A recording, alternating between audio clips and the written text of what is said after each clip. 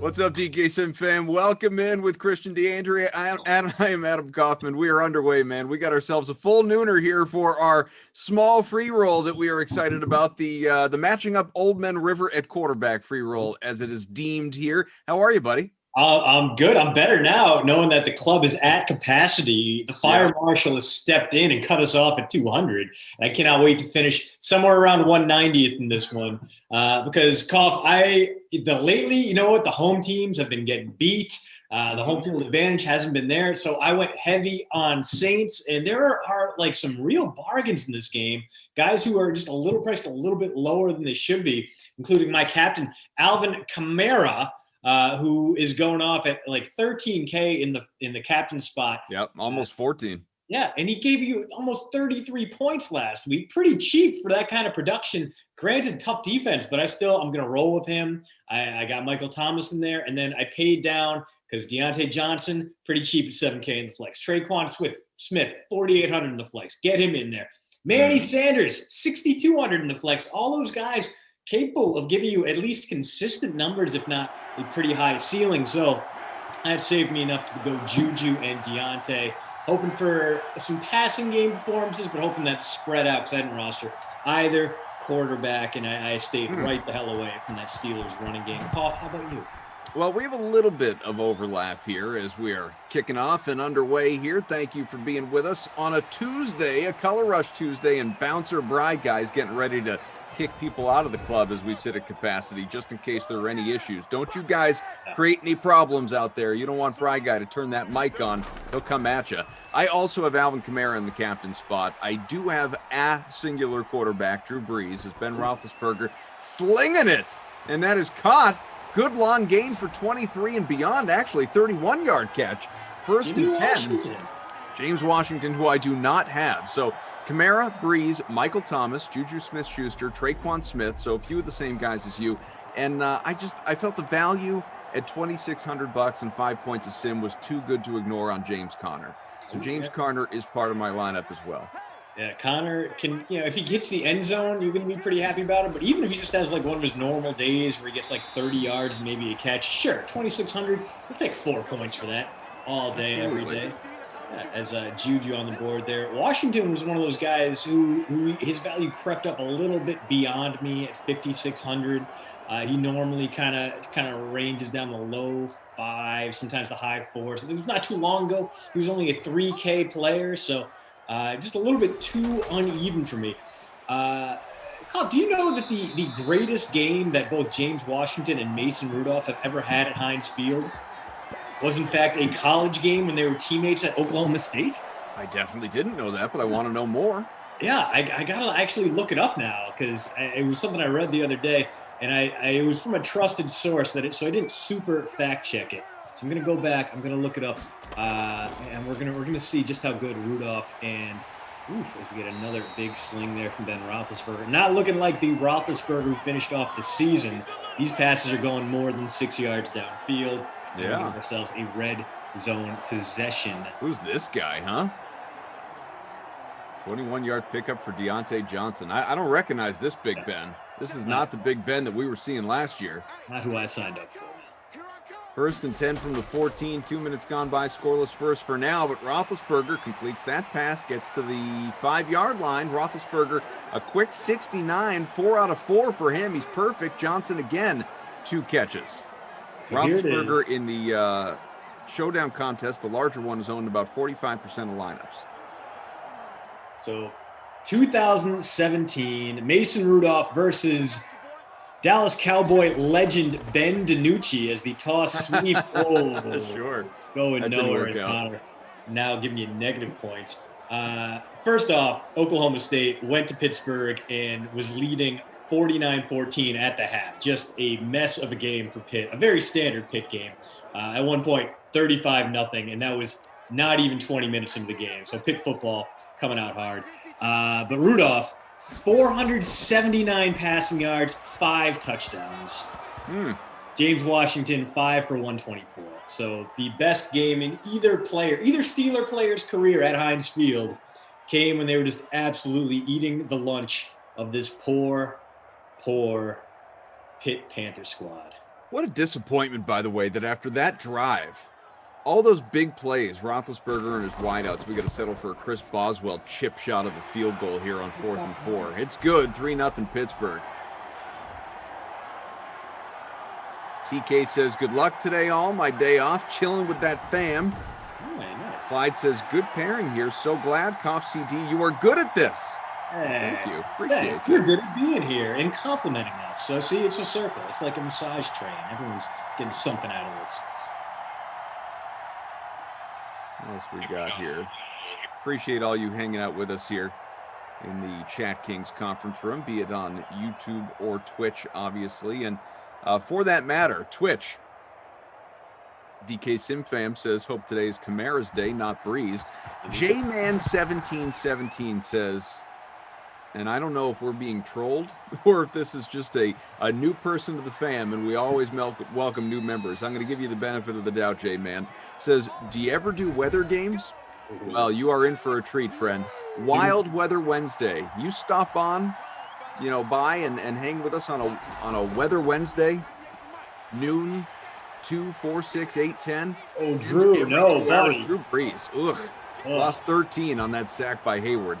Games every 2 hours Eastern time starting at noon, J-Man. Every single Wednesday, it's a Wild Weather Wednesday. You get weather games. I'm talking snow and rain and wind, unless it's in a dome. We do it all.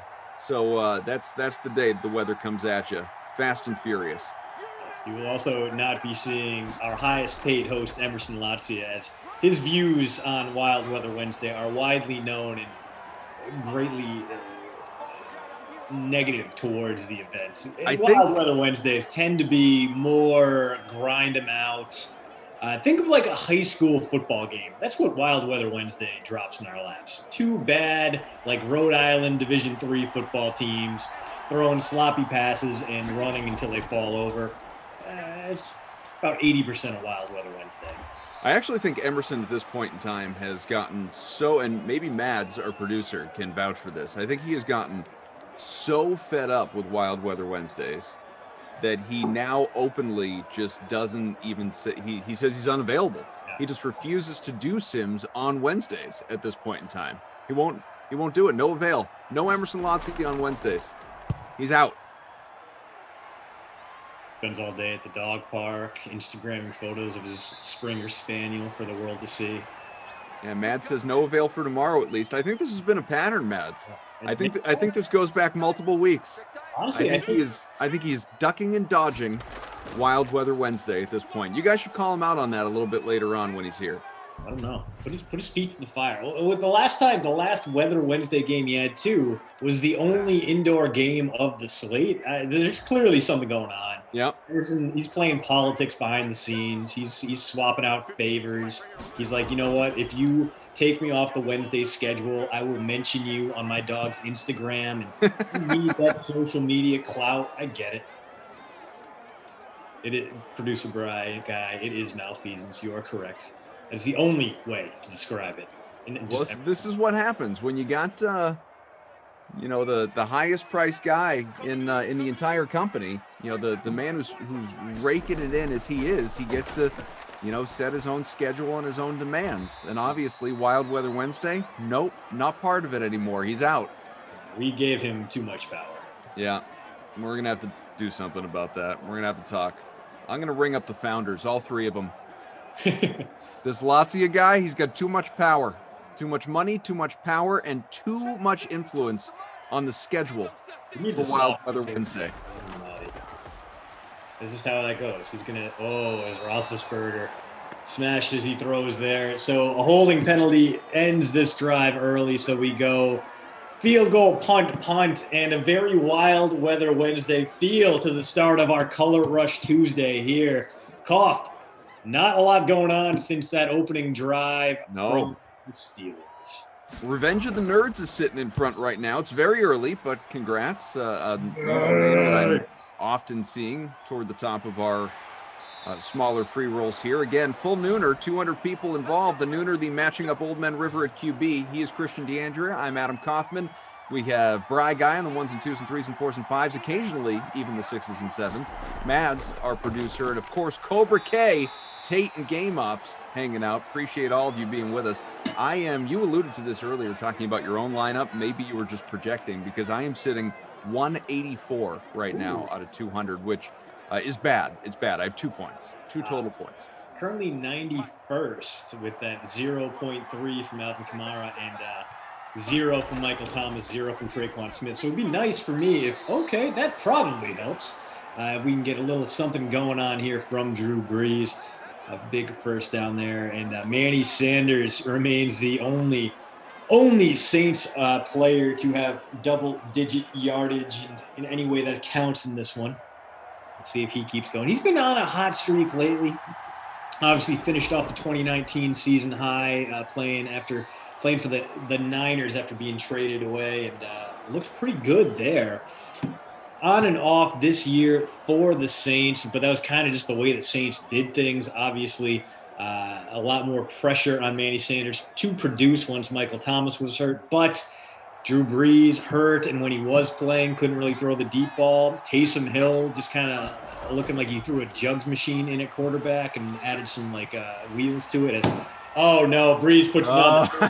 That's bad news, but not if you got that Pitt DST touchdown. Wow. No one even close to him. Too easy right there. And our first touchdown of the day comes on a fumble return from about 50 yards out. In the waning seconds of the opening quarter, 10-0 Pittsburgh in front. That's going to shake things up. J.E. says, what up, Kaufman? What up, Christian? What up, Sim fam? Jarrell says, today is my 42nd birthday. My DK Sim fam. Let's get that loot. Happy birthday, Jarrell. Robbie Noble noting that he feels safe with producer Madison in control today. Reed Tease, did you know on Twitch says, plot twist, Emerson is secretly pushing for more weather days, hence more days off. You know what? If that's the case, I like his style. I mean, we all know Emerson is not Mr. No Days Off. Emerson's Mr. Many Days Off. So. Yeah, I mean the work ethic. You know, when it comes to hashtag Team Always Here, you know, I don't think people are going to get confused. He's Mr. Many Days Off. And he's going to get mad at that we're talking about him and demand food as recourse. That is classic Emerson. He's going to go on an angry Peloton ride. Yeah. He's going to carve out his frustration. Yeah. He's going to be so upset until someone brings him a roast beef sandwich. We've reached the end of one here. It's all fun and games until somebody gets angry, obviously. Pitt on top 10-0. CDAAK, we'll look at some of the stats here. And again, really, if you got the Pitt DST and Chad, or Chris Bosworth here, Chris Bosworth, the kicker, you're in a good spot with those two right now. Are you conflating Chris Boswell with Kate Bosworth, star of Blue Crush? Oh, you might be right. That might be right. Yeah. Kamara 4 for 11. You don't see her in enough these days. You really don't. No, I'm trying to think of the last thing I saw Kate Bosworth in. I don't know. You could probably scan the shelves behind you and find. I'm sure you could throw a dart and find yourself a great Kate Bosworth role. I'd have to go to her IMDb and get a little reminder of what she's been in. There's bound to be one back there. So through one quarter, not a lot. No one really trending towards the bonus. Deontay Johnson, 2 for 31. James Washington, 1 for 31. Your leading rushers, Alvin Kamara, 4 carries, 11 yards, and gets a pass skipped right by him there. That would have been a first down. So third and intermediate coming up for the Saints team. Their drives so far have gone punt, fumble, and this one. And if they don't get anything going here, we could be trending towards a real grim sim. 3rd and 6. Saints with the ball from the 25. Seconds into this second quarter. Again, 10-0 Pittsburgh. Saints trying to make this thing interesting, and that'll help. Completion for a first. 10-yard pickup for Brees. He has 26 in the air and a 1st and 10 on the way from the 35. Jared Cook's first catch. Jim says, hey, Koff, did you have a b-ball game last night, or did I miss it? I got into a 7-man tier game and won. Go me. Jim, you know what it came down to? Idiocy on my part. Just totally forgot to make the last-minute NBA contest. I was thinking about it, and then skip my mind in the final moments before lock. Nabi Robel, who has been challenging me to head-to-heads of late, says, I bet Kaufman lost every NBA head-to-head he played last night except for the one he had with me. 251 to 250, a heartbreaker. So actually last night it wasn't a good lineup, don't get me wrong. Well, there were a lot of stars that busted last night, including Luka, which was devastating. He probably goes off against my beloved Celtics tonight just to make up for that. Oh, Drew, don't do it, buddy. Oh, thank goodness. Incomplete out of play. I actually won most of my head-to-heads last night. You know who did beat me, though? Glash took it to me. Glash had a good lineup last night, but most everybody else I beat. Although the latest in the Samir saga, for anybody wondering. So Samir, just the very quick backstory is that Samir challenged me to a contest, and then in his own haste, he got distracted and he forgot to submit a lineup. So I this was a few days back, and I obviously wound up winning against the Bagel. I said that's nuts. I'm not just gonna keep your money. I'll but I'm not gonna also set a blank slate against you either. Like you got to win it back, and I'm not gonna put my best lineup out there as I would in a normal head-to-head. I'm just gonna create fun rules for it. No. Big sack there as Breeze goes down. Hayward again. He's got multiple here a couple minutes into the second. So what I did last night, similar to when this happened, or a similar situation to what happened with Tom Ace, I made a lineup where I didn't play any true studs. The most expensive play was $7,500. So no LeBrons, no Embiids, no Luka, no whoever last night that was available. I don't even remember. Anyway, that lineup wound up being much better than my regular one. I put up like 280 and shellacked Samir. So I think what I'm going to do tonight when I, go after him again is I'm going to try and do an all Celtics lineup, or be it past or present. So guys who either currently play for the Celtics or once did, and that will comprise my lineup. Should be fun. Yeah, another drive here fails because Breeze can't get it out of his own way, taking the sack. He did rely pretty heavily on Jared Cook there. 3 catches for 31, all on that drive. But after the Breeze sack, this one going nowhere. Big punt coming. And now Steelers going to have a chance to make this a 3-score game, although their offense hasn't exactly clicked since that first drive stalled out in the red zone. So another punt. Come out to the 20 here, 1st and 10 on the way, about halfway through the second quarter. Mo says, Koff, why'd we stop playing? You stopped sending me the invites, Mo. Send me the invite, we'll play. Must Be says, Koff never wants to play me, his biggest fan Stan. Send it, Must Be, let's go.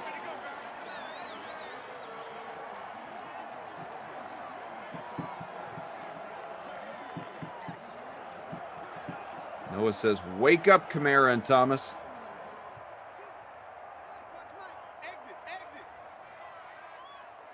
Lindenbaum's finally playing a little NBA. Like to see it, Jordan. Like to see it. Good to see you getting involved. Nice completion there into the hands of Ebron, his second catch.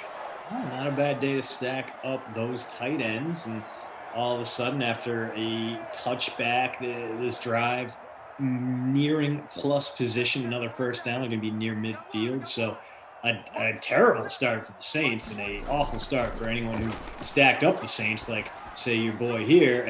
This guy too. There, and it's all right. Oh, no, Juju is going to take it to the house. He is, in fact, a 64-yard touchdown. Ben Roethlisberger to Juju Smith-Schuster, and Koff, we may not see much more of that. This could be the last time. Well, we may have already seen the last of Juju Smith in black and yellow, because he is a pending free agent. And I can't imagine this Steelers team, without much cap space and being reticent to re-sign their own free agents to anything of value. Le'Veon Bell knows that well. Can't imagine Juju is going to be coming back for 2021.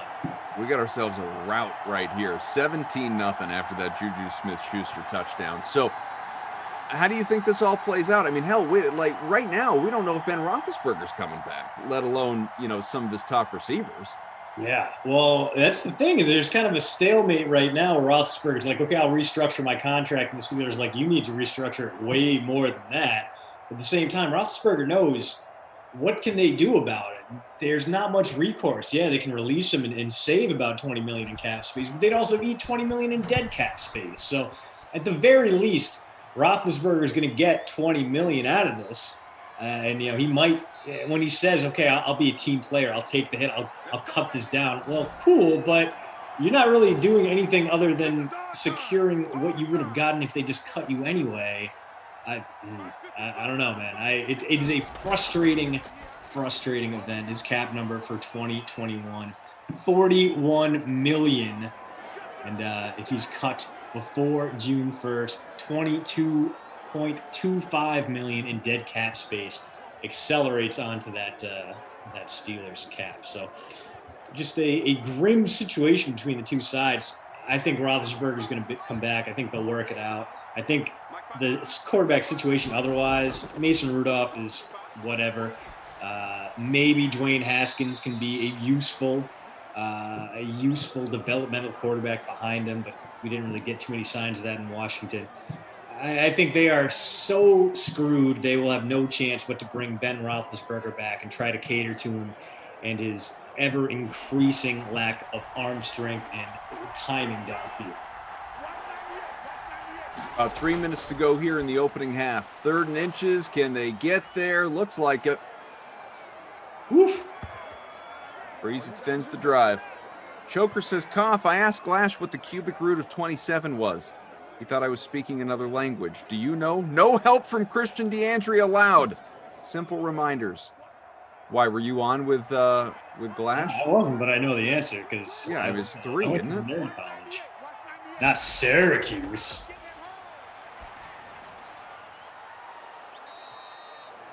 I believe it's 3. Please. Okay, good. Wasn't expecting math here. This is not what my 8 and 6-year-old are working on. Cubic roots. Oh man, Lisa Robinson with the what kind of drinks do we remind you of? She gave you Black Velvet, which I'm gonna go out and say I like Black Velvet a lot more than I probably should. I'm kind of a whiskey snob, but like if you get like the aged Black Velvet, which is like an extra $2 for a handle, so it makes like $15. Solid. So yeah, Canadian whiskeys don't miss, man. They are always real smooth and real good. And you know what? I'm thinking about it more. Neither do you, Koff. So I guess Black Velvet is a proper combo for you. I don't even know it. Never had it. But if it's a compliment, I'll take it.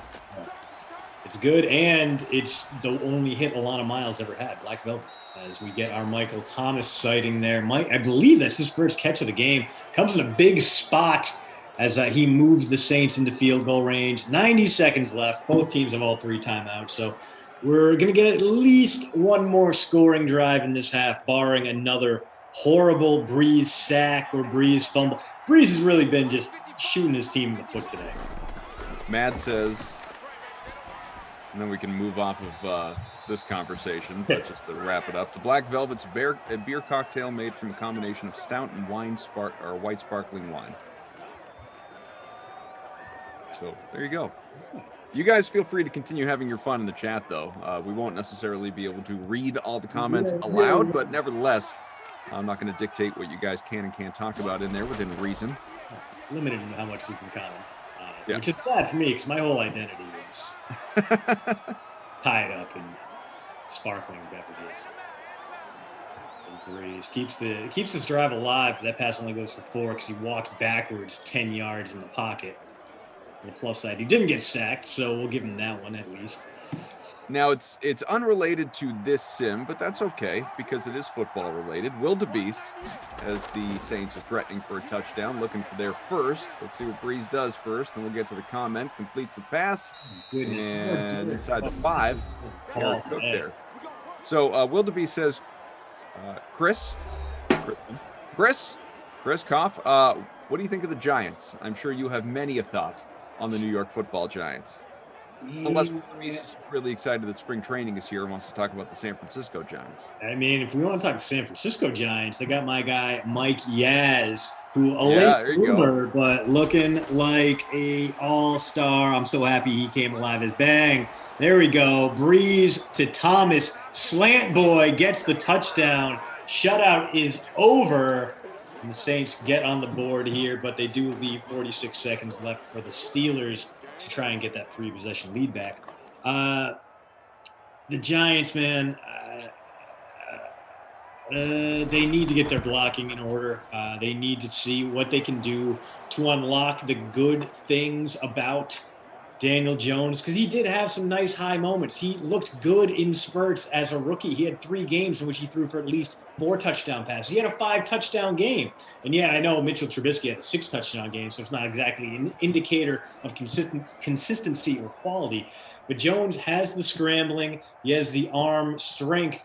He has the arm talent to make that work. He gets crushed in the back of the pocket. He has poor awareness. He fumbles way too much. Andrew Thomas was supposed to be the safest tackle in the draft, and he was a disaster. He gave up way too many sacks. He got beat way too often.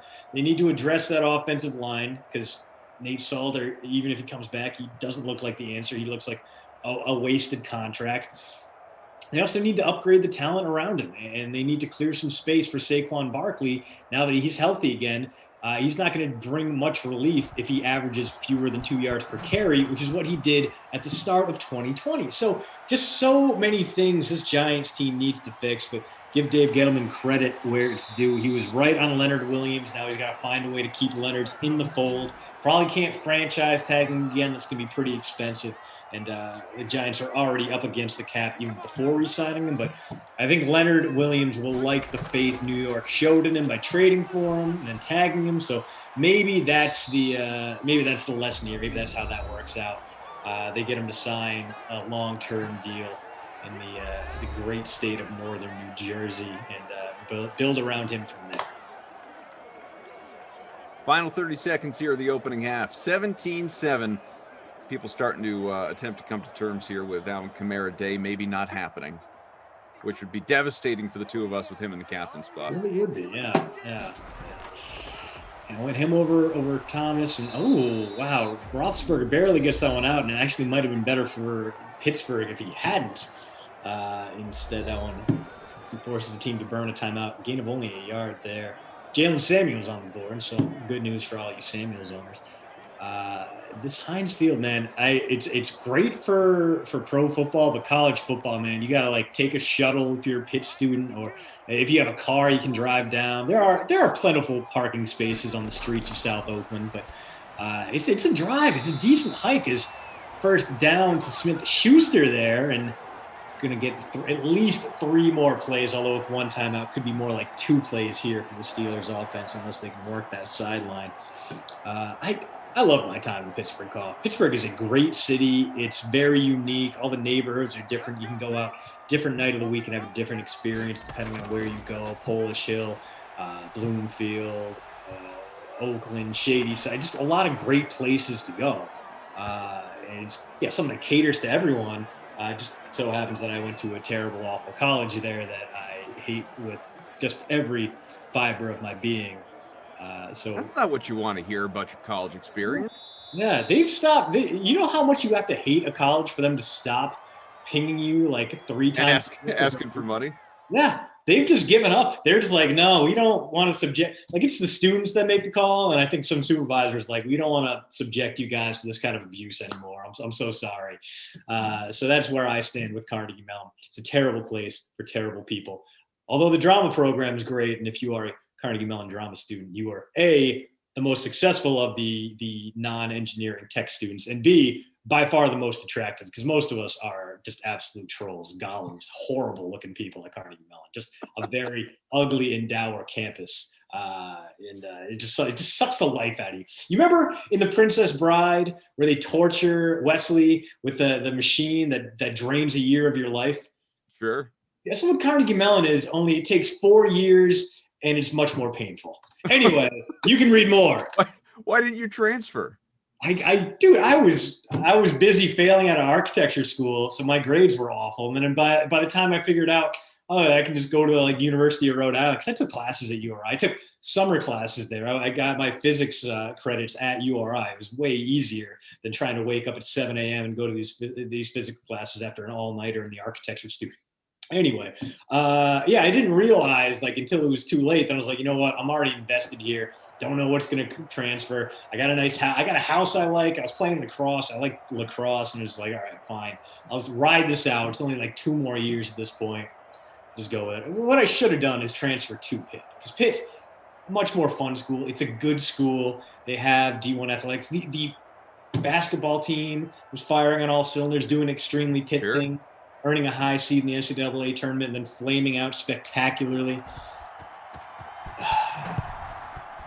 There's a lot of stuff we're learning about Christian just the last few minutes. Never mind, obviously, college background. So, I mean, where does one begin? So, lacrosse player, are we talking club teams? Were you on like the school team? What was happening there? Yeah, so it was one of the USLIA club teams. So we played the other teams. Basically, most schools that have very big football programs typically don't have lacrosse programs, because it's a lot of male athletes. And Title IX, obviously, you have to keep them equal.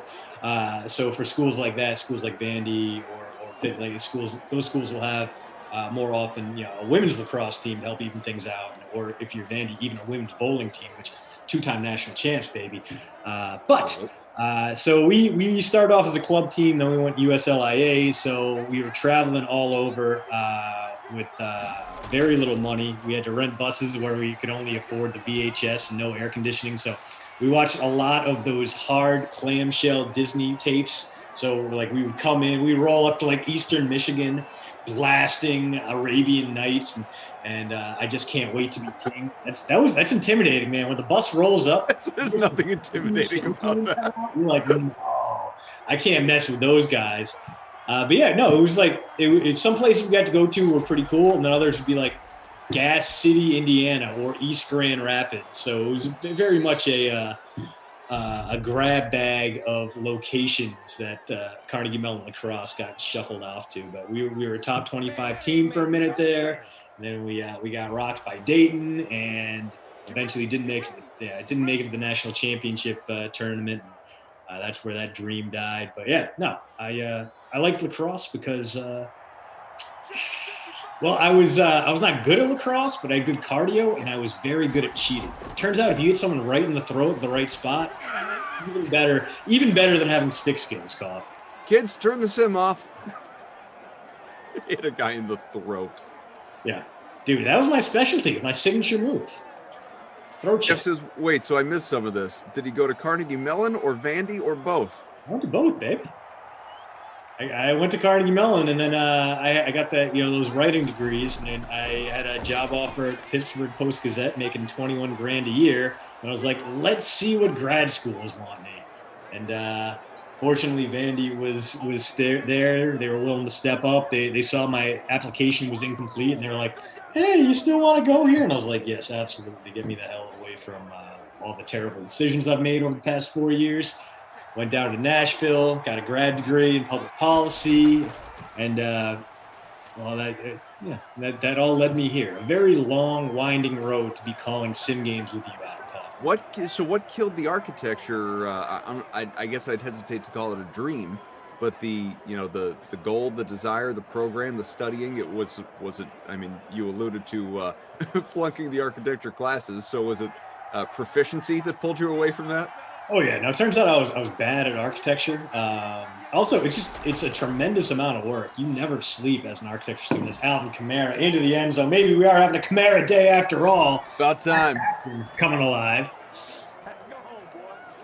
As DK Simfam had said, please Kamara, carry. You got it.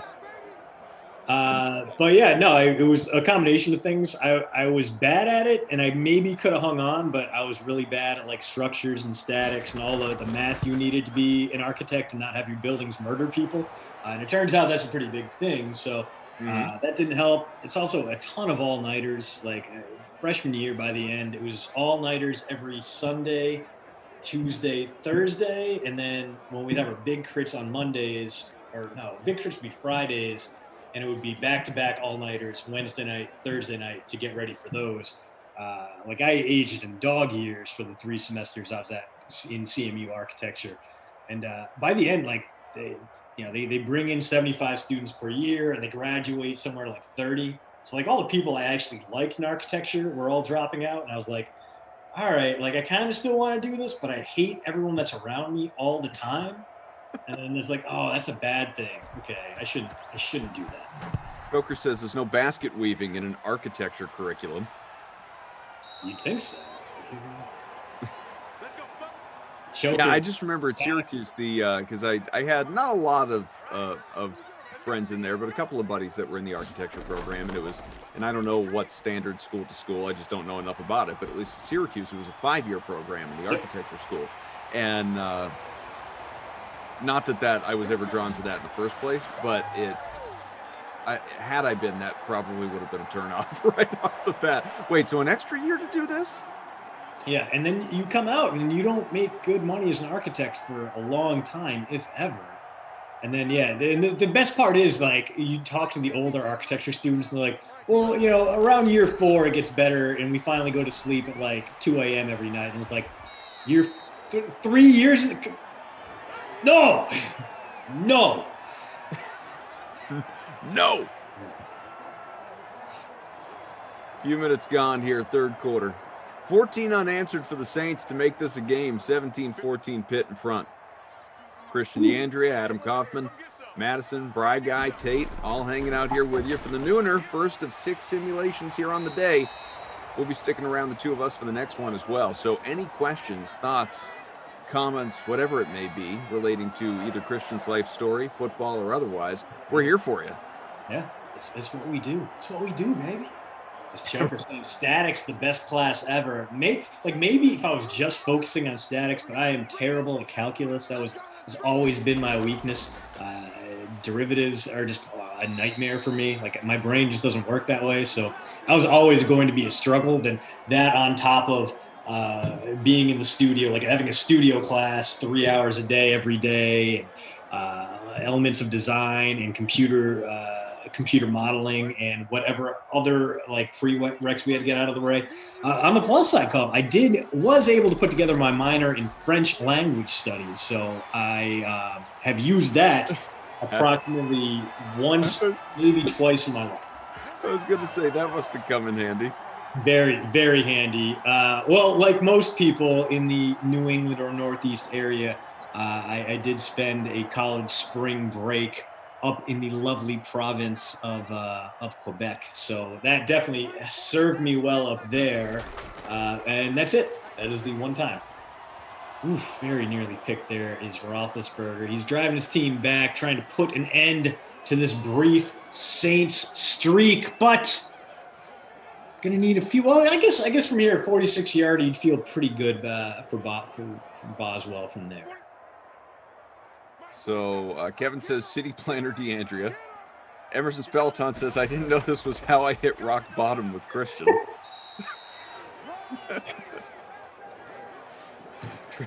Trent says, can you imagine this dude's wife? For Christmas, I want noise-canceling headphones. I already bought her noise-canceling headphones. Trent.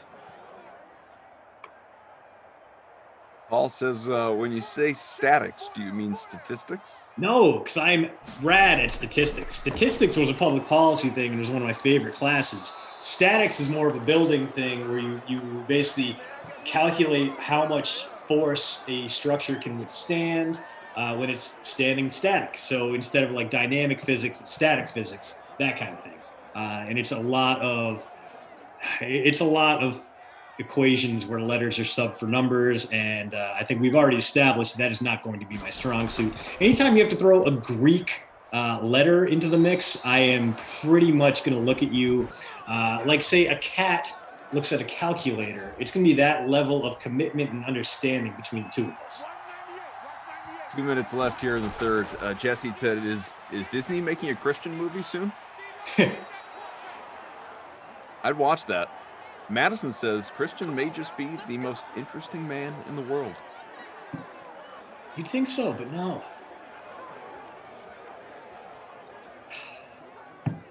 We got love the story, CDA, much appreciated. Engineer here so I can relate. That's from Choker.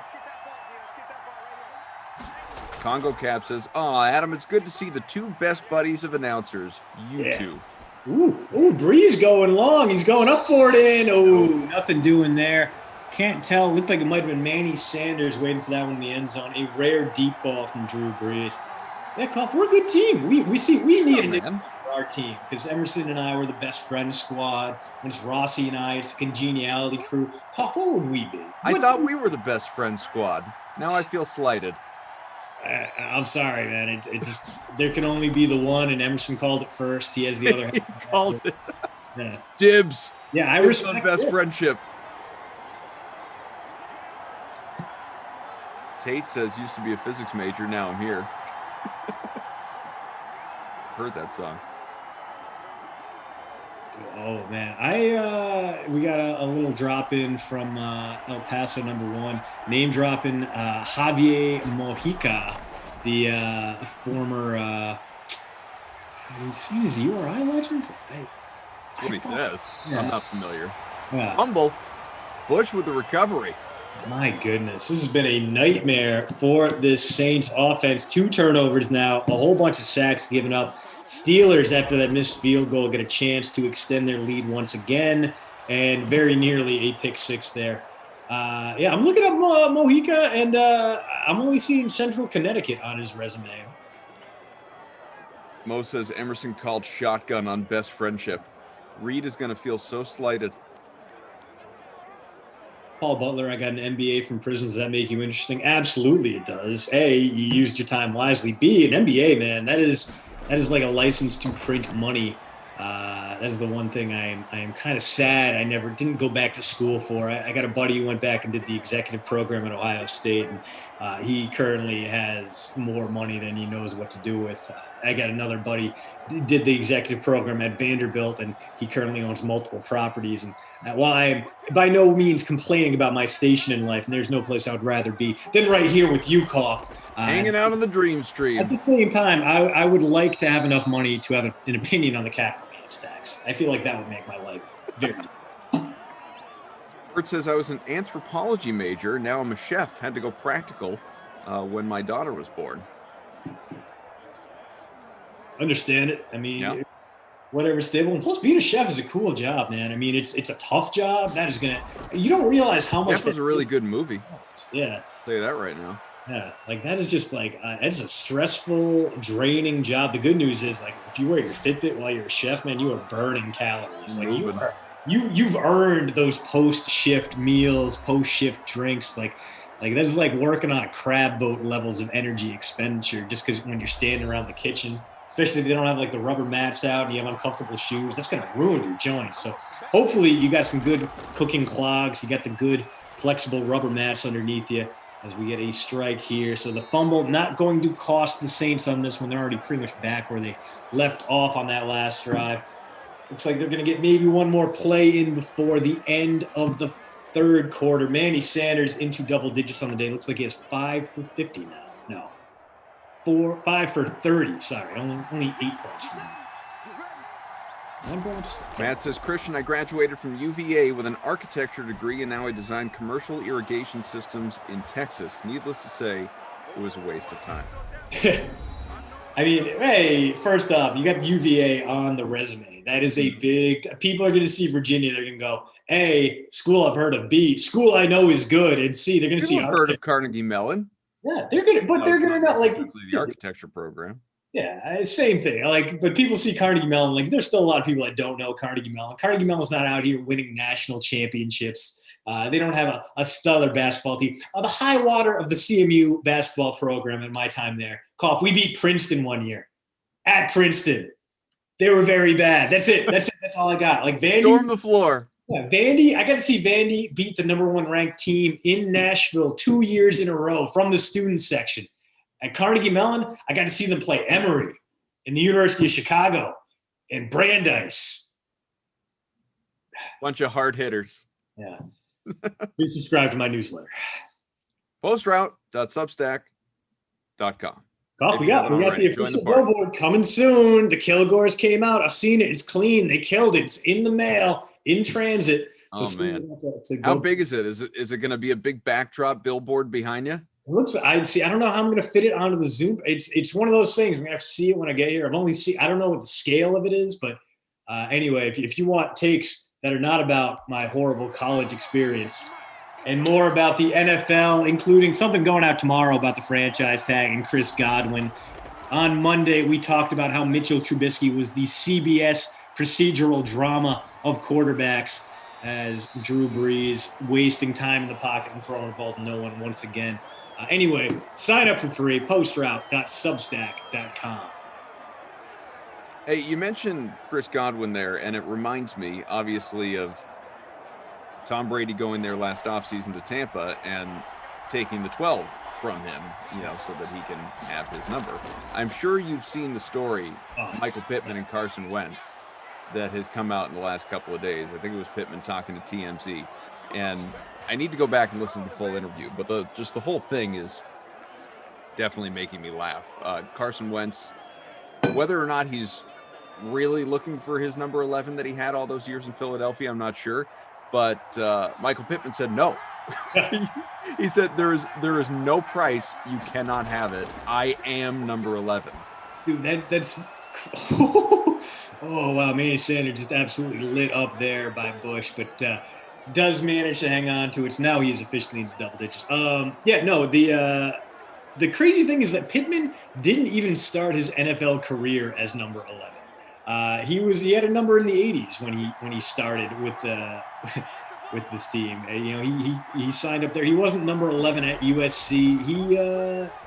He has no real connection to the number 11. He hasn't even had it for a full year. And Wentz was still Wentz still asked about it. And he's still like, no, get out of here. Like he pulled rank on a guy as a player with 1 year in the league.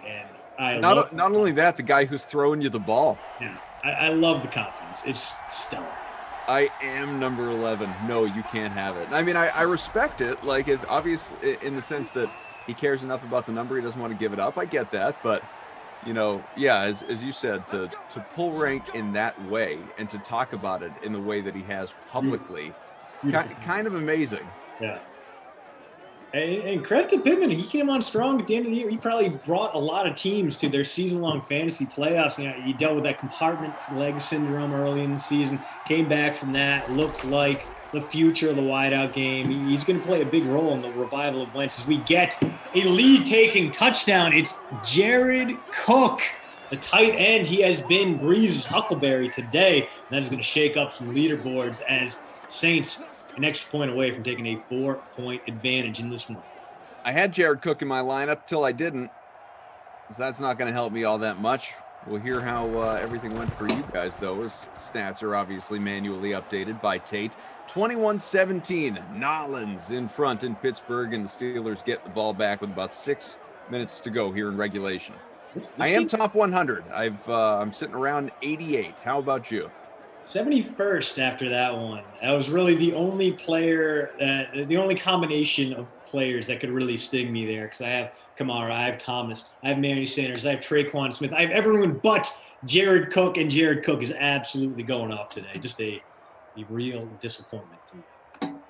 Our own Brendan Glasheen has popped into the chat to let the people know that his latest TikTok video is out. I want to bring that to everybody's attention so you can check it out. At Brendan Glasheen on Twitter and wherever he exists on TikTok. That's not my world. I don't know anything about it. You know what, Glash, if you want to get your thing out to the DK Sim fan, you don't drop the link in the chat. You write it on the back of an envelope and you hold it between quarters. Come on, man. Everyone knows that. Jamal Coffam here. Give me some Washington. Connor and Washington don't exist, huh? Says T Green. Obviously, he needs the Kilgores to make them, a billboard for every single link. Everyone. Each and every one that comes out.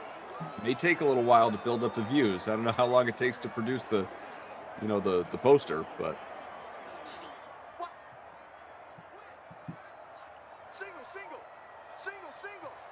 Mo says, let's go like up his TikTok, y'all. DK Sim fam, reunite. It's always good when CDA drops a huckleberry in the stream. Oh, yeah. A little tombstone for you is Deontay Johnson into double digits now. He's got 5 for 72. First drive of the game where the Steelers are playing from behind. They once led this game 17-0. So a major turnaround of fortune. Some would even say a reversal of fortune. They probably would say that instead of turnaround of fortune. That was clunky and weird the way I said it. We get another strike there. Roethlisberger to Juju. And now the Steelers got a first down around midfield. First and 10 on the way. Tater Haters here says, Glash going to make me mess around and drop another Tater video. Maybe me smashing them with Glash's TikTok videos playing in the background. Tater, I'm here to see that, man. Make that happen. Roethlisberger, plenty of time in the pocket and fires that one out of bounds. Just a throwaway there, knowing how dangerous this can be if he takes a sack. And, Ben Roethlisberger in this game is not going to be eluding many tacklers. In real life, he's got those Weeble qualities. He'll wobble to one side, and you'll think you have him, and then you just kind of slide off him like he's made of Teflon. He'll do that little Shrek run and pick up 4 or 5 yards. Here he goes to Samuels, rather. Mm-hmm. First down there. So this drive's still cooking. Steelers need a touchdown. Settling for a field goal does them no favors, and it doesn't matter anyway because it'll be about a 56-yarder from here. And you know what? They got all sorts of deep threats. They have one of the deepest receiving corps in the NFL. Let's see if they maybe go back to Juju, who has that deep ball touchdown earlier in the game.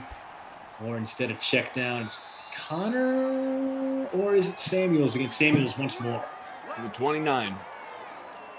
5 catches for Samuels here. Doesn't even have 20 yards yet.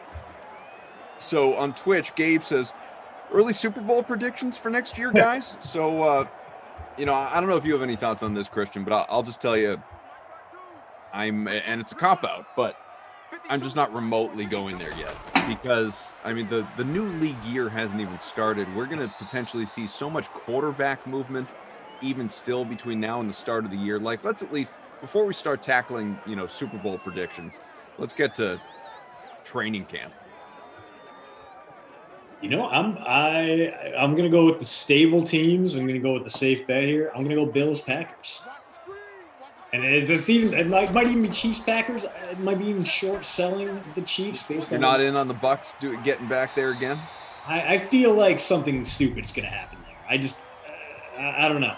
I think part of it for me is that the cap situation, and this is going to be the crux of tomorrow's post route. It seems pretty likely that they will franchise tag Chris Godwin, give him the big raise he clearly deserves, and keep Tom Brady happy. But it's going to come at the expense of some of the veterans on that defense, and that's an issue because that defense was the big factor. Is your guy there, Jimmy Connor, gets touchdown with one play, pays off, and the Steelers retake the lead. Value, baby. Value. Brother Phil says, Christian, that Cook is Breeze's Huckleberry reference brought back memories of Koff's failed wispy Doc Holliday-esque stash. Memories. How dare you, Brother Phil? That stash was a life's work. A lot of people throwing the Colts in there, including Bry Guy behind the scenes. Wentz and the Colts over. Well, of course he's throwing the Colts out there. Yeah. Carson Wentz's parents aren't bigger fans of him than Bry Guy. I'm just surprised he couldn't find a way to fit his Boston College Huckleberry Matt Ryan into the mix there. Falcons got a new head coach. They still have Julio. They have Calvin Ridley. Why not Atlanta if we're throwing out dream scenarios?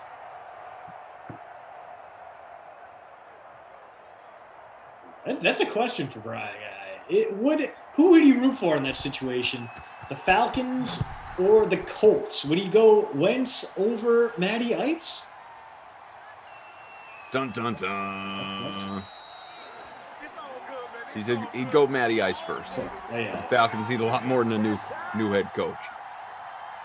24-21. Can the Saints even this thing up? 3 minutes to go in regulation. We're getting ourselves a good nooner here to start off the day. are. Yeah, no Kate, Mads, Bry Guy, Tate, all here with you. Who do we have there? Is it Jared Cook again? It would make sense if it was, but no, it's Traquan Smith. So he is having himself a pretty good day. A lot of good bargain plays paying off. We saw James Washington do a little bit of work earlier at 5,600. Traquan Smith, 4,800. He's into double digits. Deontay Johnson, only 7K. He's into double digits. And Jared Cook, 6,600. He's obviously trending. He's got a pretty good shot, I would say, at those Babysitter Billy Krusty Cough Award points. I always get those confused. It's the alliteration, maybe. Sure. Michael Thomas, 5 for 49 and a touchdown for him. Could really use a little bit more Alvin Kamara here as someone who is captain Alvin Kamara. Ed Zone Dan says, I hear Christian all the time, and I finally subscribed to postroute.substack.com. It's like caving in and buying Girl Scout cookies outside the grocery store, even though you just bought some from the store. Oh, appreciate you.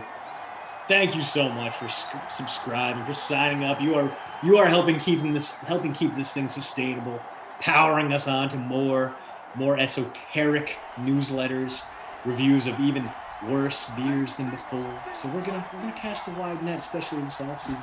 Listen, man, this is pretty much how like Grantland and the Ringer started, right? Yeah.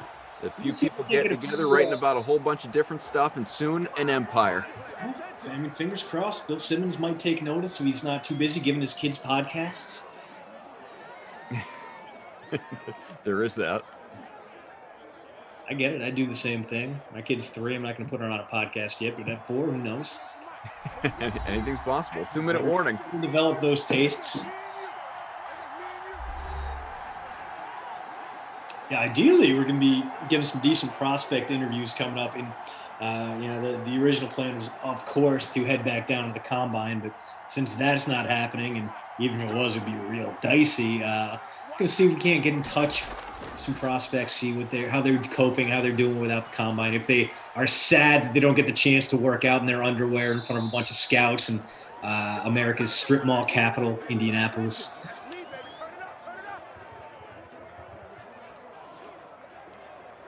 First and 10 from the 36 coming up. A couple people starting to flirt with the overtime idea. Seeing it in the chat. Oh, you put that evil on us. That first and 10 is incomplete. Breeze. Yeah, that would have helped right there. Is up over the bonus, by the way. 308 passing. I mean, it seems like he's not even having that good a day, though. No, totally agree. He's been sacked a ton. But, yeah, I mean, the fact that he's been trailing all day means he's been throwing the hell out of the ball. Our man Choker's in front by a couple of points. Oh. Second and 10 from the 36. Breeze passes to the right, completes that one. Shy of the first still, gets to the 29. 3rd and 4 on the way. Need this one. And Sanders with his 7th catch.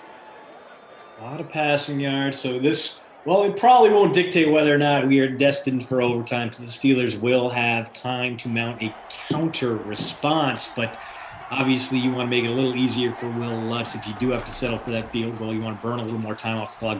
Oh boy, he barely gets rid of it. So instead of taking the sack, that would have made this a real dicey 50-plus yarder. Breeze gets rid of it, and now we got a 46-yard attempt coming. That could tie the game at 24 all. Keeping an eye on you guys in the chat. Jordan, calm down, buddy. We're all a family here. Don't be that uncle that had a couple too many and starts speaking his mind at the holiday. Long kick away, and it is good. All evened up. Less than 3 minutes to go in regulation. Yeah, a lot. Enough time at the very least. Maybe not 53 seconds, but 3 timeouts. Yeah, 53. There it is. What am I thinking? 53 seconds, 3 timeouts for the Steelers. That should give them 4, maybe 5 plays to get into field goal range. And we've already seen what this team can do. Ben Roethlisberger's arm much healthier here in Simland than it was in the real world. And we already have a 64-yard touchdown pass on the books. Roethlisberger to Juju. So overtime, not a foregone conclusion yet.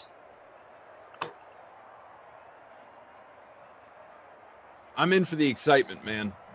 Let's go.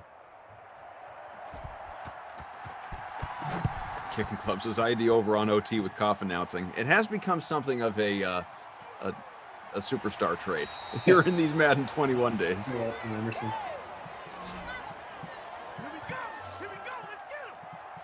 Trent says, I swear every time I'm crushing the Madden slates, the game goes to OT and it all falls apart.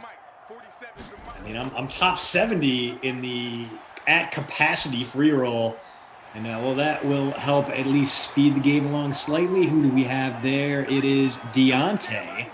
So his good day continues. He and Juju have been the dual engines. Deontay Johnson bonus 7 in 104 for him. And there it is, the first Steelers timeout with 31 seconds left to go in this game. I'm getting close to top 50. How about you, fella? 57 after that. Oh, 49th. There it is with the Deontay stats added. Tate basically giving us real-time scoring in this one as a one-man operation behind the scenes. Just absolutely killing it back there. Need about 30 yards here to get in that Boswell field goal range. They got about 3 plays to do it, 31 seconds and 2 timeouts. Roethlisberger cannot afford to take a sack, and yet here he is. Certainly taking his time, though. Completes the pass. Ebron can't get out of bounds, so a wasted play and a wasted timeout. Terrible, awful. I've fallen back to 65th. Captain Blood is in front by about 4 points currently, but a lot can change here in the closing moments of regulation. 24 ticks left, 46-yard line, 2nd and 6. 24 all, Pitt with the ball. One timeout available. Just got to get to field goal range. Just takes one chunk play right here. Throw it long. Go back to Deontay. Go back to Juju. Go to the guys who got you there. That helps. All right. Who is it? It is Juju on that one. Looking at a 54-yarder if they kick it from here. And they're pretty much going to have to. They're going to take that last time out. Yep. They're going to take that last time out. They're going to take that last. There it is. I think they were just timing it for the kick. Try and win this thing in a pseudo walk-off. If you and I were on the call where I forget what team was, it had the timeout. It was a tie game. They just need to call the timeout to make a chip goal, and they let it go to overtime anyway. Yeah, it was an Eagles game. Remember, Doug Peterson was our Not My Kid Award winner. That's right. First coach to win it. Ice him. I mean, now remember, it's not like a 54-yarder's a gimme to begin with in life or in these sims. And then to ice the kicker on top of that, which as we know within this game makes the kick tougher. I don't know that I feel great, even with, Chris Boswell attempting this kick. How about you? No, and plus, Heinz Field, man, has those weird swirling winds. The good news is I think they're going to the closed end of the stadium. That is not as much of a factor, but the wind coming off those rivers, the confluence of the 3 rivers can be a big issue there as this Boswell kick off his foot like on a it, though. rocket. Good. Wow, a no doubter from Chris Boswell. An absolute laser of a kick. Thing might have been good from 65. Beautiful. It's beautiful. Boswell rescuing us from overtime and allowing us all to get to our lunches safely and securely. You should see the celebration in the Slack channel, folks. There is a sim god.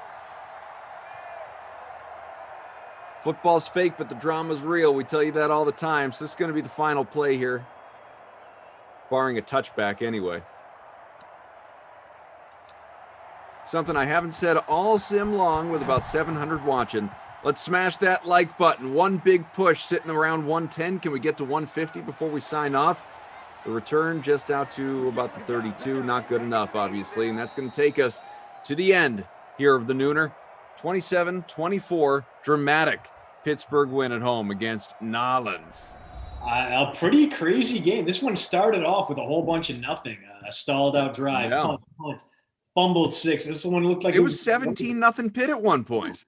Yeah, and just a great comeback from both sides. A pretty good game. Drew Brees hits the bonus, 3-14-2. Roethlisberger, 2 yards short, only the 1 touchdown. So not a great day if you rostered him. Alvin Kamara, 8 for 21 on the ground, but he does have a touchdown. James Conner, 7 yards, but he did get the score for 2,600. He produced above and beyond. But, oh, my goodness, Jared Cook.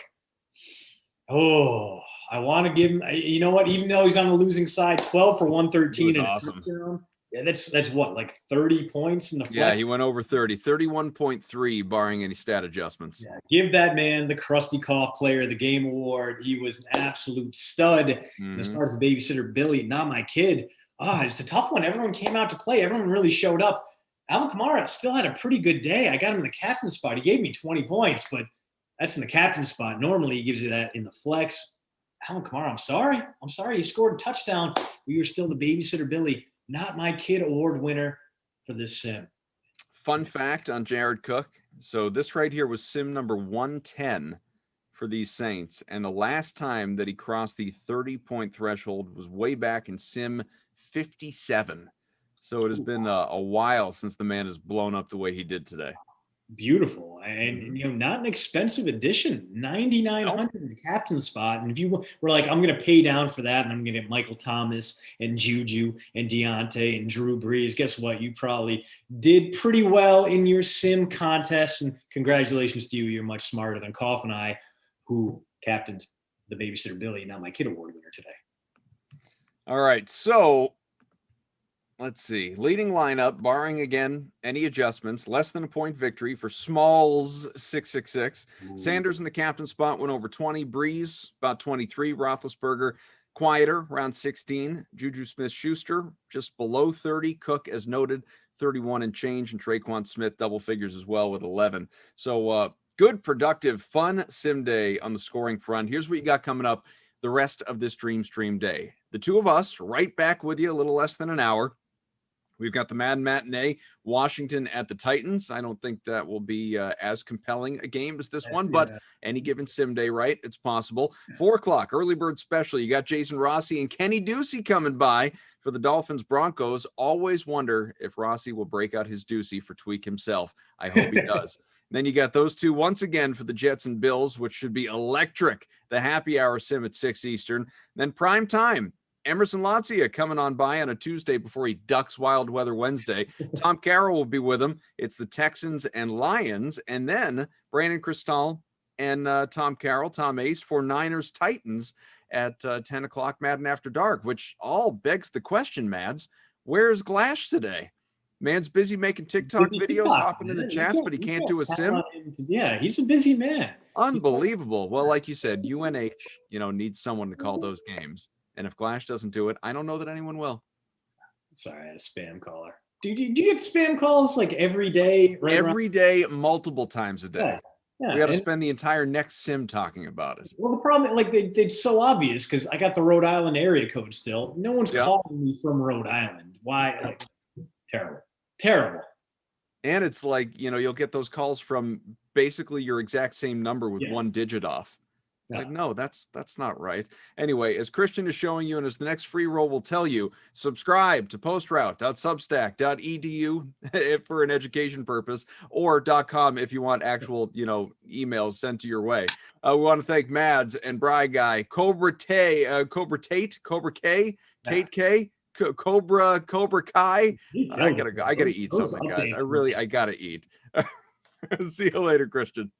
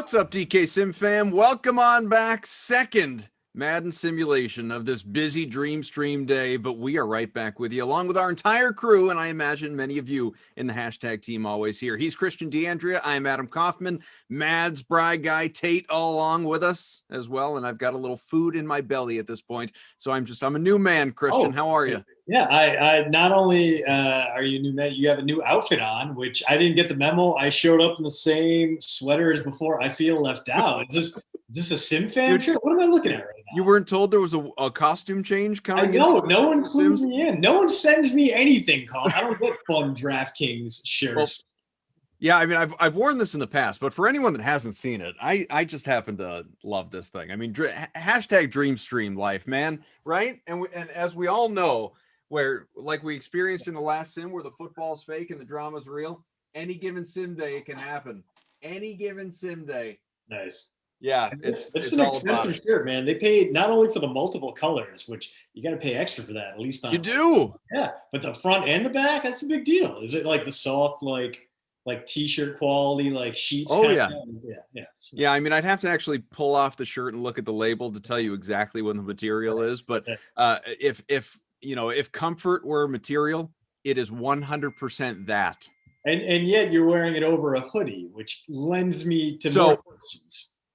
So normally you might think to yourself, you're going to wear a t-shirt, dude, just wear a t-shirt. Why the hoodie? This is an odd look. And I would support that claim. Here's ultimately the reason though that I am rocking the t-shirt hoodie combo that we've got going on here. So the heat, tough time for this to happen in the winter. The heat went on us yesterday, and we had to have that fixed and repaired, which fortunately happened this morning. That's good. But yeah, I mean, if you could picture 5 people and a dog sleeping in one bedroom, not ideal. Fortunately, that was taken care of this morning, but the house is still playing a little bit of catch up here. Yeah. So still a little cold. So rocking the hoodie and then threw on the t-shirt for a little Dream Stream team spirit, and we got the hoodie t-shirt combo. Just trying to make it look good, you know what I mean? Yeah, it means fair. It's fair. I mean, not only I was noticing before the hoodie was a little bit plain, and now you punched everything up. Speaking of punching up and punching in, Colin, what's your lineup look like? Well, I'm happy to tell you, and this is, of course, the Madden Matinee. And Christian, I hope you saw and appreciate the name of this free roll. I did indeed, and it's called the Madden Matinee. The Have you subscribed to postroute.substack.com yet? Free roll, which very nearly filled up 197 entries. Woo. I hope, a much better lineup than I had for the last sim.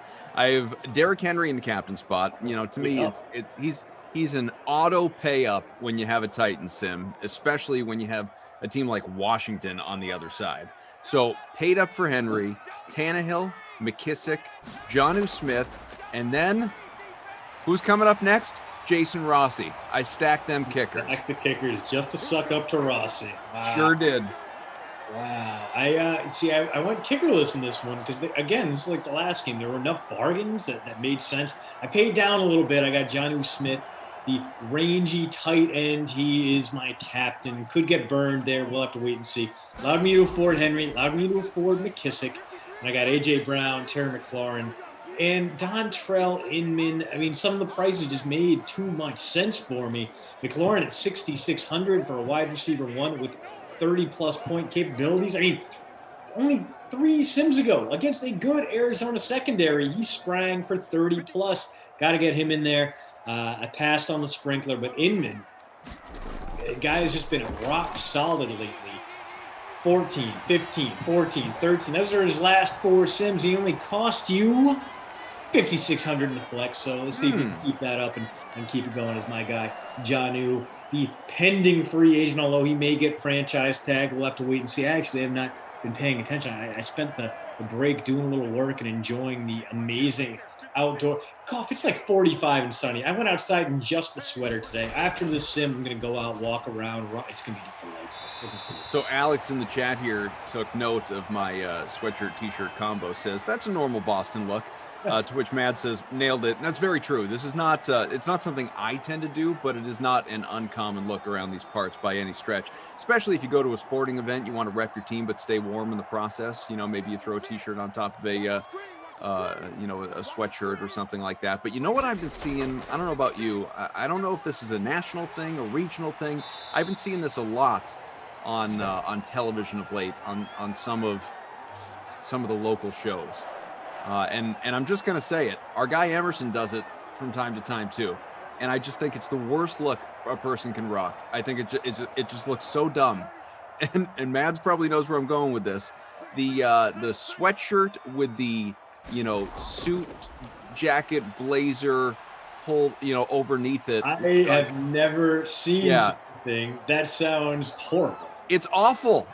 Matt says, I like it, LOL. I think it looks so bad. And this is not like, I'm not going after Emerson. I've seen many people do this. Not a one of them can pull it off. Yeah. It looks terrible on everyone that I've ever seen try and do it. Everyone, no exceptions. I think it's just, it makes no sense. We're talking like a crew neck sweatshirt, not a hoodie, to like a straight up like. No, a hoodie. A hoodie. A hoodie and a suit jacket. Why? A hoodie like what I'm rocking right now. I mean, minus the t-shirt. A hoodie, regular, like nothing interesting, different about it. Basic hoodie that you would pick up at wherever, with a blazer on top of it. I think it is it's awful. It's awful. It's a weird look. And big third down conversion there. Tannehill with the strike to the slot man, Adam Humphries, who may wind up hitting the free agent market this year. Titans spent big to bring him in before the Patriots could snap him up. Hasn't really worked out in Nashville, but could wind up being part of Bill Belichick's buy low philosophy this offseason if he does, in fact, get released. As Henry into the end zone, a tale as old as time. Ain't that the truth? Derrick Henry with his 45th touchdown in Simile. Man, that's so many. Square. So many, and that is why he is so highly regarded. 82% owned in the free showdown. In the free early classic, 66% owned, more than 2/3 of the lineups out there spent big for Henry. And why wouldn't you? Even against a very good front four for this Washington football team, Henry finding a way to create space and carve up some dudes. Mars Bright Burns says, fashion police. Jordan says, it's a nice look. I'll wear a sweater with a blazer on. Not a sweatshirt, but a sweater that looks like a hoodie blazer. Yeah, there's nothing wrong with a sweater blazer combo. That's still a little bit dressy or business casual. I'm talking about a hoodie, a sweatshirt blazer combo. I want to hear from Mads. If Mads, I mean, you're good with words. If you are able to, verbalize this, albeit in written form, I would articulate for us, please, what it is about this look that you like, because I find nothing redeemable about it. I mean, I guess you go for the comfort, but maybe it's like the clash. At that point, are you also doing like jeans? What's the pants situation if you're going hoodie and sports coat? I would say jeans. You're going sweatpants? No, I would say jeans. I think you're trying to class up a casual look. Yeah, you know what? I think it's too much for me. I'm out on this one. If you're gonna go sports coat, at worst, like you can go like t-shirt, and that's as little as I'm willing to give you. That's like the bare minimum for wearing a sports coat. And even then, it has to be like a nice shirt. It can't be like a Hanes V-neck that your dad wore after he came back from So Matt says, you just said it. It's a classy, casual look. It's like the Blazers jeans look. I disagree. That's not what I'm saying. What I'm saying is, like, there's nothing wrong with a blazer and jeans. That's a pretty popular going out look. If you're out on the town, you're out at Super Bowl parties, something like that. Like the blazer jeans look. That's prominent. That's not weird or new or different. It is classing up the casual look. But a hoodie is next level. What constitutes a nice hoodie? All hoodies are basically the same. Are we saying like it has to be like a plain one color hoodie, no logos on it? Like has to just be. What are we dealing with? Because like for me, there's really the one style of hoodie, and it's got like probably college on the front.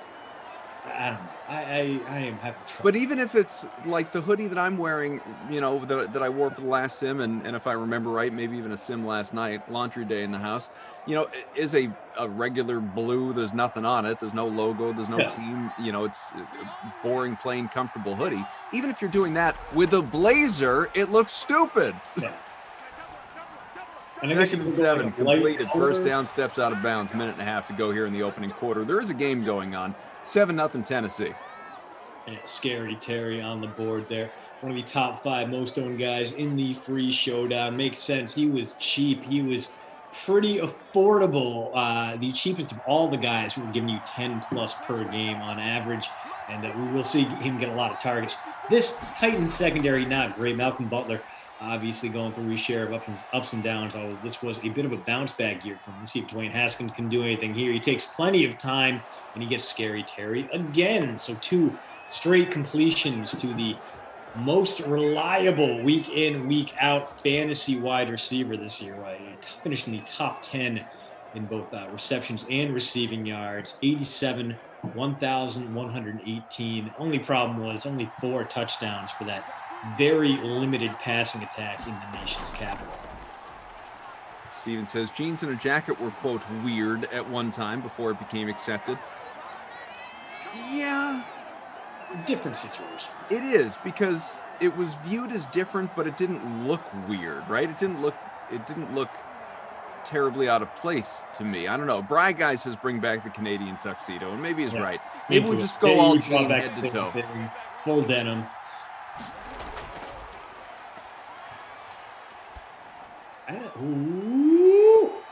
Back of the end zone. Oh, it looked like it was very nearly a Scary Terry toe tapper, but instead it looks like he just went out of bounds. There will be no challenge on that one. We didn't even see him get possession there. He didn't even get the light up of the superstar traits for him. So 3rd and very long coming up here. Could be Scary Terry time again. Could be Inman. Could be Steven Sims. Instead, it's a check down pass to J.D. McKissick. Only picks up 3. We're about to get a Dustin Hopkins field goal, but that will have to wait until the second quarter.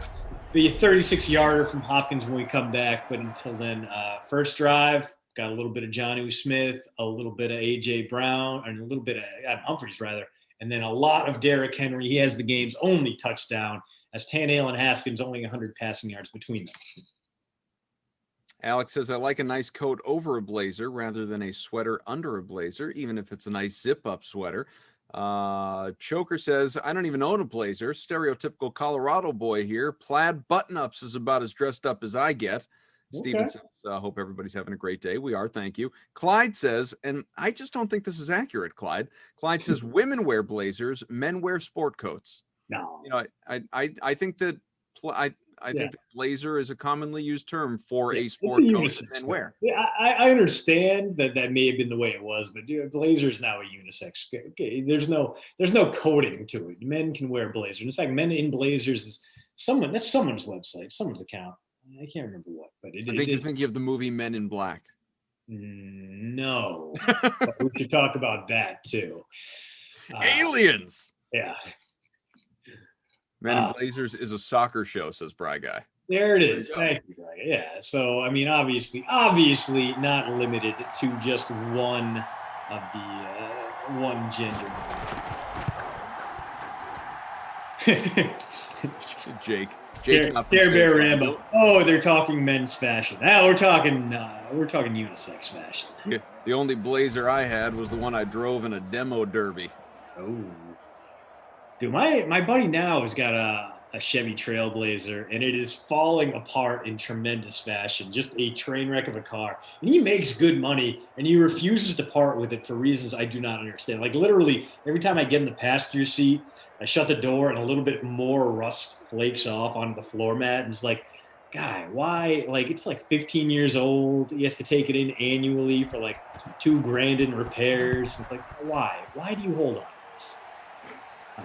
It's turned me off the idea of the Chevy Trailblazer ever since. Flagrant Foul says, I once drove a Blazer while wearing a sport coat.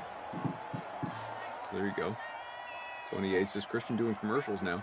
You know, my wife said to me the other day, 7-3, by the way, early second quarter. Christian DeAndrea, Adam Kaufman with Mads and Bry Guy and Cobra K hanging out here with us. She's in the closet, and you know it's a walk-in closet, so that didn't feel brag or sound weird. I know, here at the Cough Compound, she's in the closet and she's going through some stuff. She's like, I really think we need to just she said throw out. She meant donate. She's like, we need to get rid of half of our clothes.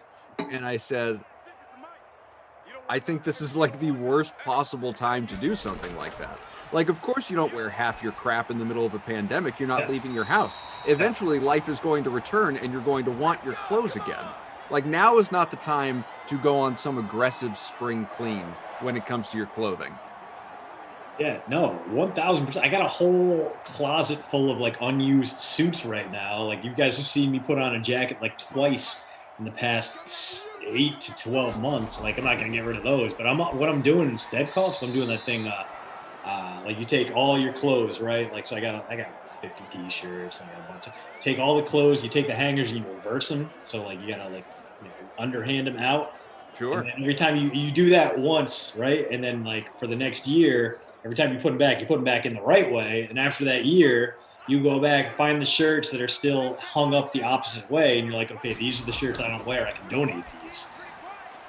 So are you saying my big takeaway there, are you saying you put your t-shirts on hangers? Oh, yeah. Well, how about that? Dude, I'm a fold and throw them in the drawers guy. No. They wrinkle up too much. No, I mean, that, and I would rather, if I had the closet space for it, I would actually hang up all my pants on hangers as well. It sounds like you have, a copious amount of closet space if you're hanging up your t-shirts. Most people would elect to hang up their pants over their t-shirts. Well, see, I don't own any drawers. That's the thing too.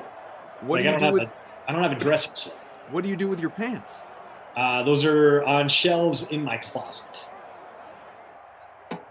You have no dresser drawers? Everything's in the closet? Yeah, the lady friend has her dresser drawers and her at the closet. But as Tannehill, plenty of space, goes about it the dumbest way possible, and does pick up the first down. So it's basically like, it's not a very big closet, but it's still quasi walk-in. So it's like.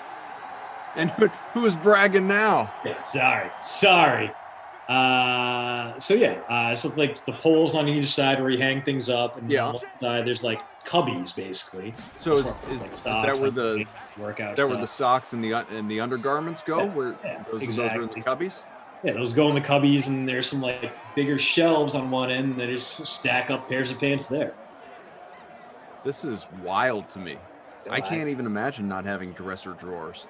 I mean, I grew up with dresser drawers, and then like in college, I would buy real cheap like Tupperware style shelves and drawers to put stuff in, and then we bought this house, and I was like, oh man, all right, I gotta make do with some closet spaces. We get a big touchdown there, a sprint to the end zone, and it is, I believe, Corey Davis. It is the pending free agent, might get franchised down in Tennessee, but probably not. Into the end zone, first Tannehill touchdown of the game. Titans threatening to break this one open. About to take a 14-3. Audio 707 says hang everything except shorts and undershirts. Robbie says no drawers, no closets. I have a clean pile and a dirty pile. Just 2 piles. Pile's a good situation. George says I hang up all my shirts too. I suck at folding. Rob Rand says I hang up all my clothes except socks and such. Dallas God, most normal people do hang up their shirts. I hang both pants and shirts. I'm not quibbling with hanging up shirts. What I'm saying, I don't think most people, I don't think it's unusual. I don't think it doesn't happen. I don't think Christian's the only one that does it. But I don't think most people hang up their t-shirts. I don't think that's a thing. I disagree. I got a lot of t-shirts. Like literally the full top rack of my side of the closet is just t-shirts. I probably have like a 50 t-shirt rotation. I go through them all. I got great t-shirts. Outstanding t-shirt. I got like another box in the basement just waiting to be like busted out for special occasions. I got a full box of like all my old all the old jerseys I've accumulated over the years too. Sure. Just stellar throwbacks. If I'm going up to Minnesota, I can pull out the $20 Chris Carter flea market jersey I bought back in 1996. I got an old Cunningham somewhere. I wore that out to watch the Eagles and Bengals play to a tie in Paul Brown Stadium, one of the worst football games I've ever had the misfortune of seeing. I got an Atari Bigby somewhere from going out up to Green Bay to watch the Packers. I got clothes for different occasions, man. I'm not unprepared. I'm basically a Boy Scout without any of the Boy Scout qualities or skills. Choker, you are the chat VP today, my friend. Choker writes, I once thought we covered every possible topic in Simland. Dumbest thing I ever said. There is no end. Yeah, man. Wide net. And hey, here we are getting some actual sim points here as a big conversion on third down. It's Scary Terry again. He's got 3 now. He's coming up on 7 points, 10 points plus in the flexes. He's now got 3 for 35. Actually, not quite 10 points in the flex, just shy of 10 points in the flex. John says, Koff, I hang all the newer ones so the wrinkles fall out. Throw them in the dryer. Okay. Just jacking up the electricity bill, throwing them in the dryer. Koff, this is some real privileged takes you're throwing out there. Walk-in closet, throw it in the dryer. It's a real privileged takes. Matt says, actually, I didn't have a dresser at my last apartment. Had the same situation as Christian. Just had organizers or shelves for socks and stuff. Also, is this what they meant by these shirt? Is this what the shirt means by any given sim day? Us talking about our closet organization strategies? Clearly. Listen, Mads, you weren't here the other day. I don't think was I with you? I've been with you a lot late. I don't think I was. I think I was with Moose for this particular one. We spent an almost unreasonable amount of time, probably a full quarter, discussing shower strategies. And here's what I mean by that. Before, as I see Christian's eyebrows go up, the question was posed. Yeah. If you are like if you're someone that showers with, like, I don't know, bath soaps and all, the like body gels and all that stuff, like this doesn't apply to you. But if you are a bar of soap person, do you use the bar of soap to clean your body, meaning you use the bar, or do you lather up your hands with the soap and then use your hands to clean yourself? Some people brought up in the chat, neither, a washcloth. Yeah. So we spend quite a bit of time on this the other day. Oh yeah, no, the washcloth is extraneous to me. Maybe you want a little touch of luxury, but I got the real dry skin, so I got to get the fancy Dove soap anyway. The exfoliating stuff? What? The exfoliating stuff? No, that would just tear my skin right off. Okay. No, it's like the men care. That's like a quarter moisturizing lotion. So that's basically like rubbing silk all over my body to begin with. I'm not going to dumb that down by putting it on a washcloth. I'm going to enjoy the luxury of the Dove Men Care soap. Sure. Also, I took a risk and I bought some discount like Dove spray deodorant from South America. It's all like the instructions are written in Portuguese and in Spanish, so clearly designed for a wide market down south of the equator. But outstanding, dirt cheap, and for some reason, like the spray deodorants down there create this amazing plume of smoke of deodorant as Jeremy Sprinkle. Would have had a big third down conversion there, instead gets overthrown by a ton, so the Titans can have a chance to extend their lead before halftime here. But it's like walking through a fine cloud of delightful smells that keep me from overheating and sweating too much. Also, yeah. Dwayne, use the loofah. That again, we're talking about too much exfoliation. Mars Bright Burn says, "Who washes themselves with just their hands?" Yeah, I'm assuming that when you're rubbing all the soap together in your hands and then applying like a shower gel in that situation, right? Well, and not to like, I don't know, maybe I'm being too literal in the definition here, but like, let's say you use a bar of soap, like you don't, like you're saying, with your hands, and then clean up yourself with your hands. You're using the bar of soap. I mean, isn't soap in and of itself clean? Isn't that the whole point? Like, why couldn't you use the bar of soap? Yeah, no, I'm with you on that one. And it seems a lot like my problem with is Tannehill's going to get wrecked here. They're going to take a timeout. They will. So a wrench thrown into this drive after a nice strike to Corey Davis. Yeah, for me, like I would go soap. And then shower gels just seem so wasteful to me because then like you got to rub them together unless you have the loofah, as Dwayne points out. But it just seems like a lot more effort than just getting the bar soap, getting something that I don't know. How many times do these people use a washcloth? Jordan says Christian calls having a dryer privilege and a washcloth luxury. Yeah, man. You guys know who I am. You guys, yeah. Ed Zone Dance. You can use the bar of soap directly to your skin. Otherwise, what's the point of the soaps that have the oatmeal or sponge infused into the bar of soap? That's what I'm saying with the, like, there is, if you want to really just go after your skin, but in the best possible way, the exfoliating soap is just, I mean, it feels like it's tearing your skin off, but at the same time feels really, really good. Yeah, and Jay-Way apparently concerned about us talking about showers, suggesting that it's in some way not relevant. Of course it's relevant, man. Everyone showers. Listen, I mean, nothing is manlier than coming out and washing your stink off and looking good. And that's how we're talking about showering, while we're talking about closet etiquette, while we're talking about why you should hang up your t-shirts and not wear a sport coat over a hoodie. Also, Jay, may I remind you, as you write what you write, that all of these sim athletes in real life, when they finish their games, they take big group showers. Okay? Like that is a locker room scene. That's what that looks like. That is the reality of the situation. So I guarantee you, these guys have had stranger conversations. As that Titans drive stalls out, and not only to stall out that last play, going out of bounds to Henry allows the football team to save a timeout. So Washington with a chance to strike back here, maybe get some points before the end of the first half. Going to need a lot out of Haskins, though, to get there, and that is not something he excels at yet. There's the check down pass. Good news is it's the sprinkler. Bad news is Sprinkle no longer the force he once was early in the season, early in Simland. He used to be a guy who'd get you 10 to 15 points every single sim.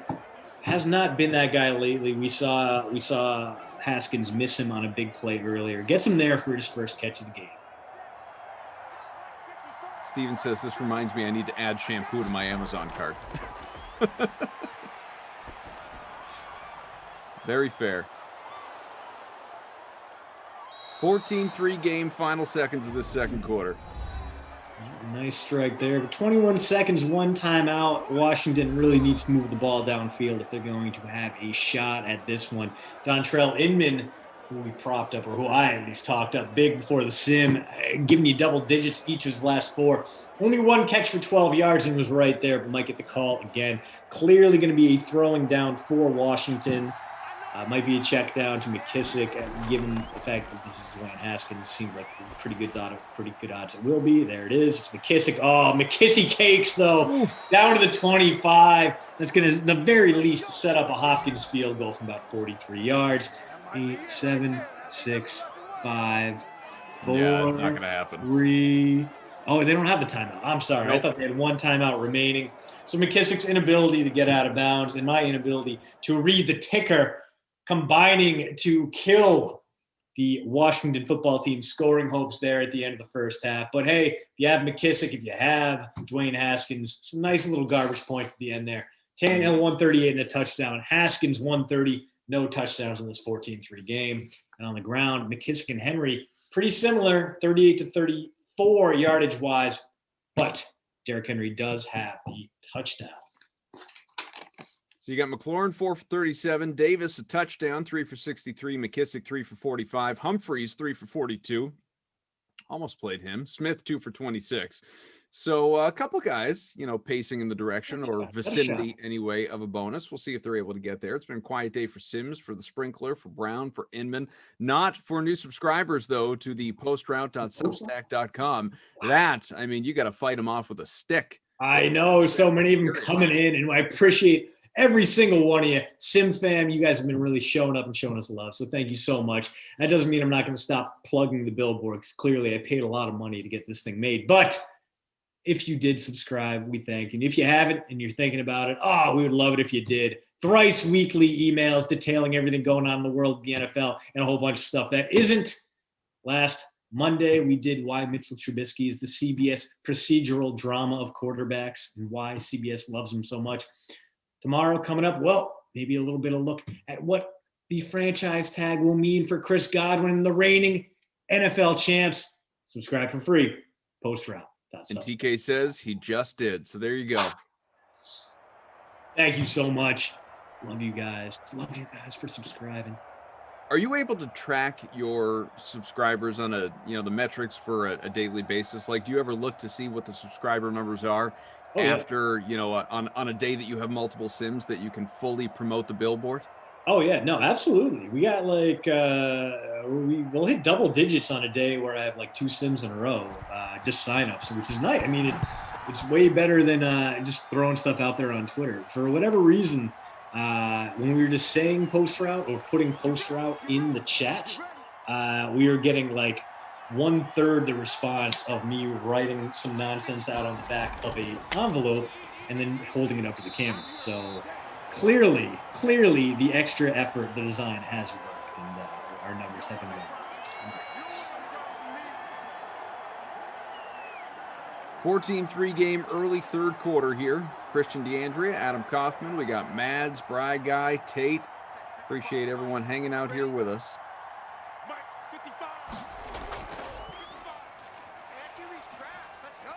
All right, McKissick found himself a little bit of space.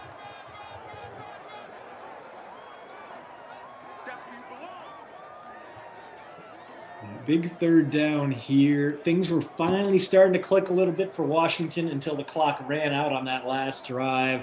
The checkdowns to J.D. McKissick working out for Haskins, but his huckleberry in this one has been scary. Terry McLaurin downfield. So, it's the sprinkler, and it's a first down. Some real life news I wanted to pass along that I'm just seeing here tweeted out by the LA County Sheriffs, Los Angeles County Sheriff's Department headquarters, obviously in Los Angeles. Earlier this morning, about 7 a.m. West Coast time, LASD responded to a single vehicle rollover traffic collision on the border of Rolling Hills Estates and Rancho Palos Verdes. The vehicle was traveling northbound on Hawthorne Boulevard at Black Horse Road, for anyone familiar with the area. When it crashed, the vehicle sustained major damage. The driver and sole occupant was identified as Tiger Woods. Woods was extricated from the wreck with the jaws of life by LA County firefighters and paramedics, and then transported to a local hospital by ambulance for his injuries. The traffic investigation is being conducted by investigators from LASD Lomita Station. So all we know, obviously, at this time, I'm not sure if this is coming up in the chat at the moment, but naturally we hope that everything is okay there and that it's better than it sounds. Yeah, with Woods' history, obviously a lot of questions come up about that, but not really the time for him now, since we don't know anything about what happened or how it went down. Just got to hope that he is okay. Obviously, his comeback, unexpected, but one of the better stories of the past decade in sports. I remember just never thinking he would get to that stage again, as Washington about to make a terrible decision and punt this one away, trailing by 11 in the third quarter. It looks like it's a terrible punt.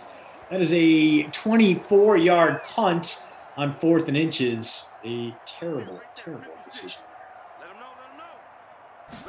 Well, and obviously, like you said, there are a lot of questions, none of which we have answers to. He was just on CBS, a couple of days ago talking about the, hope of taking part in the Masters. He was at his tournament there, Genesis Riviera, and handing off the trophy to Max Homa, the winner.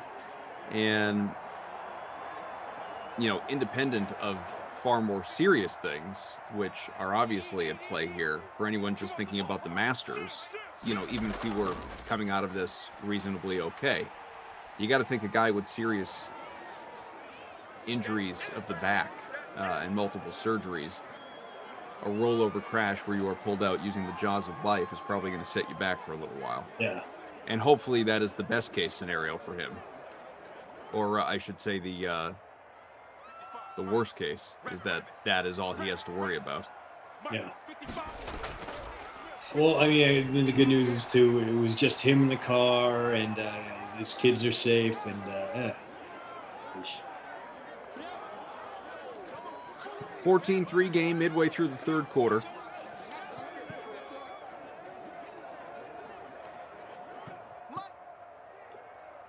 Third and 8 from the 44 on the way.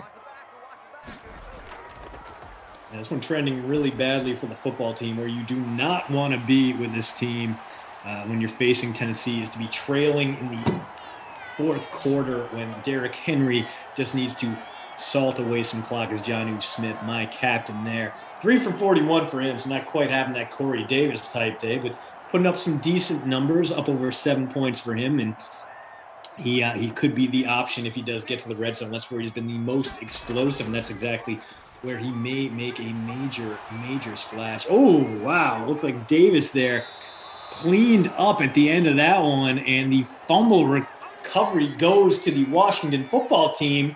And just like that, some new life for Dwayne Haskins and his offense. They're still playing from behind, but they got a much better shot at a comeback here. Well, that's not bad. Second and 20 from the 14 coming then. In the spirit, by the way, of ridiculous conversations, just to, some people will hear me on these sims and wonder where some of these nonsensical topics come from. Buddies of mine, this is just happening on a text thread right now. It's just going on and on and on. One of them, who remembers the TV show Perfect Strangers? It was a favorite of mine growing up. I'm sure you do, Kristen. Don't be ridiculous. Thank you. So a buddy says, Balky in real life, he had a real hobby for rehabbing old homes, had to declare for bankruptcy in 2016 after a few failed projects. Interesting detail. But then he continues, oh, and he doesn't have an accent. He's not really from Greece. No kidding. No kidding. Mad says, you texting while working, Koff? Nope, just receiving the Mads. Don't worry. Full attention on the game and soaping oneself and where to properly put your T-shirts and, whether or not to hang them and all that good stuff. It would truly be a shame if we missed any of this amazing action in this 14-3 game that's about to go through a scoreless quarter unless we get some kind of Derrick Henry breakthrough. This quarter has been kind of a bummer. We've seen Washington start and stall. We've seen Tennessee turn it over.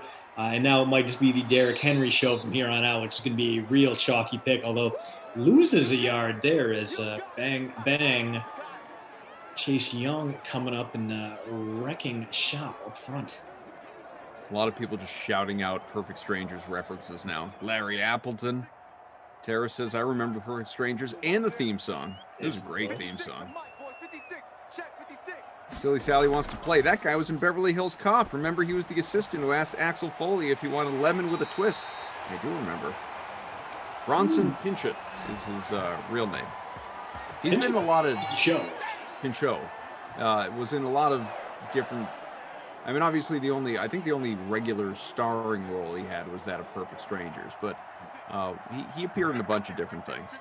He was on a season of The Surreal Life. He kind of came off as a jerk there. As another quick strike, Tannehill it is Corey Davis again. So he goes back to the guy who fumbled last time, showing faith in his wideout, his top wideout, as we are now heading into the fourth quarter after a scoreless third, 14-3. Tannehill still racking up some decent yardage through the air, 206 and a touchdown for him. Dwayne Haskins, 157, no touchdowns for him. Obviously, the football team stuck at 3 points. So you stacked up their skill players, you're not having a great day. Henry, 12 for 53 on the ground. outside shot of the bonus just because his team is leading going into the fourth quarter. And through the air, Corey Davis, 5 for 85 and a touchdown. Jonnu Smith, 4 for 72. Both those guys could hit triple digits if they can keep things up. But like we said before, Tennessee probably not going to be throwing the ball with a lead late in the game and Derrick Henry. All these people just, we got Bronson Pinchot played a good role in True Romance with Christian Slater. David says, now we do the dance of joy. Yeah. Multiple people calling out True Romance. Balky was in the Langoliers. Oh yeah, the Langoliers, the team. Oh yeah, man, dude, right. That was so. I was way into it because it was one of those. I think it was a 2-parter. And then when you finally got to see the Langoliers, they were so poorly animated, even for like 90s CGI standards, that it was like, oh my god! Like they took this pretty cool, interesting, scary concept and made it just, like, if you can go out and find the actual footage of the 90s CBS miniseries Langoliers, just outstanding in its crappiness. Wonderful. I forgot he was in Risky Business. Travis says, Koff, is that real Tiger news? Unfortunately, it is. So obviously stay tuned for more details as they break. But yes, it is actual news. You can find it on Twitter, among other places. 2nd and 16 from the 44. I feel like he was in an episode of, and this is really me doing a deep dive without his IMDb in front of me, but now I kind of want to pull it up. I feel like he was a villain in an episode or two of the old Dean Cain, Terry Hatcher, Lois and Clark, the New Adventures of Man. I think he was in a couple episodes of that as a bad guy. Really? Well, I guess, yeah, I don't know. I don't know if I can see him as a bad guy, but again, he was a jerk on the Surreal Life, and he seemed like kind of a weirdo, so maybe. As Tannehill blanks a wide open Jonnu Smith, he's going to run. What? How did that work? 31-yard pickup. Well, a big strike to Humphreys, who's now got his shot at the bonus after another big pickup for him. And, wow, this Tennessee passing offense, late in the game when we thought they would be running the ball, somehow turning chicken crap into chicken salad and setting up 1st and goal at the 10. Touchdown here pretty much ends this game, Carl. 1st and goal. It's picked up he got to about the 3, but came back to the 6, unfortunately. A.J. Brown, only his 2nd catch of the day. So the Tennessee skill players all contributing except for Brown, who's having a rough one today. He's been relatively quiet, and that, of course, helps a little bit. But if he can get in the end zone, that would make all the A.J. Brown owners out there pretty happy. So that looks like a quick slant, and we got a Humphreys touchdown. So if you had the slot wide out, the wide receiver 3 from this Titans team, congrats. He just sealed a Tennessee win in Nashville. It's your chance, do the dance, do the hump. 20-3, about to be 21.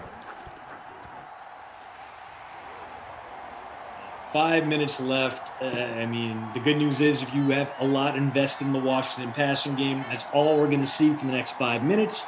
You can pick up some decent garbage points here. The bad news is, well, they're not going to. Let's get to 200 likes before we're out of here. Smash that like button, hit the subscribe button. Appreciate you. If you're watching on YouTube, Twitch, any of our other platforms where there is no chat to get involved in, that's okay. As long as you're here, we do appreciate it. And even if you're not here, well, 1, you're not hearing this, but 2, we appreciate that, you're just playing the contest. Free rolls, paid, otherwise, whatever the case. Thank you for, just being part of it all. For all the questions, there are a lot of questions surrounding the Tiger Woods situation. All I can do is direct you, obviously, to your favorite news outlets. It's hitting the mainstream at this point. It's beyond Twitter. You can, tune into local news or ESPN or, read wherever you want to read. All I can tell you is what we know, which is what's been reported, which is to say there is nothing out there currently on his condition. So there's no need for people to just don't know. Speculate and jump. I mean, there's fingers crossed and fingers crossed that this was just an accident, a slip up, and I'm frozen. No, you're here. You're good. Now you seem frozen, which was weird. It was like he spoke being frozen into existence. All right, believe I'm back. That was really strange. Yeah, no, this is just whatever reason the band of wireless I'm on is the faster one, but it occasionally just drops everything briefly for whatever reason. No, what was weird was I was saying that it was like you spoke being frozen into existence because you weren't frozen. And you, excuse me, and you said, oh, I'm frozen. And then you froze. Wow. It was really odd. Well, I'm impressed. That's a terrible throw there. Inman would have had, I believe, his second catch of the day, but Haskins blanked him on that one. I'm sorry, his third catch of the day for Inman on there. That did not come to fruition because Haskins overthrew him by about 6 feet. 3rd and long coming up, and obviously everything is 4-down territory for Washington. They're down by 3 possessions, and they're under 5 minutes to play. McLaurin, you can see him with the star underneath him to the lower right. And again, a terrible pass from Haskins. Blanks an open receiver, running a crossing route, a short route. Wouldn't have gotten the first, but at least would have made this 4th and manageable. And instead, Washington, well, they're in trouble. Where are you hanging out in the standings right now? I'm just barely top 100, which is, not a wonderful place to be. I am 151 out of 179 as Haskins throws off his back foot into traffic and nothing there. At the very least, he was going for the right guy, trying to get it to his top wideout. And here comes Derrick Henry, about to ruin the Washington football team's day. Bang, just 4 yards at a clip. All he needs to do is keep doing that for a while. Secure the win. Yeah, I did not...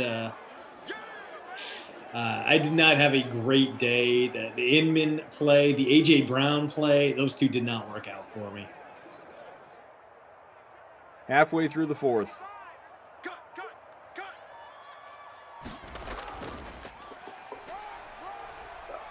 Henry had all sorts of room there to his left. If he kept running straight, he might have even taken that one in the end zone.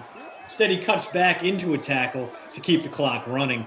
That is smart team play. Never doubted Derrick Henry's commitment to the team over his own personal stats.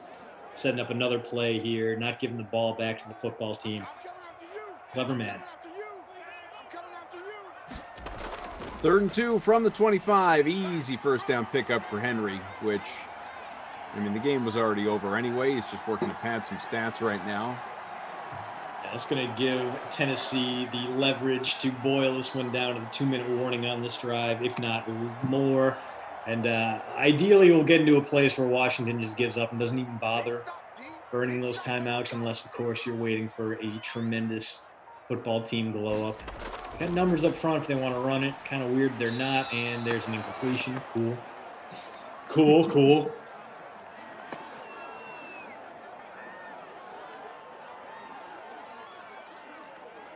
Few likes away from 200. Keep on going. Bry Guy says, why throw? Yeah. Bry Guy, you going to dissect the AI here? Tannehill's looking to boost those numbers a bit. What? There you go. There's your run. Right back to the line of scrimmage. He just ran right into Ryan Kerry. He didn't even try to avoid him. Okay, sure, whatever. You know what? That'll take us down to the 2-minute warning, and then 3rd and 11, where they're probably just gonna run it again. Cool. Neil Hatrick Harris. Inman was a bad choice to captain. Yep. Inman, A.J. Brown, either of those, both those guys in the running for that babysitter ability. Probably A.J. Brown gonna get it because Inman a little bit lesser roster than him. Let's take a look. Jeff, formerly of Game Ops, says, just tuning in, folks. How's the game going? Almost over, buddy. Yeah. There are some pretty valid complaints about how we keep throwing the Washington football team into these sims. And you know what? They're in the league. They got to play these games. Guys, get out of the way of each other. On top of one another. Scissor legs. 4th and 8 from the 18. You got to assume Stephen Gostkowski's going to further put this thing away. Well, he's only going to turn it from a 3-possession lead into a 3-possession lead. But, hey, look at that. Only 75 seconds left on the clock by the time that one goes through. Washington didn't even bother burning a timeout there. They may have seen the writing on the wall, which is something we don't see too often. You need to be pretty extraordinarily beaten down and demoralized to get to the point where you leave timeouts on the board in a game you're losing. But that could be exactly what we're seeing here. Riverboat Ron not liking his odds in this one.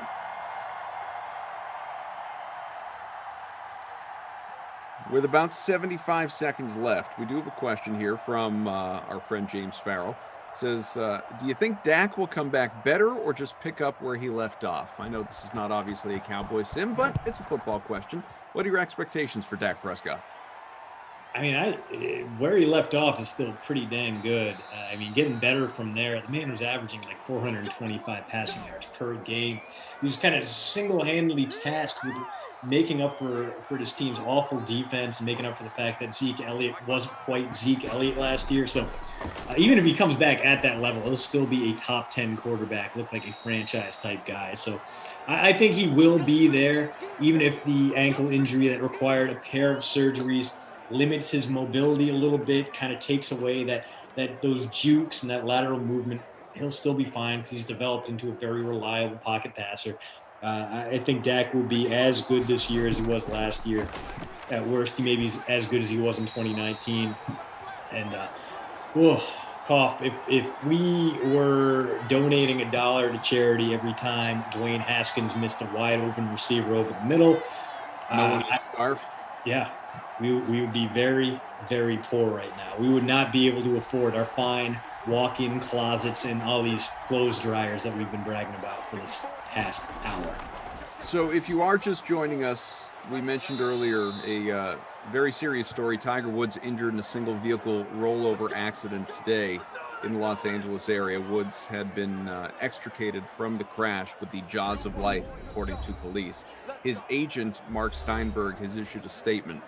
Tiger Woods was in a single car accident this morning in California where he suffered multiple leg injuries. He is currently in surgery, and we thank you for your privacy and support. So, I mean, not obviously knowing any more than that, I think that's a lot better than what people may have feared from the details. Yeah, I mean, anytime you hear jaws of life, it's scary, but good to know that lower body injury still obviously going to be something that impacts his life going forward. But if he's not in critical condition in a place where his prognosis is good, where he can still go out, be a dad, have his family around him, that's what's important here. So hopefully, and fingers crossed, we're still waiting on details, but hopefully he will be able to make a full recovery, even if it's not on the golf course. He can get back to being a person. Final 22 seconds in a 21-point game. For some reason, Washington using timeouts. just for giggles, I suppose. Just trying to pump up all those sim rosters out there that have J.D. McKissick and Terry McLaurin and Steven Sims and Dontrell Inman. I think our man Bry Guy is just upset because we were really entering the fourth quarter, even halfway through the fourth. We were pacing toward a record-setting sim lengthwise. Yeah. I think Bry Guy's record is 49 minutes, and we were going to come in at maybe 46, 47. We were right there. And then, obviously, as we know, like that's well out of the question. We're 52 and counting. And these two teams, they collaboratively slowed things down. Big pass to the end zone, incomplete. I swear to God, if they take the timeout here, Brian's going to have an aneurysm.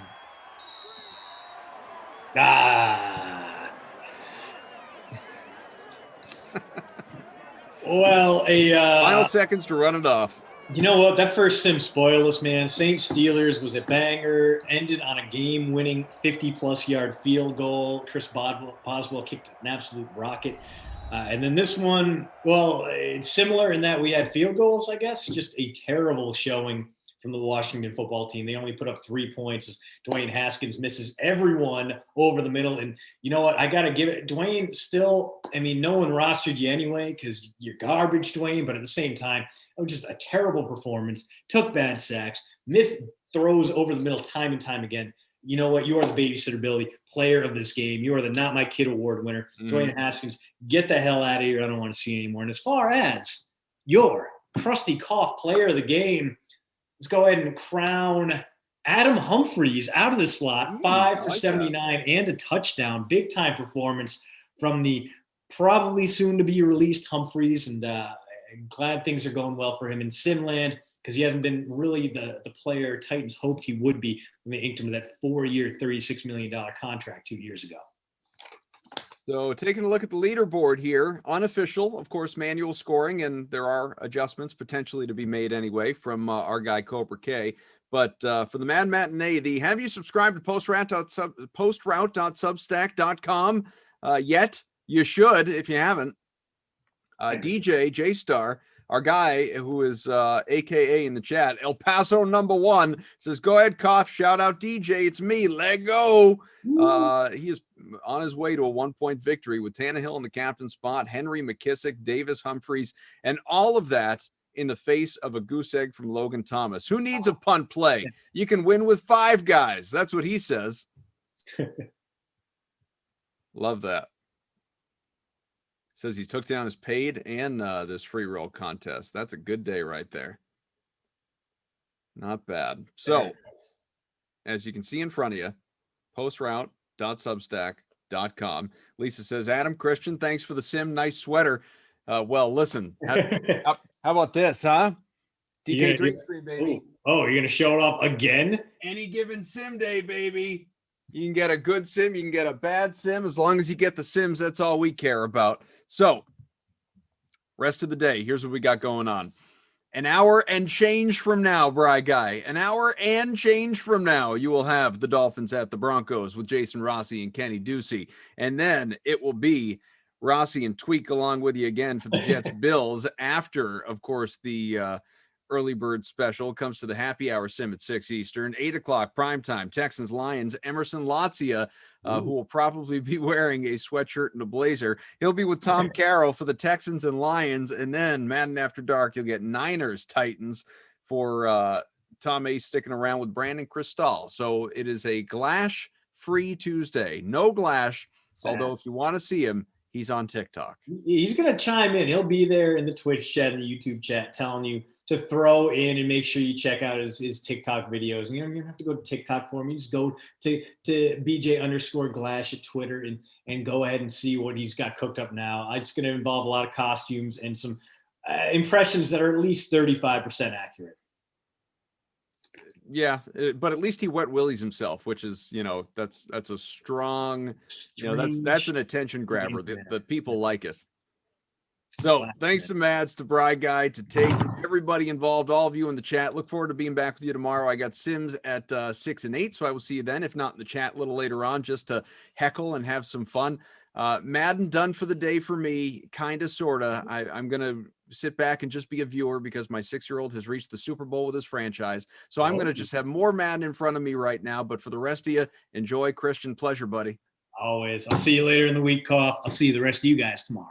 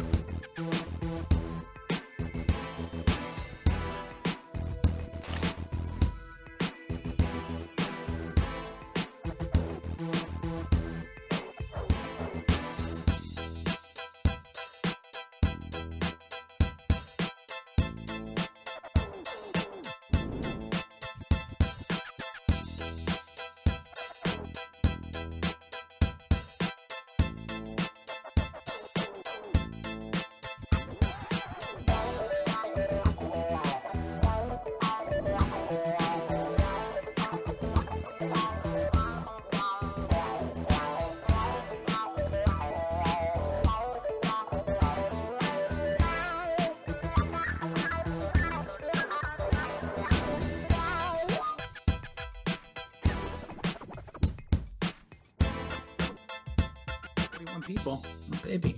Here we go. Oh, hello. Welcome in, DK Sim fam. How you doing? Kenny Ducey at Katie Picks. And he probably has a burner account that complements both of those. But Kenny, how the heck are you, man? Oh, no burners. Those are, I mean, I have some other accounts that I use. There's an account I have that I use to post videos so I don't get in trouble. Like if it's like a highlight. Oh, smart, you know? smart man. I used to do that for the radio outlet I worked for because you couldn't use memes, GIFs, or any of that. So I just made a dummy account. I've never done the burner thing though. I kind of feel like I should. Maybe I'm going to create one while we do this. You go ahead. I don't know about I don't know about doing burners, but yeah, I was. Can you hear me? Oh yeah. No, I'm just creating a burner account. Oh, okay. All right. I can hear you. So I love my lineup. I wanted to just say that. I said it before we went on the air. This is a winning lineup, everybody. I don't think I've ever said this before, but this lineup is going to win. You think number one. So I usually predict like where I'll fall. I think I'm in the top 50, but you think this is like a top 5? Absolutely top 5. Okay. All right. If it doesn't win, I will be upset. Cheers to that. Noah Fant in the captain spot. I can say this because the lineups have locked to our production staff who's worried, good to go. You know, me implicating myself. Noah Fant, captain, 9,600, saving significant savings at captain. I know Noah Fant, you know, he doesn't always go for double-digit points. I'm feeling a good one today. This Miami defense, they're weak in the middle. They have good corners, but they're weak in the middle. Matt Breida is one of my guys in the lineup. Devontae Parker is another. I was able to get Parker, Breida, Drew Lock, Cortland Sutton, and of course, the Ham Daddy, KJ Hamler, $2,000, the secret weapon. If you don't have KJ Hamler in your lineup, you are doing it wrong. That's strong. I do like the lineup, I must say. Kudos on that. I like the lineup almost as much as I like your Dunder Mifflin t-shirt, and almost as much as I like these two jerseys that we got. Shout out to Bry Guy putting together our Color Rush Tuesdays. I think first time playing Fortnite, wanted the all orange. It's kind of like a tangerine, if you would, for the Dolphins. We're going to start here with Tua getting the ball. Yes. We'll talk a little bit about him. We'll talk about these Broncos as well with those orange, brighter orange, should I say, darker orange maybe, actually. Like the unis here. Bry Guy, Madison's our producer, Tate's on ops. I'm Jason Rossi, he's Kenny Ducey. My lineup here, Kenny, which I think potentially a top 50. Cortland Sutton in the captain spot. Breida, Noah Fant, Drew Lock, Devontae Parker. Didn't have enough money for the hamster, so I went with Jake Butt, just because his name's Butt with 2 T's. And if you're not down with that, you're in the wrong place. Got to get the button there. All right, so we'll see. 1st and 10 here for the Dolphins. Tua, who, why am I drawing a blank? Who's the receiver that your Jets might actually? Devontae Smith. Have you seen this? He said, would you want Tua or Mac Jones? Who's better? And he said Mac Jones. And clearly, first of all, he's right. Well, first thing I'm going to say is he's clearly trying to help a guy out. Right now, Tua's signed. He's in the NFL. He's a prospect. Where Mac Jones, we don't know. People are projecting him to be a top 10 pick, could be a 1st-round pick, could drop to the 3rd round. So I don't think it was actually like, this is the guy I think is better necessarily. But do you believe that Mac Jones could be or will be a better NFL quarterback than Tua? Yes, 1,000%. Really? 1,000%. Yeah. Tua 1,000. Tua is just Tim Tebow. Ooh, why? Because he's lefty. And he was good in college. And he throws ducks. Yes, and he was good in college. I don't know if I would. That's sorry, real I strong. I know it's strong. I know it's gonna upset everyone, of course. No, I don't see it, dude. I just don't see it with Tua. I've said it before. We've talked about him. Not me and you, but yeah. I don't understand why people see potential in him. I just don't think that he's very talented. Like he's. I don't know if it's because of. I don't know if it's because of his injury, right? But he's not running. He doesn't run the football at all. So at least Tebow was running, right? It's like if Tebow decided that he wasn't going to throw. So he beat Cam Newton last year. Exactly. He has a noodle arm. He doesn't throw with any zip. His deep balls they go a mile in the air, and you've seen it. I mean, you saw him get picked so many times. Yep. Look, I'm not saying players don't improve in the NFL, but I think that at least with Josh Allen, it was like, hey, this guy's got a huge arm. He runs. Like there were big tools dude that he had that you could build around his tools, right? Yep. What are and I'm asking the Sim fan because I'm curious. What are the tools that Tua has that you can build around? He literally did not run this year. Like you can't even be like, well, he's like Jalen Hurts. He runs. He'll get better with the throwing. No, you're right. He didn't. He's not a mobile quarterback. He stands in the pocket. Not. He showed a lot of signs of not being confident. Obviously, the team didn't show a lot of confidence in him. It makes me actually question why people do throw in their comparisons there. We're talking about Mac Jones, Tua, a little Alabama quarterback talk here. That's what you get up for. But I'm curious for this reason. So last year, do you think that the Dolphins made, and I believe they did, a mistake? Because they had the first pick, then it was the Chargers. And the Chargers basically come out and said, whoever's there, whether it's Tua or it's Herbert, we're taking them because we like them both. And the Dolphins obviously took Tua at the 5th pick, making it an easier choice for the Chargers. And the Chargers, I think, and I believe you probably feel the same way, got a better bargain in the deal. Do you think the Dolphins should have taken Herbert, a basic prospect? But who would disagree with that take is my point. I don't think anyone in the world would say, oh yeah, the Dolphins, they made the right move there, drafting Tua over Herbert. Guy had the best rookie season of any quarterback ever. And we're gonna say, I think that there's a big bias when it comes to how we talk about young quarterbacks and stuff. I think that you wanna feel justified that Tua was a 1st-round pick. Like people who were saying Tua's gonna be a 1st-round pick, Tua's gonna be great. The Dolphins fans out there, the team invested so much in him. You want to believe that he's good, but I don't think that there's any proof. And obviously, yes, Alex Fox, hindsight is 2020. No, In hindsight, Herbert was better. No, of course. I that don't wasn't even the blame question. them. Right. I don't blame them for making the pick, but I already think we know it's a bad pick. And I look again, Robbie Noble, how many games has he played? That's the argument you always hear. In those games, what did he do that was like look again, you want to talk about it, like Peyton Manning was awful, whatever. Like all these guys, there have been bad rookie seasons. People have rebounded. I mentioned Josh Allen. But there's no reason to believe that he's going to improve other than he works hard and he's he got a good head on his shoulders. He just has no throw power. He has, no decision-making skills. He doesn't run the football. And if he's going to sit in the pocket, there's so many better. Mac Jones is definitely a better pocket passer. The whole deal with Tua was you thought he's another dual threat quarterback. He's going to be able to extend plays. He's going to run the football. I mean, I don't understand what we're basing our optimism off. And I'm a very optimistic person. I get made fun of I'm too optimistic. Lies. You're too optimistic? About what? I get people yell at me because I'm too optimistic. Won't say who.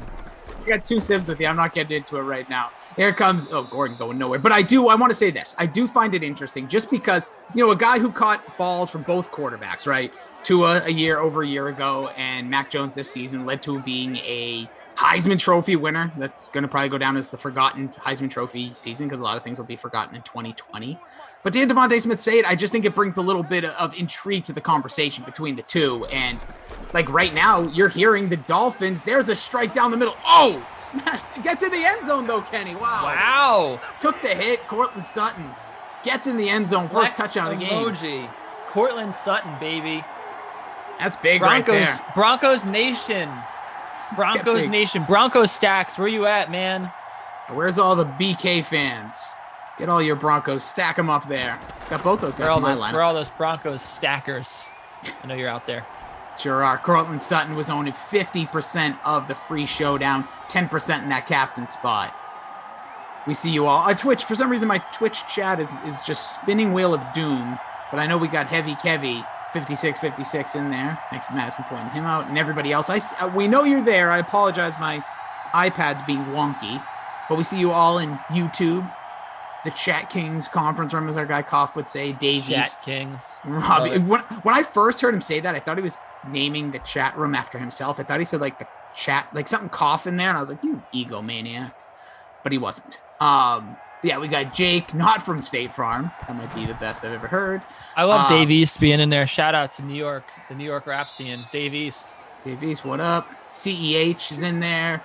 Lisa Robinson, Jordan, the other Jordan, Aria Jordan, Noah. Air Jake, Jordan. Bronco Stack with Gasicki, says Arroyo. That's what I had at first, and then I realized because I had fans in my captain spot that I had so much money. I was swimming in money. I was like, I can't. This is too much money, man. I've said this time and time again with the Dolphins. There's certain teams that they don't cost a ton of money to put in your team, in your roster, especially if non-captain. Right. With Fant. You have so much money. Right. Well, I mean, this Dolphins team, though, they don't really deserve to be expensive. None of these guys are really great options. Kenny, I just want to let you know, before that catch, I was in first place in this contest. Wow.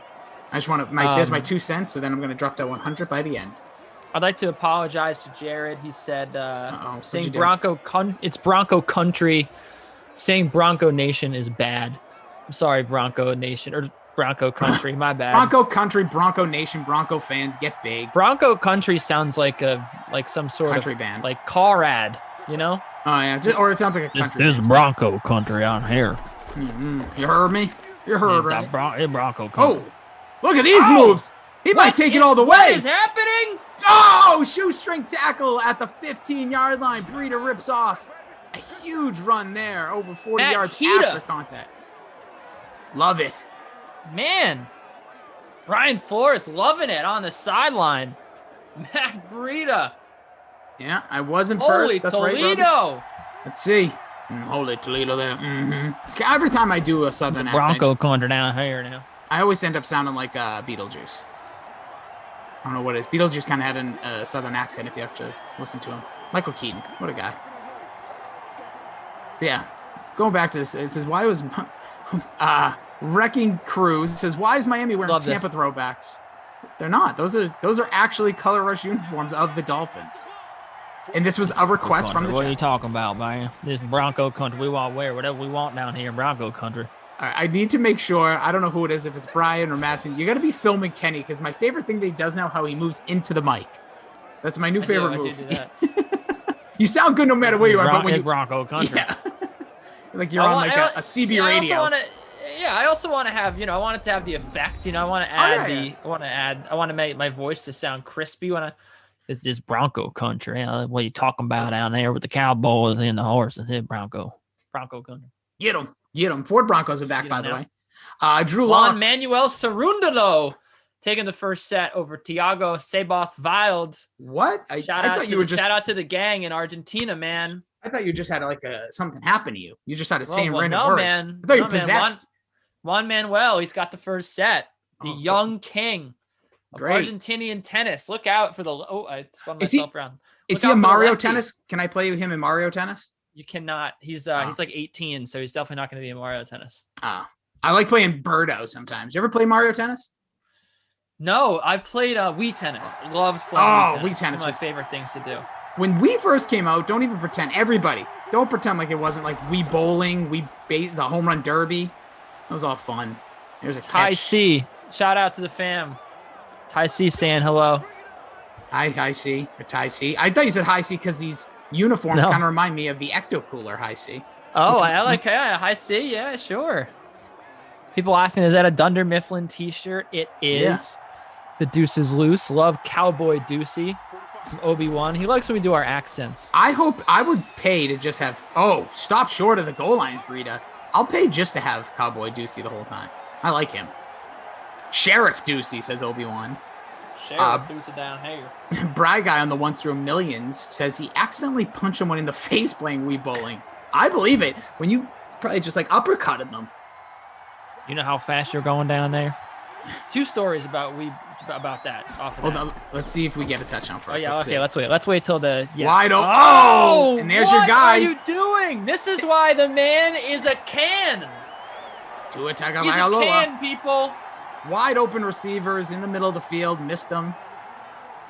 But we'll see. Oh, Brian says they were sitting behind me. Oh, just a little backhand. Deputy Ducey, Obi-Wan and Nabi Roble, simultaneous. El Paso saying it's 4-1 Bayern. Yeah, it's a rout. Let's see. I think we could get a vulture. Get a vulture here? Nah, he's back. That's Breida. Unless we get a tight end. Maybe Jake Butt. Yeah, that's what I'm saying. They're gonna. Butt's on the other team though. He throws it across his body. He's got a man. It's a touchdown. I don't think that was. Oh, it was Jasicki. Yeah, Jasik, Malik. Who cares? Young Rock's on tonight. By the way, that's total random plug, but I like that show.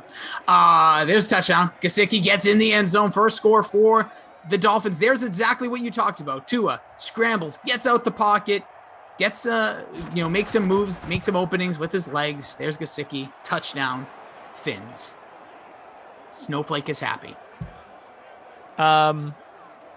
So 2 stories. So first of all, my sister had to go to fake tooth because I didn't. What did you do to her, Kenny? She was on the couch. And she was making fun of me, and I threw the Wii remote at her, and it wasn't hard. Like, no, it wasn't pause. You cannot bury the lead. That is the most unsurprising thing I've ever heard. Is your sister older or younger? She's younger. Okay, is there? No, hold on. Wait, it's a few years. It's a few years. Oh my God! Years. So you have your poor innocent young sister who's probably just picking on you for whatever, just for whether you're a teenager, 20s. But it wasn't Kenny, who can't take the heat.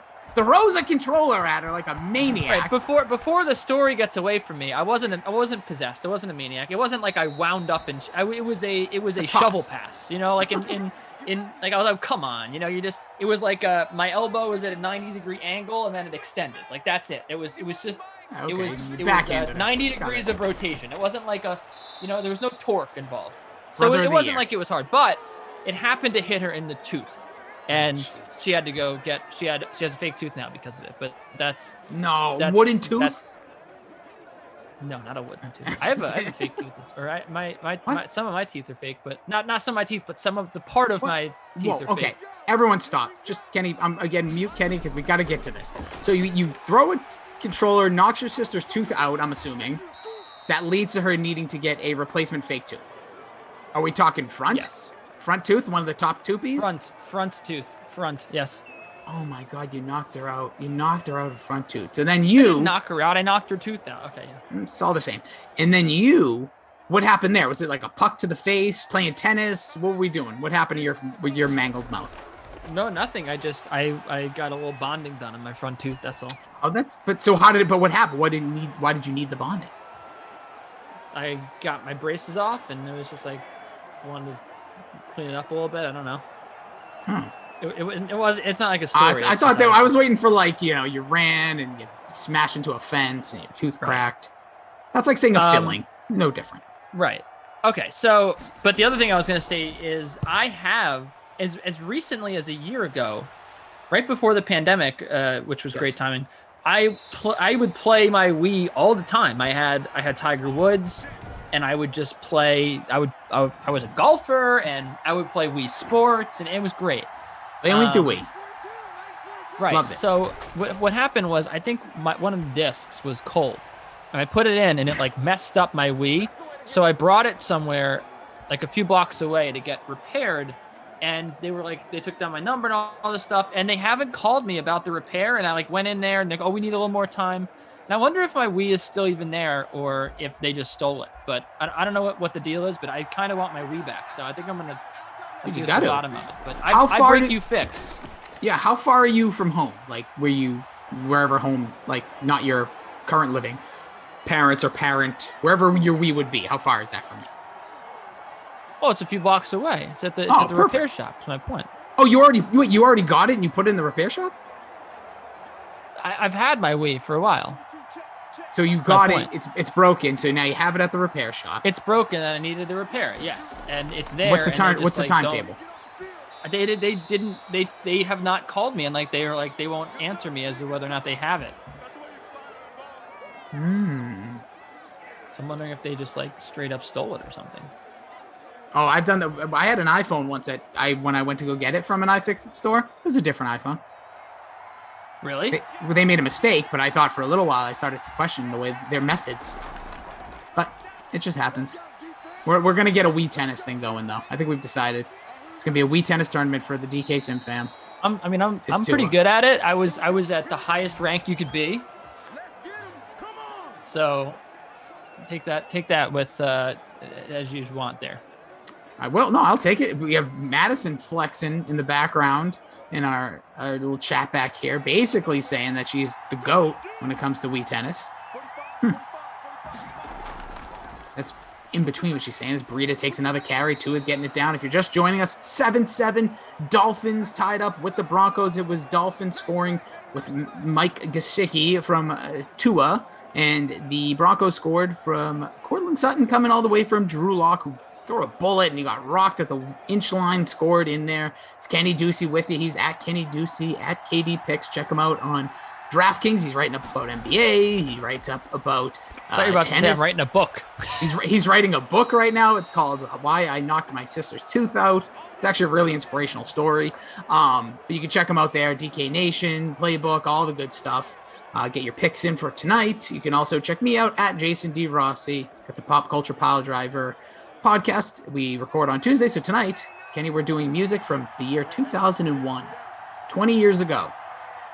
If you look at the list of the top 100 Billboard songs that year, probably just straight nostalgia, right to your dome. Hell of a year for music. So we'll be talking about that with Babysitter Billy. Cool. Yeah. So 2 minutes to go here in the second quarter.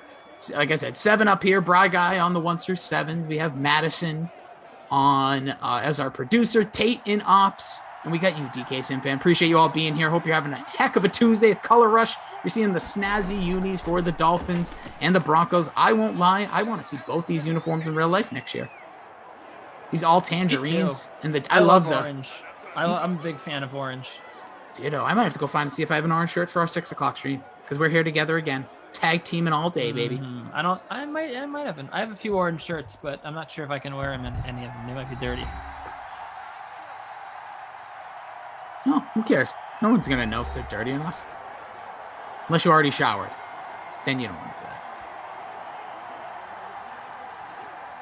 2001 was the Strokes, the White Stripes, and other bands, beginning with "Duh," says Cooks. Looking, it is. It's basically if you Google 2001 Hot 100 Billboard, that's what we go off of. So there's 100 songs, and then we pick 4.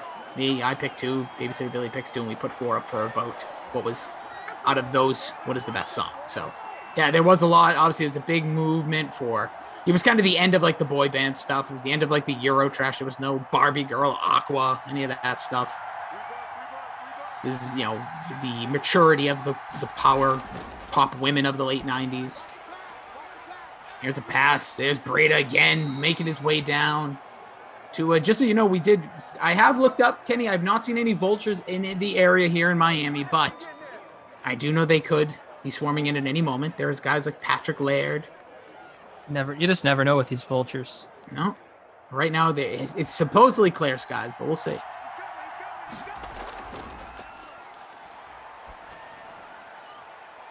The all teal better fire whoever did these color rush like this. How dare you, Lenny? How dare you? That is these are, if you want to know, then I have to go then. Because I was heavily promoting I wanted orange on both sides. I was devoted, so you can be mad at me. I love the orange. Yeah. JJ Fat says, Rossi, Kenny enjoyed your game very much yesterday. Well, we enjoyed you, JJ Fat. Hopefully you enjoyed today. We got two coming at you. Anytime we get a fake NFL free agent in here, it's box office. Ducey knocks his little sister's tooth out and lives to tell. Allegedly. If that is the real Kenny Ducey we're with today. Chelsea and Atleti are scoreless. Big match today in the Champions League. Got nothing going on here. And meanwhile, 5 goals in the other match. Ooh. Yeah. Big time scoring. Big doings. Kareem says Sherbert orange is nice. Hunter orange. Parker. Let's see who we can get here. Getting some scores from Kenny on the soccer, on the pitch. That's what they said in Ted Lasso. That's how I learned. He doesn't do that in real life. No, he really doesn't. He did in moments, but just not consistently. And also, I think the real thing, what it comes down to, in my perspective of it, is the team going to rally around him? I know you said like tools, like I don't think they're a Stephon Diggs away. They have Devontae Parker. Maybe Smith is drafted there. We'll see. Obviously, tons of rumors today, not only about Deshaun Watson allegedly approving potential trades to your Jets, which we should probably talk about in the next sim. Are you talking about ESPN Upstate? Yeah. Of course, everyone knows about ESPN Upstate. Yeah, man. That's what state? I want to know what state it's up. I'd rather, I can't say it here without getting in trouble. Yeah, alleged that. Then also the Russell Wilson rumors as well. 3 first-round picks. I got an idea, NFL. Let's slow your roll. Slow your roll, everybody. These guys aren't going anywhere. Maybe Watson gets moved. I still don't think it's going to happen, but he's going to the Dolphins, the Panthers, or the Jets. Sure, sounds good. Here's a touchdown. Speaking about sounding good. Dolphins here. Gesicki. So nice he does it twice here in the first half. Back into the end zone. Mike Gesicki. What a man. Another Can't believe touchdown. I didn't play him. Fortnite. 2 touchdowns. Remember when I told you I was sure to be lock for number 1? Not anymore. Well, hey, no, it's still early. Come on. You never know. Could get crazy. It's over for me. It's over. You sound like the chat now. Gesicki, by the way. Is dead, man. Is dead. He was the second highest owned in the contest behind Breida. Tua, Parker, Sutton. So Gesicki's got 2. Tua's thrown 1. Sutton's got 1. So 3 out of your top 5 have scored. Parker not doing much. Breida's got the nice couple runs. It's unbelievable, yeah.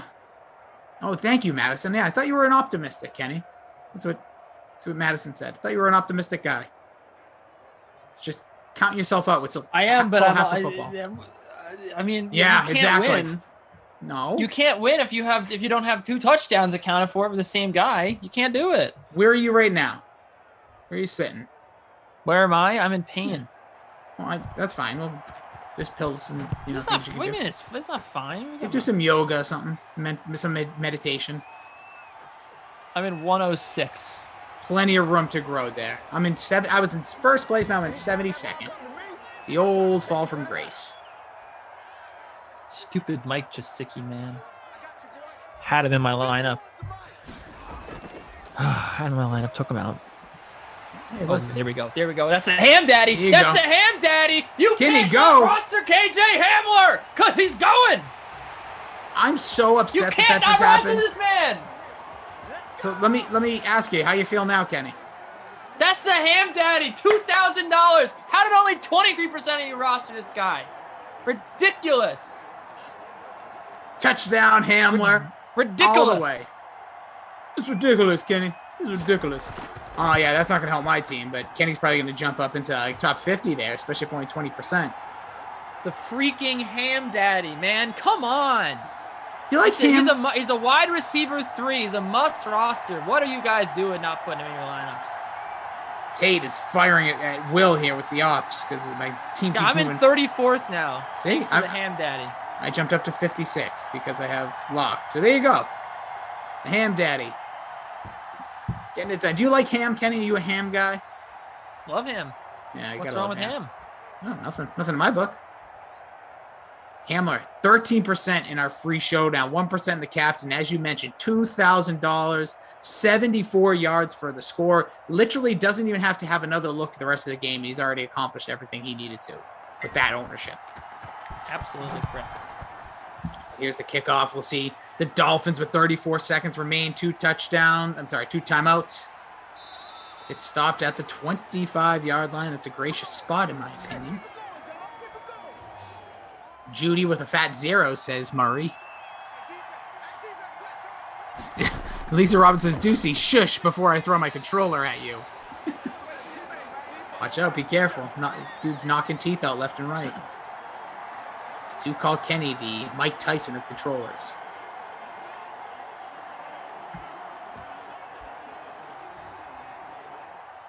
We'll see here the Dolphins, 2nd and 10. 28 seconds remain. Actually, going to try to do something here. Looks like they will. The pass, cross the middle, it's caught. Call the timeout. Don't understand it. You got to go much further than that if you're going to be calling timeouts. Got to make plays. Spend some cheese.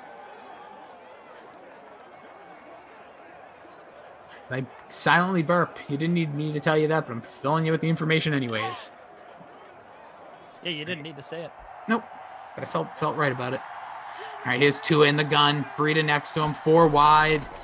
Gesicki on the slot. He's looking. He's searching. He's going to get. Oh, makes a nice move. Throws across his body. Has a receiver there. It's caught. Wow. At the 45-yard line. Nice play there by Tua. Dancing his way away from a sack. Gets the ball completed. So no timeouts remaining at the 46 with just 15 seconds left. I feel like we're going to get Hoyered here, but we shall see. And big news out of the Champions League for anyone following. Pins and needles. Olivier Giroud scoring for Chelsea. An absolutely incredible bicycle kick, Rossi. Oh, I like Love bicycle kicks. watching a bicycle kick, right? Lisa Robinson says she has Hamler, by the way. I don't know what that's supposed to mean, but She's saying that, I she's saying that appreciate it. she's If smart. oh, shush before I throw my controller. Yeah, that was the person who said that. Yeah. Yeah. All right. You know what? I just saw one of the greatest goals I've seen in years. Bicycle, the kick Pele. by Olivier Giroud. So I don't care. You know what else I saw, Rossi? Don't you One care of the about? most electrifying 74-yard touchdown runs you could ever imagine by KJ Hamler. Unbelievable. It was so electrifying. I have shock. I have the static cling spiking my hair. I gotta throw a touchdown pass. Let's see it. And you know what? Is it Kenny? You know, Lisa Robinson wants me to stop yelling. This is my job, okay? I'm getting paid to yell right now. This is what people are asking me to do. So Wait, whoa. Who's asking? DraftKings is asking me to come on here and yell. So okay. I must have missed that. I'm just doing my job. I must have missed that one. They told me It's to good work if you can send get it, touchdowns. Lisa. That's what I'm saying. Listen, I'm sure Lisa does very well and has a really cool kick-ass job, and she probably yells. Don't when hate the needed. player. Don't hate the player. Hate the game. No, don't hate anything. That's what I like to live by. Don't hate. That's right. Don't hate Appreciate. Gratitude, baby. anything. Gosh. Stats that was updated a through the great half. goal. Just so everyone's aware. Kenny screaming or not, stats are updated. Tate is a GOAT. Make sure you smash that like for our hardworking staff, Tate on the ops, also Madison, our producer, Brian through the 1s through 7s. I have said it once. I will say it again. We don't know what they're doing. They can't see. They can see us. We can't see them. I believe they're all in the bathroom. Not necessarily doing anything. Maybe just looking at themselves in the mirror. Could be. We'll get to the second half underway. Yep, Brad guy hates hating. Big hater of the hate.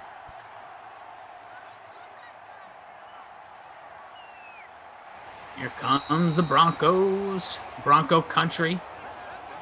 Buck up. You know what I always like to look at sometimes, Kenny? Those hashtags. Bronco country? Is that what you like to look at? Oh, that Oh, too. yeah, the team hashtags, you mean? Yeah, I think it's hilarious. Oh, yeah, some of them are all bad. sports, all sports, not just football. Like, I forget, there's some really ridiculous ones. The 76ers used to have, like, the longest one. I don't remember what it was now. But when I was producing and on air in Boston radio, I did like a segment on it because it's just so stupid. It was like 15 characters long. It wasn't trust the process either. It was something else. There's Judy, by the way. Getting off the schneid. Getting some stats here. His lock, dropping back. He's got Gordon wide open. Goes to him. Has enough for a first and then some. Grabbing 12 yards on the ground there. We got a 5-way tie in the free showdown. A solo leader in the early classic. That lucky son of a gun. Don't know who you picked out of this game. Hey, the classics are tough. I barely ever put a classic because I can't do it. Never good enough. I could barely put together a lineup with just this one game. There's another play here. He's got it. Melvin Gordon. 7 yards.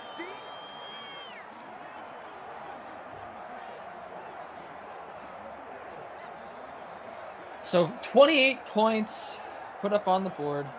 Yeah. Oh, Brian said, "Here they come." That was that it? Was that because I'm telling you, that might have been it. Like, I what think is that that? was it, man. What is Pretty that? bad.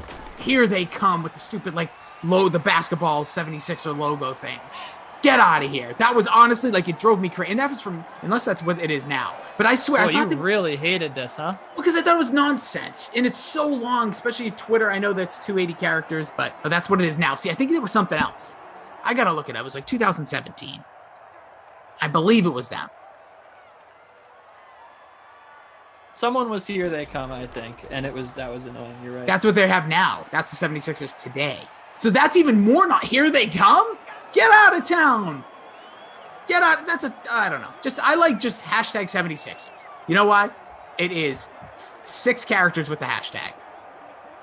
You can put a lot of stuff there. You can put a lot more in your old Twitter, update, tweet. You can put a lot more in your Twitter tweet. Your Twitter tweet? Yep. That's Here come the Broncos. 2nd and 3. Don't think he's going to get it there. Is that my guy, Jake Butt? Is that the Butt making a catch? Yeah, It is. but Butt 2 T's, baby. Hashtag stack them T's. too much butt, man. Too much booty in the pants. Dance.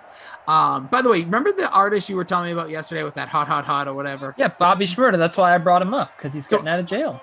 Yeah, I was going to say, I He's knew. out of jail. I'm pretty sure I had no idea who that person was when you said it. All I've seen on Twitter all day, I don't know what that's called. It's not the Berenstein. It's not like the Mandela effect, because that's like history being different in your mind. Right. But you brought up this Bobby Schmurda. Never heard of him before in my life. Next I thing don't you know, understand how. well, I don't know, my life. And all of a It's sudden, butt country down here. Sorry, I want to say that. It's butt country. I'd like a butt country touchdown. That actually sounds like a really good country station like Georgia. Butt country. Coming to you live. It's Anyways, butt country down here. WBTT. But all right, so but I've never heard of this guy. Then I saw, who was it? Siakam or somebody a year ago or a year and change. People were heckling him, calling him Schmurna, whatever this guy's name is. Reggie Jackson? Reggie Jackson. Okay, thank you. That was all over my Twitter feed today. And I have no idea who this person was. Oh, no. Was that Fant? Oh, no, it wasn't. Was that No, Butt it's a Butt. again? But let's go, WBTT. But everything. Wow, but. dude. 2 catches for Butt. That's Rossi. That's a big hit for you, man. Listen, I just need him to get in the end zone. Just like we got the hamster, the buttster. We could look, and he's still on there. He's on the field. Give it He's to on the Butt. field. There's a chance. Oh, No, that's not him. He's right the other guy. That Ooh. is Butt. That was Butt. Yeah, it was out of the back of the end zone. Oh, no. It was a catch then. Tate, you can just give me... No, Tate, you could just give me those points. Appreciate it. Thanks, pal. No sad jizzor. Dude. Or Butt.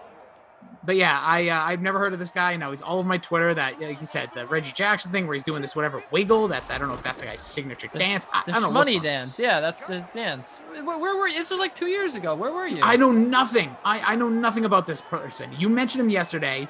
2 years ago. It was like 5 years ago. Yeah, it was a while ago because there was You ever like go out on a Friday night and like that's all the music that was playing was his music. Bro, I am married. I have a kid. I go out on Friday nights. It's to like a local Mexican restaurant. I'm in by 9. All right. I'm not living that city life. There's a touchdown there. Not the butt, Judy. No. All could use Sutton there, maybe a little butt action, but instead, Jerry Judy getting his first touchdown after the chat was lighting him up, saying, "Where is he? He's not there. I don't see him scoring touchdowns." The law. Can we start calling him the law? You want Jerry Judy to be the law? Yeah, I want him. I think we should call him the law. Because done. Of Judge Judy. Call him the law. It's over. Just happened. Everybody, let it be known. February 23rd? Question mark. Jerry Judy laying down the law. Jerry Judy is officially now the law. This is Judy country over here. Now it's Judy country as well. All Judy all the time. We on to talk about Jerry Judy over here. It's the law, Jerry Judy. Jerry Judy, Jerry Judy. Did you say you have jury duty? No, Jerry Judy. No, jury duty. No, it's no. Jerry Judy. Okay, so when is no? It's not. You're not listening. No, yes, I have to take work off because of Jerry Judy. Did you say jury duty? Yeah, that's exactly what Yes, I did. Could work either way. Even though our guy Michael, producer, who had Jerry now I'm going to say that all the time. Who had our guy Michael, producer. That's what you just said. Yeah, that's his name. You didn't know? That's his last name, dude. Thanks so much, Michael, producer, for helping us out. Yeah, our producer, Michael, producer. Is producer Madison. That is her full name, legal. And then there's Bride Guy on the 1s through 7s, a legal name. Tate in ops, Michael, producer. Andrew, Drew Stack. These are all their real names. Born with it. Here come the Dolphins with 246 and counting. Second and 6. Oh, Breida gets hit in the backfield, but bounces off of it, Kenny. Look at that. Makes his way for a first down. He's getting close to that bonus, 87 yards. Unbelievable. Hashtag here they come. Here they come. I also hated the Brooklyn Nets hashtag for a while. It was like, we go hard. It's like, you guys. They're trying too hard. And, that's what it is to me. Just be the team name. People are going to use that more. And I understand that there's some teams that couldn't, like hashtag Magic. I found out that was like, you can't, I guess, put an emoji to that. There's different things. What if you did like hashtag OOO, like OOO, it's magic. OOO, it's magic. Just gonna let that one sit. Made in Phila. Oh, that was made in Brooklyn. Was the Nets? I thought. Oh. I don't. That actually, those ones at least it ties in. I just still think make it simple. There's a sack fumble. Tua drops it, but his offensive lineman Johnny on the spot got it. Blessed blue. Oh, bleed blue. Bleed blue. Even worse though, bleed blue. Because there's a lot of Magic fans that are just like diehards. They're like, I bleed blue, baby. When the Magic lose, I lose. Someone just said we should call Jerry Judy Ed Zone Dancer. We should call him Geriatrics. I don't like that. I just want more butt. I'm all about the butt today. Tua. I say, yeah, Madison, I know you're a huge fan. Do you really bleed blue though? Like, does it really, like, are they that type of team to you? Maybe I'm wrong. Maybe I'm being a dink. What do I know? She did at one point. What the heck's a dink? A dink, like Mr. Dink, Doug Funny's neighbor from the Doug cartoon. That was his name, Mr. Dink. A purple cartoon character. All right, good. Well, Madison, no, then don't. I liked Doug. Doug was one of my favorite, like low-key favorite shows. Because you know what? You were probably right about the age where you were about to become probably like, I don't know how old Doug was supposed to be, but I felt like it was like 7th or 8th grade. Yeah. So he wasn't like Rugrats where it's babies, which I love Rugrats, by the way. But I just like, there was something about like you could watch Doug and you could kind of feel like you were kind of like Doug. I think it was a show made for like the male and females that are, 11, 12, 13, which a lot of shows didn't really. They geared their shows to that age group, but they didn't have representation like that.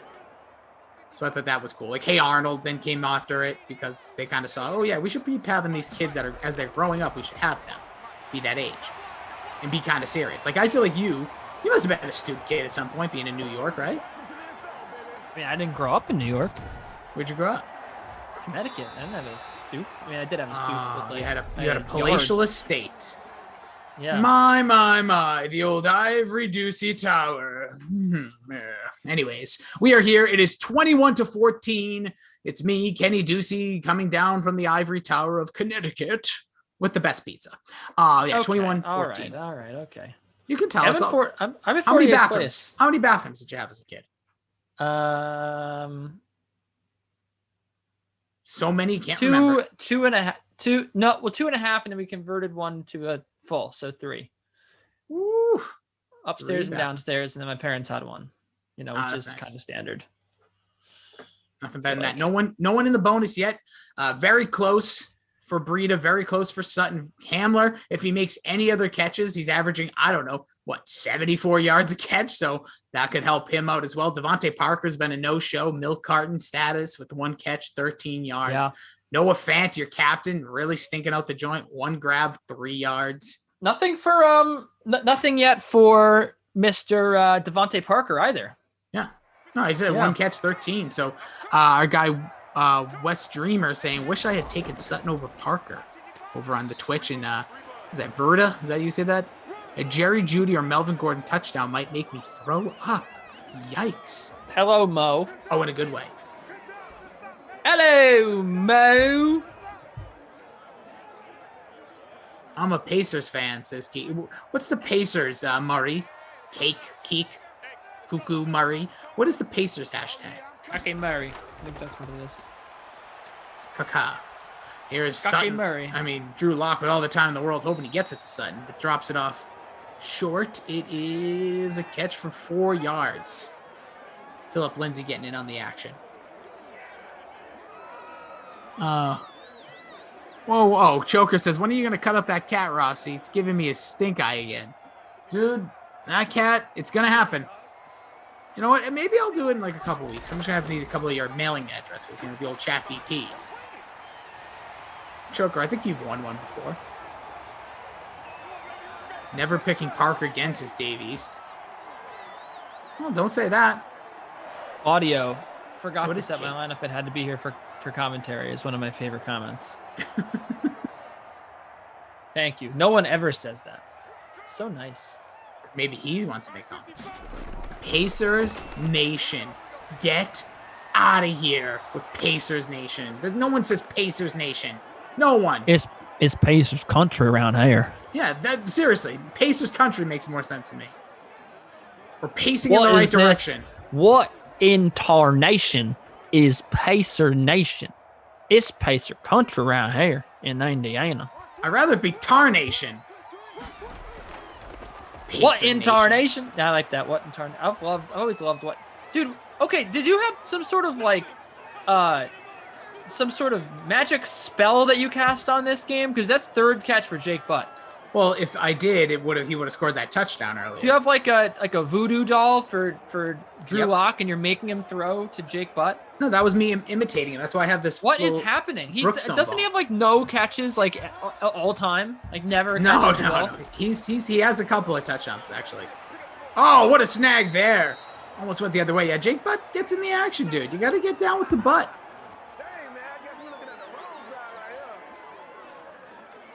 Looking for your lineup so I can.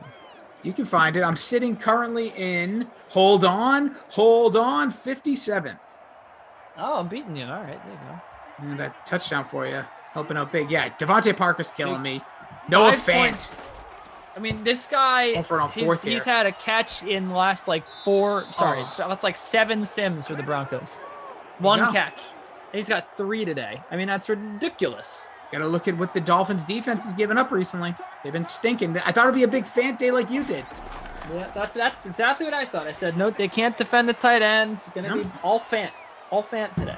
Would have thought the butt getting in there. Lisa Robinson, it's all gravy. Where the hell is Fant, says John. John, we're looking for him. Why don't you guys throw out what's the most ridiculous? How about all your favorite sports team right now? What's the hashtag for your favorite sports team? It's definitely Pacer Nation. Pacers. Pacer Nation. Oh, look at that. Miss. Robbie, either way, it stinks. Please, Parker, I need you, says Davies. Same here. Get down with the butt, baby. Come on, Brandon. Get down with it. Hashtag Hoosier. Okay, that one's fine. But I don't think there's an emoji in college. I don't think the college teams do it.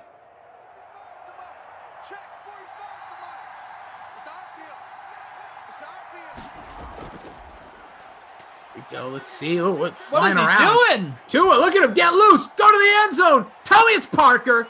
It's a catch in the end zone. Oh. That's Jakeem Grant. Boy, disappointment for everybody. Oh, it's Albert Wilson. Albert Wilson. Yeah, hold the team back, tablet guy. Hold the team back. Tua goes to his left, does a whirling dervish, goes to his right, throws an absolute dime to the end zone. Albert Wilson, get big. He is owned in 18% of the contest. Are you kidding me? Woo, baby. Albert Wilson, big from Tua Tunga Vailoa. That's, he's showing some skills here. Maybe that's what they see in him. Noah says WTF. Boom, El Paso. Hashtag Skull Gang. Okay, that one makes sense for the Vikings. Choker says Wilson, let's go, Ty C, a.k.a. High C. Well, that just tanked my chances, that touchdown. Yeah, Claudio says, Rossi, so excited. Only to see it was Wilson, yeah.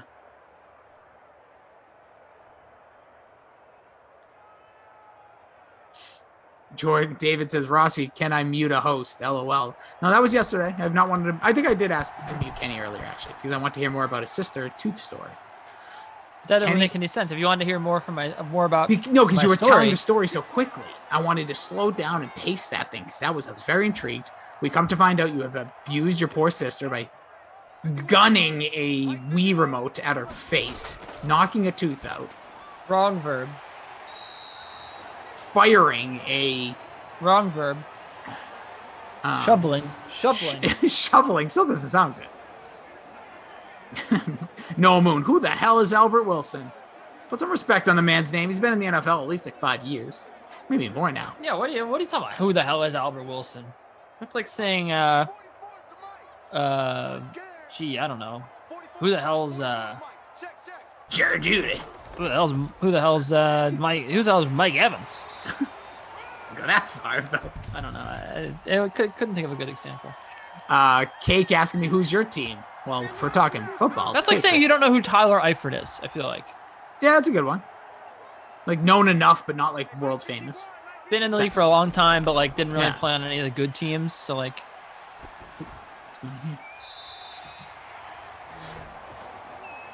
Oh, we're getting some updates here. Bry Guy, according to a report, as you probably all have heard and seen on Twitter, Tiger Woods' injury, the one-car crash, very scary stuff there, and it looks like the accident shows that Woods possibly broke both of his legs.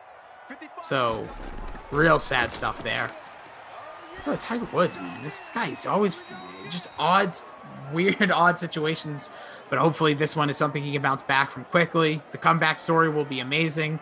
But most importantly, hope for his overall health and well-being. We're thinking of you there, Tiger.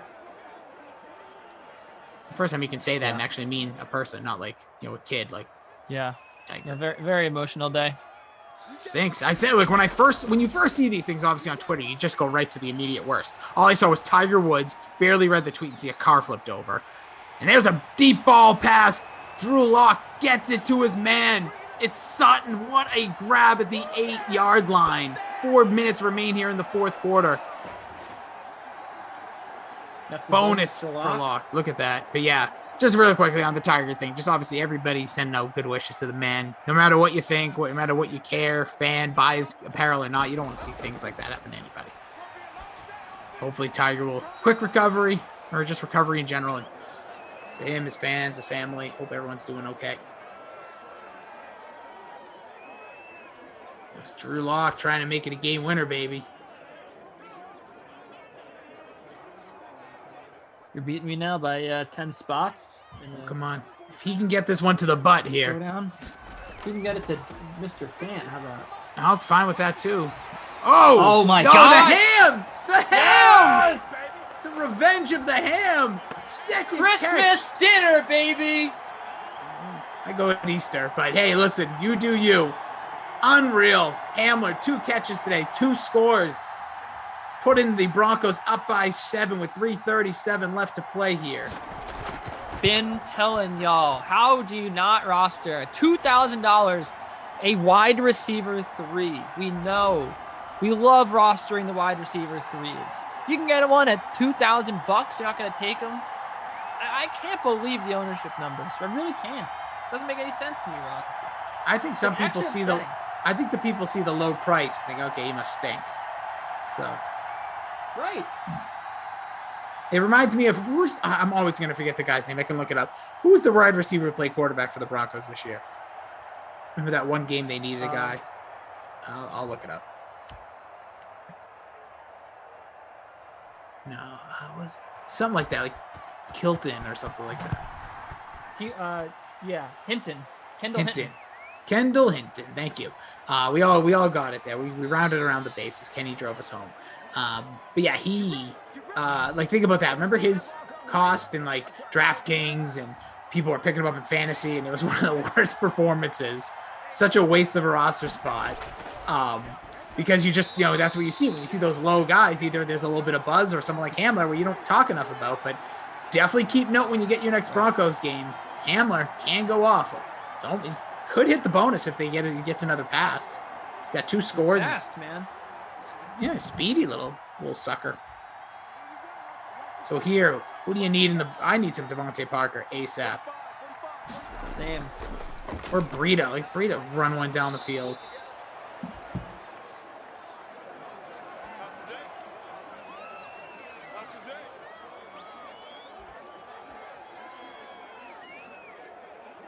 Yeah, hopefully we'll see what we're going to get here. 28-21.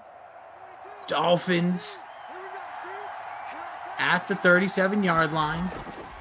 Can Tua bring him back? Pass caught for a first down. He's throwing the ball a ton here, Tua. Who would have thought we'd be seeing, I thought for sure we'd see a lot more Matt Breida. I thought we'd see a little bit of a slower pace type of game, especially for Miami, but he has just been slinging it. Nice catch there. Yeah. Ducey, would you play Randall Cobb or Raiders? I guess D? I don't know what third means. Wait, what? What's the question? Cristobal Castillo asked me if I would play Randall Cobb or Raiders third. Or maybe wide receiver? Because you are the third wide receiver guy. I guess so. Heading to the 2-minute warning here while you think that over. I forget who the Raiders third wide receiver is. I think in this game, so you got Ty, you got Ruggs. So in their slot would be Hunter Renfrow, I believe. If memory serves me correctly. I like Randall Cobb a lot better. Cobb also, isn't he technically a third receiver as well? Tim the Man 95 says, who would have thought over on Twitch? Says, who would have thought this would have been the game to stack? Seriously. Coming into this, I don't want to say I had median expectations. I thought we'd see some good points here, but man, it's been a shootout. Under 2 minutes ago, 2 in that 2-minute drill. People saying Ruggs. I would just say play Cobb. He's pretty good in these sims. Consistent. That's my advice. We saw Ruggs yesterday. He had a nice day, but not as consistent. Yeah, Cobb he's going to get the looks, the targets in that offense. Here's the play. There's nice. Tua gets it out to his man down to the 28-yard line. Tua Trying to get his way closer up to that bonus. Not going to quite reach it. Albert Wilson with another grab. Yes, the Albert Wilson.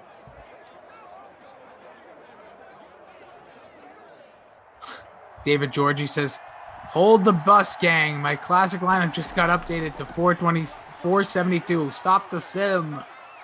Cobb is third. Corn in the Cobb. Here's Tua running. Going towards the end zone. Gets into the red zone. Gets down to the 11-yard line.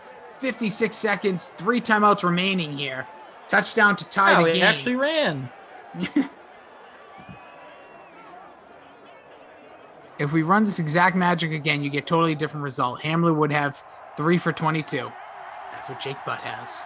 The Butt. Looking around, Tua searching, 35 seconds and counting. No pass rush. He takes, oh no, he doesn't run yet. He's taking his time, throws off, has a clear shot to the end zone, and he's in. Tua. That's what we needed. We needed to reward people that rostered a terrible sim quarterback, and that's just awesome. Great. So happy. So happy that people have Tua Tagovailoa. What a bad play. And they get points. Unbelievable. I disagree. It's a great play. Look at this guy. He's got I think he has 4 touchdowns in this game. 1 rushing, 2 to Gesicki, 1 to Wilson. Both quarterbacks got 4 touchdowns. Who would have seen this coming?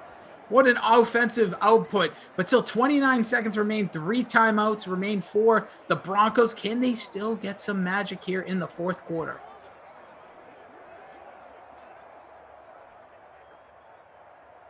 Tua is owned 56% of the free showdown. In the early classic, people faded him hard, 22%. Wow. Unbelievable. Emerson's for it says, dang, this is going OT. Don't hold your breath on that. Still 29 seconds, 2 timeouts. I know you're a forehead, so you can't see.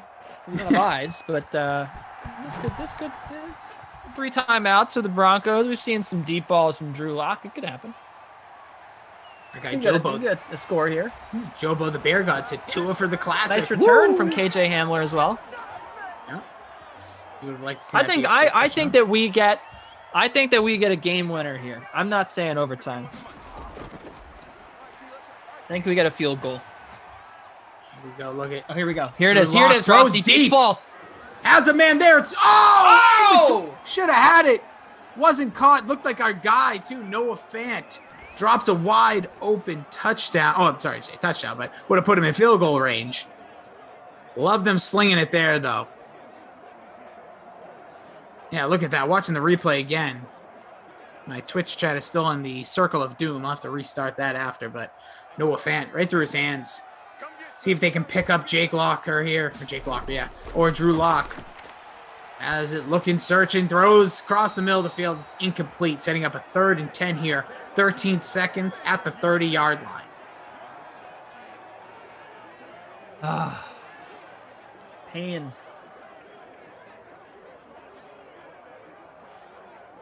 Pain, man. Pain. We'll see. It's a big play here. Either way, because with not enough time necessary for the Dolphins to do anything, but could get an interception. They're sending forward, picked up, goes short as a receiver. Why is he? Oh, stays on his feet, makes a move. 5 seconds remaining. They're going to call a timeout here with 4 seconds on the clock. They have they could throw a deep one here. That's well into the bonus, Cortland Sutton. But you could throw a deep one here. It's got 2 good corners on this defense, but Sutton made a nice play, giving them, I think, Lock can throw this one, Kenny. He can reach the end zone from here. So they got the 4 wide, back in the backfield, 3-man rush. Here's the snap. They're going to spy him as well with the linebacker. He throws it. It is short of the end zone. Tipped around. Oh! Incomplete. Overtime, baby. You know the rules. We go straight to overtime. First team to score a touchdown. Well, if the opening team that gets the ball scores a touchdown, ball game. If they kick a field goal, the other team will have a shot. If they both kick field goals, it goes into sudden death. We shall see. Let's have some fun here. Just about 5 o'clock Eastern. 3 o'clock in the midst. Mountain. Dolphins getting it. Dolphins getting the ball. Dolphins will receive. So can Tua go for 5 touchdowns. Woo! group chat of people talking about nonsense. Keeps interrupting my phone. I'm trying to look at the chat. All right, here's the kickoff. Again, in this game, Cortland Sutton has a touchdown. Jake Butt does not, but he has a couple grabs. We have touchdowns by Albert Wilson, by Gesicki's got 2. The KJ Hamler has got 2. The Ham Daddy. The Ham Daddy, if you will. 2 with ran one in. Both quarterbacks with 4 scores. Tons of points throughout this one. Tua throws it short. As a receiver, goes out of bounds. I'd just like to say I've just finished making my lineup for the Jets and Bills game, and I'm not going to give it out obviously, but I will tell you all the unsurprising news that I have decided to completely fade the Buffalo Bills. Well, you're going to lose. There's a pass there. Caught, connected for the first down to the 37-yard line. Tua now can get to the bonus.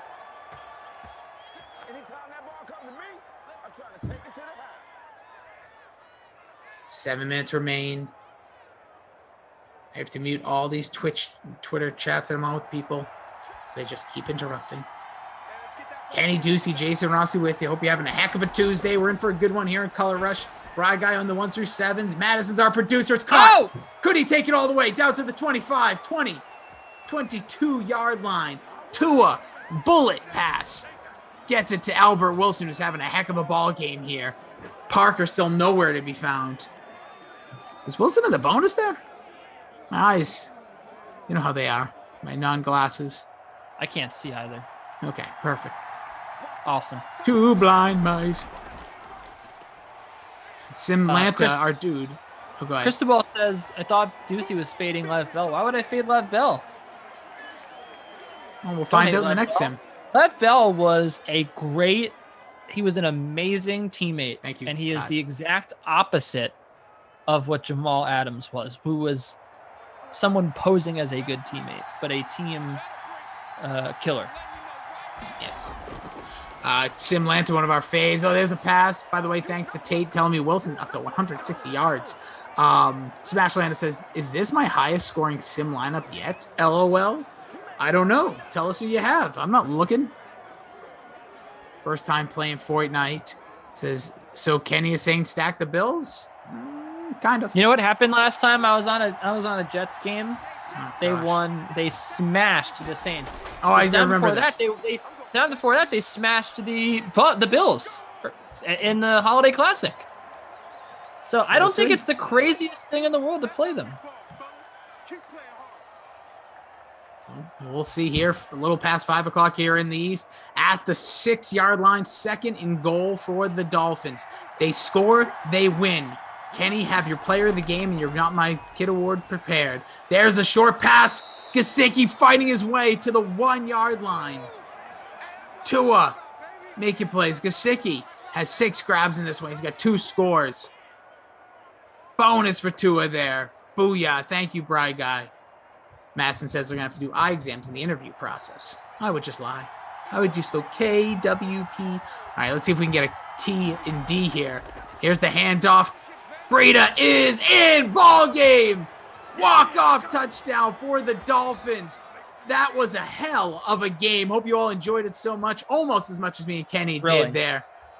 We had a combined 9 touchdowns. First rushing touchdown of the game there. So Kenny, I turn to you, my compadre, the tennis god of DraftKings, the man, the myth, the legend, hell of a Dunder Mifflin t-shirt. Who is going to be your ducking out Ducey player of the game? Look, man, it's not hard. You know who my player of the game is going to be. It's going to be the Ham Daddy, the Ham Master, Ham Master K Ham. The K is silent. It's just Hamler, KJ Hamler, $2,000. It was unbelievable that no one rostered this guy. I really don't understand. $2,000. He's fast. He's a wide receiver 3 for the Broncos. I'm going to stop making you feel bad for not rostering him. It's okay. No, we should all feel bad. Fantasy points, 2 touchdowns, or two catches, a touchdown, 91 yards. Guy was unbelievable today, and he earns the player of the game.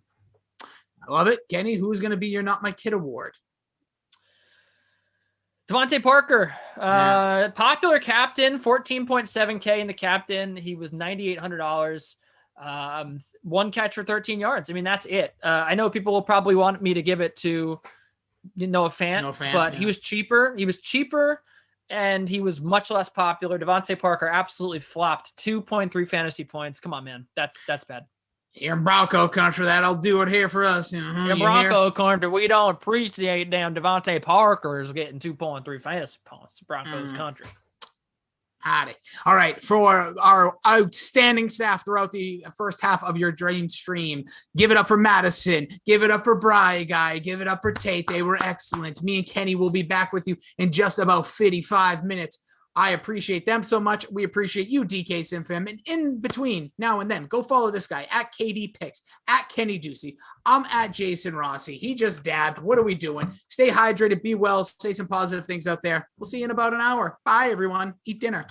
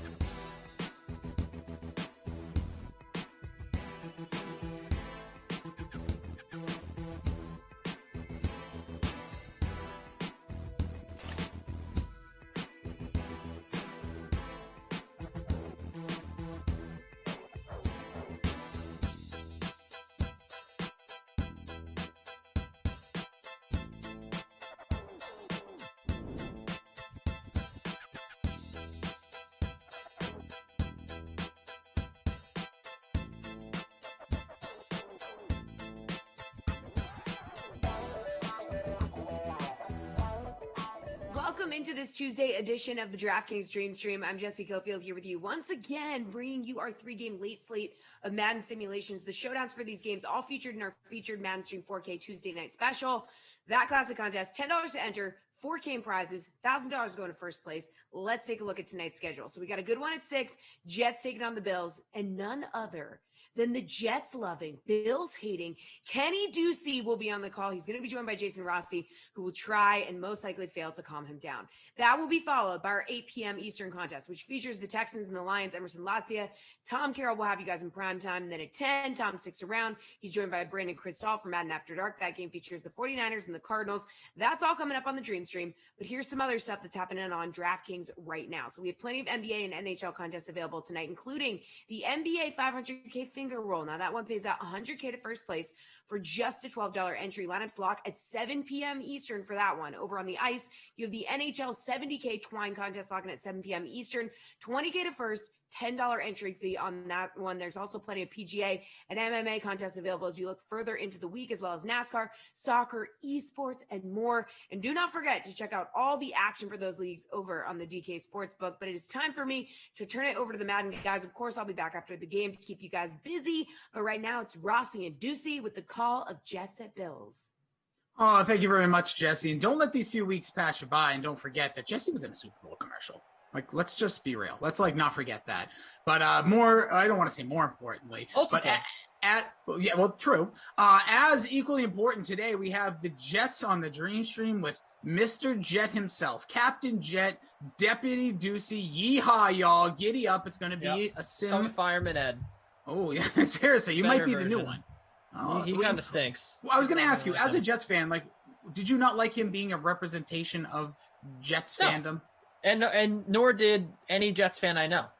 Ooh. Like, Jets fans are not big on Fireman Ed. Oh, not at all. Poor Fireman Ed. Now I feel bad, even though he quit. He bailed out a couple of years ago. What do you mean? But that's the whole point. That's why people don't like him, because the going got tough, and he was just like, hey, see ya. I don't want to come back anymore. And you know why he said that? He said it. Here's what happened. He said it because he wanted an excuse to leave. He was upset that the Jets, when they built the new stadium, didn't give him better tickets. That he thought that he was Fireman Ed and he deserved like front row seats, and they didn't give them to him. So instead of being like, hey, yeah, I'm in a fight with the Jets, he was like, oh, they're bad. They're so bad. I can't support this team anymore. And that was his excuse to leave. But the real reason was that he thought that he deserved to be sitting down in expensive seats because he was Fireman Ed. He wanted free seats. Anyway, so that's why the real people, the real Jets fans don't love Fireman Ed. Do you like cat scratches? No, but I do like Brashad Perriman, wide receiver 3, in my captain spot. That's where I'm going for this one. I know it's a popular captain. I thought about Lev Bell, but I wanted to save a little bit of money with Perriman. I still have Lev Bell in my flex. Yep. Along with Sammy Darnold, Jamison Crowder, Chris Hogan, and in revenge spot, mind you. And then my one lone Buffalo Bill is John Brown. Chris Hogan used to play for the Bills. Yeah, but it's been a long time. It's been a heartbeat, if you will, as the kids say. Did they break you? You okay? No, I'm all right. No, that's something happened when I said that. Well, we're going to the game here in a minute, so I will let you know. No revenge that I know of in this one. I have Perriman, but not in my cap spot. I went Chris Herndon in the captain spot. Oh my gosh, no way, dude! I did. You fell into that trap. I did. I want the price reasons. We'll see what happens. Josh Allen, Sam Darnold stacked the quarterbacks. Perriman, Lee Smith, and I got to get a kicker in there because I didn't last game. I felt dirty. I'm gonna go with Tyler Bass. So watch out for Herndon to rock it. Just like these nice color rush jerseys. Color Rush Tuesday, Kenny Ducey, Jason Rossi with you. Buffalo in those all reds. At least we didn't get that red-green that we got that Thursday night. The colorblind special. Tonight it's reds in the new sleek all black with the green Jets jerseys. We'll see your boy, Josh Allen, starting here on the first drive from the faded everyone on this team except for John Brown, so we'll see how it goes. So far, I think the Jets are undefeated when I've been on Jet Sims, and that's not like that's a real stat. So take it for what you take it with a grain of salt, but that's or however you want. But that's been the case. So we'll see what happens here. Alex Fox's Perriman is the man in 2021. But we'll see if that can roll on. Andrew He has been the man in Madden 2021. It's been great. Andrew McKiskey, something like that, says stacked Bills. There's a pass down the sideline going to, is that my big boy there, Mr. Lee Smith? Look at him. Get in there. Just like Button our last sim. Love those tight ends. Dude, Lee Smith is like the most popular play ever. He's so cheap as well. Get good numbers on him. Gets the first catch. Josh Allen in this contest, 80.3, should I say.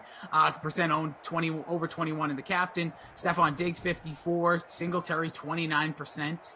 Some of the star players there for the Buffalo offense. 1st and 10 here. We got Andrew, our technical advisor, Michael, our producer, Zach and Ops. Great crew. Smash that like, hit subscribe on your way in. Appreciate y'all being here. There's the pass to Diggs. Gets his catch for a first down. See how long this lasts. What, the drive or this hot play by sweet, sweet Josh Allen? The hot play. Just so good. I've seen this movie before, Rossi. It's a pretty good movie, though. I just don't like it when it gets really romantic. Don't like that part. It's kind of like in Wedding Crashers. The first 45 minutes are incredible. It gets a little gooey. There's an incomplete pass. Nice setup, too. Just overthrew him a little bit. Josh Allen starting off rather hot, but cools down there on that pass. So we'll see here. Buffalo. Again, Kenny predicting a Jets victory based on his undefeated streak thus far, since he's called Madden Jets games in Madden 21. There's a bullet pass caught to the 26-yard line. Nice grab there. Lee Smith in this contest, 22% owned. Again, could be a fault of a lot of owners not going with him. Kenny, with this lineup that you stacked, or earlier you thought you had a winning lineup. What kind of lineup are we looking at here? Are we thinking top 30 finish, top 10, top 1, top 100? I'm thinking a top 10 is in the cards for me. I was pretty close. I was they're top 30 last time, so I think I could be top 10. I think so. All right, we'll see. I dig it. Kareem says cold Beasley. Sean Cold Preston Beasley? says, yeah, every time I rostered Lee, he's been underwhelming. Watch him go off. We'll see here. Josh Allen looking, goes up top, has a receiver there. Ball is incomplete. So we have a 3rd and 3 here from the 19-yard line. 5 minutes left to go. Just under 2 minutes into this one. 3 minutes. There's that Jets defense. Can they tighten up here? Nobody on the slot receiver there. Looks like Beasley wide open. Top of the line, 5 wide. Actually, might be Singletary. Get him! Wide open. Nice quick pass strike from Josh Allen. Nice heads-up play. Josh Allen taking that massive jump from, was Singletary, from year 1 to 2 and then 2 to 3. Big jump. We'll see if the talent continues to roll. Obviously, when it comes to the Jets side, as we'll talk as this game goes on, the kind of faux rumors of a potential Deshaun Watson open to being traded to the Jets along with the Dolphins, along with the Panthers. Mm-hmm. What does that mean for Sam Darnold? Is he a part of that trade? We don't know. Is that trade even real? We don't know. Of course not. Well, to both. I mean, but really to the Darnold. If the Texans Josh are getting, Allen man. just almost waltzes into the end zone. Opening drive for the Bills is tapped off with a rushing touchdown for Josh Allen as he does, I believe, the Dougie-ish dance there. If the Texans are getting if the Texans are trading Deshaun Watson to the Jets, there's 0% chance that Sam Darnold's in that trade. They're getting the number 2 pick and they're picking Justin Fields or Zach Wilson. That's it. So Sam Darnold would go somewhere else. Interesting. He'd go to the Bears or the Bears. Potentially the Bears. Maybe the Lions. No, but they definitely would not be putting him in the Deshaun Watson trade. That's not what they would be doing. But I will, if Darnold will be traded if they decide to go for Watson. I mean, I think that much is made up. So we'll see what happens. But so right now we sit here today, you get the notification Watson traded to the Jets. I throw a party. Yeah, it's great. I mean, we're going to the playoffs. Okay. Because it's become the fear of all fears is like my side of the AFC East, where, Patriots used to just show up and win the division. Now, let's just play out these crazy rumors, these crazy things that could happen. If Deshaun Watson replaces Sam Darnold as the Jets starting quarterback, that makes them a threat, clearly. Yeah. Then let's say something crazy, like if the Dolphins get kind of desperate to see that happen, they go ahead and trade 3 first-rounders for Russell Wilson, which is, I don't think, realistic, but it's out there. Right. Let's play the game. So you'll have a Josh Allen who's emerging as a star with the Bills, the Deshaun Watson who's an MVP candidate year in, year out with the Jets, Russell Wilson, again, another MVP candidate year in, year out for the Dolphins. All of a sudden, Josh Allen looks like the 3rd best quarterback in the AFC East. That'd be amazing. It'd be a dream. It'll be the Deucey dream, but then as a Patriots fan, you're just sitting there going, uh-oh. Yep, you sure are. Uh-oh. I think, how does it feel, Patriots fans? It already feels bad. I'm just thinking that would only make it worse. But again, we don't know. Look at Sam. Let's pause and talk about Sam. Hogan over the middle. Let's talk about him. And there it is. There's your conversation about Sam. No, I think Sam Darnold definitely has a lot to offer. I think he's a very fascinating player. New coaching staff, new things. I personally think he'll be the Jets quarterback. I don't know what you think as a Jets fan. Obviously, if you can get Deshaun Watson, you do it. But I feel like you got to feel somewhat confident. He's 22 years old. Finally, maybe gets coaching staff that I'm going to be it. happy either way. I've always said that it's going to be a win-win for me. Either the Jets are going to get, Trevor Lawrence back when I was talking about, maybe them getting the number 1 pick, or Deshaun Watson, or they're going to get, they're going to have Sam Darnold, and they'll be fine. Yeah. Gregory jumps in and says, who scored? Rewind. No, I'm just kidding. Josh Allen. Josh Allen ran it in. Wait, so Mike Browser says, wait, who are the better quarterbacks than Josh Allen in the AFC East? We were talking about whether Watson, Russell Wilson or Deshaun Watson come into the AFC East. Oh, that's a smash hit. Or both, which would be a nightmare as a Patriots fan. But yeah, that's just. You really think we're saying like right now he is like Tua Tagovailoa and Jared Stidham or whatever the heck? Yeah, I don't even. Patriots will be throwing out there. Just Brian Hoyer, who has a verb named after him for not scoring at the end of a half. Only in your world. No, it's out there. It's going to be in Webster soon. That's another thing. Webster's always adding words. You think they're ever going to get rid of words in the Webster's dictionary? No, I don't think so. They do always add words. I agree with you. It's kind of annoying. Yeah, like every year. It's kind of like Hall of Fames. Like sometimes it's too much, unless it's the MLB where they're just like, nah, we're good. I'm not going to add nobody. But yeah, I always feel like, oh, this is now a word. Like I remember the first one that made me start questioning life was when tweet became a word. Like an official Webster's dictionary word. I don't think that they needed to add tweet as a word because tweet was already a word. So they just added a definition. I guess right? that's true. They made a repositioning of what the word would be. So we didn't have to add to the word count in Merriam-Webster. What's another one that came out? That was like dab. I believe that was an dab, already a word. So when you're talking about do we have too many words? Oh, there was in another that one. Scenario, Give me a better example. we already have words. Okay, let me think of another one then. What was another word that was recently added? I feel like all these new words. I don't know. I don't remember. It's all the time, man. It happens all the time. I don't know, man. I know. Well, because you're cool and hip with the kids. You're going out on the Friday nights and listening to the Bobby Shawarma, or whatever his name is. Bobby Shawarma. Yeah, that's the guy's name. Jeez. This formation audible. Yeah, and Ronnie Hamburger also. Shawarma. Flag on the play, just confusing the offense. Okay, this is very interesting. I'm going to ask your boy, Chris Herndon, the ghost. Do you get points? Disappearing act. Did you get points for that?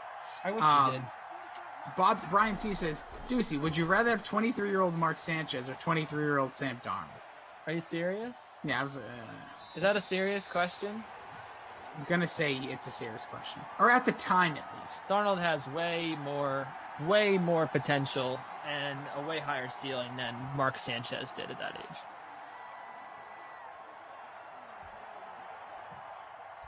Our technical advisor letting us know, Andrew, saying that there's been a lot of dictionary talk. Well, when you have very sophisticated human beings like myself, Kenny, Glash, and Tom, you know, this is what you get. You get very intelligent, high level Talk about the talk. dictionary. Yeah. Like after this, I'm going to have a little dinner. I'm going to watch my Jeopardy, Funny. my programs. I have a funny story about dictionaries. Yeah, what about it there, Bobby Shawarma? It's not Bobby Shawarma. It's Bobby Shmurda. Him too. My grandmother loved this butcher in Long Island where she grew up. Okay. Where my mom grew up. My grandmother, who's passed a long time ago, she would go on Long Island. That's correct, Andrew. She would go to this butcher, and they would have, the specials listed outside, and they would always misspell things, always misspell the cuts and the dishes, whatever. So one day, finally, she went in and she just bought them a huge Merriam-Webster dictionary. Ooh. Giant old school dictionary, popped it there on the counter for them to use because they kept misspelling words, and they still have it there today, like 40 years ago, or 40 years to the day. And also, they used to have word of the day at the butcher. They used to be like, "Hey, here's today's word of the day." All right, that's it. I'm gonna do it. I'm gonna look it up right now. We're gonna do random word generator. We're gonna have a word of the sim. Let's see what we got. Random word generator, as we got a field goal there by Ficken. So we get a Ficken field goal, 7-3. Bills on top of the Jets. Petty Nana, says Andrew, our technical advisor. Ficken just about 15% owned. All right, random word generator says. Okay, whatever. Let's do it. What's today's word of the day on the sim? Let's do that. Let's make that a tradition. All right, the word of the sim today is queen. Mentioned earlier, okay. Queen. All right, I love it. Oh, that's all I came up with there. Doesn't even give you a definition, nothing, just a random thing. It just said Queen. There you go. So everybody just share the word Queen. Maybe it'll be the buzzword, even though there's no buzzword tonight. By the way, saw Emerson on the 8 o'clock sim. What happened? That dude's usually fast asleep. I thought he'd be tucked into bed. I don't think The Bachelor's on tonight either. So. Yep. One Monday night show. Okay. You know me on Mondays. It's raw or bust for me. I catch up on all my other programs on the old. Well, I don't have a DVR, but I have my ways. I don't even know what it's called. Last night. Oh yeah, it's all raw. Just as we predicted, they're going to take the belt right off of Miz. Wonderful. I have a feeling not right away. Of course. Yeah, I think it's going to be another week. I think it's going to be another week. Oh, another week, yeah. I think that's not they'll what save I'm talking about. I would like them to have it for like more than a few weeks, man. I think they'll make it to the pay-per-view. I do, personally, but we'll see. There's a slide there. Josh Allen gets another first down. There is some serious rumbling going on above me. What's going on? Is it rumbling of the trade for Deshaun Watson? No, it sounds like people are fighting or something upstairs. Ooh. And there's like thumps. There's a bunch of thumps on the ground. And we're not allowed to have pets in here, so it can't be like a dog running around. That's not possible. Fight. Y'all I don't know. make me lose my mind. One of my neighbors got arrested. I saw him get arrested like a month ago, so it wouldn't put it past this building to have a fight upstairs. Ducey Palatial Estates. Things are going down, throwing straight bombs. It's 7-3. You ever have a feeling that like the ceiling's just gonna cave in?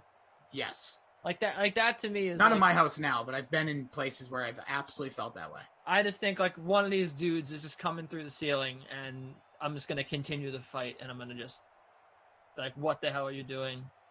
If he falls through, he's taking over. Room. No, he's taking over the sim. If he falls through, we're going viral. So. Oh, that too. But we first need you to absolutely. You're going to depart. No disrespect. I love working with you. But if someone falls through your ceiling, they're taking over the sim. And I don't care what they know, what they don't know. I'll take all the heat from the higher ups and say, listen, this dude just fell through a ceiling. We need his input. We needed his thoughts on Lee Smith for the Bills. He might be a little dazed at that point. Perfect. Sometimes we're all a little dazed. I don't know if his analysis is going to be too spot on if he's dazed. That's true. Kareem says USC quarterbacks. Sanchez, Liner, Barkley, Kessler, and Darnold all stink. I don't think Darnold. Matt Barkley was good. Was he? Matt Barkley beat Ryan Fitzpatrick Winner, you're in. Week 17, Jets Bills. Matt Barkley won.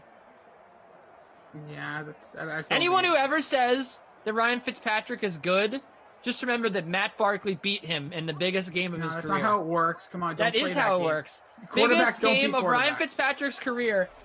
You want to No, talk he's about been in the quarterbacks playoffs. beating him? He threw 3 interceptions. He beat himself. I know, but my And point is, it just makes it worse that Matt Barkley was the quarterback on the other side. well, if you turn the ball over 3 times, that means Barkley doesn't have to make it any. As long as he doesn't make the same mistakes, he usually will win. Yeah, and he didn't. So there you go. Yeah, but I don't think it's. I never look at quarterback versus quarterback. Listen, we I'm grew not up in even. the era. I'm not even telling you to look at the quarterback. I'm saying he just You just was, did. It just makes it worse that he was on the other side. No, that's fair. But I just don't like. Oh, he beat Fitzpatrick. No, the Bills beat the Jets. Like that's. I like the same thing like happened if you like when you had Aaron Rodgers versus Brady, Breeze versus Brady. It's like no, that's not, yes, they're the quarterbacks, but they don't actually play each other. Yes, it is a small football. It's my Gronk Spike Brookstone football. I don't know if they sell these. It's a Bluetooth speaker. It's for my little hands and my little body. But I will say the one thing about Matt Barkley, still in the league, still a quarterback, so give him some credit.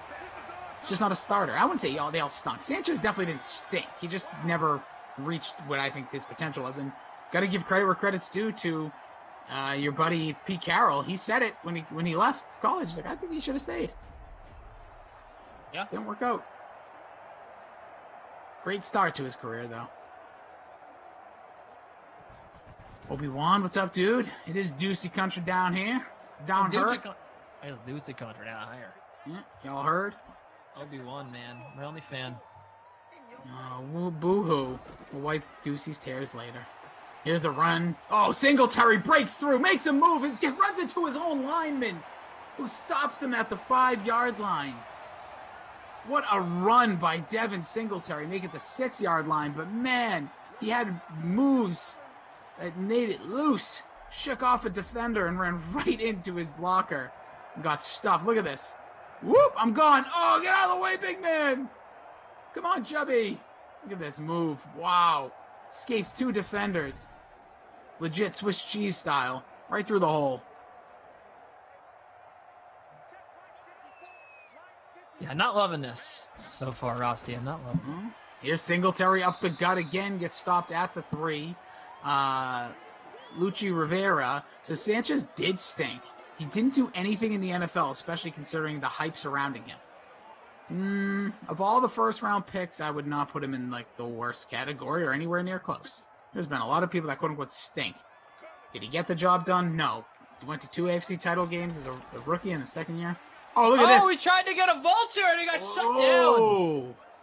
So I just, yeah, seriously, I hate you, Andrew. I just look at it as his career didn't develop. He didn't get to where he should have gone. He was fine. Good stop, says Stephen Boss. Let's see. So here we go. A 3rd and goal from the 3. Here's looking dart right to the guy who turned his whole career around. Stephon Diggs helping out Josh Allen again. What?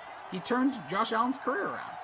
Oh, I thought you meant that Stephon The other Diggs way. turned his own career around in Buffalo. I was like, that man already had a career. What are you talking about? No, Yeah, we that's did. definitely not. Well, you could make the argument, but I wouldn't listen to it. But yeah, listen, Stephon Diggs was a made man after that unbelievable touchdown, the Minnesota miracle, if you will.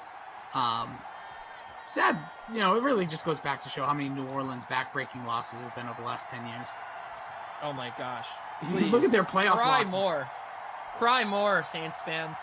No, they just can't. That's them and the Steelers to me are just too. Oh, yeah. The Packers are up there now too. Yeah, oh, please, keep telling me. Oh, keep telling me about all the heartbreak of the Saints. Keep telling me. Well, it is. It's definitely heartbreak. going. It's just, Yes. it stinks to be. It stinks to be a team that's really good and not win. Oh.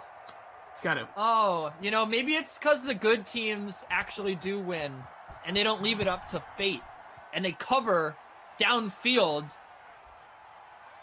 instead of let the man run free. Oh, listen. I'm not going to deny. It's The really good teams Uh-oh.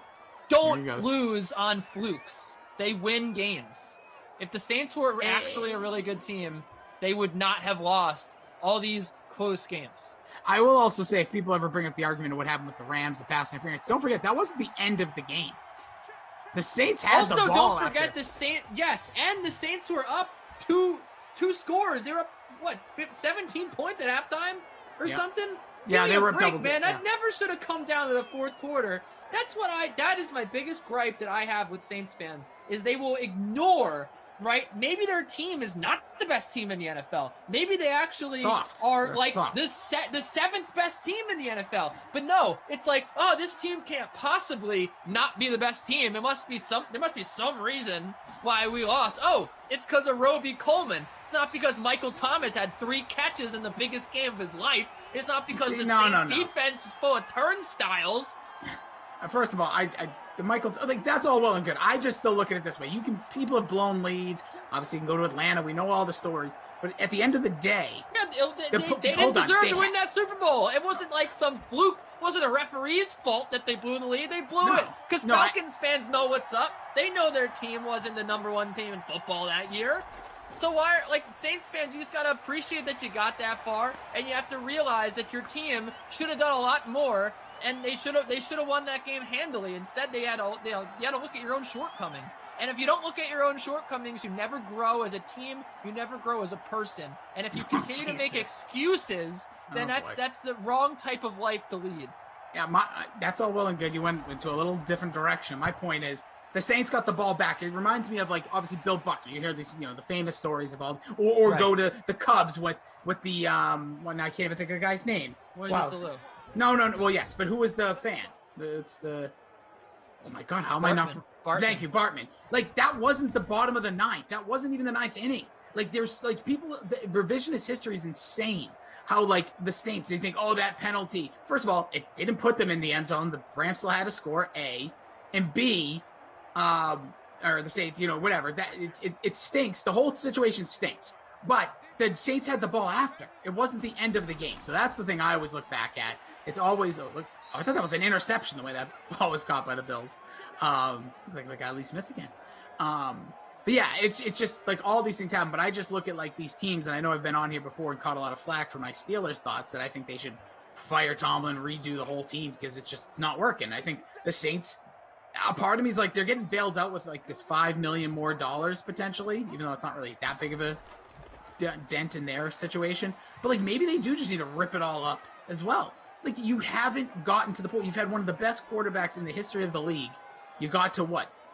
1 Super Bowl? Did they lose the Super Bowl? No, I think they've only went to 1, right? Yeah, they went to 1 Super Bowl. That's, like, not good enough. Like the Packers right now, they got rid of Mike McCarthy. It's not like it's their fault though. Like, at the end of the day, that's they what just I'm saying. aren't a good enough team. Yeah.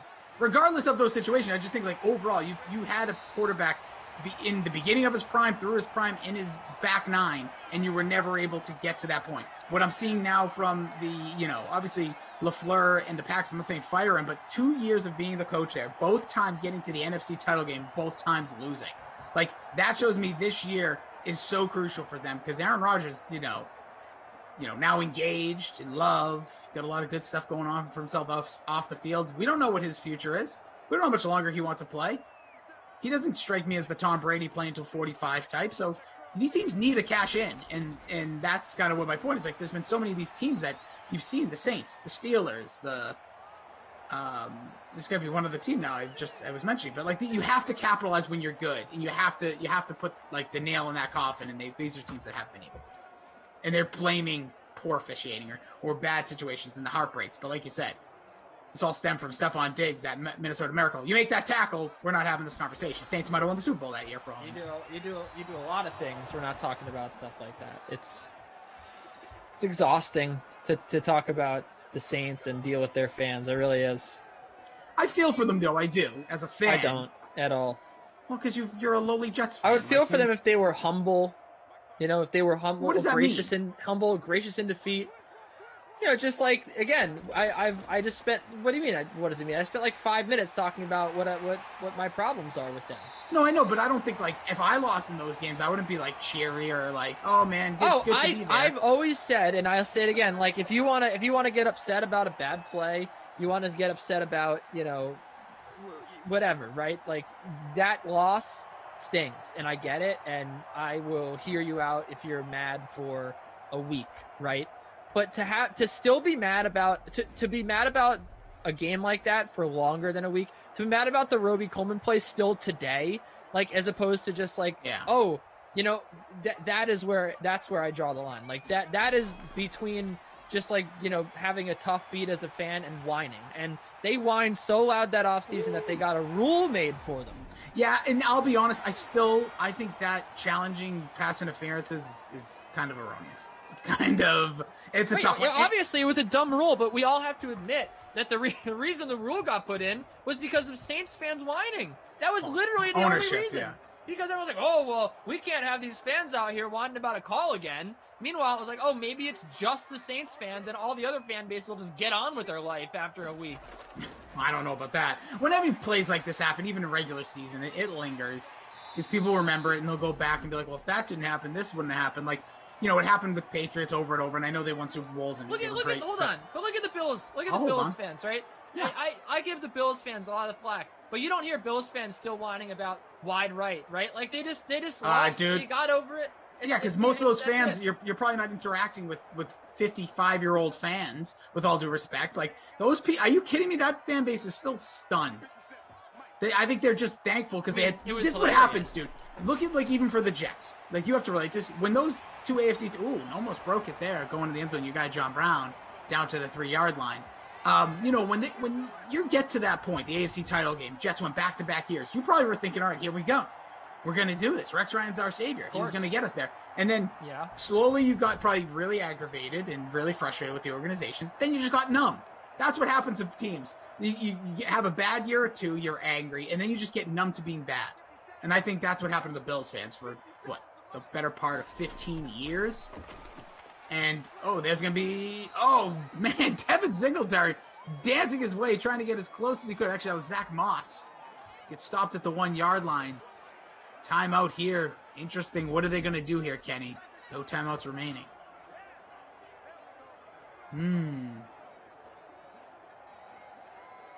Most likely to be... Brian, I completely disagree with your superlatives.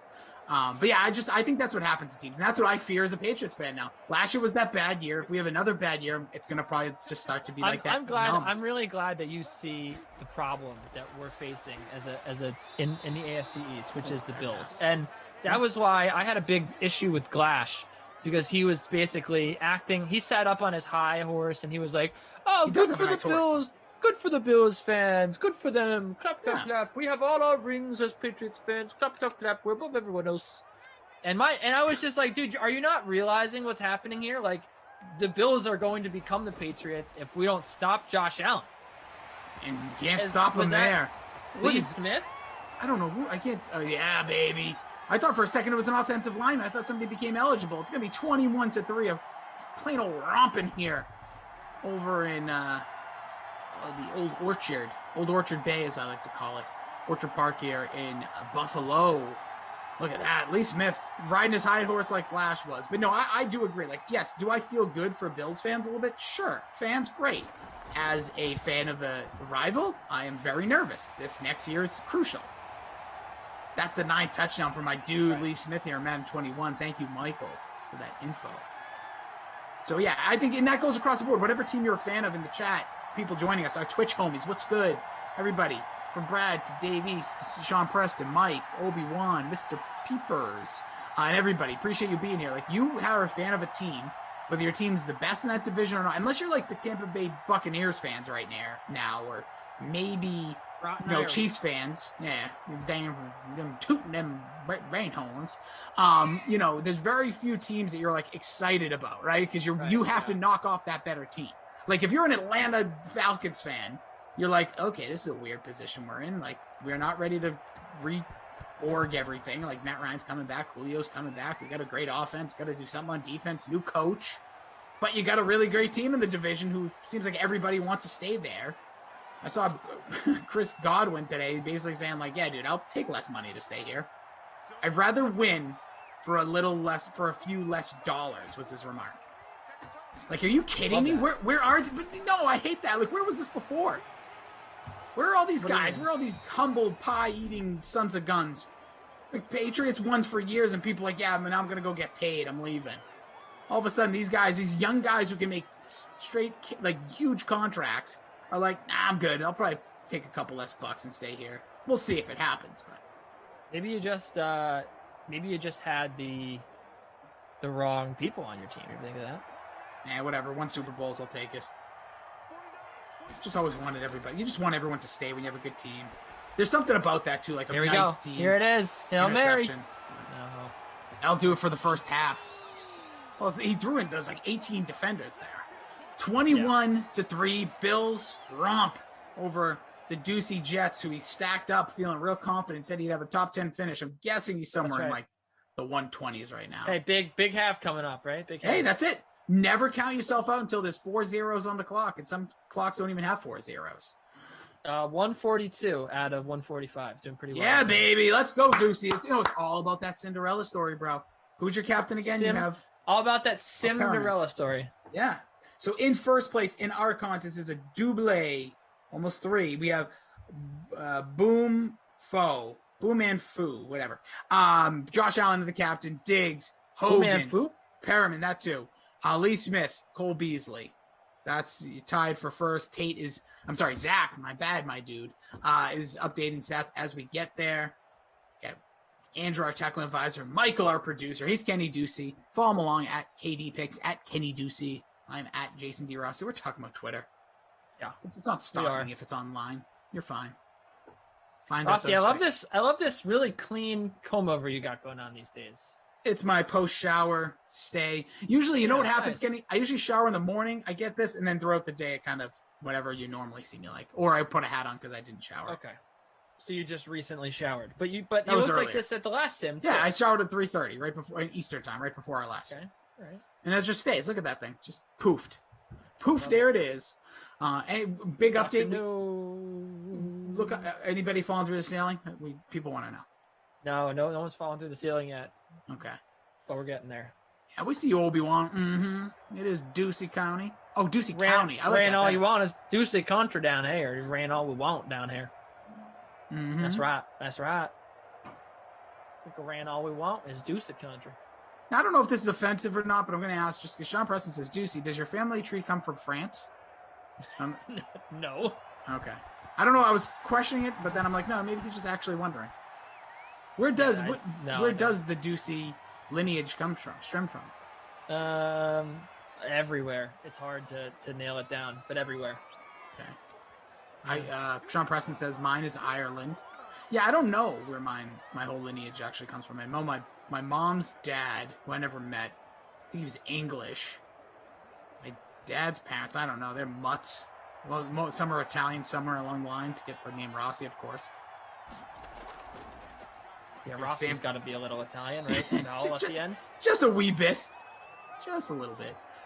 There's a guy, Lev Bell, getting a whopping 1 yard on the ground. I'm a little German. I'm like a quarter German, and then I'm also. Oh, that makes sense. Oh. And then forget the other parts. I'm like I got some Irish in me. I got some Italian in me. No French though. No French. No French. Absolutely zero French. The Albongo says Ducey is German. I think he means the name, not necessarily you. I like the lack of creativity by the Sim fam trying to make insults about me. Why are they making insults? Oh, it's the same 5 jokes. What do we got now?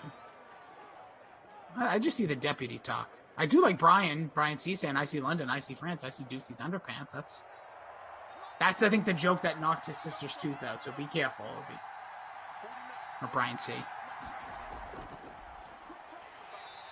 Prashant Preston says, Rossi, same here. I'm Irish, German, go figure. Yeah, we're all over the place. What about our guys in the back? Andrew, I'm going to just go ahead and guess Irish. Michael, I feel like that name has some... And Zach, what do you guys? What's the lineage of the DK Sim fam? And workers. Italian, okay. I thought so, but you don't want to assume. My guy Michael, our producer. Hopefully he's making up a mean sauce. He must have like some recipe within his family. If you're Italian, it just has to happen. I'm sorry. Oh, Lev Bell just getting stuffed. Jets just can't seem to make these plays. It's going to be a 2nd and 9 here. Can they get the tough push? to watch. Yeah.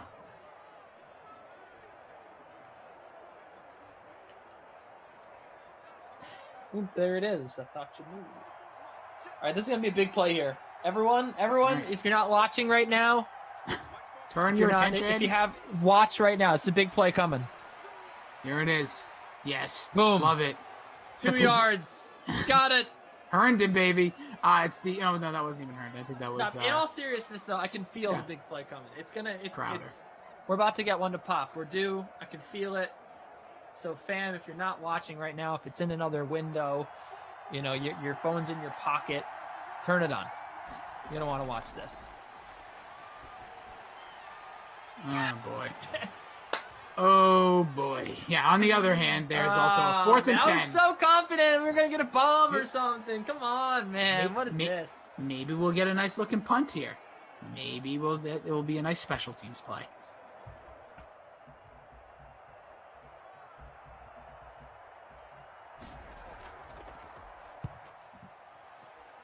Yeah, I hear you, Sean. Look at that. It is a nice punt, but it's going to fall into the end zone. So just an overall horrid drive there for the Jets, giving back over down 18 to Josh Allen, who's just smoking him so far in this one. He's got the rushing touchdown. He's thrown another touchdown. He's playing remarkable so far. See if he can keep it up. He's got the 3 scores so far. Just seeing some highlights of him just running all over the place. Let's see what we get here. Here is a 1st and 10 from the 20-yard line. It's the handoff. Oh, stuffed. Singletary going nowhere. Let's see what else we got here. Nobby Roble says 1 step forward, 2 steps back. Hogan. Nope, not getting any of that love. Brad says DK Simfam, Germany, Austria. Gang. I love it. We're all a little different. Just a little bit. Yeah, we all have different stuff. Our lineage. I don't know if anyone does like that 23andMe. My wife keeps asking me, or whatever, whichever one your choice. DK has a sponsor. I'll use whatever one that is. But one of those, you can test when you get like all these info. I that kind of freaks me out. So if I spit on a sticker. I don't know about that either. Yeah, I've talked to my wife a bunch of times. She's like, maybe we could do that for our birthdays or holidays or whatever. I'm like, oh. Part of me is like, what am I gonna find? If there's health reasons, sure, but Sam Darnold try to take off there, get stopped. Technically, gonna be it won't be a sack, but it'll be a nice tackle. 4th and 13, 2 dud drives to start this second half in the third quarter. Can't fast forward life, but yeah, Josh Allen making moves, so we'll get the Jets getting the ball back. Maybe Kenny's big play is on the horizon. Could be. It could be, Rossi. You always want to live life with just a little bit of optimism. Well, you got to look on the bright side. That's you, buddy. You're Captain Optimism. I'm Mr. Brightside. That is you. It's who the Killers were singing about. Which people say that's their best song. I'll still go with Somebody Told Me. The OG. Oh, that's a good song. No, all these things that I've done. Well, that's 100%. Actually, that is actually like one of my. It's a top 10 favorite song of mine. I did a list once, and I 100% agree with that. But I meant for big hit wise, people will swoon over Mr. Brightside. It's fine. Yeah, all these things that I've done, I want everyone after this, aside from just if you're just jamming out to Daft Punk, like I was doing in this house. There's a nice pass there. Is that Hoagie getting the catch there? Yeah, I completely agree. Listen to all these things I've done. Just a nice little tune. Hot Fuzz. Song. Amazing song. Album. Yeah. Oh, loved in past tense, the Killers. Now, not so much, with all due respect. Dig them, but just not the same feel.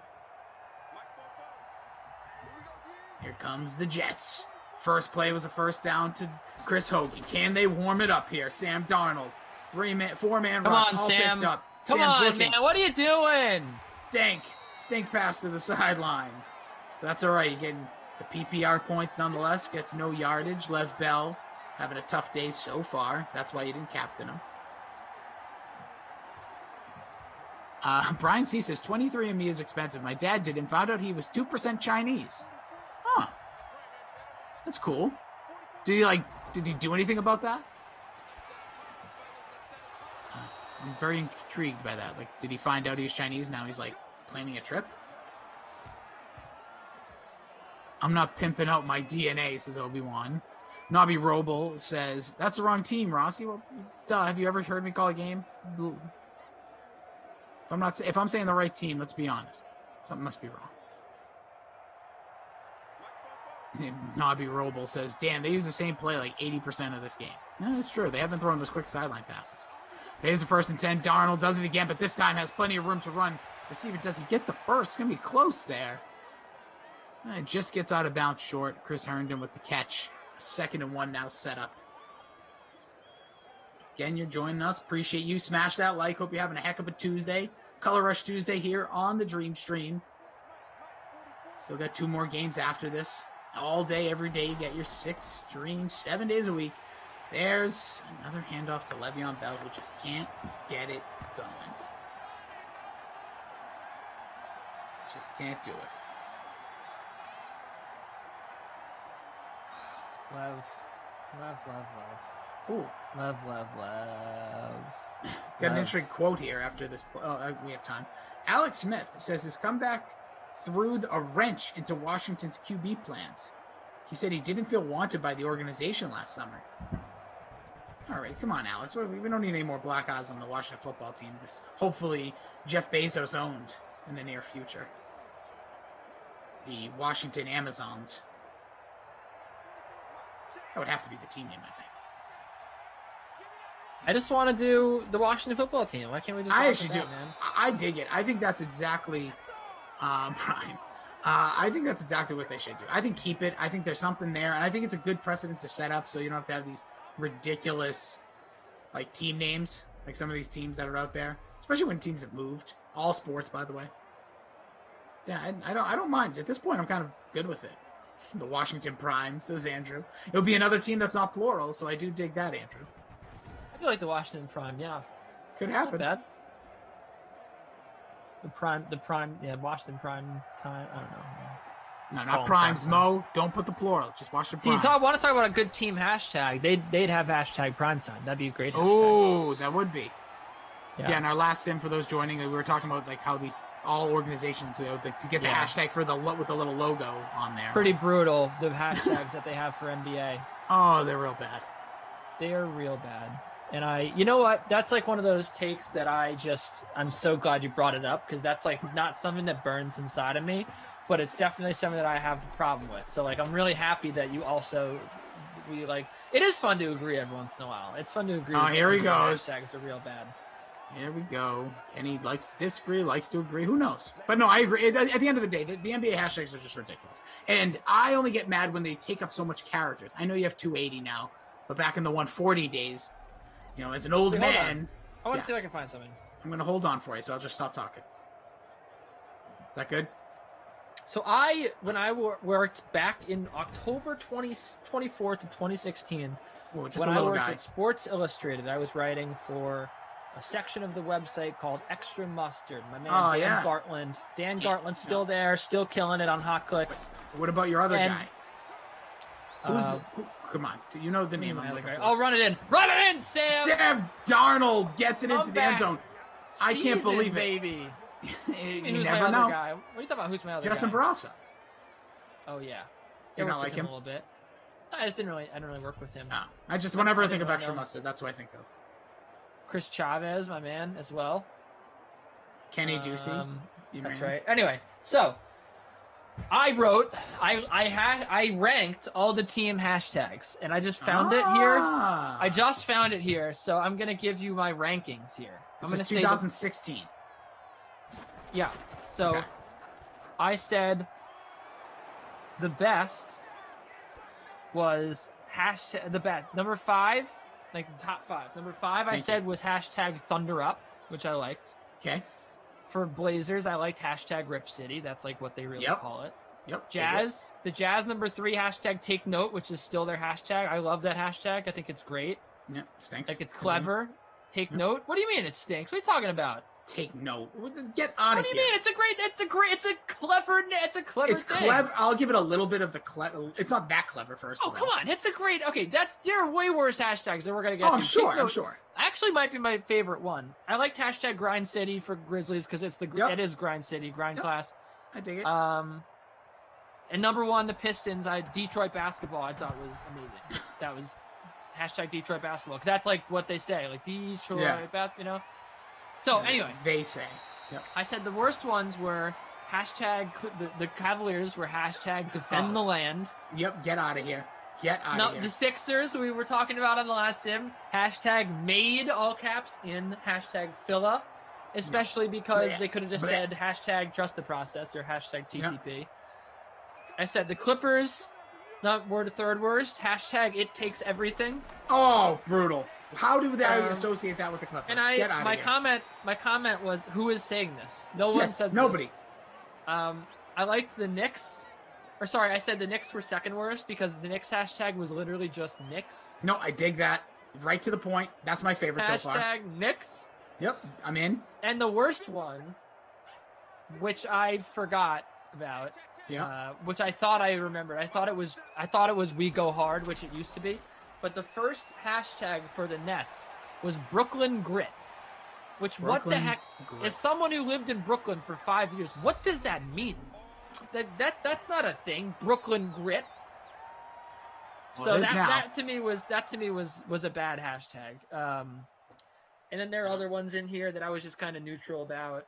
True to Atlanta, hashtag Celtics. Yes, best. Hashtag Buzz City, Bulls Nation. Good. No, get out of here. Hashtag MFFL, Mavs fan for life. Like that's like a thing with them. Yeah, that predated the team hashtag. So like I don't if it's a hashtag that people already used and they're gonna make it the team hashtag, I have no problem with that. I have a problem with them making up random hashtags phrases. That make no sense, like made in Phila, or that one for the Clippers. We do it together or whatever. Together we're strong. Everything. It takes everything. Yeah. What takes everything? That doesn't even make sense. Right. But again, hashtag Mile High Basketball, fine. Hashtag hashtag Dub Nation. Hashtag that's fine. Go Pacers. Go. There was go Spurs. Go. Like that's all fine. these. I like the ones that have the team name. Just give me the team name. Short to the point. Hashtag Celtics. Hashtag Sacramento proud. Like what is? No one's proud. No one's proud. I didn't. Lake Show is good. Heat. Oh yeah. Hashtag Heat is on. What the heck was that? That's your. Wait, you don't like that one, but you think Stay Tuned or whatever was great? Take note. Take note. Take note. One. Hashtag DC Family. What is that? Come on. Hashtag We the North is good. Yep. Hashtag Pelicans. Oh yeah, this one was bad. There were two bad ones. Bucks were hashtag Own the Future. Nope. Get out of here with that. Doesn't make any sense. And the Timberwolves were hashtag Power of the Pack. That's the one. Wait, that's the one I was thinking of earlier. Power of the Pack. You hear that, you think of what? If you heard sports, hashtag Power of the Pack, you're thinking the Green Bay Packers. You're never thinking about the measly little stank franchise of the Minnesota Timberwolves. Like, Pack, I get it. Wolves are in packs. But nobody's making that connection. And it's horrible. Hey, you're being a little mean. I'm not being mean. To my friends at the Timberwolves. They are the worst team in the league, but they're not a measly Yes, they are. They little fired their franchise. coach, who their poor coach was the son of the legendary coach that put that team on everything to that team. You're right. And they stink. When they stink. They're a horrible organization. And they just need to do what they always do, trade their star players and reload in 15 years. And this isn't an NBA conversation. Rossi, you're right. I know, but I don't tell you you're right when you go on rants. I just let you rant. All right, That's how it goes. But I'm just saying that the point of this was same thing in the NFL with all these things. I'm glad you wrote that good article by you back in the day when it was just Baby Ducey writing up killer clickbait articles. Alex Eddy says Jason is a cat lady. You're damn right. That's my hashtag, and it has a little emoji of my stupid face. Hashtag cat lady. Like DraftKings. Hashtag DraftKings. I know it's different because it's like a brand, but that's what all these teams are at the end of the day. But yeah, Washington 2001ers. It could be the team here. 2021ers, should I say. 2001 is because I'm thinking all the music from 2001. What's wrong with the Warriors Dub Nation? No problem with that one because I know that. No problem with Dub Nation. That one's in. People think of that. We like Dub Nation. Yeah, that one's in. Brooklyn Grit was the worst one. No, I'm sorry. Packing, It was the worst one. Stay tuned and packing together and taking travel trips. Killing me. Killing me. All right, here's a handoff. Alex? Oh! Okay, that's going to come back because of a holding. Yeah. Alex says, remember the cat poop incident. Oh, yeah. I want to know what he's talking about. So I can tell you. So, man, I don't know when it happened because all these things start to blur. Maybe Andrew or Michael were there, but my cat, I'm downstairs. We have a bathroom down here that has his litter box, and I smelled some real funkiness going on right before a sim, and I went over and the cat pooped on the floor. He did not poop in his bathroom, in his toilet, we'll call it, but his litter box. He just pooped straight on the floor, and just like any other potential, feces that hits the floor, it stinks. And I had to do the sim, so I couldn't pick it up, and it happened all so very quick. And so yeah, I basically sat here like we're doing the sim, and my whole entire downstairs smelled like just poo. It's brutal. Ew, Just a fresh poo, too. I kind of smell it right now. Yeah, it's one of those things. It's palpable. It just gets in your nose. It was like I felt like it was on my beard. I want to just shave. Yeah. All right. So I got to bring up a couple comments in here. Yeah, we're good. More poop. First of all, Edzone Dash and Edzone Dance hashtag hash browns for Tater Hater. I liked. Someone said they should be called the Washington Monuments. I thought it was funny. And then someone said, does Ducey's first gray hair, I think he's saying, Ducey, when he gets his first gray hair, will he pull it out or will he get dye? First of all, I guarantee he has gray hair. I have a bazillion gray hairs. I have a million gray hairs. I get told every day that I have more and more gray hairs. No, that's the lady of your life. Yes, I think it's probably, she likes it, but it's probably because I spend all my time on here, like getting worked up about the New Orleans Saints when I live thousands of miles away in New York, and the Saints and their fans don't impact my daily life at all, but I let them, and I get fired up, and I get stressed out, and I pull my hair out when John Brown doesn't get another touchdown, and Stephon Diggs instead. Diggs is doing business here. So I have a ton of gray hair, and I don't dye it. And I don't think I will. And I think that it might be weird if I'm like kind of gray, and I'm not even 30 yet. I think I'm gonna be salt and pepper when I'm 30, which is kind of a scary thing to think about. Because dude, that's what happens. You're gonna go get a haircut. Young age to have salt and pepper. Nah, dude, you're an established man. That's all it tells people. It says I am a man that is seasoned. Have a little salt, a little pepper. You got to season your meat, dude. So that's you. Embrace your aging. It's a good thing. You lived through some hard times and some good times, and that's what it's all about. Our guy Stephon Diggs, bonus 2 touchdowns. Yeah, baby, it's hard. Listen, life ain't easy, but we're here. We're here in the Dream Stream where there's nothing but good times, good conversation, fun, enthusiasm, love, because that's what we share here. We all share one thing. We share love for some Madden football, some sports talk, some enjoyment of other people as we are potentially sitting at home and escaping to go to the grocery store here and there. Or you have the biker guys come because you live in New York, and I would do it too.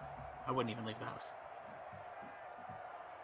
3 passing touchdowns for Allen and the rushing touchdown. That's 2 games in a row. We've had an AFC East quarterback go for 4 touchdowns, 1 on the ground. Tua did it last game. Josh Allen did it there. Jets are making a nice little comeback, but that drive by the Bills may have sealed the deal here, as Kenny seals the deal by showing off his gray hairs. It's like, look at this over here. Yeah, I went to my barber, which, by the way, if you're a guy, like, you think women go to one place, like, dudes, I think, have, like, a guy until that guy, like, dies or you move. But anyways, my barber told me when I turned 30, he's like, don't look down anymore when you get a haircut. Because when you look down, you just see all sorts of colors. You see all sorts of stuff. I do that. I like doing that. It was more of a joke, but yeah. By the way, all you daily fantasy heads out there, all you DFS heads, I don't see Fantasy Hawk in the chat, but I know a lot of you always talk about your lineups. No Jeff Green tonight for the Brooklyn Nets. Hashtag Brooklyn Grit. Hashtag Brooklyn Grit. That's right. He doesn't have it. He's not gritty enough to play tonight.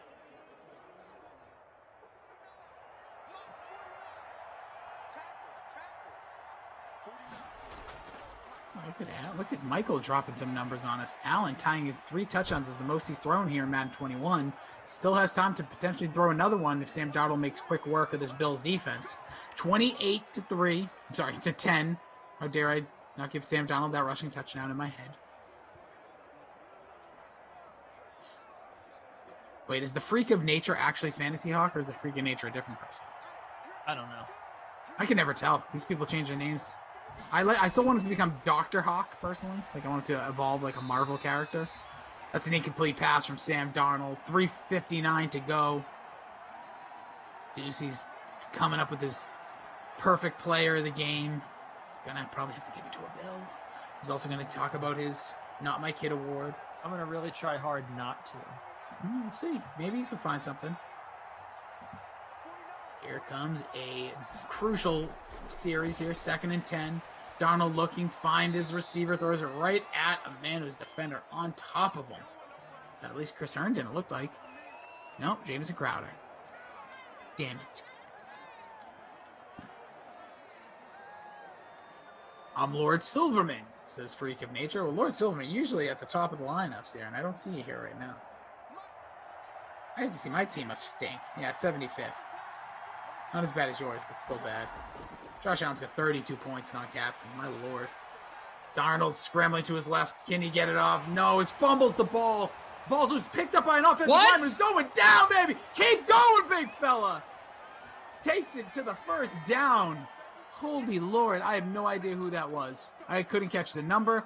They're not going to do the drop down. Doesn't matter. What a outstanding heads-up play. Big man balling, says Michael, our producer. Look at this. Just boom, balls out. He's just like 62. He's my hero.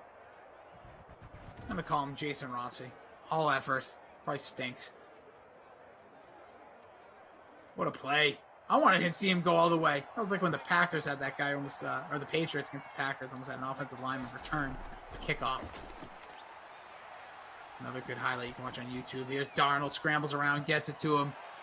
Yeah, that was Dan Conley. Remember those good old days when you just anytime a big man, like you said, we talked about this. You almost had a big man have a Super Bowl touchdown. Should have. Yeah, right it was right there in his hands. I believe it hit him in the helmet. Sure did, right in the face mask. Such a ball, you numbskull. Another great dig, numbskull. I love this. The Miz says that he belongs on Mount Rushmore of WWE with Hulk Hogan and John Cena.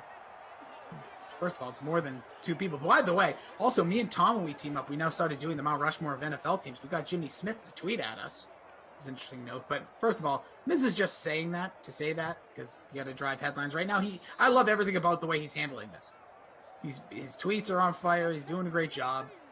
It's a good heel. Right. I want to see him get his butt kicked. Great Instagram. Yep.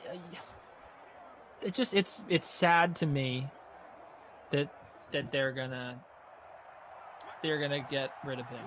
They're just gonna take the belt off him in 2 weeks.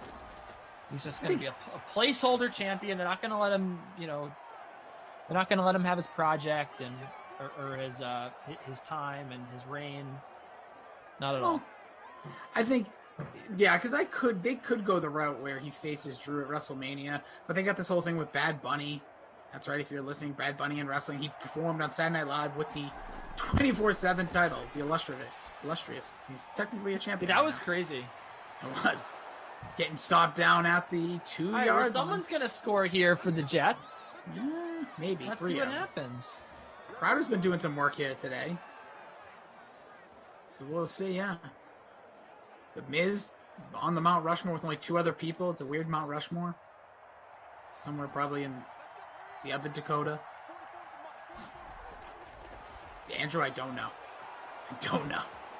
Yes. No, that's a touchdown, isn't it? Yes. No, it's your guy. Yes. Burchard. Why did we ever spend money on this?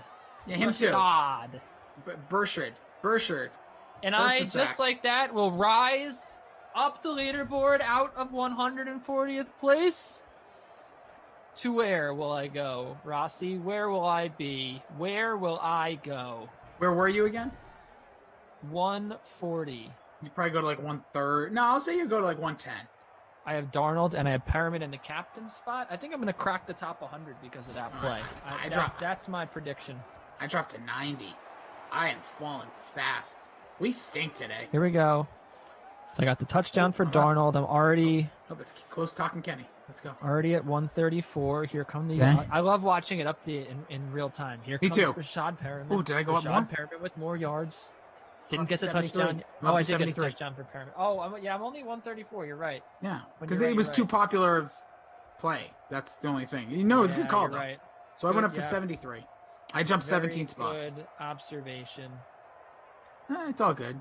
And Ducey will rise up. Rise like the day. He will rise up. Rise unafraid. Brian C. is killing it. You're getting the chat VP. We're going to cut up a little bit of the cat picture for you. So 1 minute, 7 seconds remain here in the fourth quarter. Emerson and Tom will take you over at the 8. That's right, the Emerson, not like phony Emerson, not like some pretend. I'm not going to confirm he's going to be there till he's there, because I truly believe he should be asleep, like right now. I've texted him at like 8 o'clock once, and he was like, dude, getting ready for bed. We're going to have to hear from Jesse, who actually is hosting the sim, because I don't believe it.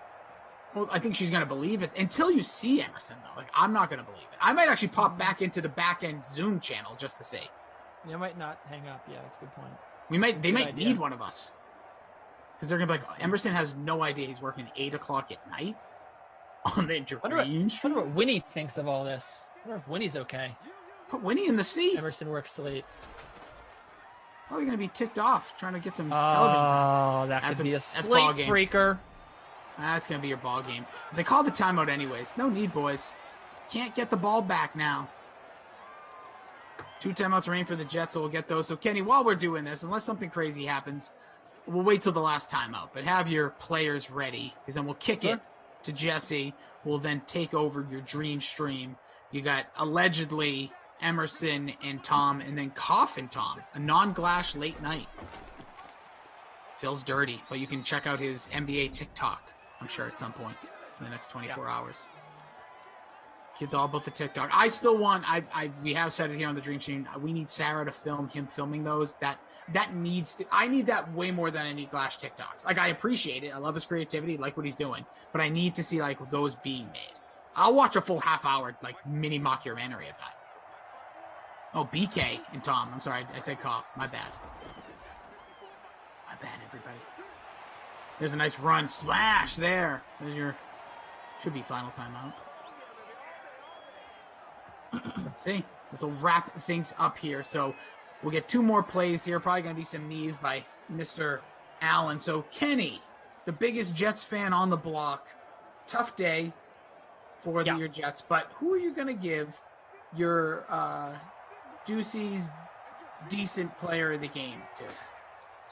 I'm going to go... Still, I know you asked me to be ready. It's okay. No, we have time. I'm going to say Lee Smith. Lee Smith, he was $5,800. I think you were always taking a risk rostering Lee Smith. Yeah. He was not that popular. About a quarter of lineups had him in there. 15.3 fantasy points. He delivered plenty of value for you. And, I mean, no complaints, really, with his performance. Again, I mean, I know it's sort of against, I mean, like everyone stacked up Diggs and Allen, right? But what set your stack apart was having Lee Smith in there. He gave you flexibility to roster both those guys, $5,800. So yeah, I think Lee Smith, player of the game, man. It was a solid day. 5 catches and the touchdown was fantastic, especially for a guy that, you know, a lot of times pulls a disappearing act on us. Sure does. It was a good call. Obviously, great game for Josh Allen, who just dominated with 4 scores, all the scores with him. But Lee Smith, the biggest beneficiary, as you mentioned. So who's going to be your Not My Kid award? Who stunk out the joint for you? Whose cat pooped on the floor and not in the proper place? I really wish I could give it to Chris Herndon, because what an awful play he was. I'm going to say Cole Beasley, 4,800. I saw a lot of people in the chat shout out that they were taking Cole Beasley. 30% ownership roughly around there, and 1 catch for 7 yards. Didn't show up. He's a wide receiver 3. You know, I love the wide receiver 3s, but not his day today whatsoever. And just dunk it up, man. I mean, aside from, even Herndon had 2 catches. Jamison Crowder didn't have a great day, but he had 5. Cole Beasley, Not good.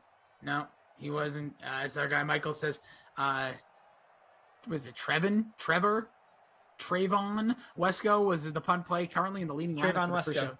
Yeah, if I could say names. Tight end slash, I believe, fullback for the fullback. Jets. Yes.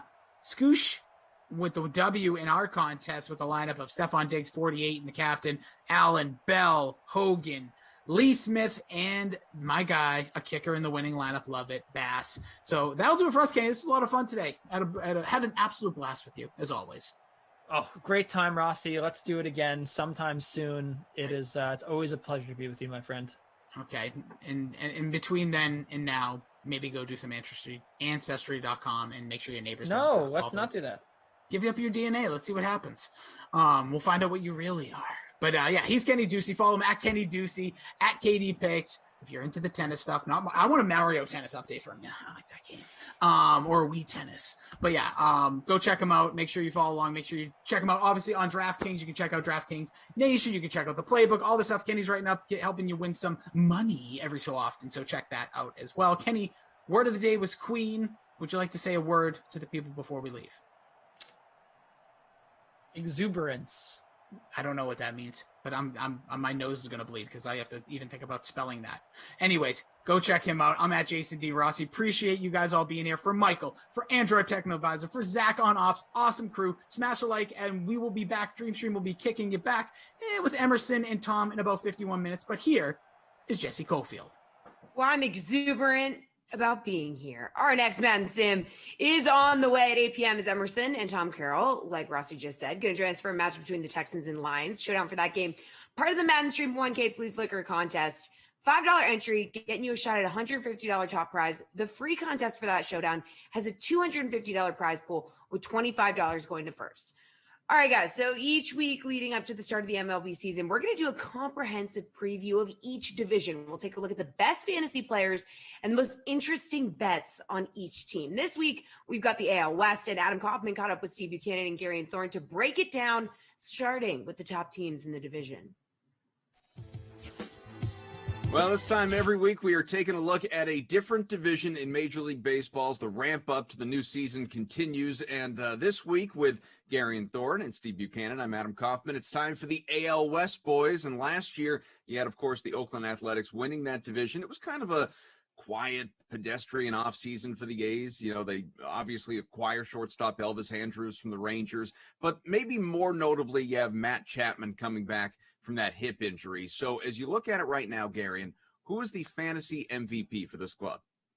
I think it has to be Chapman. I mean, you look at him and Matt Olson. Those are kind of the two mainstay bats in the middle of that lineup. And I know it's kind of strange to say this after Matt Chapman had like a 36% strikeout rate last year, but the volatility of Matt Olson's profile does scare me a little bit. He's someone who could definitely have 40 home runs this season, but as we saw last year, he can hit 197. Like, he's a little bit more like Joey Gallo that I think people are kind of wanting to realize. So I think someone like Chapman is where you can say maybe the 2020 statistics we don't take too seriously. Like, you look at his track record from 2018 and 2019, over 1,200 plate appearances, his strikeout rate was basically 23%. So I'm willing to go with the larger sample here from when he was healthy, from when we had a full normal season, and say that's really the more of the Matt Chapman we're going to get. But you look elsewhere, like Luzardo's a really interesting guy, but does he throw more than 160 innings this season? Like, there's so many questions with everybody else. I just think Chapman's kind of like the safe fantasy MVP of this team. Definitely fair to remember that last year's season was only a third of the length of a normal season. But Bukes, as you look at it, is there a better option?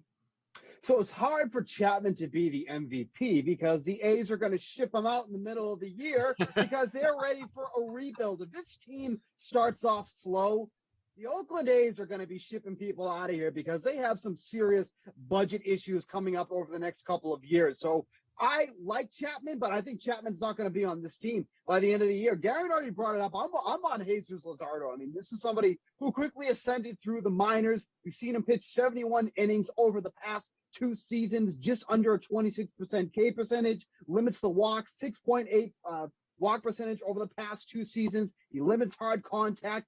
Really, really nasty slider that he has in his arsenal too as well. I think they're going to get, kind of lift the chains off of him a little bit this year, see what they have in him because they are going towards a youth movement. If it's not this year, it's going to be in the next couple of years. He's going to be an anchor of that rotation. So I have Luzardo down for me. So, Buke, staying with you, DK Sportsbook has the A's as the favorite to win that division, plus 125. You like them to repeat over the course of a full normal season? I'm not crazy about this team. I'm really not crazy about this team. So at plus 125, I don't know. There's no one really in the AL West that I like to win. Somebody has to win. But I'm not crazy about this team. So I'm definitely not on them at plus 125. It's, pretty decent odds, I guess. But, the Astros are still in the division. Maybe the Angels start making some noise this year. But I'm just not crazy about the Athletics this year. Garen? Yeah, I don't want to be, too seduced by star power alone, because we know Oakland has kind of had this ability to come together as a 25 or now a 26-man roster and be the better team. But, like Buke said, they constantly have budgetary issues. You never really know when they're going to start selling off pieces. And, maybe you take the projection systems with a bit of a grain of salt, but like Pacoda hates the Athletics. It's not even close. Like, they have Houston to win 93 games and Oakland to be a sub 500 team. And I kind of get it when you look at the way those projection systems at least gather their data. They're looking at who supplied wins to Oakland last season. And if you look at FWAR, they lost 3 of their top 8 players in Marcus Semien, who didn't even really have a good season last year. Robbie Grossman was strangely important. People forget he's like a good, solid defensive outfielder and a really good OBP guy. And then obviously Liam Hendricks, who might have been their most important player, especially considering some of the length issues they have with their rotation. So I look at Houston at plus 160. They've got a much better lineup, especially if Jordan Alvarez comes back healthy. They've got 2 of the best pitchers in the division in McCullers and Greinke. I just think that's amazing value in Houston right now. Let's talk about those Astros then. We'll stay with you here, Garion, because obviously George Springer is gone. In fact, goes to your favorite team, the Blue Jays. But then beyond that, you have Altuve still there and Correa's still there. Bregman's still there. Obviously, it's a good rotation, especially when healthy. So, 1, should we be giving this Astros team more respect than we are? And 2, who's the difference maker fantasy-wise?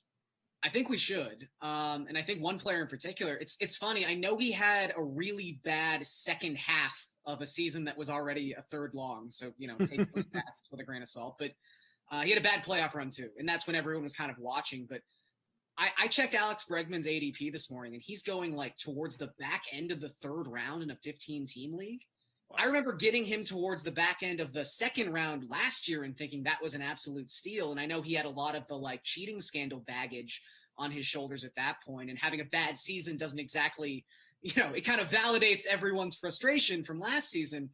But, Derek Carty's projection system, the bat, it projects Bregman to be the 7th best hitter in baseball by WOBA. That's not crazy either because we've seen it time and time again. So I just think the value you can get right now on someone like Alex Bregman, I know it's the obvious choice, but I just think he's the best hitter on this team and he has the potential to be a top 5 hitter in baseball. So as a 3rd-round pick, that's crazy. Obvious to Gary. And what about you, Bukes? So you'll lose George Springer. Big loss. It's a big loss. If only they had somebody who only played 2 games last year that can come back and provide some pop. Oh, that's right, they do. His name is Jordan Alvarez. A huge power bat that they're getting back this season. This is someone who, when healthy, has 30-plus home run potential when he is healthy. In 2019, just over a half season, don't forget about this, 27 home runs, 78 RBIs, and an isolated power of 342. Now, do I expect him to replicate that in 2021? Probably not.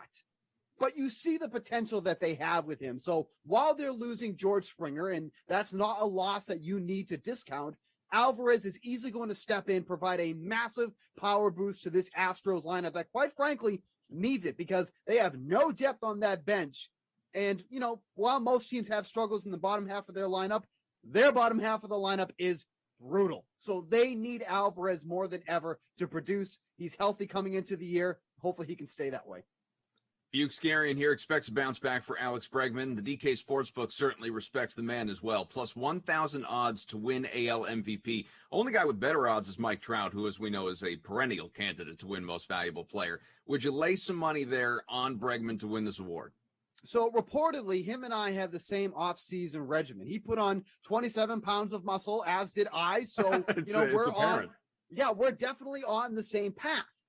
But here's where I start to get a little, because last year on pace, if we played a full season of games, he was only on pace for 23 home runs, which is a far cry from the prior two seasons when he hit 41 and 31. Now, obviously, his off-season routine, he recognized that and is trying to rectify that, but I need to see it first before I take him with the second best odds on the board at MVP. You can find so much better value with some other players on the board. So, could Bregman do it? Absolutely. You're getting much better odds than someone like Mike Trout. No doubt about that. But for someone who's coming off a really bad season, this is not exactly a buy low spot with how the odds are set right now. So don't like the odds at all. Would be staying far away from that. You're just not getting enough for the season that Bregman is coming off of. Gary, and you think Bukes put on that Saquon Barkley muscle, real quad heavy, since we can't see it? Yeah, I'm going to say it's all lower half muscle, which is that's the best kind of muscle. I think he made a perfect point in the latter half of his answer, which is just you're not getting any value. You're not getting any discount in the odds for how bad Bregman was last season. And I think it's not going out on a limb to say this guy will be better in a normal season, but we should get a little bit more juice here. And the fact that we're not, it does kind of dissuade me from making this bet, even though he fills the exact archetype of the type of player you want to bet for this award, because you need someone who impacts the game, not just with his bat, but also defensively. We know Bregman can be one of the more talented third basemen in all of baseball, but when you're looking down this list, and we know it's a very narrative-driven award as well. I mean, I look at someone like Luis Robert, who I know Steve's going to love this, but 25-1 to win AL MVP. This is someone who last season was 99th percentile in outs above average. He has a case to be the best defensive center fielder in baseball, maybe the most impactful position defensively on a baseball diamond. And he could be a 30-30 guy in a year where the White Sox maybe win the AL Central. Like, maybe the counter argument to that would be, are they really going to give a White Sox the AL MVP 2 years in a row? I don't know. But if you go 30-30 and are the best defensive player in baseball, there's a pretty good case to be made. So I think there's odds I like more farther down the board. We'll take a look at the rest of the division with Adam, Gary, and Steve coming up after our 8 p.m. sim. The guys will cover the Mariners, Angels, and Rangers. All right, we are moving on for now, though, and heading to the college ranks because there's some great games coming up later tonight. There's still time to bet on them with the NCAA tournament right around the corner. Now is the time to start paying attention to the top names in the country. Julian Edlow joined Adam Kaufman earlier today to preview some of the bigger matchups in college basketball tonight. Time to look at some college hoops with our very own Julian Edlow. Pleasure. And let's just jump right into tonight, my man. Super Tuesday, good time. Iowa State and Baylor. This thing's pretty lopsided, at least on paper. You got Baylor, the number 2 team in the country, Iowa State unranked. Last time they matched up, Baylor won pretty comfortably. But here in this one, a 23-point spread. What do you expect? It's an interesting number because not only is the spread 23, but Baylor has been off on a COVID pause for 23 days. It just throws a wrench in everything. I assume everything we've seen from Baylor this year, I have no reason to fade them. I will not be taking the 23 points with Iowa State. I also don't feel like laying 23 points with a team that's been off for over 3 weeks. So this is a sit and watch. Maybe we learn something and see how Baylor looks. Baylor's going to win this game big.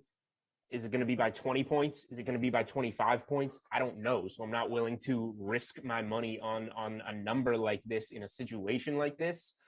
But yeah, I mean, Iowa State's lost 10 in a row. They're not a team that's going to compete in this game on the road, no matter what kind of situation Baylor's in. But we'll just kind of sit and watch and see how much Baylor keeps rolling by. Now, I guess that one feels a little bit more predictable than this matchup here between number 10 Villanova and St. John's, because the last time they clashed, you had St. John's with the upset victory. Now, Nova is favored, as expected, by 11 points, but how's this one play out? 11 is a lot.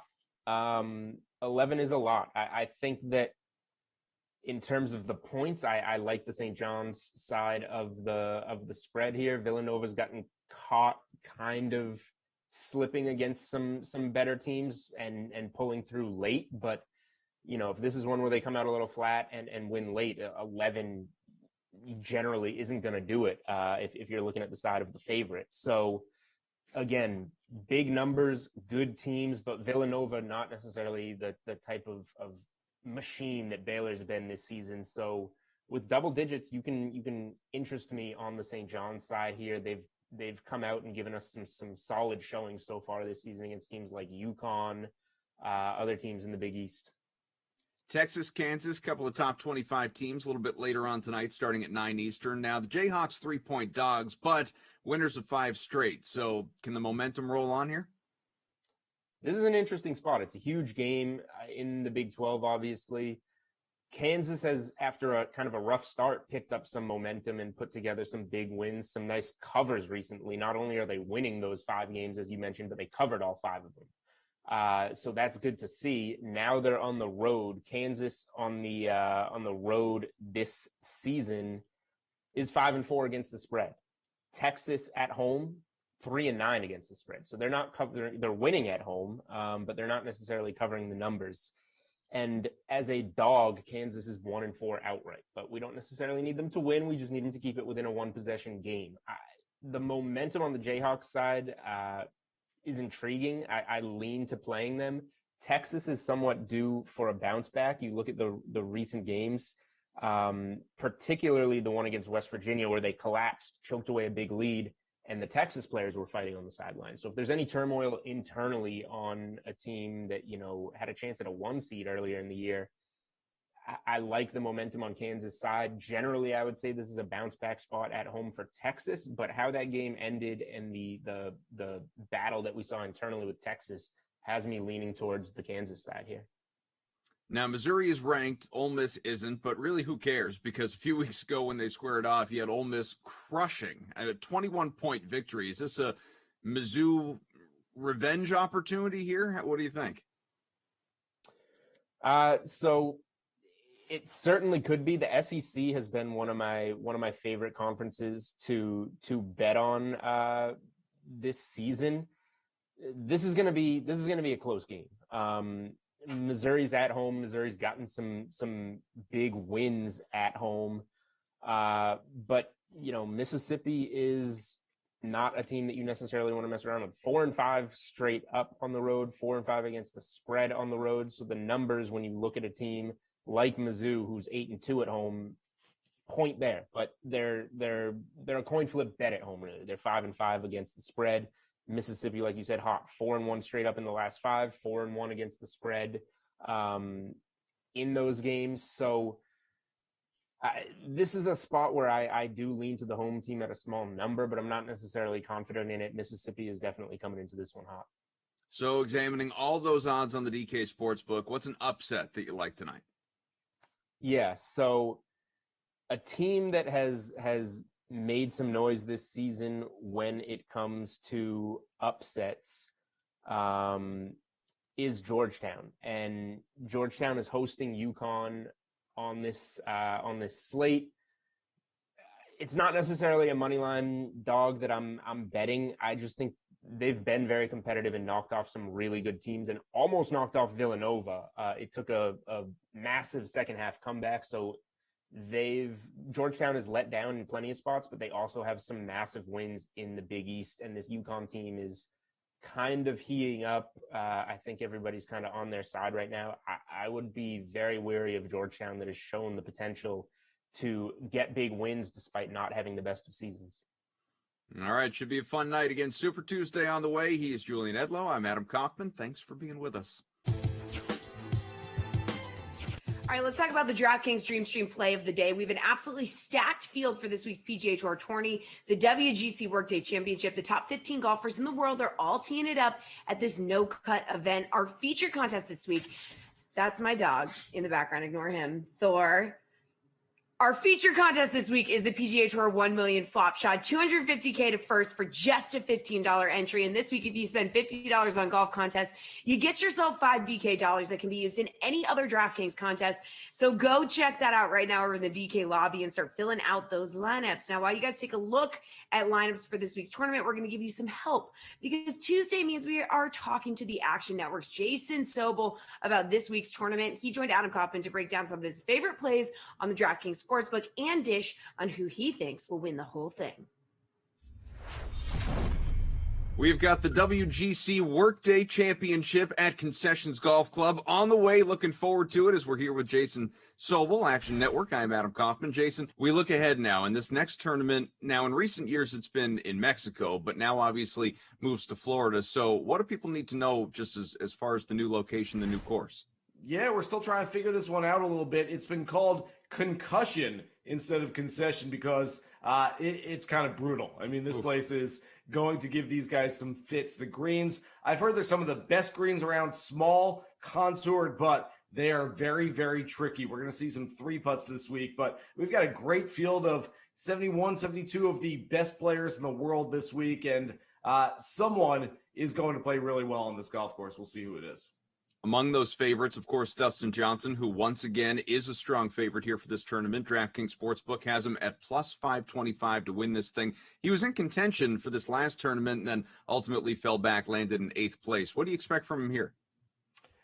Yeah, I like Dustin Johnson. I like Dustin Johnson every week. That 8th place finish at Riviera where he didn't break par on either of the weekend rounds sort of seemed like his floor. And if his floor is finishing in 8th place in a full field event, then his ceiling obviously is much, much higher. So if you like Dustin Johnson, I'm not going to keep you away from playing him this week. Again, plus 525, Adam. That's a low number. That's a really short number. You've got to love Dustin Johnson. You've got to be very confident that he bounces back from a very mediocre weekend at Riviera to play well this week. Can it happen? Absolutely. If you want some reason for optimism, if you're taking DJ this week, 4 years ago, this very golf tournament changed venues, went to Mexico from Doral, and in the first edition of this event at Club de Golf Chapultepec in Mexico City, your winner was Dustin Johnson. So there's something about going to a new venue that tends to suit Dustin Johnson maybe a little bit better than anybody else. In terms of the odds, close but behind still DJ, you got John Rahm. He is plus 850. Now, no wins of late, but he does have a handful of top 10 finishes this year. So is this where he picks it up maybe? Very possible. His ball striking numbers on the weekend at Riviera reminded me of last year at the Workday Championship. He was out of it a little bit going into the weekend, final round, just trying to get something going, get some momentum. And his ball striking numbers were fantastic. The very next week, now granted it was the same golf course, but he won the Memorial Tournament. Sort of similar. There's some parallels in that on the weekend at Riviera, his ball striking numbers were again very, very good. That could portend very good things for Rahm moving forward. I would not be surprised to see him in the mix this week, and yet Bermuda might not be his favorite surface for green. So we'll see what his putting looks like, but I think the ball striking will be there. Longer odds, at least compared to the guys that we just talked about for this trio of notable names. You got Rory McIlroy, Justin Thomas, Bryson DeChambeau. Now, they all missed the cut at Riviera. So 2-part question for you. 1, what the heck? And 2, who rebounds the strongest? Well, 1, I got nothing. I don't know. 3 of the best players in the world. Go play better. 2, Bryson DeChambeau has some history here. And on a golf course where almost nobody has any history whatsoever, he won the 2015 NCAA championship on this golf course, shooting 8 under over the course of 4 rounds. So there might be a little something there for Bryson coming into this one. That said, of these 3 players, I'm going with Rory. My buddy Justin Ray from the 15th Club pointed out that after missed cuts, Rory McIlroy tends to bounce back really, really well over the last few years. He's got a couple of wins after missing the cut. And so if that trend continues, I think Rory will play well. I'll give you one guarantee, Adam. Okay. None of those 3 guys will miss the cut this week. How's that sound? All right, I like the guarantee. I also like the work ethic out of Rory. There was the video circulating on social media. He misses the cut one day. He's on the green in Florida the very next day. Yeah, everyone makes the cut here, by the way. There you go. See, these are the things that you are supposed to know. All right, how about a guy with even longer odds than this crew? You got Tyrell Hatton. We haven't seen him obviously since November. Been a little while. He's played well on the European Tour. He's plus 2250 on the DK Sportsbook to go out and win this thing. What do you expect? Yeah, there are a few guys that if you look at the European players coming over here, a Tyrrell Hatton, a Tommy Fleetwood, I think those are good plays. I will give you one stat, Adam, that might sort of get you off some of these players with bigger numbers next to their name. And that's of the last 18 World Golf Championship events dating back to the beginning of 2016, exactly half of them, 9, have been won by a player with odds of 15-1 or shorter. So it tends to be the best of the best, even more so than major championships. We get the big guns playing their best golf at the World Golf Championship events. So I wouldn't stray too far from that 15-1 number, 20-1 number. Yes, it can happen. Yes, there's been a couple of players, Kevin Kisner, Phil Mickelson, Bubba Watson, when those guys won their WGC titles, but even those guys weren't that far off. So don't look too far down when you're looking for outrights this week. Who are your favorite long shots? I'll give you 2 names, and I don't know that these guys are going to necessarily win this week, but at least nice top 10 type plays. Billy Horschel, the first one, he was kind of up and down, a little roller coaster on the West Coast, but never plays his best golf on the West Coast. He's a Florida guy, went to the University of Florida. He's a Gator through and through, and coming back in, playing in his home state on Bermuda greens should suit him well. I expect Billy Horschel to have a few good weeks here coming up. And then Gary Woodland had some great ball striking numbers for 2 days at Riviera this past week. But I say only 2 days because he didn't make the cut. The putting numbers were atrocious. Shot 73-73 despite those good ball striking numbers. I would think that Gary would be the first one on the plane from LA getting over to Florida to run back to play these Bermuda greens this week. I expect him to play much better as well. Place where we always wrap up. Who's going to win this thing? Well, there's a guy out there who's lost to exactly 6 players in his last 4 starts. And I know the glass half emptiers will sit here and say, Tony Finau keeps coming close, but he can't get it done on a Sunday. He doesn't have what it takes. He chokes down the stretch. He's not clutch. I can understand if you say Tony Finau hasn't closed, hasn't been a closer. I get it. I agree with it. It's impossible to argue against that. But I don't think right now you can still say that Tony Finau won't be a closer moving forward. I think he's too good. He's one of easily the top 10 talents in the world right now. He's finished 4th, 2nd in his last 4 worldwide starts. It's time for Tony Finau to finally win something. I love him this week. He's playing great golf. At some point, he's going to win something by accident. I think it's going to happen to this one. Well, Sobel here says everybody makes the cut. I think I would still find a way to miss it if I were participating, but that's why I'll be watching with everybody else. Jason, thanks so much. Thanks, Adam.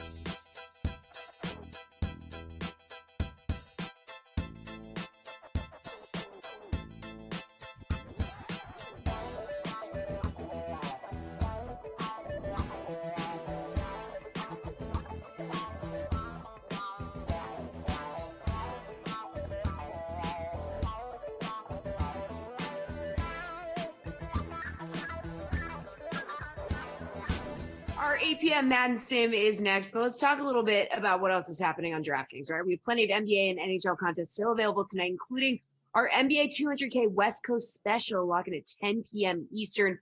A $15 entry gets you a shot at the 20K first prize. Over in the NHL, we've got an Oilers Canucks showdown. The 15K sticks contest pays $5K to first place for an $11 entry. And don't forget to go look on the DK Sportsbook for lines and odds for the NBA, NHL, college basketball, UFC, PGA, and more. But it is time for our primetime matchup between the Texans and Lions. I don't think these two will be playing many primetime games in real life this season. Here, Emerson Latia and Tom Carroll for the call. Easy. It's Jared Goff now, right? Jared Goff in Detroit, of course. That screams primetime to me. It's good to be in prime time with you, Tommy Popsicles. How are you? I'm doing well, man. Ready to rock on a Tuesday. Let's go. Let's do this. You are. Yes, you are. I Let's need that tonight. I need that energy from you. The Texans and the Lions already got Broby One in the chat. Where's our primetime diva, Lazia? I'm here, baby. I'm here with you for the next hour. Me and Tommy Popsicles just stuffing all sorts of wealth and knowledge inside of you. I'm looking at this team. I am building a roster. I already have. I hope all of you have gotten a lineup filled in the contest, the Popsicle Stick Jokes contest. And with lineups here about to lock, what was your strategy? So I went with Danny Amendola in the captain spot. Anytime I can get a wide receiver 3 in there at a good price, I feel like it gives me a lot of flexibility on the back end. Even though these teams aren't filled with studs per se, I still want to have a nice rounded out lineup. So baby. Danny Amendola going to be my captain for this one as we wait for the lineups to lock. And then I'm going to talk slower. I'm going to have Deshaun Watson on my radar as well. As I stretch I'm my ready for the way. lineup too. I'm ready to see your lineup too. As hey, did you like the picture I tweeted at you? All the creative popsicle sticks. Those are great. Did you do those yourself? I did not. I definitely found that on the internet and stole it and then sent it your way. But lineups More are locked. importantly, So you can officially lineups are locked. Give it to me, big boy. Give it to me, you bearded wonder. I'm gonna hit you with this hard. Ooh, Brandon Cooks, Kenny Galladay, TJ Hawkinson, Deshaun Watson, and Matt Prater, the kicker. Shout out to Rossi. Got to have a kicker in there. Indoors, he's a beast. He's got a boot. Matt Prater in the lineup. Hell yeah, dude. Shout out to the man built by UCF. Now, I was a very intelligent coaching minor at UCF. Took the 5-year route. He was in a couple of my coaching minor classes early on. Yep, 100%. Super cool dude. That's it. That is my claim to fame, my 15 seconds of fame, 15 minutes of fame, whatever the hell you want to call it. How about Did you get to see him kick in college at all? Yes, of course. Like up close and personal in your coaching class, or just like no. The coaching class is just coaching class is just X's and O's, and you're just in a classroom for that. You don't go on the field. No. There were in the football facility, like George O'Leary was there, and he'd have the coaches, and they'd teach you the X and O's on the whiteboard. But you never went out. You never went out to the field because the regular schmucks like me would get their asses handed to them by the football players in the class. Fair. Like that would be death. So while we're on the topic of conversation of being amazing, how about this lineup? TJ Hawkinson in my captain spot, big boy. All right. And then Deshaun Watson, Stafford. I got Fuller in there. I got your boy Amendola, and then Kaimi Fairbairn. So we both got a kicker, just opposite ends of the competition here. Yeah, I feel like when you're playing one of these indoor games, and I mean these are two of the better kickers in Madden, you got to throw one of them in there. It's great value. And both these teams kind of stink. Like Jesse said. Yeah, you know what? That was a low blow by our That was kind of mean. Yeah. You know what? Because I bet the Texans still find a way to find a home in prime time if Deshaun Watson is still their quarterback. Oh, totally. Great call. And, I don't know, maybe the Lions sneak in on a Thursday. They're playing the Packers. I mean, obviously they're going to be not prime time, but they're national stage on Thanksgiving. Oh yeah, so that'll probably be their only primetime game. Yeah, even though it's technically noon, but everyone's watching that day. I never miss a Lions Thanksgiving day. Dude, it's a primetime noon holiday window. It's a nooner. What was it in the old school days? Was it when John Madden was still around? You'd have like the 4. Remember that? Yeah. It was kind of like bizarre, and then I don't know if the players really wanted to eat it afterwards. As Matt Stafford hooks up with Mr. Galladay Turducken for 22 yards. That's right, the turducken. Yeah. Yep, that's definitely what it was. Yeah, they always try and do Thanksgiving gimmicks at those games and make the guys eat food afterwards.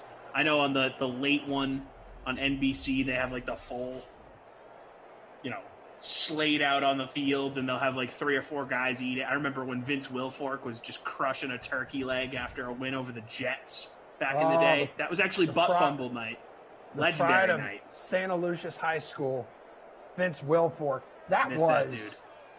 He was so great, man. Such a beast. People Texans legend, him. Vince Wilfork. Yeah. And then the Hard Knocks episode where he was out there kicking field goals, right? TJ Hawkinson, let's go, man.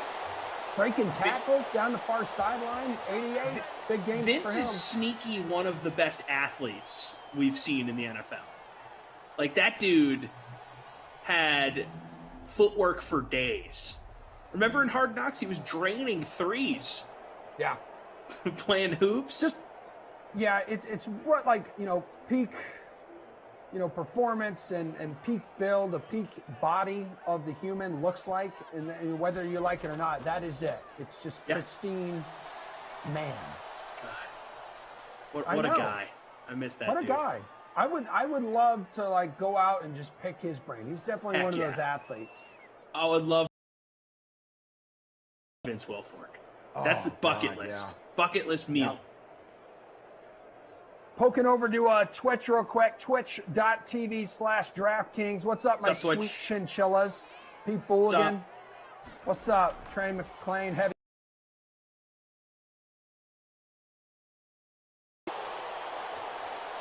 No. Galladay. Give me a little Amendola here. Come on. I see him in the huddle. Little Stafford to Dola. I would take that. I would take Stafford to Dola. I would take Stafford to Hawkinson. I already like the formation. To the left. Yep. There's Galladay with the superstar traits underneath. Don't do that. I hate that. That's just damn it. The opposite. No one wants that. No one wanted any of that. No one wants a rushing touchdown at the 1 yard line, for crying out loud. No, that's just not even fun. It's so annoying. I hate it. I hate it already. Reset. I wish. Every time someone says reset when we're on one of these things, I just immediately think of Tecmo Bowl. Dude, I used to reset in Madden in my franchise mode all the time. If I was losing, no way. I'm not going to lose to the computer. I'm going to reset with 1 second left. Dude, I was such a baby back in the day. When I'm old enough to where when Madden was first released and you were playing Madden, it was on your desktop computer, guys. So John Madden was still on the cover, mid-90s. I'd pop it into Windows 95. I'd go into franchise mode. I would trade Jerry Rice, everybody. I'd build a super team. Gotta have a squad. And I remember the computer and the game always being this isn't realistic and it wouldn't be allowed in another mode. Do you want to allow this? And I'm always like, yes. I just did it. Of course I want it. I'd be such a whiny baby too if another team scored against me or I lost the game. You turn the game off and then you turn it back on and you try to play it again. Have to. There's no other option. I need to be undefeated against the computer. I mean, come on. That's just embarrassing. So DeAndre Swift with the opening touchdown here. Neither one of us. Can you tell we didn't roster DeAndre? Only his 8th touchdown. That tells you that's a stinky garbage touchdown from a mediocre sim DeAndre Swift. He's got just north of 6.5 points now for you in the flex spot. He was $6,000 to roster. And let's go ahead. Let's look at some of his past few games. You're right. He went 4.5 Oh, he had a 15, 8, 7, 6, 3, 1, 13. You're right. Yeah. You're absolutely right. I can see why you and I are getting very worked up over this. I don't like it. Dude, Watson, by the field for the first time in this game. 84% owned in the free showdown, 32% in the captain spot, dude. He's a beast. I wonder where he's going to play next season. I know. I feel like it's one of those things where you're on these games, and you gotta mention it real quick, but then it's like, dude, we've just been hammering away at that. But like in the end, just tell me right now, where do you think he's going to be playing? Are the Texans actually going to change their mind, and are they just blowing smoke right now, saying they're not going to touch him? But it's the right offer. The right offer comes around. Someone's going to offer you, 3 first-round picks, whatever the hell it's going to take. Yeah. Like you're gonna say okay. Yeah, I think he ends up in Miami. I really do. I just think they have the pieces in place to do it. They have Tua to give up. They have the draft picks, and they want him, and he wants to go there. So I think Miami eventually gets it done.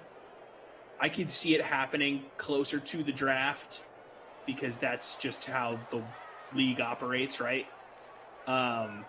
That would be my pick. If I was to, bet my life on it, I'm going Deshaun Watson plays in Miami next season. And even if it takes into next season, that's a big gainer there. Yeah, Hawkinson, bro. Even if I could see Deshaun Watson sitting out games, like he seems that done with the situation. Damn, pulling a Deion Branch. It's like 50 grand once training camp starts. It's like 50 grand a day. Yeah, and I understand. I understand, guys. We talk about these guys having a boatload of money, but man, after a while, even if you have a boatload of money, 50 grand a day adds up pretty quickly. I agree. But these dudes are so loaded, man. I think he's going to try and prove a point, but it's in the Texans' best interest at that point to then get a deal done as quickly as possible, because then you're preparing all training camp with who is your starter, right? No one. If Deshaun Watson's not showing up, and then you're just kind of waiting for him to decide if he's going to come, or, waiting to decide if you're going to deal him or not. Like, it's in their best interest at that point to get a deal done as quickly as possible, even though it's going to hurt them to do it. And then what's it going to take? What's the ridiculous offer? Well, I just look at what Stafford got, who's in this sim. What it took to get Stafford was all those first-round picks and a guy who can start right away, in Goff. And I feel like Miami's going to have to probably give up even more in the way of draft capital. I don't know if it's all first-round picks, but it's probably going to cost them what? If Stafford was 3 total picks with 2 first-rounders in there, Miami's going to probably be what? So an additional first-round pick and a bunch of seconds and thirds over the next few years? They're going to trade them all their picks back? Yeah. Oh, God. And Tua as well. Okay. Yep. Hawkinson now I think has kind of 4 catches, 5 maybe. He's killing it. It would be nice if he got in the end zone. You and me both, man. Also, none of it matters if he doesn't score. That's true, unless he feels like catching like 20 passes. balls. There was a sim very early on in the Dream Stream history, and I'll never forget it. And it was so funny with Zach Thompson, who in the beginning was like, yo, you gotta fade Hawkinson. And he had, back in the end zone. Who we got? Dr. Jones? Dr. Jones, is that you? No, it's 11. That's Marvin Jones. Oh, okay. I thought that was Gallagher. No, buddy. Don't you even dare. I was trying to wish it into existence. I take pride in getting names right from time to time. Dr. Jones. Yeah, it's upsetting. So didn't want that. Right now the Texans have a Stafford infection. Ah! Oh, nice. We got a booth review. We got a booth review, big boy. Good. It's the receiver I don't have, so I'll take a booth review. I'll take a reversal even. Jimmy B says you should join Glash on his DK Simfan bus tour, Emerson. Last stop, Milk Mania. When is that tour going down? I don't know that it's going to actually happen.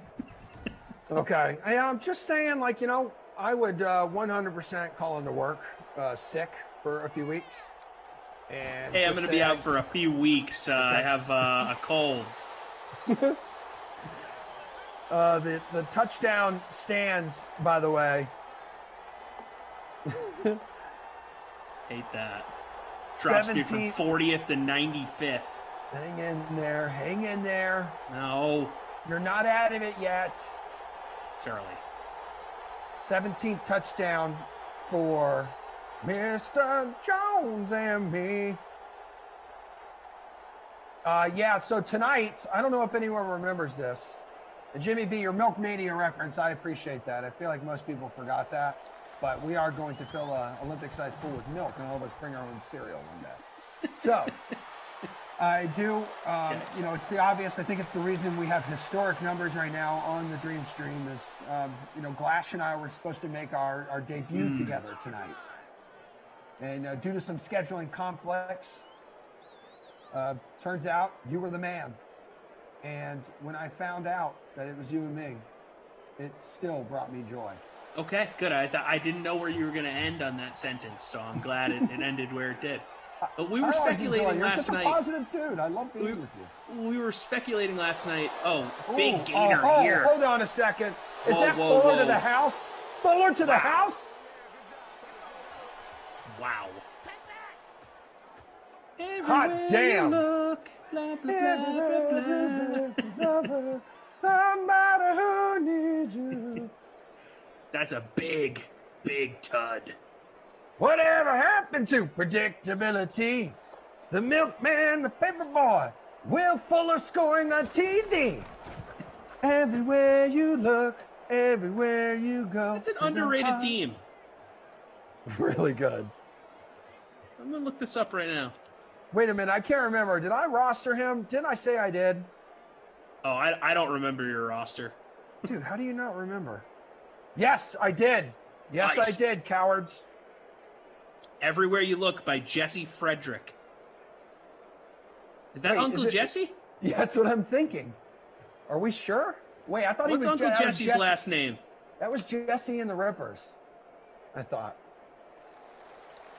No, Jesse's last name is something Greek. Katsopoulos. That sounds Greek. My fiance in the other room saying Katsopoulos. Okay, you tell your fiance in the other room we appreciate her being smarter than us and helping us. Hey, Morgan, Emerson says that he appreciates you being smarter than us and helping us. My pleasure. Yeah, it sounds like Chick-fil-A. That's amazing. 73-yard touchdown reception for Will Fuller. His 17th of the Sims here, guys. 68 touchdown delivered by Mr. Deshaun.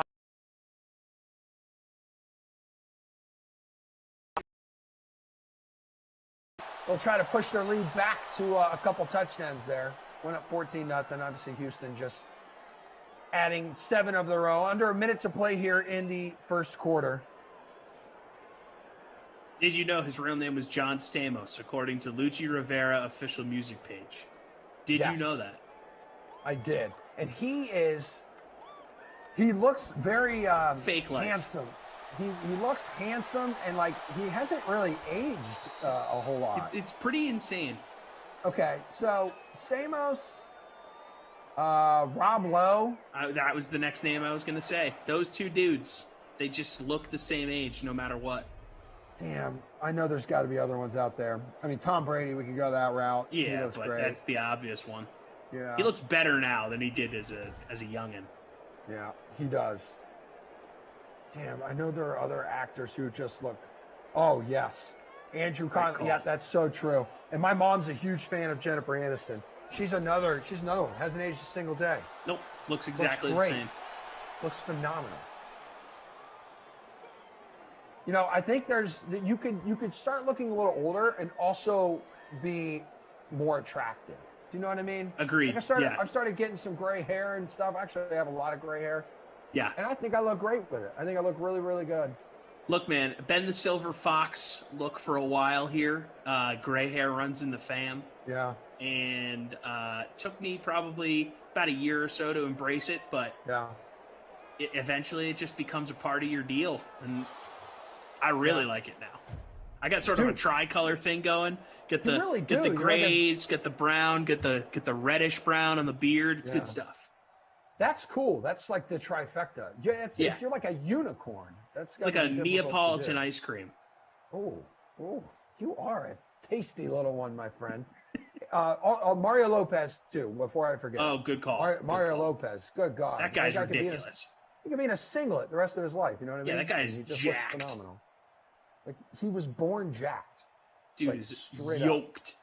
All right, speaking of yoked, talk about Stafford's numbers in the first quarter. 88 yards, 8 of 9, 88 yards. 88 is also the number his tight end wears, TJ Hawkinson, and he's gone off. 1 of 2 for Deshaun Watson, 73 yards. So the 173-yard completion goes to Will Fuller for the touchdown. That's how Houston has arrived at this point. Nothing in the rushing department here, Tommy. Yeah, it's bad. But that's why neither one of us has running backs in our lineups, right? At least I don't. I don't have any running backs. I'm not touching either one. Although then, of course, we have that stupid touchdown from DeAndre Swift. Yeah, that was a buzzkill. Did I see Hawkinson's at 73 yards? I think on 4 catches, 73 yards. That makes sense. He had one really big catch. He did. So, yeah. So there we go. Yeah, Sweet. 4 for 73. Yeah, 4 for 73. Galladay 2 for 36. Fuller's got that 1 for 73 and a tutty. Marvin Jones Jr. 1 for 6. Has the touchdown though. Amendola, your boy, 1 for 17. That's it. That's it, babes. That's your first quarter. That's a good first quarter though. I'll take 21 points. It's better. Hell yeah! It's had a massive touchdown throw too. Got the it's the opposite of the Wild Weather Wednesday vibes. Oh, 100%. We got indoor vibes here. We got weather controlled vibes. It was like a perfect 72 degrees inside the dome, isn't it? Speaking of 72 degrees, it was 77 degrees in my apartment today. What? That's kind of warm, dude. That's uncomfortable. Yeah, it was very warm, so much so I had to put the AC in February. Okay, so was it a warm day outside? So my apartment, I have these massive windows, and it faces the side where the sun is just beaming in all day. So you have that element on top of the fact that because it's the winter, everyone still has their heat on, not thinking about the fact that they don't need it. And that heat all rises up into my 3rd floor apartment. So it was just sort of a worst case scenario from a temperature perspective for someone that runs hot like me. Me too. We had to throw the old AC on in February, which is you were getting a little moist, a little hot, weren't you? Oh, big time! Oh, this is a big gainer here. Check this out! Get in there, kid! Yes! Nice! Yes! Dola. That's huge. That is so huge. Oh my God! I am gonna just jump up the contest right here. Danny, the meaty fanny, Amendola. Oh my God! Check out the glutes on that one. Looking like playoff Danny. Yeah, I'm in 132 right now. That's going to change, though. I mean, if it doesn't, I would be shocked. So we got 162 entries in the Mate O'Clock Popsicle Stick Jokes contest. As Detroit goes up 21-7 here, just a little more than a minute into the second quarter. And OM freaking G. Look at who's in first place, cowards. Uh-oh. All of you. All of you. Oh my God, I'm destroying you guys. You're in first. I am in first place. I'm taking a picture of this, and I am definitely putting this on my Instagram story later Frame tonight. it. I don't care. I'm going to act like the score's final. I'm in 70th, so not as happy as you. This is the greatest day of my life. This is the greatest day since I married my lovely wife. Wow. Second. So it's second. Yes, I'm just saying since then. Actually, it was pretty cool getting my dogs. Also, like getting. We're talking top 10. jobs. Yeah. Yeah, we're talking top 10. Okay. Yeah, this is a good day here, my sweet chinchillas. But let's see. I mean, if we really want to dive deep, not that anyone cares, but yeah, next closest is 61 points. Wow. How about the free showdown with 12,000 entries in it, though, Big Tommy? We have Let me hear it. BCFL 40, 74 points, solo first right now. Okay. Good for them. Yeah. They should take a picture of it and put it on Instagram and pretend later that they actually won. You know what? Fake it till you make it, baby. It's more impressive, honestly, than your fake because there's more people in that contest. Like, they should totally do that. What are you talking about, dude? In the popsicle stick jokes contest, that's quality over quantity. That's 162 of the best free roll DK Sim fan players on the planet. It's a great point. That's the cream of the crop. These are the people that are in here every day grinding. Yeah, and we do it because we love it. We're not doing it for the cash. It's a free roll. We do it because our heart is in it. It's why we do it because we love it. High school football. You know, you do it because you love it. Do it for the kids. Hey, it's for the kids. It is 100%. Thank you very much. Hey, speaking of contests, you got to check out the contest for Madden After Dark. A rare instance where I make a contest. I am with Brandon Cristal for the first time ever. Check that out. We got 76 people currently in there, so still plenty of room to jump on in for the Madden After Dark contest. Me and BK. All right, hold on a second, because I'll go ahead and I can go ahead and get on in. Out. I like doing that. Sometimes I pop in the mornings. I got a little bit of time. I do sometimes too. You know, I'll just randomly make a 10, 20 man. Whoa, hold on a second. Hold on. Whoa. Which Johnson is that? It's David. Because they got Duke too. You got to look for the junior when it's Duke. Multiple D Johnsons. Yeah, like, dude. Figure it out. Too many D Johnsons, man. It's ridiculous. Like, if you're a D Johnson, they want you. Yep. Okay, so hold on. What is it? Which one am I looking at? Should say MAD, Freeze Pops and Cristal, Niners at Cardinals. Hell yeah. Okay. I'm going to build a lineup right now. In the meantime, Winter Bolt, I see you, buddy. What's going on, Retees? Miami Misfits. Open a window, Tommy. I thought you were in St. Louis. High of 54 there. Yeah, exactly. And because it was a high of 54, the sun is just beaming down. Yeah. And it gets all trapped in my apartment. So, you know, I get these big brick walls. Though. Yeah, it is. It's a good problem in the winter to have. With the sunshine. You know what I mean? Because while it gets cold as hell here, like we got an apartment that really soaks in the light on a sunny day, and that is a mood booster during this freaking pandemic. 100%, and you can save on heating costs as Deshaun Watson gets on in there. Deshaun of the dead, alive. It's alive. Russian touchdown for It's Always Darkest before Deshaun. Extra point away for making it a 7-point contest with about 3.5 minutes to play in the first half, ladies and gentlemen. Yeah, that actually probably hurt me because he is a captain on so many people's lineups. So yeah, even though he's in my lineup, I don't love that.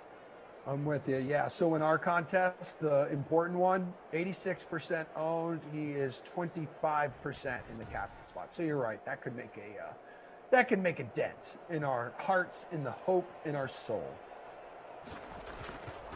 Let's see. Dracula Attorney, already as much scoring as the entire last sim. Was the 6 o'clock sim a low scoring affair? Ooh, always a bummer when you get a low scoring affair in the 6 o'clock sim. Hey, did all your freeze pops melt? Simon Slade. Good question. No, I did not open my freezer at any point today. So, okay. Nope. Now, here's a good question, and I like this, Winterbold. Winterbold says, and this is over on Twitch, guys, twitch.tv/DraftKings. Got a good crowd over here tonight. Love you. What's up, Twitch? Tuesday. Says, I've been told I look like Johnny Depp. Is that good or bad? Ooh, good question. I would say good.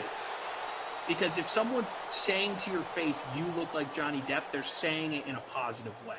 I don't think someone's giving that to you as an insult. At least here, like if behind your back people are saying you look like Johnny Depp, they're probably insulting you. But the fact that they're saying it to your face means it's not an insult. That's really good. And like, is it like Johnny Depp? Like, are you like the Whitey Bulger Johnny Depp? And are you like Jack Sparrow Johnny Depp? Are you like the Duke dude from Fear and Loathing Johnny Depp? There's a lot of different Johnny Depps. Are you Edward Scissorhands Johnny Depp? Oh, that's if you're goth. Now, Beetlejuice. If you're a little more goth. Wait, was he in Beetlejuice? Wait, did I just make that up? Yeah, that was the first Batman, Michael Keaton, who was Beetlejuice. Now he looks the same. Yeah, but would you be surprised if there was a Beetlejuice remake and Johnny Depp was Beetlejuice? No, I wouldn't be surprised at all. Oh, that's what it was. Okay. Johnny Depp will reportedly star in Beetlejuice 2. What? Yeah, but this might be from a few years ago. Okay, and if they haven't started no, yet, it's actually from today. Oh no, what? A month ago, okay. January 21st. All right, well, that's the same thing. Yeah. Okay, see, that's where I saw that. I'm not crazy. So yeah, Broby1 over on YouTube then Winterbolt says, yeah, young Depp or creepy Depp. Or Willy Wonka, Johnny Depp. Okay, that's a good one. That's like in between Depp. You can go either way on that. Like handsome but insane, you know? Yeah. Like I do feel like if they're complimenting you, it's like off the Jack Sparrow look. Right? You can be a little rustic, like you haven't showered in a while, but you have a great personality. So like, the women overlook that. Yeah. You make 100%. them smile. Uh-huh. Feel that. Robbie Noble bringing up a good question earlier that I don't want to forget. He's asking, because BK and I are together, am I the play-by-play guy tonight? I don't know the answer to that question. I believe BK is slotted in that spot. Yeah. So, I think it could be a good experiment for him and I to just both not be the play-by-play guy and just see what happens. Yeah. I mean, we're not calling. I mean, you guys, you know, when you're on a sim with me, you could pop in and do whatever you want. Like I just do whatever. I just come to hang out with everybody. Yeah. But you and Brandon could probably, if you really wanted to dive into that. He's such freelance. He's such a cool dude and this is your first game with him? First time with BK. It's so cake, dude. He's such a great guy to work with. So you guys it'll be super easy, and you can say to him, hey, you want to call this series and I'll call the next series, and he'll go, you know what, man, that's great with me. And he can say the same to you, and you're going to go, that's great. So you both are two good dudes. Easygoing guys over here. He's on Mountain Time, I believe. So I'm Central, he's Mountain. No East Coast bias on this broadcast. That's rare. Wait a minute. Andrew on the 1s and 2s says Jack Sparrow looks homeless. Yeah, but this isn't the worst thing in the world. Tracy Morgan, he played like this homeless guy in the skits with Britney Spears over the weekend. I watched an old episode, and he looked good. I'm in on homeless Johnny Depp. I'll take that look. Me too. Yeah, me freaking too, dude. Sure, man. Anyway, we're inside 2 minutes here. Detroit's got that 21-14 lead. And in the red zone at the 18, and Stafford, you know what to do. You know what to do, big boy. Give it to Down at the Amendola 8. again. Yeah, right? I'll take Hawkinson, too. I'll take Kenny Galladay. Galladay. Celebrate. I have been thoroughly impressed with this sim. Same. 2nd and 1 from the 8. What? Whoa. As soon as we say that, one of the worst passing attempts I've ever seen. I've never seen that. He wasn't. Did he drop the ball? It like slipped out of his hands. But it's not even. There's no rain or snow. I know. Is he sweaty? Maybe. You think the like sun is beaming down into the stadium like it was my apartment? I was going to say, It's maybe sweaty it's 70. hands? Maybe it's 77 degrees in there, and then when you're playing with a bunch of other large men on a turf field, you can get moist. Trust me. Oh, get in there! Come on, dude. No. Dude, you got to pile on that thing. Yeah, you got to lay out. You're the Come Italian on, Dola. stallion. Put the freaking team on your back. Be Greg Jennings for crying That's out loud. embarrassing. Greg Jennings. Wow, dude. I know. I'm actually embarrassed that I rostered him, but I'm going to give him another chance. I'm not going to cut him at halftime. Nabi Roble. Emerson, you look like Kevin James. I'm cool with that. He's a funny dude. You do a little bit, actually. Facially. Who is it? Look who it is. Das Captain. There you go. I'm crushing it. Yeah, you might win. Yeah. This is becoming, through 2 quarters, this is the greatest day of my life. I think every single broadcast I've done with you, you have proclaimed it to be the best day of your life. Well, right now, man. Living in the moment, bro. Every single day is the best day. Hey, the good news is your boy Matt Prater, one of my best friends, who I studied very hard with, has you 4 points. He has 4 extra points for you. There you go. I'll take 4. What is going on with everybody on YouTube tonight? I haven't been on a game this late in quite a while. I see the people still bring the good, positive energy, kind of a night energy, little different. You get a little weird. You say things you may not say at lunchtime, but you get away with it because the sun has gone down, at least over here.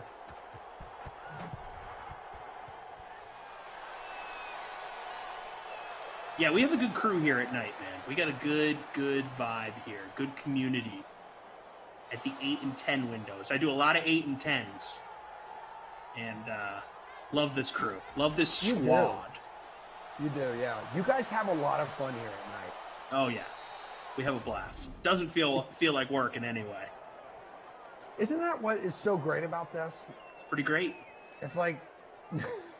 we come here, we hang out. I've made like friends in the DK Sim fam, like people I talk to on like Twitter and Instagram all the time. I'm like, what's up, dude? What's new? Like, how's the kid? How's the dog? Like, people send me pictures of cereal and all sorts of like wacky foods. It's a good time, man. This has been a blessing. This has been an absolute blessing. It truly has. I'm so lucky to have the whole DK Sim fam with me. Yeah. Love it. Love you guys. Lucky to have air conditioning too, you know? Hell yeah. Dude, and I didn't have it for like the first half of the summer. It was miserable. Do you have central? Well, yeah, we do, but they kept fixing parts of the AC unit so it would work for like a day and then another part would break. So 4 different times they would come in and fix like one part of it. Oh, it was this. Oh, it was this. Oh, it was this. And finally they just had to replace the whole thing. So the second half of the summer was ice cold. It was great. And thankfully it's working right now for a random hot day like this in February. But having no AC in St. Louis in the summer, you might as well just move to the equator. It is brutal. I would just like to give a shout out to Willis Carrier. Willis Carrier on July 17th, 1902.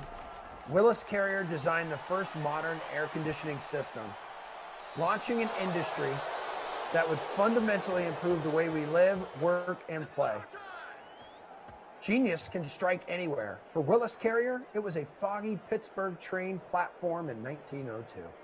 Wow.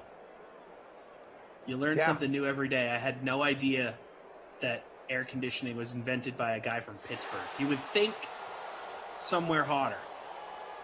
As in Pittsburgh's not hot at all. You know, 8 months of the year. One of my favorite cities that I've discovered more recently in my life. Great city, great people, great food. Very underrated. If you're from Pittsburgh, I want to party with you, man. Yinzers. Yes. Yep. Oh, those icy lights. Delicious, delicious. Any city that calls themselves Yinzers is they're good in my book. Freaking beautiful too. And speaking Morgan of just walked into the living room and is looking for something, and you could tell she forgot and then walked away. I can't tell you how many times I do that myself. As I do Deshaun it Watson is sacked all the time. It's like, and it's my mom too, especially with my mom. I definitely forget a lot of things, and I get that incredible and unique trait from my mother, who has been forgetting what she was going to say since like 1984. She leaves me voicemails and she's like, "I'm sorry, I forgot what I was going to say." It's all right. I'll see you later. That's awesome that it's a voicemail too. Yeah, I am calling to say, I don't remember. I'll talk to you later. Just a terrible drive here by the Texans, who had a minute to try to march downfield and put some points on the board. Still one timeout left. It's 3rd and 27. Freak of Nature on YouTube says, "Can we have a buzzword tonight?" I believe that's a Madden After Dark thing, correct? Yeah, I don't know that we can do that without Glash, unfortunately. Well, why don't you do one in his honor? Why don't you do one? Can we just say Glash for a minute straight? You could do Glash. You could do Willis. If you really wanted to pay tribute to Willis Carrier. I don't know. I'll have to run it by BK. It feels wrong to do it without him. I will say that. But in a way, you're doing it to honor him. It's true. It's true. Gonna have to. Ooh, Michael, BK will not do a buzzword. Okay, so he's not a fan of that. That's fine. That's perfectly fine. Maybe we'll do a moment of silence. There we go. Andrew sits in silence. He's a pro. He's a pro's pro, but I think you two will get along just fine. We're going to talk a lot of Broncos. Yeah, I'd be down for a 45-yard field goal here from Kaimi Fairbairn. Wow, dude. Whatever can go right will go right with my lineup. I was going to say, I put the wrong kicker in my lineup. Okay, so Ricky Robbie and then Rich One Beats, they're all just saying, yeah, no buzzword. It's okay. Oh, dude, that's true, too. I think it was Jimmy B. Was it Jimmy B last night who tweeted me? Did you guys got into a weird food debate? Oh, yeah, yep. I don't even know if I want to go there. No, because it'll bring me down a rabbit hole. Yeah, but yes, we were talking about how to classify certain items of food, and I'm just not even going to touch it because I went too far, and I recognize that, and I'm going to be better. With that said, the shirt that I am wearing is a brand of hot dog that is only sold in Rhode Island. They're called Soggies. If you're ever down in Rhode Island, go grab a soggy dog. Good stuff. That sounds amazing. You know me. I love hot dogs. Typically, I'm pretty. I'll eat them cold. I'll eat them hot. Just toss it in there for a little snack. Cold dog, huh? Cold dog, yeah. Real quick. Interesting. There was a video going around yesterday of a dude sucking down hot dogs whole. I don't know if any of you guys saw that. That feels like it's bad for you. It would be so dangerous, right? Like he was taking them And back me up on this if anyone else saw it too, because everyone was like, "Oh my God, Joey Justin has competition." Like, I don't know, dude. Does that even count? I don't. Actually, it would, but they would make you do the bun. Major League Gaming would make you do the bun. And I feel like it'd be really hard to do that. Yeah. Well, that's why they use the water to help bring the bun down. But yeah, we're here at halftime really quick. That's just a crazy video, and you just gonna have to look that up because that's something I would enjoy watching. Okay, I'll see if I can find it. I also have to finish filling out my lineup for your. Yes. So Stafford here is 15 of 18 guys in the first half, 228 yards. He's closing on the bonus. He's got 3 touchdowns, crying out loud. The fourth one was Swift. Watson's 8 of 11, 173 yards. 72 of those was his only touchdown, right? And then Watson has the other rushing touchdown. And then, Adrian Peterson had a carry. I'm glad I missed that. 1 for 5. AP. Welcome to the show. 4 for 10. Hawkinson, 5 for 74. Touchdown. Galladay, 3 for 49. Fuller's got 3 for 92, so he's 8 away from the B word. Amendola, 3 for 69. Nice. And a touchdown. I am in 81st. So doing better, but still not great. Dude, I'm going to take an updated photo of the leaderboard. Unbelievable. Killing it, man. I'm happy for you. This is I've never felt this feeling before. I've never won a contest, so I can only imagine what that feels like. I very rarely even win head-to-heads against Koff in NBA. I don't win a lot.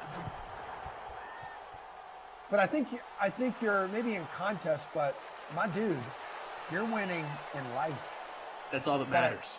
Great fiance, great apartment with air She's the conditioning. best. Apartment's great. AC works.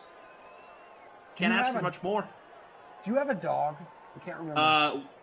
Morgan's family has a dog. Okay. And so that's sort of our dog per se.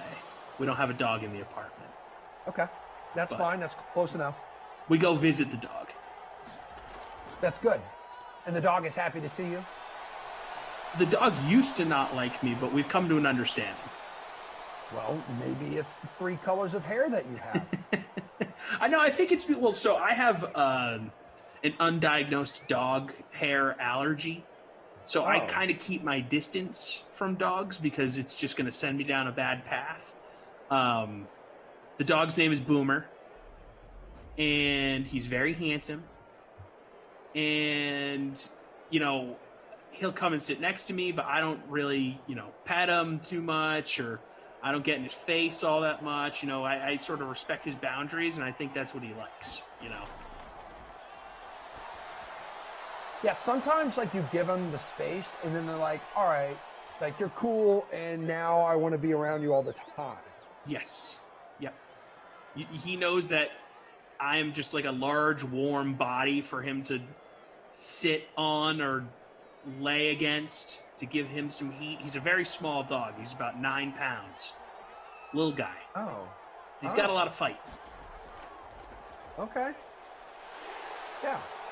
Maybe he likes you because you're such a large individual too, and they say exactly you could protect him. Oh, big time. You could be like the mother kangaroo, and they get, what do they call a joey, right? Joey's a little kangaroo, a child kangaroo. Yeah. Yeah, you I like this. Would hold him. Yeah. You know what you should do? You should get a fanny pack, a larger one, and stuff this little chinchilla inside there. So you say chinchilla. He was a rescue, so they're not positive of what type of dog he is. Hey, Morgan. Uh-oh. I think she's in the bathroom. But she'll love this question when she exits the bathroom. The dog is her life. Understandable. He's a very handsome man. L Paso. What's up, dude? How are you? 2nd and 12. Oh, nice Watson move. breaking tackles. Picks up the first down. Needs to hang on to that football. Could get a little loose.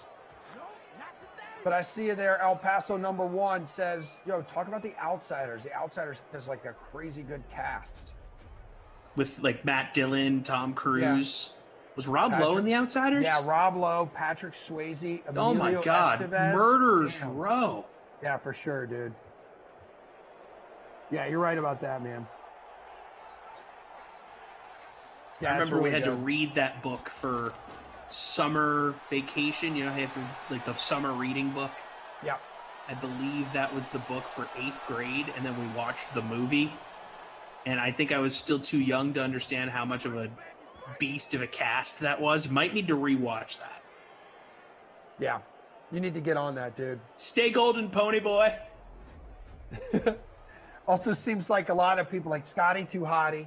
I think Zach Morris is trash. Bunch of people a little worked up here about Cooks being MIA. Yeah, he has done nothing, and he typically goes off a little bit in these Houston Sims. Hey, let's see what we do here. 1st and 10 from the 11. So we can see some Cooks here. Let's see. Let's get some Cooks in the kitchen. Gonna go to the air, and that's incomplete. Where was he looking? I think in the direction of Fells. That was Fells, yeah. But still, this is Cook's territory here. I know he's good for the big gainers, but, you know, this sort of red zone, not goal to go situations, I like that. Sorry, Twitch, just popping back over here, man. Oh, Deshaun. Been dialed in. Ooh, smart move, sliding. Twitch, what's up?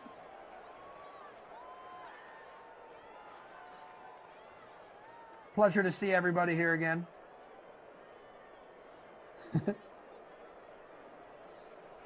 Oh, Retease, did you know? Did he really say that? Cereal is soup. Mm. Yeah, what do you think? I don't want to get into it. It's not. It's not. It's not. I hate you so much. It's not, and you're frustrating me, and I want to fight you all. It's a cold morning soup. Oh, get in. Oh, come on, baby. Get a first down at least? Yeah, okay, 1st and goal. I needed him to score there. Because now I don't want to lose it. I don't want to lose. Well, now we're going to see one of the Johnsons score here, probably, is my guess. Yeah, see, that ticks stinks. me off a little bit. That makes me disgruntled. So the power back is David Johnson. 3rd down back's Duke Johnson. I don't know who that would be in that situation. I would think that maybe in passing down, it's a Duke. I'm going to go right up. Oh, no. Oh, QB keeper. Yeah. Feel free to throw it. Freak of nature, big trust, freeze pop, woo woo. Freeze pop. Hey Morgan, what type of dog is Boomer? I know that he's a mix of a few, and you guys don't know for sure, but we're getting some good Boomer talk in here. If you want to chime in. Yeah, you can just come here on mic if you want. Yeah, I'm going to need to know as Watson. Emerson's a big dog guy. 10-yard loss here, Tommy, on the sack. So 3rd and goal from the 11. As we're about to get the information, thousands of my fans have been messaging me about what kind of dog is Boomer. Boomer, or as he is affectionately known as, Boomy. Ooh, what about Boom Sauce? All right, Morgan, you have the floor. Okay, so Boomer is, we think, a mixture. Okay, thank you, Thomas. This is amazing. Okay, so Boomer is a mixture of what we believe is a Jack Russell Chihuahua Dachshund mix, and he's about 9 to 10 pounds. What a beautiful creature. White and fawn colored, so white and very like light brown, like caramel colored. Oh, like Bambi. Yeah, he says like Bambi. Bambi. That's amazing. Will you tell Boomer I said what's up? Emerson says what's up to Boomer. Can you relay that message? Absolutely. I'm gonna go FaceTime him after I blow dry my hair. All right, thank you, Morgan. Everyone, there you go. Morgan, yeah. Hey, Unofficial DraftKings debut. 4th and goal here. Pay attention. Oh my God, they get Wow. stopped. Big stuff.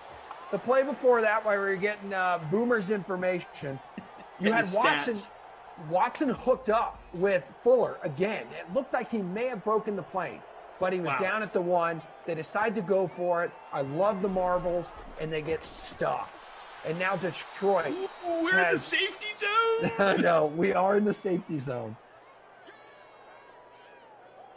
I love it.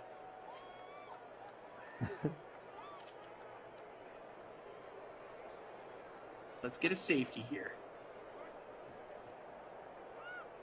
Boom, dog. Let's go. Has Morgan made many appearances on the so late slate she's here? made some background appearances, but never on the mic like that. Like that's that's that an was official cool. like real debut there. Yeah. Needed to happen at some point.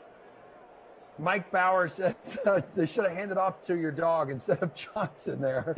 That was a terrible play call. Like Johnson, they haven't been able to do anything. Like I'd rather have him like try to run it with Watson again. I don't think or at least Boomer would be an effective football player. He's very small. Although he'd maybe be more like a Darren Sproles type. Yeah, I was gonna say like really shifty. Yeah. Okay. I'm working my way through it. Oh, that ball was. Although dropped. he doesn't have a lot of meat on the bones, he'd be more like a Wayne Corbett, you know? Oh wow, I loved Wayne Corbett because he didn't wear gloves. Yeah, he was a beast. Yeah. As a Pats fan, I still loved Wayne Corbett. Yeah. Shout out Hofstra. I think I did an interview with him about a year ago. I think probably right before like the pandemic what's he doing started. these days? I was just chilling. I can't remember that far back, but I'm sure it's on the draft. Oh my God! It's blocked and it's recovered. It's blocked and it is recovered. This is the best day of my life. I've never seen this. That was incredible. Oh my God! I love it. Wow! I want to see a replay here. Oh! Wow!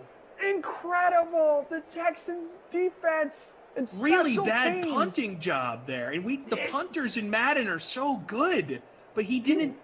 He ran right into his own line, pretty much. He ran up like 10 yards, and they're going to go for 2. Oh, this is History. amazing. Have we ever seen that? I don't know. Michael, Andrew, anybody. I need someone to help me. Back in the end zone, it's good. Wow, what a swing. This is a ball game, baby. There's Cooks, y'all. There's Cooks. We still got 56 seconds to go in the third quarter. Oh my Lord. Yeah, wow, this game is taking its time. Thought it was the 4th there for a second. Oops. Okay, yeah. We've got plenty of time left. Oh, baby. Blocked punt, scoop and score. Holy hell. Guys, Alaska for the first time tonight for Tommy Popsicles, for the beautiful little 9-pound boom sauce who looks like Bambi. There's almost 500 of you watching on YouTube. Even if you're on Twitch and you haven't liked the YouTube stream yet, pop over and give it a little like. We just saw history. That was we saw incredible. a block punt in the end zone, scooped up, and then obviously a touchdown for the other team. Scoop and score. This is amazing. Like button, tickle it, tap it, kick it, touch it, bop it, twist it. Bop It was a great game. As a kid. Oh, really good. That was crazy. How do you even respond if you're the Lions? Oh my God! Interception! Go! Pick 6! Oh my God! Texans defense is crazy! What freaking planet am I on? Wow! Wow! Oh my God! Right on cue! How do you even respond? Pick 6 to the house! No. Wow! I don't know what's happening.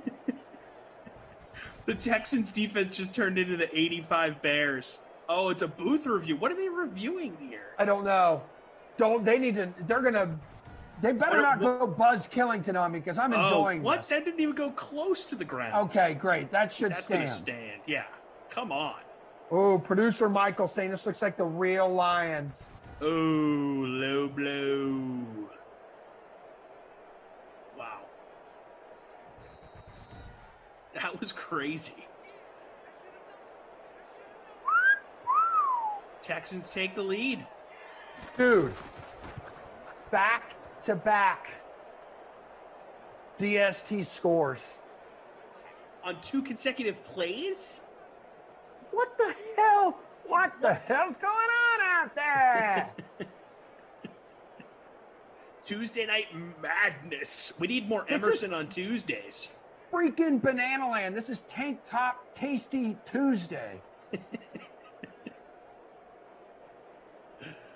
Oh my Lord. Neil Patrick Harris says, LMAO, what is happening? This is insane. Jimmy B saying, smash the like.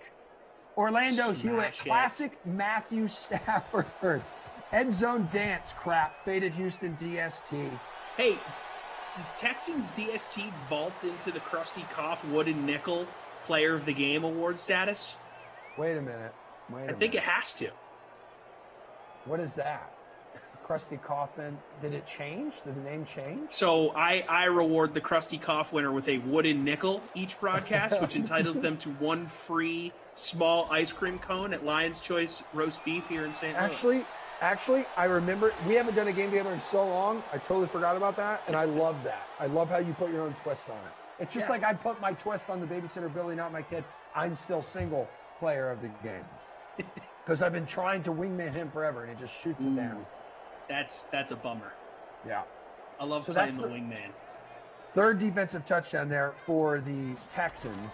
Even Sideways Universe over on YouTube. What a time to join. People want more Morgan appearances here on the Simland. Absolutely. Got a soothing voice. Got to get her on the payroll.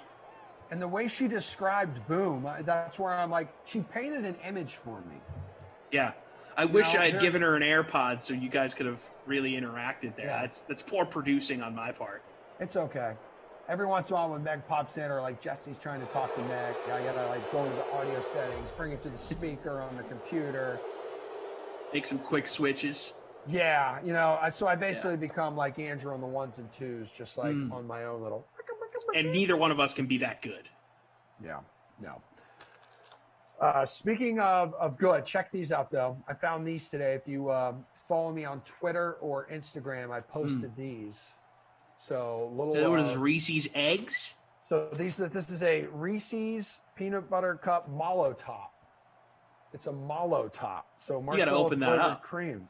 Okay. Open it up. Let's see what we're working with here.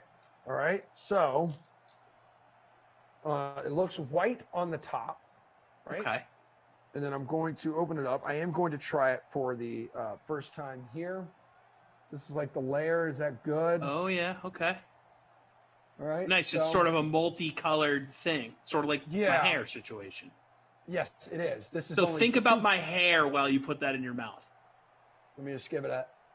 Okay. Yep. Smells like a regular Reese's. Lick test, smell test, bite test. Room temp, refrigerated. How'd you? Room temp. No. Okay. I got the bag sitting here. Oh, okay. Not bad. Oh, you're in like Easter mode here. Yeah. Starting to stack up on the candy. Yeah. All right. The marshmallow flavoring. Yeah, it's got the texture of just a regular white chocolate. I wish it was actually more. I like white chocolate. I'm a white chocolate guy. I mean, dude, it's butter. Like, how can you not like it? Yeah. Well, I knew some people that went against white chocolate for that reason alone. It's like, dude, it's so rich and it's really fatty. It's like, shut up. Dude. You're eating. If you're gonna eat chocolate, you're already losing. Like, I'm gonna eat whatever the heck I want if I'm gonna eat chocolate. Loser. Yeah. Yeah. You're not eating candy to be healthy. And let's not act like regular chocolate is that much healthier than like white chocolate. Because it's not. No, I have a small piece of dark chocolate for the antioxidants at night. Buzz Killington says, Emerson, you tried the apple pie flavored Kit Kat. I've had the wasabi. I've actually tried the I didn't wasabi. know they made flavored Kit Kats like that. Oh, what? Stafford, oh my God, another intercepted. Wow. Texans DST balling tonight.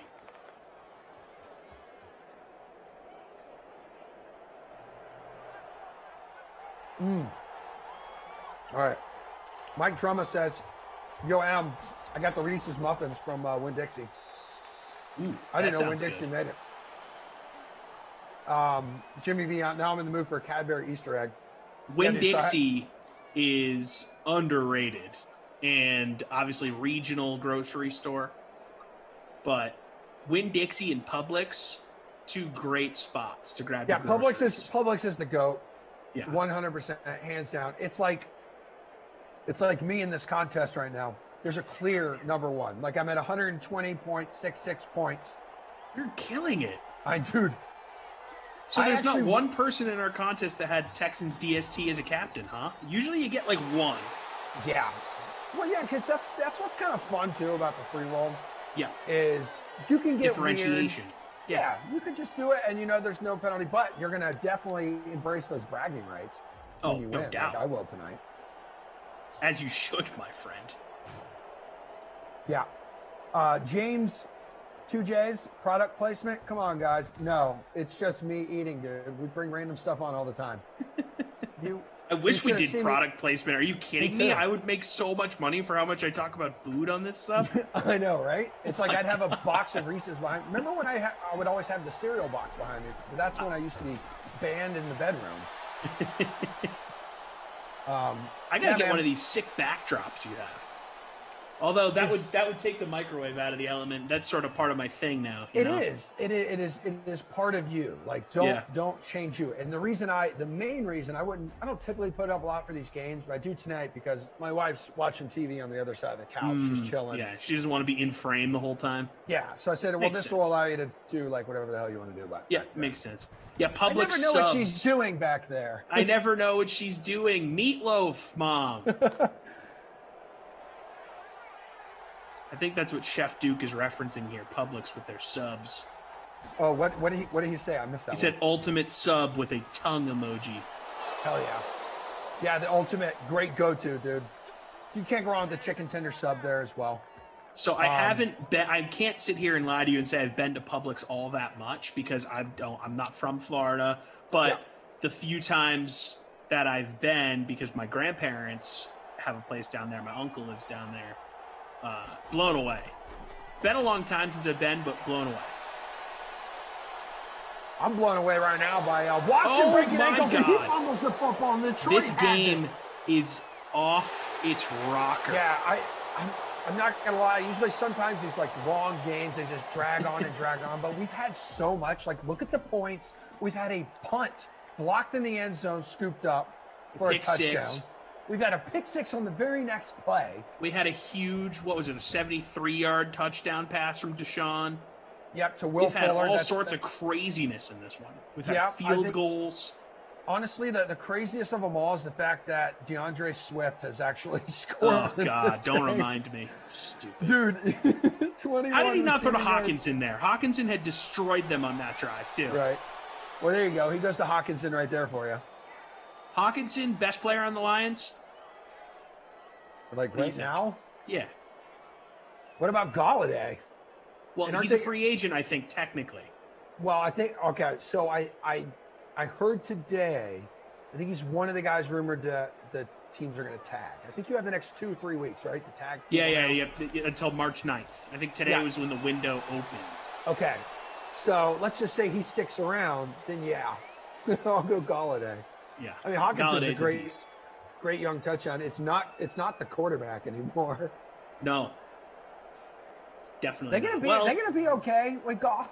Like, or is that almost like a? It's a weird situation. I was talking with I think Kaufman yesterday about this, and he was like, "I'm out on the Lions. I'm not a Dan Campbell guy." And my thought on it was, Dan Campbell has been well. First of all, he's a nut, and that's why I love him. But he's been, Sean Payton's direct understudy for how many years in New Orleans? I have to imagine that he's going to be able to bring some of that infrastructure and offensive mindset up to Detroit, right? I mean, that's probably why he got the job, because he has that Peyton pedigree. So I'm not out on Dan Campbell. I know his press conference turned people off to him a little bit as far as like projecting him to be a good coach or whatever, but I don't know. I'm willing to see what the guy's got, and he's got a war chest of draft picks coming up, and Goff's only 26 years old. Maybe he turns it around. What a dime there from Stafford. Yeah, so Galladay considered a strong candidate for the franchise tag. Dola, the first down. Oh, atta boy. He's had himself a pretty damn good game. I wonder if Dallas franchises Dak, or at least tries to. They're going to get destroyed for that if they do. Yeah. Now, bright side That poor is, guy. That poor guy, man. I feel so isn't bad it you for can him. only do that a couple years in a row? I think it's 2 or 3. I forget. Yeah. So, oh, is that Wow. Swift? Oh, my God. What Yeah, a it move. is. Wow. We were wrong, man. He's good. Yeah, and it's interesting. Stephen Boss just said on YouTube, Kenny G, when we were talking best player in the Lions, and then Swift. And right there, Man. looked hot. Look at that. So Whoop. hot. Hit the L2 there. Made that move. Dude, right now, the inglorious Staffords are an extra point away from taking a field goal lead. So, once again, Matt Prater, one more point for that lineup of yours. Take it. I will take it. Although that Swift touchdown definitely hurt me. But still, I'll take the point. 2 touchdowns in this game for Swift. That's a sim high for him in the Madden 2021. Craziness.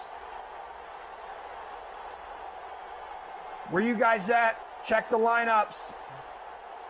What contest you in?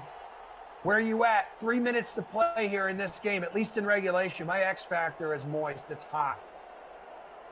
The way this game is going, I have no idea what the hell to expect in the closing minutes of this game. I am in 68th. Okay. Actually, I thought I would drop further, so not as bad. Welcome home, dude. What's up? Smash Lana. What's up? Smash Lana. I like when I see her tweets and stuff pop up. Yeah, that on dude's Twitter. awesome. I like that a lot. Big fan of your Smash Lana. Big Smash Lana fan as well. Me too. That guy's legit. Big fan of the Twitch fam, just chilling. Watson to Fuller.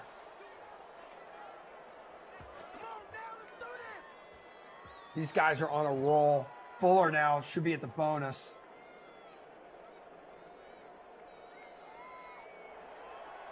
I want to see some fireworks here. Yeah, Fuller hits now the bonus. in the B. Watson, please hold on to the football, my sweet friend. So Fuller's probably in the driver's seat there. Well, I still admit that defense. Yeah. Hard to not give them their due. Even with a bonus in the mix. Emerson's forehead, it's been a while. Great to see you. No more Fuller, please. My gosh, that ball hog. Kenneth Ken, WTF happened? Kenneth, did you tune out like in the middle of the game and then you come back in?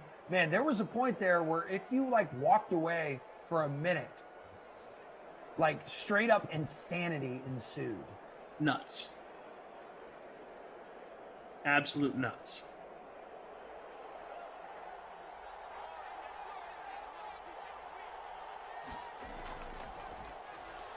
First and 10, inside 2 minutes. He's running. Oof. Man, He's playing with fire. He really is, dude. Oh, I'm just waiting on it. I'm waiting to make the fumble call. Yep. You can only take so many of those hits. You just got to play the percentages with this game. Quarterback's eventually going to fumble, right? Watson might hit the rushing bonus. Jeez. Yeah. 92 yards right now, dude. And there it is. And here it is. All right, I think that puts Watson in the driver's seat for the MVP now. Because some great choices though. Mm-hmm. I still might go defense. No, dude, it sounds like you still just might want to go go defense. Hey, I want to. Reminder: friendly reminder, it's like nothing official. It doesn't make a difference in the lineups or anything. So you could do whatever the hell you want to do. I know, but I want to be fair. Do it. Yeah, I think I'm going to do it. And you know what? I might flip a wooden nickel. Been known to do that for a time or two. I like that. Yeah. As long as you don't, as long as you can, and you can't cheat at like flipping. No, I do it on camera.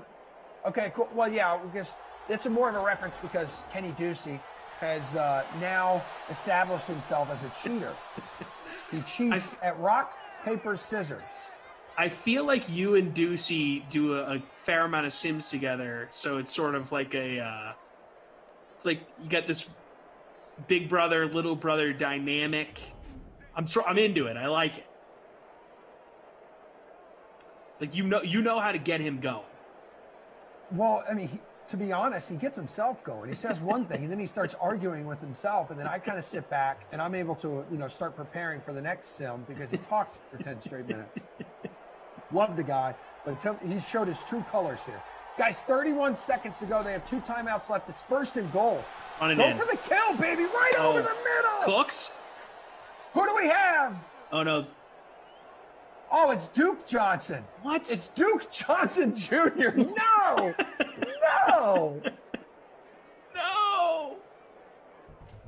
What the heck, man? No one wants that. Yeah. The Duke. Hey, you know what though? And Neil Patrick Harris says on YouTube, you have to pick the defense if the Texans win this game because the defense would have won it for them. It's true. Yeah, you're right. No coin flip needed here. If they hold the Lions out of the end zone here, the defense will be splitting a wooden nickel.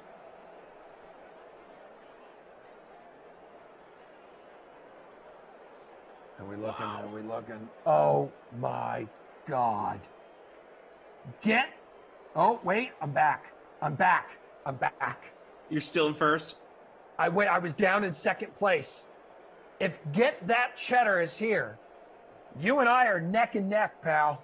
Uh-oh. Does he have any Lions? Well, I mean, I've got Hawkinson, I've got Stafford, I've got Amendola. He's got Stafford and Hawkinson and Kerryon Johnson. Okay, so I feel like you're in a better position here.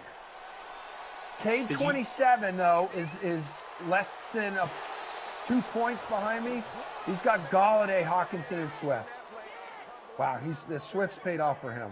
Swift in 4.9% in the captain spot, 21% in the flex. He actually might be an MVP candidate. He should be. He should be for you right now. He has 19 points in the flex, but $6,000 a roster. Yeah. Yeah. There you go. Yeah. That's good. I'll take that. Yeah, if Koff was here, he'd be imploring me to go with Swift. But I'm an outcome guy, I like to see who actually wins the game. I'll tell you what, right now, before this game comes to a close, with 456 people watching, we're 11 likes away from 300. 11 likes away. Oh, my God. If you've got one, don't save it for Clash because he's not here. It's going to be Tom and and Brandon. Tom and Brandon coming up at 10 o'clock. Me and BK, baby. You and BK for the first time. First time ever. 49ers at the Cardinals. Be a part of history. Come watch us.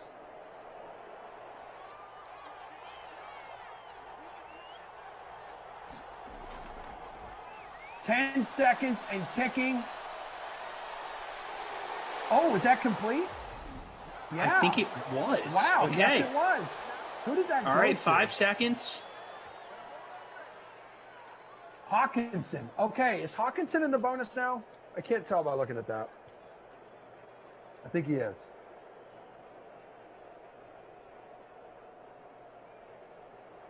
We got an end zone shot here. Here we go. We know Stafford's got the game. 5 seconds left. Easy to reach the end zone. Tossing it up, and it's incomplete. Wow, it would not have shocked me. That was incredible. That was completed. I honestly thought they were about to catch it.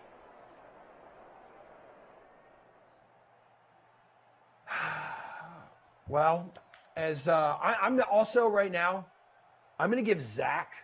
I'm going to single Zach out on the ops team. He's had his work cut out for him tonight. Yeah, seriously. Because round of applause here. Is we're going to rip through the stats. He's going to make sure everything's good to go and add it up. And as long as nothing changes, this will be the first win for me ever. Wow. In the free roll. Yep. That's so historic night all around. Yeah, it really is. We saw Stafford hit the bonus. So that last pass to Hawkinson there that got him to within striking distance to take the final shot, that put him in the bonus. Deshaun hitting the bonus on the ground, had about 261, I think it was, through the air, had 120 on the ground, did have a rushing touchdown. So yeah, confirmed. 2 touchdowns, 261 through the air, 306, and then 3 for Stafford. But Swift, 6 for 30 and a couple scores on the ground. This is where it gets really interesting. Damn, Amendola came up 3 yards short of the bonus. 97 yards on 5 catches, had a touchdown. Huge numbers here, man. These are great. Here, go ahead. You can rip through some of them. My voice hurts. Man, Hawkinson 7 for what was it, 137 and a tud. We had, like you said, Dola just coming up short on the bonus. We had Fuller hitting the bonus. But Jones Marvin Jones, nothing other than that tud. 1 for 6. It's just crazy. Fairbairn with the field goal. Yeah, but, man, I see all these numbers, and people are going to say I'm crazy. I'm still giving it to Texans D. Congratulations. You have won the wooden nickel. I'll have one for all of you here in St. Louis if you're ever in town. Grab a free cone at Lion's Choice Roast Beef. And Brandon Cooks, Babysitter Billy Award. Not my kid, not my problem. Okay. Not good today. So as of right now, again, if it holds, DK Elazia, massive victory, 149.95 points. Huge. This was the greatest sim. This was the greatest sim of my life that I have ever called, and it turned out to be the greatest day in competition in the contest. This has been almost a full year in the making for you. Your first win. I mean, this is I was literally born for this. My parents made me for this moment. I'm happy for you, man. Me too, dude. So I'd like to thank them. I'd like to thank you for riding shotgun with me on this journey. For producer Michael, Zach on the ops team, Andrew on the 1s and 2s. And most importantly, DK Sim fam. I had a ginormous audience tonight. You guys watch history, and this is greatness right here, and it feels good. But there is one other individual who is greater than me. It is our queen, our draft queen, and Jesse Cofield. I don't know if you heard or not, but kind of a big deal. I won the free roll tonight. Wow, that is huge. Honestly, yeah, it really is. I'm really happy for you, man. Like, that seems to me like it's probably best thing that's happened to you in like a year or so, probably. Like, biggest, most you've had going on in like a year-ish. Yeah. Yep. I'm gonna retire now. I'm out of here. I'll see you later. Thanks. You should, man. You should. Congrats, Emerson. Yeah, congrats. I guess we won't be seeing you at work anymore. All right. Good stuff there. We do still have Madden After Dark coming up at 10 p.m. Tom going to be joined by Brandon Kristoff, first ever to bring you the action between the 49ers and Cardinals. That game is featured in our Madden Stream 3K Flea Flicker contest. $5 entry, $1,000 top prize. Also, we got the free contest for that showdown. $250 prize pool, $25 going to first. In the meantime, let's finish up our AL West preview for the upcoming MLB season. Adam Kaufman was joined by Steve Buchanan and Gary and Thorne to take a look at the fantasy and sports betting angles for the Angels, Mariners, and Rangers. The The reigning American League Rookie of the Year is Kyle Lewis from Seattle as we move on to the Mariners. And when it comes to a fantasy outlook, there's not a lot there for the M's. You know, it kind of starts and ends with Lewis as far as potential studs. You tell me, Gary, and is there anyone we're sleeping on here? Yeah, Mitch Haniger. Classic buy low candidate. This is someone who has dealt with a myriad of injuries the last couple seasons, really unlucky. Just hasn't been able to get on the diamond. But you go back to the start of 2017, which that's the exact moment he began his career in Seattle. He's got a 128 WRC plus over that span of time. That's better than Manny Machado. It's better than Nolan Arenado. This guy can hit.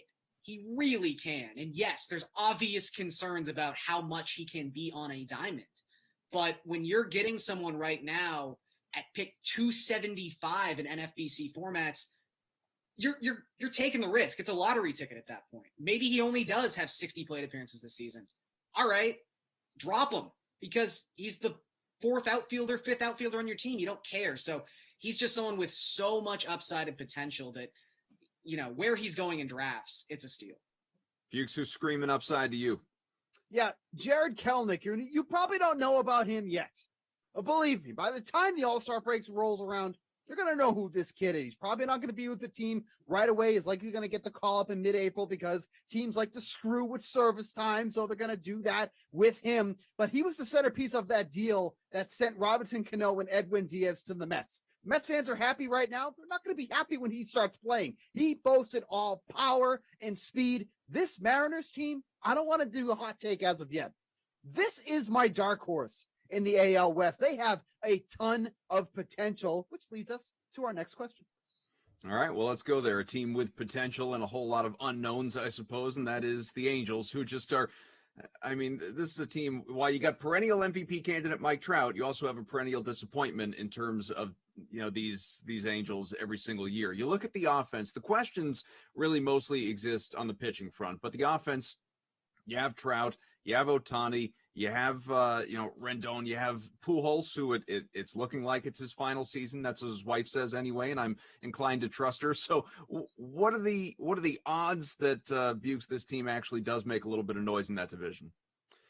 I'm not crazy about it. I mean, look, they do have some potential. They have a lot of big names there. And like in looking from a betting perspective, I mean, the A's minus 130 to make the playoffs, not crazy about that. Astros minus 112. That's probably the better bet there, but they just have a lot of things to work up. Not crazy about that bullpen. That's going to be a big problem for them there. That rotation has a lot of question marks in there too as well. If everything aligns, they no doubt have the talent. So I have no problem with that. They just haven't got it right for year after year after year. Not crazy about that, the outfield mix either. Signing Dexter Fowler, that's kind of going in the reverse direction than going forward. So it's a team that has some potential. I'll give them that, but I'm certainly not looking to lay money down on this team. Any fantasy relevant pitchers here, Garion? I mean, Bundy is like a top 100 pick this season. He was really good last year. High strikeout rate, really good FIP. So I can definitely understand people taking a look at him seriously with where he's going in drafts right now. The issue you have with their rotation is just, generally with these types of teams that have great offensive potential and a couple question marks in the back end of the rotation, you sign guys like Alex Cobb and Jose Quintana and et cetera, and you hope that maybe one can pan out. If the Angels are going to make the playoffs at plus 160, they almost need every single one of their like flyer pitching acquisitions to pan out. And then they need last season's flyer pitching acquisition, Dylan Bundy, to continue pitching like he did in that shortened season against, I would say, like questionable competition. I believe in Bundy, but for being honest, he faced like the Rangers 3 times, Oakland 3 times, like not exactly the cream of the crop when it came to his pitching opponents last season. So I just think the American League is like strangely deep this season. Like the AL East, depending how you feel about the Red Sox, could be 4 good teams. The AL Central is 3 good teams, depending on whether or not Cleveland can kind of survive their salary purge. And then, we've already talked about, Steve kind of likes the Mariners to maybe be a dark horse. We've got Oakland maybe falling off a bit, but they're going to be competitive. Houston's going to be good. Like, there's just not that many playoff spots, and there's a lot of good teams. And I just don't have a lot of faith in the Angels. All right. Well, I feel like you've kind of answered the question, but at plus 160 odds, it's one thing to say all the things that need to go right for the Angels to snap a skid of 6 straight years without the playoffs. But do you believe it'll happen? Does any part of you want to make that bet? No, and I think the thing that I look at most is you talk about last season. Not only did we have more than half of the American League make the playoffs, and they didn't, but we also had two really good seasons from their key offensive players. Mike Trout will tell you that he had a subpar season, which I guess by his own standards he did, but he was still a top 10 offensive player in baseball. And Anthony Rendon was amazing last season. No one talked about it because the Angels were so bad, but you already had like 95th percentile results from your two best offensive players, and you couldn't make the playoffs in a year where everyone made the playoffs. So I don't know why I'm supposed to think they'll get better this season. I know they were heating up. They had a really bad start, and then they kind of heated up and ran out of time, but I don't have faith in the Angels. Bukes, you're only allowed one dark horse per division, so I have to assume you don't like the Angels either. No, not really, because, I mean, let's just say that the Astros win the division. So that means the Angels' path to victory is the wild card. That's not going to happen. I mean, teams like the Blue Jays are in contention now for the wild card, potentially. The Twins will be right there in contention for the wild card. Are they better than those teams? I don't think so. Because like Gary said, everything has to work for this Angels team to sneak in, whereas the Blue Jays, the Twins, they can kind of get away with some guys being average because they can pick it up in other areas. So I think their only path to victory, to get to the playoffs, is in the wild card. And with how this American League is set up, that ain't going to happen. Rangers Bukes openly rebuilding. You got Joey Gallo, and that's it, right? When it comes to a fantasy perspective, is there anybody else worth keeping an eye on?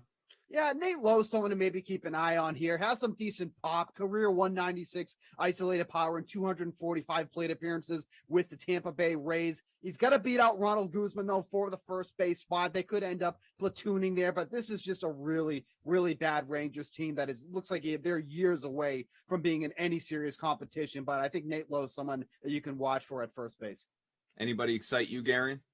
Yeah, I think offensively, just because it's a good ballpark, especially in the summer when it gets really, really humid out in Texas. But, kind of see who trickles at the top of that lineup, who's hitting around Gallo a couple weeks into the season, and maybe you jump on them because they're probably going to be available in the waiver wire, for being completely honest. Dunning is kind of an interesting guy in their rotation. I think he's going to make it just because they don't have anyone else. The nice thing about a team that's openly rebuilding is, we talked about like Jared Kelenic earlier. You sort of have to wait on him to actually get to the majors, where with Dunning, I think he's just going to be there. He's already 26. So like the prospect years, quote unquote, are sort of behind him. This is his time to come to the majors and actually pitch. And he started 7 games last season, had a strikeout per 9 above 9, had a swinging strike rate of about 11.5%. So the potential for strikeouts is there. I think he could be kind of an interesting guy, especially considering he's going around pick 300 right now.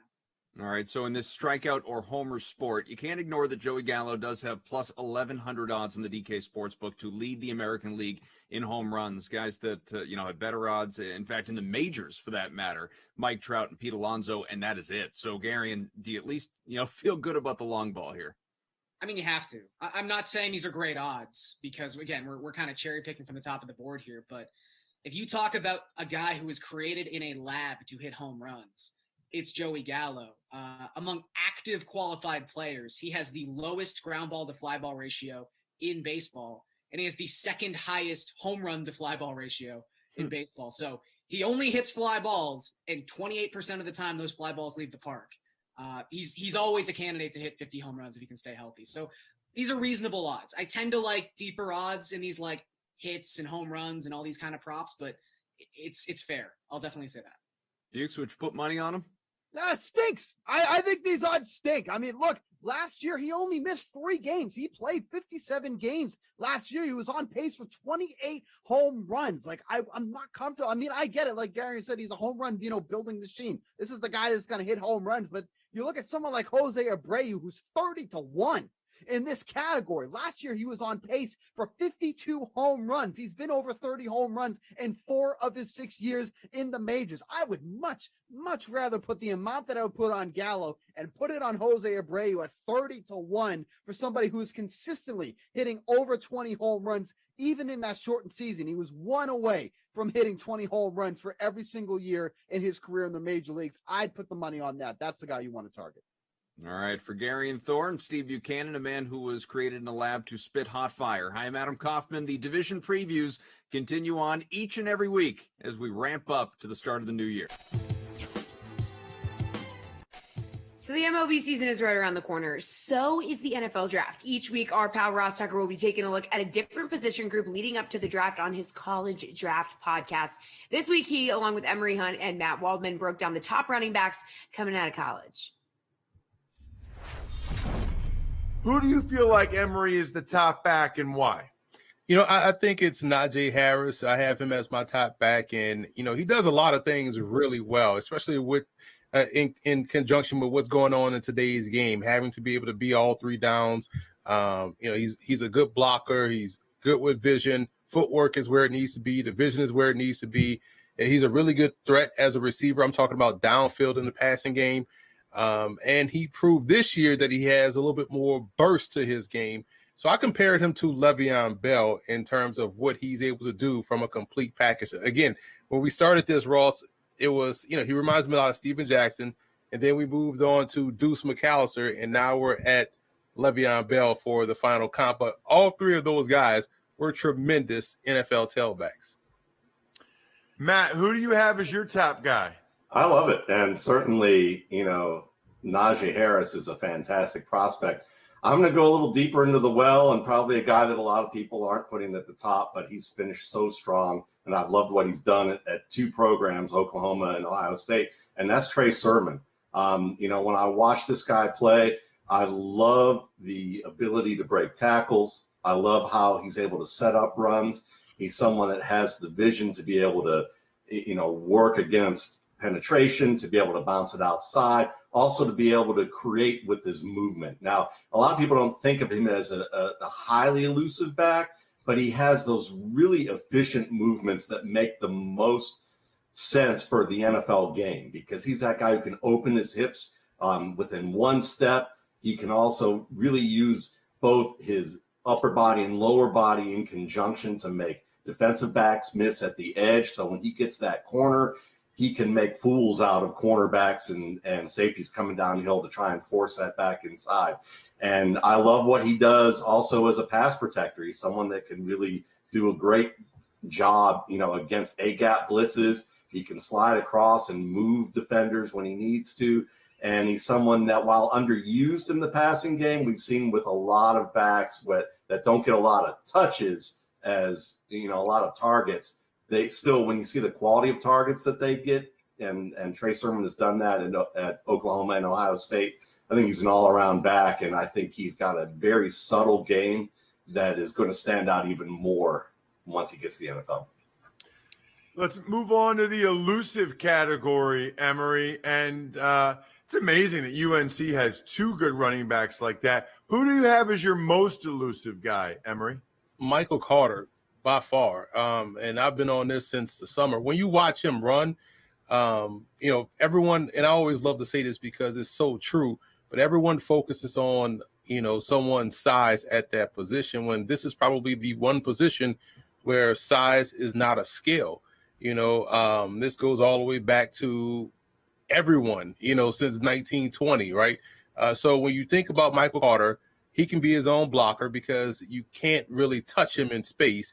And he also avoids those hits because, again, you can't touch him or hit him. And I always say you can't hit what you can't catch. You can't hurt what you can't touch. So his size is irrelevant when you're talking about someone like that. And when you watch him run interior run plays, these inside zones or gap plays or what have you, this is a guy that can run down the middle of a defense, which you have your D tackles, your backers, and not get touched. So if you can be your own blocker in that sense, along with the vision he has, that's a big reason why he's able to rip off those yards in chunks. So if I had to compare his game to someone, it would be Darrell Henderson of the Los Angeles Rams.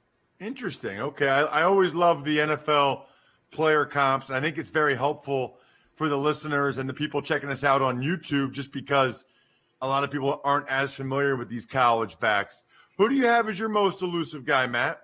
Well, I think the guy that probably, when you think about the classic level of elusiveness of making people miss on a, both dramatically and more subtly, I would say Javian Hawkins is certainly up there. And when you think about what he's able to do at Louisville, he reminds me a little bit of like a young, light version of Clinton Portis in the way that he's able to bounce things outside, the way that he can make people miss with layers of movement as well as just with efficient movement. So he's the same type of guy that can give you that fancy spin move and press the B button, or he's the guy that can open his hips with just one step and be able to get out. Or if you need him to be able to layer different moves in the open field, he can do that too.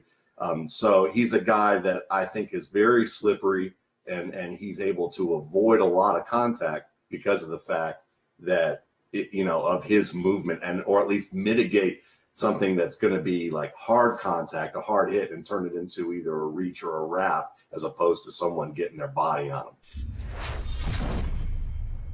Let me remind you guys of the DraftKings Dream Stream play of the day. We have an absolutely stacked field for this week's PGA Tour tourney, the WGC Workday Championship. The top 15 golfers in the world are all teeing it up at this no-cut event. Our featured contest this week is the PGA Tour 1 million flop shot. So $250K to first for just a $15 entry. And this week, if you spend $50 on golf contests, you get yourself $5 DK dollars that can be used in any other DraftKings contest. So go check that out now over in the DK lobby and start filling out those lineups.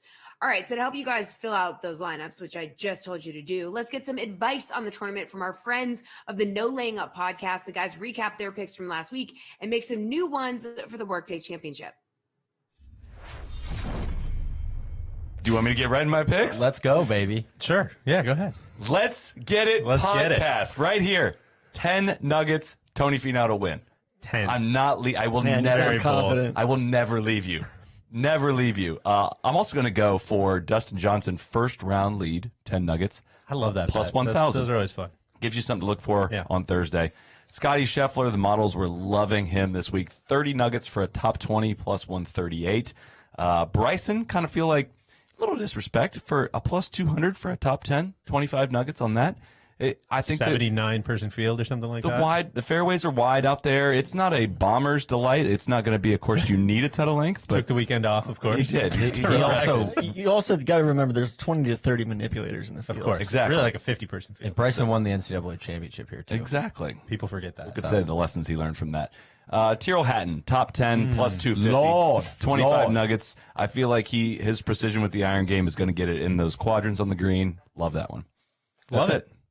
Damn, Solid, we're kind of aligned. We're, thinking. Never mind. I'm going to read that. No, so I've got the limited field king, Justin Thomas, top 5. Also 20 looked great nuggies, last week. Plus 400. No, but I think he's a little closer to home. Yeah, everybody has offense. He plays well with limited field stuff. Are you subscribing to Randy's models now? It's practically a home I'm game. trying to take in as much data as I can, TC. On the other side of the state. I'm wearing my Penguin shirt in honor of the mangy dog. Cam Smith, 10 nuggies, plus 6,000 to win. Okay. I like the way he played on a hard course at Bay Hill last year. He chips and putts it well. Ian Baker Finch on the broadcast had him as a the Royal Melbourne. Tipping him. He was tipping him. So I'm in with Cam. I love Cam. Love his game. I got Bryson top 10, 20 nuggies, plus 200. Thought there was a lot of value there as well. I've got Leash going with another Aussie who knows how to soft hands. Knows how to use his hands around the green. Plus 250, 30 nuggies for a top 20 there. And then Lord Tyrrell Hatton. It was a lock of this century. Not that he's going to win. That deal was going to pick him. First start of the year here in the U.S. 20 nuggies, plus 250, top 10. Looked great in the Middle East. Yes. Love it. Tron, I think we know where you're going. There's a lot of different directions I can go. Tron, of course, if you missed last week's video, he will be paying. We imposed the Trainer Act, the Martin Trainer Act, so Tron has all 100 of his nuggets to spend on Martin Trainer. This is for illicit acts that he, It's unfair, wrong scoring. It was wrong scoring. Yeah, it was wrong scoring. I thought I entered an Alford plea. That's true. Well, you don't have to respond to what we're saying. We're just saying what we think. We're just stating. I was what let you've been down by charged a with. bad calculator online. He refuses to admit guilt, but we have pronounced him guilty. Well, we got a strong field down in Puerto Rico. We got the likes of Omar Uresti, Robert Allenby, David Duval, Ted Purdy, Carlos Franco, all in the field this week. Jason Bone also in the field. But yeah, I'm feeling really, really, really good about Martin Trainer. So good, in fact, that I was trying to get them to stand up some markets. Pleading with the DraftKings people. Please give me some matchups. Give me some made cut, miscut. Give me a made cut, miscut here. Instead, I have to go essentially a 400 to 1 play on Martin Trainer to win. Martin Trainer, however, won this event no longer than 2 years ago. That's how he's in the 2019 event, champ. I think. This is very fair punishment. Then. I totally agree. If he wins again, you get all the work. Yeah. You could be the draft king if he wins again. Do you know how much? So that would be what? That would be 40,000 nuggets. That's a true ball don't lie situation. You are exonerated if he wins. We would truly be looking at the Sun King. Napoleon would be out. We'd have the Sun King. I would be God. I would be the draft god. Absolute monarch. DJ, bring us home. Well, that takes us to me. I a couple things going through my head this week. One, inspired seeing Tron pick up a victory. That inspires me. That thinks I can, makes me think I can get a victory. I think back to Phil, the Bones recounting the Phil story. I think it was the 2010 Masters when he's up against the tree, 13. He knows at some point I'm going to have to hit a shot to win this golf tournament. Right now it's time for a bold play. Are you picking all winners this week? 100 nuggets, Tony Finau to win. Wow. Hell yeah. I was so impressed by what I saw. It was the opposite of everything we've ever seen from him. He looked like he was there to win the golf tournament. So I'm not going 10 nuggets. I'm doing it. Let's do it. Get it. Oh my! I'm truly at a loss for words right now. God, I'm proud of you. Let's man. get it. I don't Welcome care. aboard, team. I don't care. So glad to have you, bud. You know what? If you're not playing with this fake money, if you're not playing to win, I don't know what to tell you.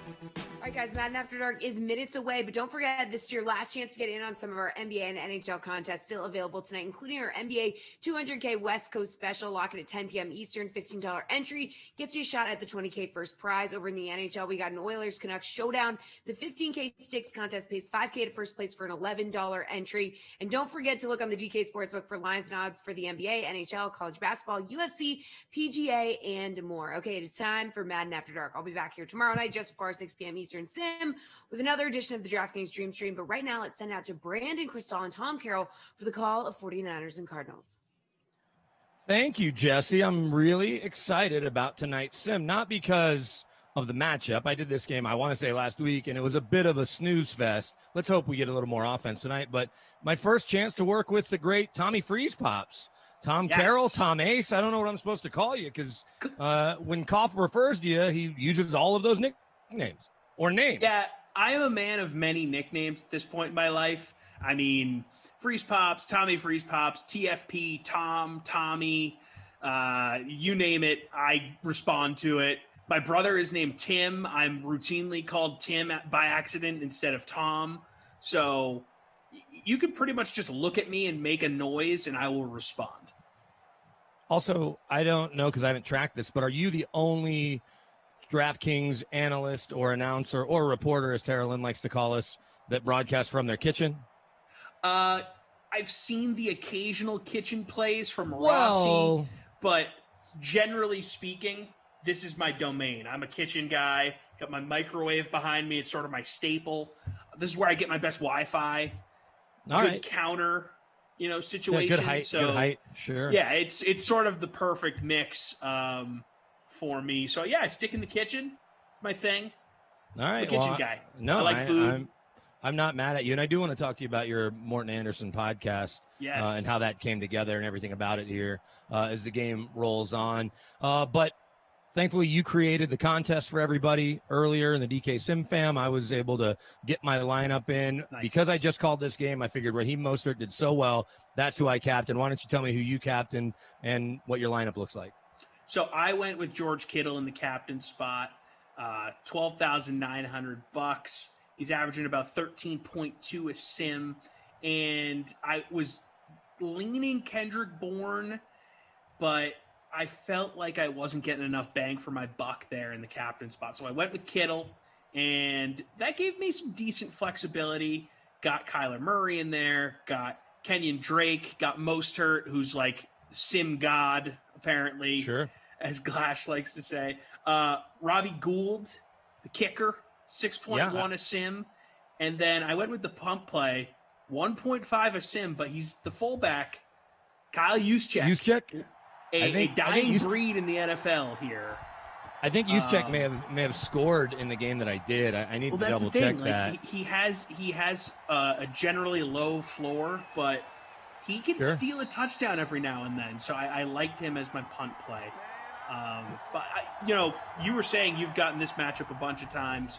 I rarely see the Cardinals, so I'm interested to see how that plays out. I've seen the Niners quite a bit, but the Cardinals they're much more exciting. They're much more exciting in real life than they have been in the sims I've had them in, and I probably had them a half dozen times at least. That's good to know. On first down, Garoppolo, that's your man George Kittle, who you captained. The last time I had this game, I captained Kittle, and he was okay, but he wasn't great. So now, of course, you captain him. He'll probably help lead you to victory. I did, just for fun, fill out a lineup in the previous sim that you did with Emerson, and I just checked my score, and I finished 97th.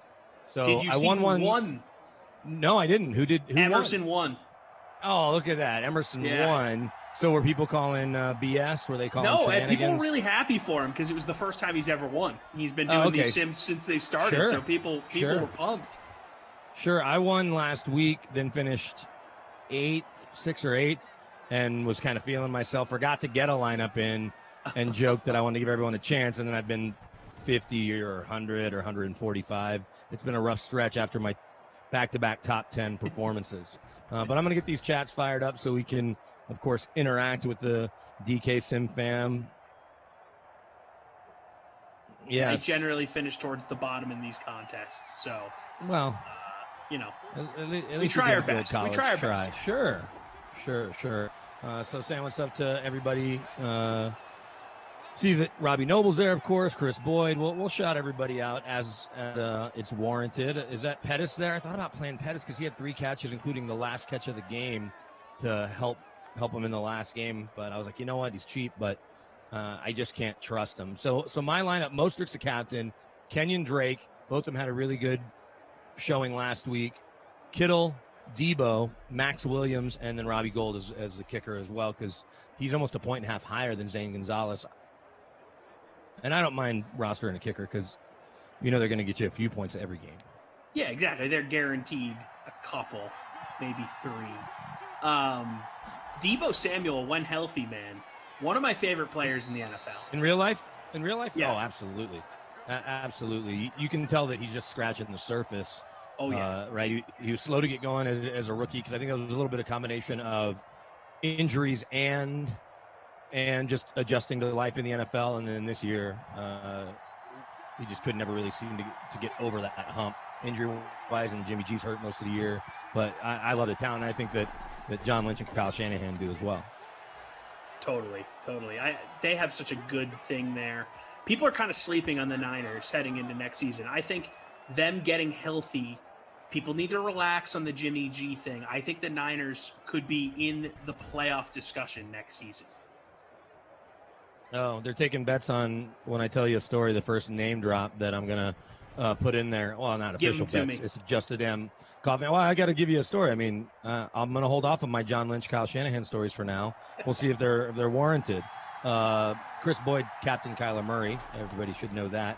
Kyler's always disappointed me in these sims. It's been a bummer. Jimmy G, though, is just dicing up this Arizona defense. That Kendrick Bourne there. You had Mostert with the first down before this, and the All Blacks, the traditional All Blacks that San Fran loves wearing.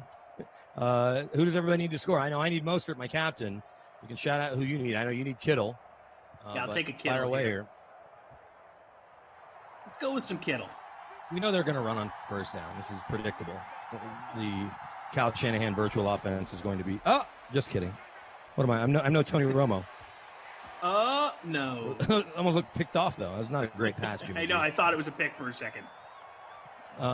So I'll rely on you to help me keep up with the standings. Although I'm 72nd right now, and I got to get the Twitch chat fired up as well here as we go. But I want to keep hearing from everybody throughout the night. I guess. Have you waited? There's the handoff to Mostert, but he's not going to get there. This could be good for both of us to have Robbie Gould. Did you and Emerson, what'd you guys get into? Did y'all talk Russell Wilson, Deshaun Watson stuff at all? We talked a little Deshaun Watson. We tried not to let it dominate just because, that's all we've talked about every Texan sim for the last, 2 months. But it's right, you hard had to the ignore Texans. that. I was just saying in general. Yeah, we did. We had touchdown. the Texans, and there's a tud there from Mostert. I'm going to jump from 72nd up. Got to think in the top 50. Cliff Kingsbury, virtual Cliff Kingsbury's not liking it. We'll see what they do when they hit the field there. So good for you, better for me. Let's see how high up I'm climbing. Yeah, I'm in 47th after the touchdown. That can't be right. No, before the touchdown, I'm in 47th. We'll see. We'll see as these scores get updated. Shout out to producer Michael, to Andrew, Zach, keeping all the scoring up to date, and everybody in the ops team. Really appreciate them keeping us going here. Oh yeah, I'm jumping way up, man. My phone can't even keep up with it. I'm in 17th place now. Oh, I'm in striking distance. No, actually 18th. It settled down. Still striking distance. So Mostert obviously there. A lot of people roster him. I need to look at the ownership numbers again. Mostert's going to be on just about everybody's roster. 73% rostered in the $250 free showdown. 25% of the captain spots. So 1 out of every 4 players have Mostert captain. That's got to be the most. Kittle captain 10.7% of the time, like you did in the big free showdown. 48.3% ownership. Fitz 44.8% ownership. We'll see if Fitz can get his name called. He didn't last game, maybe once when I had this last week. Kyler owns 70% of the time, captain 14%, and then Hopkins, who just doesn't play in real life the way he does in real life on these sims. I don't think it's his fault. It's weird, but he's owned 34% of the time, captain just 4.9, and then Kenyon Drake to round out the big names. 54% ownership, captain just over 14% in the Big Free Showdown. I really want to hear this Kyle Shanahan, John Lynch, all these stories you have. I mean, well, dude, come on. I mean, you're holding out on me here. Not intentionally. I just think a lot of these people have heard of him, unfortunately. No, I've known Kyle since he was in college because I had a bunch of friends that were at Texas with him and then stayed in touch with him throughout his time climbing the coaching ranks.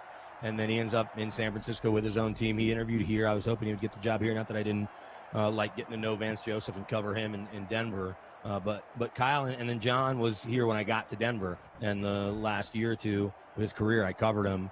And then he was around town and working in the media and always listening to us on the radio. I'd get random texts. Hey, BK, what's the hotline? And he'd call in because he was in the car listening to something. Just two great guys. And there's really strong ties between both organizations because of Mike and Kyle and John Lynch. And then Elway, because of John Lynch, they're such good friends. And Elway to the Shanahans, even though he and Mike aren't necessarily the best friends. Bobby Turner's a running backs coach there. Wes Welker's a receivers coach. And there's a couple more if I were to think a little bit. Oh, John Embry, the assistant head coach, grew up in Denver, played at CU, was a head coach at CU. So it's almost like it's a sister organization. Or I was going to say, I did not realize outside of Lynch and the Shanahan connection how connected these franchises were. It's crazy. Well, and Ben Garland's a Colorado kid that started his career after Air Force, and even though he's in the reserves playing for the Broncos all those years, Atlanta, now he's there. And there's a couple more that I could. Emmanuel Sanders was traded there last year on the road to the Super Bowl. So just a lot of crossover. But it's funny talking about Debo. Here's the story. So at the Combine 2 years ago, before they drafted Debo, I see Wes Welker, and they had just hired Miles Austin to be an offensive coach as well. And then we're out one night, and I'm like, man, you and Miles are the two best receivers on your team. He's like, oh, no. I was like, no, it's a fact. But then they drafted Debo, so I texted Wes when they drafted him. I was like, all right, Debo is now better than you and Miles. And then the Broncos played him in the preseason, and you could tell that they were headed in the right direction. They had Ayuk this year. I think Ayuk's going to be good. I don't know if I like him as much as Kyle Shanahan, who said after the draft that he was his favorite receiver in the draft, which is easy to say once you draft him. He's another guy that showed flashes, but if you owned him in your year-long fantasy like I did, you probably had to drop him early, and then it burned you late. Yeah, no, that's one of those guys. And that team in general throughout last season, it was a bummer to have any of those guys under season-long fantasy with all the injuries they were dealing with. Well, so what I want to know is, how did you end up doing a podcast with Morton Anderson and Jordan Lindenbaum? I'm going to pay attention when Arizona does something. Kenyon Drake's getting tackled in the backfield. It's nothing worth writing home about. They're probably going to punt soon, and then we'll see how it goes. Yeah, so because of the pandemic, lost my job out here in St. Louis, media cutbacks. We all know the story at this point, you know, with the industry. So poking around, looking for work, and I went to Emerson College up in Boston. Right. And a friend of mine posted in a Facebook group that is for Emerson alumni where they just post jobs all day. The listing said something along the lines of trying to launch a podcast for an NFL Hall of Fame player. Let me know if you're interested and you have relevant experience. And I'm sitting here with 7 years of sports radio experience going, hey, that would be awesome. And I've been trying to get into the podcast game full time for a while. This seems like a good move for me. Hit him up, went through all the interview processes, talked to Morton a bunch of times, and ended up getting picked to be his co-host and semi-producer type, that sort of hybrid role that we assume in these jobs in this industry. And it's been great. He's such a good dude to work with. Our 25th episode comes out this week. We have Cam Jordan joining us, actually, if you want to check that out. Apple, Spotify, or wherever you get your podcast. He's the best. He was so good. Cam's so great. Yeah. So check that out. Great Dane Nation. And you'll see it on YouTube as well, on the Vegas Insider YouTube page. So he's been awesome. And Morton's got stories for days. He's got stories and he doesn't even realize he has stories. When you're talking with guys like that, they don't even know that they're being cool, and they're being cool, Well, and not only that, something happens and you just start having a conversation, and then a light bulb clicks. Oh, wait, I played with his dad, or or whatever.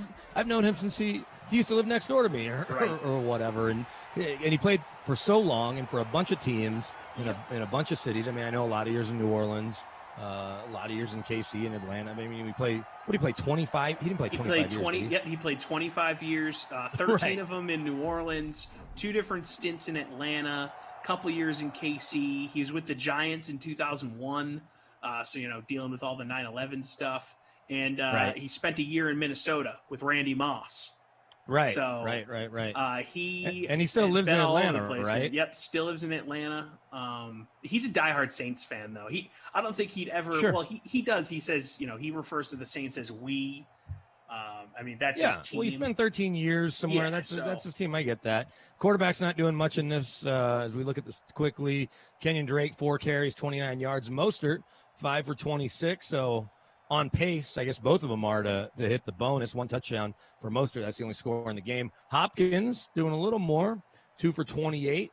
1 for 21 for Kittle. Kendrick Bourne 1 for 11. And Pettis 1 for 15. And that concludes your offensive scoring. There was the defense was stopping the backfield, but I don't think we've had a sack yet. So you're all caught up. I mean, not paying attention to the game, but that's it. We've covered all the scoring. If it ends up, it was 17-6 last week when we had this game. So if it ends up somewhere near that, it's not going to be my fault. Although y'all can blame me if you want. So you had Cam Jordan. Yeah. I have to think that every week. Oh, and maybe Arizona scored a touchdown here. I have to think every week. Is it always big name guess, or is it like some weeks it's people that you have to explain who it is, or is it just Hall of Famer, Honestly, All Pro, Pro Bowler? If I'm being completely straight with you guys, and this isn't hyperbole, like our guest list has been insane. Like it has been so good. The only guy I would say that doesn't resonate across generations, but actually got our most downloads, if we're being completely honest, was we had Bobby Hebert on, the Cajun Cannon. So that really resonated with our Saints audience. But outside of that name, I mean, I'll rattle through them quickly for you. Archie Manning, Trent Green, Franco Harris, Terrell Davis, Jim Kelly, Dick Butkus, Chris Carter, Ronnie Lott, Joe Namath, Jack Youngblood, Mark Schlereth, Michael Irvin, Chris Berman, Jim McMahon. We had Kevin Green on right before he passed. Ron Jaworski, Jim Nance, James Lofton, Dermani Dawson, Emmett Smith, Andre Tippett, Jan Stenerud, and Troy Aikman. When are you going to have the really big guess? Jesus, man, that is amazing. It's been a murderer's row, dude. You said that you were sort of the producer, but I imagine, are you just throwing ideas and then is he throwing you their numbers, or is he just like, let me reach out? No, so it's one of those things where we brainstorm. And he'll be like, well, I could get this guy. And I'm like, yeah, if you could do that, let's do it. And then like 15 minutes later, he'll text me and be like, yeah, all right, we got so-and-so. This is the date. Like over the next 2 weeks, we have John Randall. And then the week after that, we got Sean Payton joining us. Oh, wow. It just keeps coming. When you're in the league for as long as he is, and he's in the Hall of Fame now, it's your Rolodex is insane. Those guys are 2 of my favorites, John Randall and Sean Payton. Offline, I'll tell you some stories. I'll tell you some stories offline, because these people don't be bothered by my stories. But it's funny. Captain Blood says, love watching BK out of his element reading stats. Except that every single morning, all I do is read stats when I do updates on KOA, the biggest news station for 12 states. I have to read Avalanche and Nuggets and Broncos and Rockies stats. I was going to say, Rocky, you're the Rockies flagship, right? We are the Rockies flagship. We're the Broncos flagship and home of the Buffs. And so I have to tag out every sports update with home of the Broncos, Buffs, and Rockies, because we do it alphabetically. That way we're technically not picking a team, even though you would certainly say it's the Broncos. Although they've been partnered with CU for 80 years. Oh, my God. The Broncos for like 52, and then the Rockies since their inception. So 80 years with one school. That's like unheard of in radio. Yeah, I can't imagine that there's too many other places where there's a relationship that long, but it just kind of gives you an idea that the heritage station I work at. So I don't know if I'm doing a good job or bad job reading stats in Captain Blood's opinion. Doesn't matter. But yes, normally I would just talk through the quarter break. We did get the field goal from Zane Gonzalez, so I'm sure that helped some folks. I don't know. if that's going to be a huge boost to anybody's scoring, although 3 points at this point might be the difference, the way this is going. So you guys are doing one a week with us? Yep, we drop on Wednesday evenings to try and get that Wednesday, commute home audience, and then that Thursday morning commute audience. Try and hit both of those. That's kind of good midweek on Tuesdays. It's good stuff, man. It's fun. It's been a ton of fun. It's completely exceeded my expectations because Morton, obviously I knew he was a great guy just from interviews over the years, but he was never really in the media space. So he was coming in super green and just a complete natural. What made him want to do it? So we are through VegasInsider.com. Okay. So the parent company of Vegas Insider is a company in Denmark called Better Collective. And they own a bunch of websites in the United States, like Vegas Insider. And because Morton is Danish, he has a relationship with the people that run Better Collective. Gotcha. So as they bought these websites in the United States, they wanted to have, a front-facing name to sort of be an ambassador for these brands. And that's how he got involved with them. And then around midsummer, he was trying to think of a creative way to sort of help even more get the word out. And he thought of doing a podcast because he loves talking and he's got this Rolodex, and one thing leads to another. And here we are, 25 episodes in, and things are rolling, man. It's going really, really well. Now, Vegas Insiders, did my man Kevin Rogers work there? Does he still work there? He's still there, right? So one of the cool things about our podcast is we have a segment on each episode where I interview the experts from Vegas Insider. So we talk about, the action of the week. So it's about a 5 to 10 minute segment during the football season. It's great. And we would have Kevin on every other week. That dude is awesome. He was my roommate in Kansas City. No way. Yep. We worked at 610 Sports. When Morton that's so was funny. Kicker for the Chiefs in 03 when they went 13-3. Priest Holmes, Trent Green, Willie Rofe, that whole squad. Hell yeah. You got to have Willie Rofe on. I had him on my podcast Super Bowl week. Willie is the best, and he and Morton obviously not just Hall of Famers, but teammates together in New Orleans and in KC. Mm-hmm. You know that I don't know if you try to set a time limit on your podcast. If you try to keep it around an hour or whatever, you get those guys going, it'll probably be a 2-hour podcast. do a two-parter. Yeah, no, we try and keep it about an hour, and I keep throwing Willie Rofe's name out there too, but Morton just keeps, dealing up Emmitt Smith and Troy Aikman every week. He's like, I want to save Willie Rofe for when I need someone last second because him and Willie are boys, Yeah, Willie's available. He's just hanging out in Florida. Right. Ready to throw out some hot takes. Yeah, for sure. He was great when I had him on the podcast. It was funny because I didn't really know him covering him other than it was 1 year that I was there in KC, and he didn't talk much. You would see him limp through the locker room. That's another sack for the Cardinals. So, Buda Baker, the highest paid safety in football for now, with the sack there. But Willie would limp through the locker room, and then I don't think he gave up a sack that year of Trent Green, or if he did, it was, maybe one. It was just crazy Those to watch him. offenses were crazy. But to watch him walk so slow, and you're like, how's this guy on Sunday going to stop Dwight Freeney? And then Freeney comes nowhere near Trent Green that week, or whomever the edge rusher was. But yeah, Willie's a gem. I've gotten to know him since, and I was bummed not getting to see him Super Bowl week because obviously nothing went on this year, but hopefully next year for sure. So is Tony Mejia Vegas Insiders too, or is he somewhere else now? He just left the company right around the beginning of football season. Cool. Got to know him a little bit though. Great guy. Well, wow, K-Raj, man, small world. I talk to Kevin, well, tell him I every said other hi. week here. I'll Tell him I definitely said let him hi. The funny thing is how did he not snake you on the on the podcast? Because that seems right up his alley. Yeah, I don't know. Hey, don't ask questions, right? Just be happy you got the gig. Jimmy Garoppolo looked a little shaky here on this drive. He held the ball for 9 seconds, then an incompletion that should have been picked, and then bad pass there. Chris Boyd, Priest Holmes, a beast from San Antonio. Hell yeah, he was beast. Him and LJ back-to-back studs for KC there for a few years. everybody's mad that I'm not reading the chat. Tom and I haven't done a game together, so we're we're trying getting to to know each other other here, guys. The reason Jeez. Glash and Koff read the chat the whole time is because they're sick of my stories, just like you guys are. But yeah, this is all new to me. yeah, this is what I want. This is what I love. I guess we could do this offline, but what would be the fun in that? We both have busy lives. Absolutely not. I am here to talk to BK. If you guys give us something to talk about or throw out a topic or tee us up on something, or if anything happens in this game other than an Arizona punt and what'll likely be, or a San Fran punt that'll lead to 3 and out or 5-6 plays for Arizona and then a punt, we're happy to talk about the game. Here's a question for you, BK, not to completely ignore the game right after you gave that little spiel here.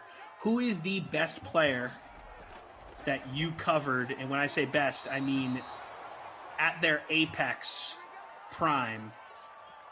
Who was the best that you covered? Because I know you covered Peyton, but he was towards the end of his career, although he did have that massive season. Right. The first 3 years he was in Denver, he was incredible. Yeah. Still, though, is there the best year in the history of football that year? Yeah, it's so insane. It's hard to say that. Probably just because of where he was in his career through most of it. Another sack. There's that Bosa on the sack. That is Nick Bosa. Second sack of the game. Champ Bailey's the easy answer and probably the right answer because I covered Champ from 2006 when I got here until his final game for the Broncos in 2014, I want to say. 2014, if I'm not mistaken. And, he and I are the same age, and we just kind of hit it off from the get-go. And so that's actually where I got to meet Willie, was at the Hall of Fame when Champ got in 2 years ago. I want to say meet Willie, like really get to know him. But so Champ's there. Vaughn in his prime has been really good, and you can make the case that is he more impactful? I mean, Champ went to 12 Pro Bowls in 14 seasons. Yeah, insane. Just but Vaughn's been great. He hasn't won Defensive Player of the Year. Block punt. Wow. You got that San Another Fran one. defense. That's 2 straight games. We had one last game, and everyone on the broadcast, both on the production side and me and Emerson, both said we had never seen that. And I've we never get it in a seen that. second straight game.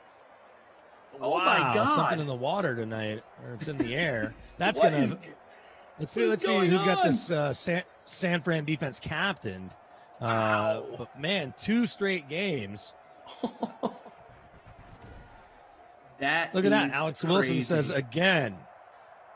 Noah Moon, WTF, choker. Wow. Yeah.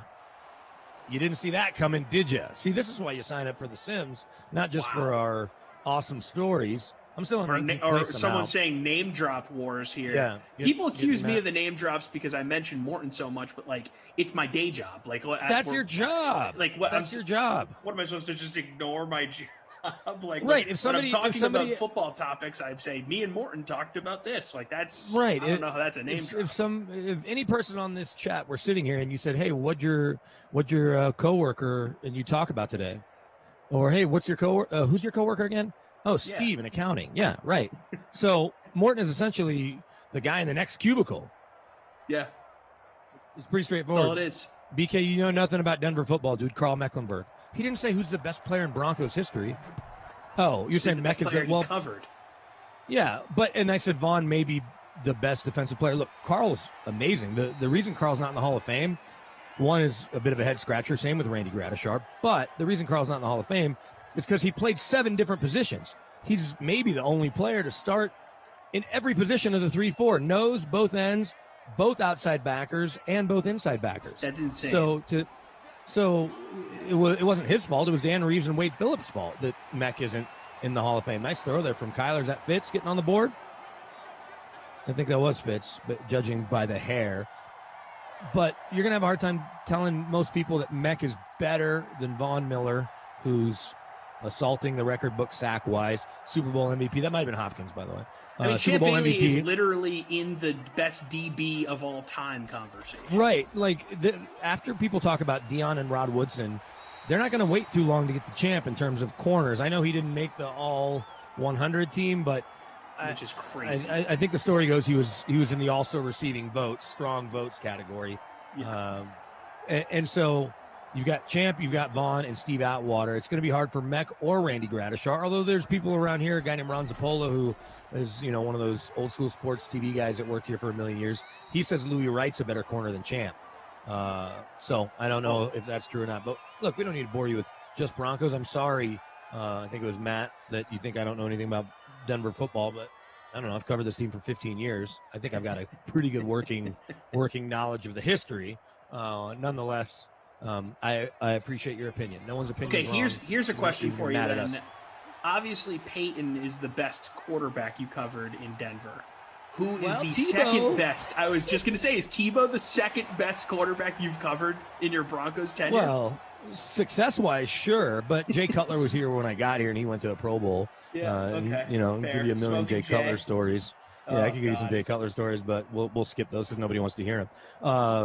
Tebow, that season was so crazy in 2011. I loved it. I was all in on Tebow mania. I am a Patriots fan, and I own a Broncos Tebow T-shirt. I also own a Patriots Tebow T-shirt. Couldn't get there on the Jets. I was willing to go Broncos because whatever, that's fine. But Jets couldn't do it. Cannot own Jets. And then I also own a Tebow Mets jersey T-shirt. I was all in. I love Tebow. Favorite college player ever to not play for BC. I'm a big BC fan. I don't want to not answer the quarterback question other than that Tebow year was really fun, but we'll get back to that. And the Cardinals with a nice drive here to answer the punt getting blocked. Will they get in the end zone? Come on, Max, I got you in my lineup, but no. It's just a damn Kaufman says, BK, Troy Polamalu didn't make the top 100 team. You expected Champ to? Champ's better than Troy, I think. Champ's better than Troy Polamalu. Yes, Troy has 2 Super Bowls. Troy famously freelanced sometimes to people like Ryan Clark's peril, but he would go make so many plays flying around Junior Seau and I know obviously those two guys being both Polynesian are the crown jewels of that region of the world, and USC guys is a touchdown there. Kyler Murray to Christian Kirk. All you Christian Kirk owners are loving it. I thought about rostering Christian Kirk, but didn't do it. We'll see how that shakes things up at the top. If you got Kyler Murray, you're certainly loving that drive there. But good to see more scoring than I got out of Arizona last week. But as football people, no one's taking Troy Polamalu before they're taking Champ Bailey. One, because you're going to take a shutdown corner before you're going to take a head knocking safety that freelances a little too much. Yep. It's just not even a conversation. The question is, which corners are you taking before Champ if you take Dion first? And the list isn't very long. Some people try to say, Darrelle Revis, they'd be wrong. Darrelle Revis went to Revis was great, but not for as long as Champ was. That's the thing. You're getting crazy longevity with Champ Bailey. Yeah, Champ's in the conversation of best players not named Dan Marino to not win a Super Bowl. It's like Champ, Tony Gonzalez. Hadn't really thought of him for that. It's a great call. You can throw some other quarterbacks in there, but 12 Pro Bowls. In fact, he and Tony have the most Pro Bowls of any player to not win a quarterback. To not win a Super Bowl, sorry. I had not even really considered him for that spot. Very, very good point. Champ's got a Jim Brown's high on the list, but this rule wasn't invented. So. He has got. I mean, you might have insight in this. The fact that the Broncos won 2 years after he left, and everyone likes to think about that Broncos defense as one of the best of its generation. Sure. That's gotta chap him a little bit. Yeah, except that he was just done, because he went to New Orleans and was going to try to catch on with the Saints. What's funny is he didn't play great in Super Bowl 50, but he played really well that season. And then in 2014, you could really tell that, okay, he was done and his foot was bothering him. But in 2013, too, and I'm not saying they would have beat Seattle, they did go into that Super Bowl. People like to forget. No Von Miller, no Chris Harris, no Derek Wolfe. And they were missing Ryan Clady at the left tackle. So that's 4 guys that have all made all-pro. Well, not Wolf. 3 guys have made all-pro teams. We get to the half, though, 14-10. Arizona trying to stick in this one. San Fran not doing it much on offense either, but they get the special teams score for your defense. Kyler Murray, though, 9 of 11, got 129 passer rating, just 87 yards. The 1 touchdown there that we saw to Christian Kirk. Jimmy G, just 5 for 9, 62 yards. He may be a candidate for the Babysitter Billy Award the way it's going. Raheem Mostert, a little slower second quarter, 9 carries, 40 yards, the 1 touchdown. Drake, 7 for 29. And then Kyler on the ground's got 28 yards on just 2 carries. He's rolling out a little bit. He probably should have stuck his foot in the ground and ran up. Max Williams, 3 for 31. Hopkins, 3 for 40. So Hopkins having a bigger game than he's had of late. Kenyon Drake, 2 for 14. Kittle, 2 for 29. Pettis, Kirk, Bourne all have 1 catch, but Kirk's, of course, a 2-yard touchdown. Then defensively, we know that Bosa has those couple of sacks. That Niners D might be the difference. I need to check these contests here, but when we look at the big free showdown and Majok 83, I think it's Majok 83's. Oh, I'm looking at the old. I need to pull up I pulled up the classic. I need to pull up the free showdown. Oh, let me see what we got on the free showdown. Majok 83, if anybody's paying attention, is leading. He's got Deshaun Watson as his quarterback and Mostert and some other players in this game, Hopkins. So Rimrods is leading the free roll here. He's got the Niners defense in his captain spot. So you know that's helping him out. 21 points in the captain spot right now. Kirk with the touchdown also in his lineup. Hopkins, Drake, Mostert, and Kendrick Bourne. That's a good lineup right there. Yeah. That could be the winning lineup. Of course, there's a whole half of football, not to turn this into like a chat bashing thing, but I find that the chat goes out of their way to just disagree with any opinion, even like to the nth degree, even if it's not that crazy of an opinion. Like us saying that Champ Bailey is among the best DBs ever, and people are like, "You're out of your mind. It's Troy Polamalu," and like Asante Samuel. I saw thrown out there. Ty Law. It's like, guys, we are not out of our mind. Yes, it's not Ty Law. It's definitely not Asante Samuel. We are not out of our mind to say Champ Bailey, who was maybe the best player at his position for a decade, is among the best corners and defensive backs of all time. I'm sorry. We're not out of our mind. You're going to talk to Sean Payton in 2 weeks? Ask Sean Payton, who's certainly a student of the game, what he thinks of Champ Bailey, or figure out a way to work that in somehow, because Champ ended his career there. Right. So I don't know exactly how you get it in, but he and Morton don't live that far from each other in Atlanta. Look at Kenyon Drake. Uh-oh. Is he going to have a house call here? Get there. Will he be caught? Nice. Look at that. Kenyon Drake makes a 69-yard touchdown look easy. Look at that. Yeah, they get the bird wings flapping. Yeah, they're flapping those wings there in Arizona. The Arizona Cardinals, I guess they are at home. They weren't home last time, too. They're always at home. The color rush it's a cool threw me stadium. off. Yeah, it is a cool stadium. I went to the Final Four there, and then when the Super Bowl was there, I didn't actually go to the game. I was there all week. And then I feel like that's a big time media move. Like, is go for the go week. to Super Bowl week, come home for the game. Well, now that you have this podcast with Morton, you got to go next year. Yeah, that was the plan this year too. You can bang out a bunch of episodes. Like you could, get a bunch in the can. You put out your Wednesday one, or maybe, because you'll have built up your audience even more by then. You're like, hey, we're doing one Monday, Wednesday, Friday, Super Bowl week, and we're gonna have 2 or 3 just Hall blow of it out Famers on Super each. Bowl week. And then you do a couple that kind of be evergreen that you can hold down the road. But Glash is trying to get a DraftKings bus to go all the way across Glash the country. wants a bus for so many different things. Sure, but he wants to do Sims in all these cities and then make his way to the Super Bowl. Either Ty Law or Asante Samuel are even in Champ Bailey's league. This from Brother Phil. Thank you, Brother Phil. If you in his league, thank you, Brother Phil, for just having a little common sense. Ronnie Lott, best all-time safety. You're not going to get an argument from me. When I was a kid and the Cowboys sucked, I watched a lot of Niners football and kind of secretly cheered for them growing up in Dallas. And Ronnie Lott was my favorite player on that team, as good as Joe Montana and Jerry Rice and Roger Craig and Brent Jones and the rest were. It was all about Ronnie Lott. They were stacked. I wore 42 as a 7th grader in football, and then became 24, actually, ironically, a couple years later, and still am 24, even when I'm playing beer league softball. But Ronnie Lott, I watched the episode of Peyton's Places the other day on ESPN Plus with Ronnie Lott. He's pretty darn unique. Another sack there for the Cardinals. Second one for Peters. You roster either of these defenses, and you're feeling okay. Especially you're feeling great. That San Fran D. I did get the big contest up. I need to pull ours back up again too.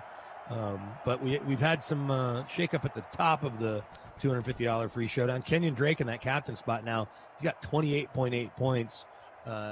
Chad T. Hers football. That's probably not Chad Thurs football. Sometimes hard to really dissect these names. Yeah, the names can be difficult sometimes. When we had Ronnie Lott on the podcast, he had agreed to come on. He was like, "Oh yeah, video chat, whatever." We use Squadcast, which is like a podcasting software similar to Zoom. Yeah. But you have to be on a laptop. It has to be on Google Chrome. And we told him that. He's like, "Yeah, all good, all good." And then when it was ready for him to actually come on, he's like, "Hey, what's the call-in number?" I'm like, "Oh, okay, I guess we're doing this on the phone." So I have this big rig at my house I have to put together, and I have to activate the number that he calls into and all this stuff. So then Ronnie Lott, and he was great. It just became a phoner instead. And mid-interview, he's just casually in the Starbucks line. He's mid-answer, and he goes, "Hold on 1 second. Hi, can I have a large green tea latte?" Whatever the heck he said. And then he gets back into his answer. He rolls up to the window. "Thank you." Another sack. That's awesome that he was in the Starbucks line. He just didn't think that was going to be a problem. Well, and if you get long enough questions, and it's a podcast, so you guys could have edited it out. Oh, you didn't leave it in? I'd leave it in. No, well, the problem, I wanted to, but because he was on the phone and his phone connection wasn't great, the intercom from the person asking him what he wanted really screwed up the signal. So I couldn't keep the back end either. So I tried all my fancy editing tricks, and it just wasn't going to work. I was so mad because it was hilarious. Yeah, for sure. So I've got one similar to that. He is a really, really great dude. That I don't know if Kevin Rogers remembers or not, because he was working on the morning show. We also had another blocked punt, by the way. It was crazy. But it was Arizona this time that would have had it. Instead, not much of a return. What a punt. That was a 70-yard punt, just about. But K-Raj and I were working KC at the same time. Damon Amendolara was... DA was there at the time, too. But the afternoon show was Jason Whitlock, and he has Mike Leach on when he's at Texas Tech, and maybe Tech was playing KU, K-State, Missouri. I'm not really sure why he was on, because, he's Mike Leach. He's great. So it's, afternoon drive, and Mike's talking, doesn't say hang on, just goes, "Yeah, I'll have a number 7 with, cheese and whatever." And so then Whitlock, of course, "Hey, Coach," he's like, "Oh, sorry, I'm at Wendy's. But what was the question again?" Just driving through Wendy's, so it was part of his day. It's amazing. He had to get his snack and get back to the office. Mike Leach is an absolute legend. There are a million Mike Leach stories out there. If you ever come across anyone that's either played for him or worked for him, I talked to a coach that told me a story, and I'll try to make it sort of PG. But they go down there at another school. I don't want to say the school. They're at another school. They go down just to kind of learn the Mike Leach offense. And they get there the night before, and they're going to go to practice the next day. And so they go to dinner, and then Mike's like, "Hey, we're going to go have another drink." And it's just like one after another after another. So it's just a long night. Nothing scandalous, just a long night of hanging out. And then they have to get to practice the next day. And they're like, "Oh, how often does he do that? Do they do that?" Because we weren't like, "No, they do this a fair amount." Like, without making it sound like it was every night. Basically, it was every night. It sounded like it was pretty frequently, and I'm sure anyone that spent time in Lubbock or maybe in Pullman and now in Starkville has an idea how Mike Leach operates. There was another story I heard that they're about to go out to practice, they're doing the coaches meeting. And this is a story relayed through that coach from, one of the coach friends. But he's like, "Yeah, the other day, we're going out for practice, and we start talking about chewing tobacco and dip." It's like, "So we spend 90 minutes in our pre-practice meeting doing that, and then the kids are there and we have to go practice. So we literally had none of practice." He's like, it was scripted, right? Because it wasn't 90 like they were minutes talking making about it up. chalk. But yeah, they just started going, and he's like, "That's just who Mike Leach is. He's on his own wavelength." Incredible. He's such a singular human being, Kareem says Jason Whitlock's hoop earrings irritate him. If his hoop earrings bother you, then that's very low on the list of what most people. I was going to ask you. I have a fine relationship with Jason. I mean, not much of a relationship, but he's always been good to me. And Yeah. I mean, I probably haven't talked to him in 7 years since I bumped into him somewhere. Polarizing dude. Very polarizing. There's plenty of people who hate him, and I'm not going to try to defend him. I don't have anything bad to say about him because he was good to me for the year we worked together, and after I saw him, following that. But I understand why people don't like him, and so I'm not gonna lose sleep on. There's some people that you work with or that you're friendly with or whatever. Look at Kyler didn't know what to do. If he would have just run it, fumble, and San Fran's got it. There you go. Yeah, this San is they may be the difference in the game. There's some people you work with, you're like, no, that's not him. That's not who he is. Or he said that. No, that's not who that guy is. We had an issue with one of the afternoon hosts here in Denver in the spring or in the bubble that typed the N-word when he was trying to type Nuggets. I remember he got that. sat I down. felt so bad for that guy. And I had people reaching out to me coast to coast, and I'm like, I promise you that's not who this guy is. And when I talked to him, he goes, look, I just typed it. He goes, it wasn't even autocorrect. He's like, I don't know. And some of those letters on the board are close. He's like, obviously it was mortifying. I mean, this is a guy who quit an adult baseball team because he had a teammate that used that word casually when they would, play against black opponents or whatever. And he's like, hey, that's not cool. And the guy's like, and he said, hey, him or me. And the team chose the other guy despite his racist overtones or racist, whatever. So, somebody like that, because I had somebody in Atlanta who's like, hey, I want to roast this guy. I'm like, I'm not going to tell you what to do. I'm just telling you that's not who he is. Because it's the type of thing that if something like that happened to me, I would want people to defend me, right? You hope, obviously, that never happens. But there's people, the Jason Whitlock's of the world, if you got a problem with him, that's fine. Like I said. Drake hit the bonus, by the way. Kenyon Drake hit the bonus. His 36 TD of this sim season. So that's good for Drake. We'll see if Mostert can get there. He's going to have to do some heavy lifting here. But we saw Drake do it basically in one run. We know Mostert's capable. Could happen right here since Jimmy G's not doing anything. I really want to talk to you about Broncos stuff, but I know people are like, "Oh, BK," but I live in St. Louis, so I was at the station here during Drew Lock's last year at Mizzou. Yeah. So followed him a little bit when I was still working at the station in St. Louis, and I still like Mizzou football. I've sort of adopted them as my SEC team. I'm all in on Eli Drinkowitz. I do like their coach. I don't like much about Missouri. When you go to Kansas, you can't like much about the University of Missouri. That's a touchdown pass. See, I pick on Jimmy G.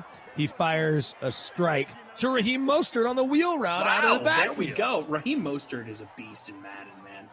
Absolute monster. Maybe I'm winning this contest.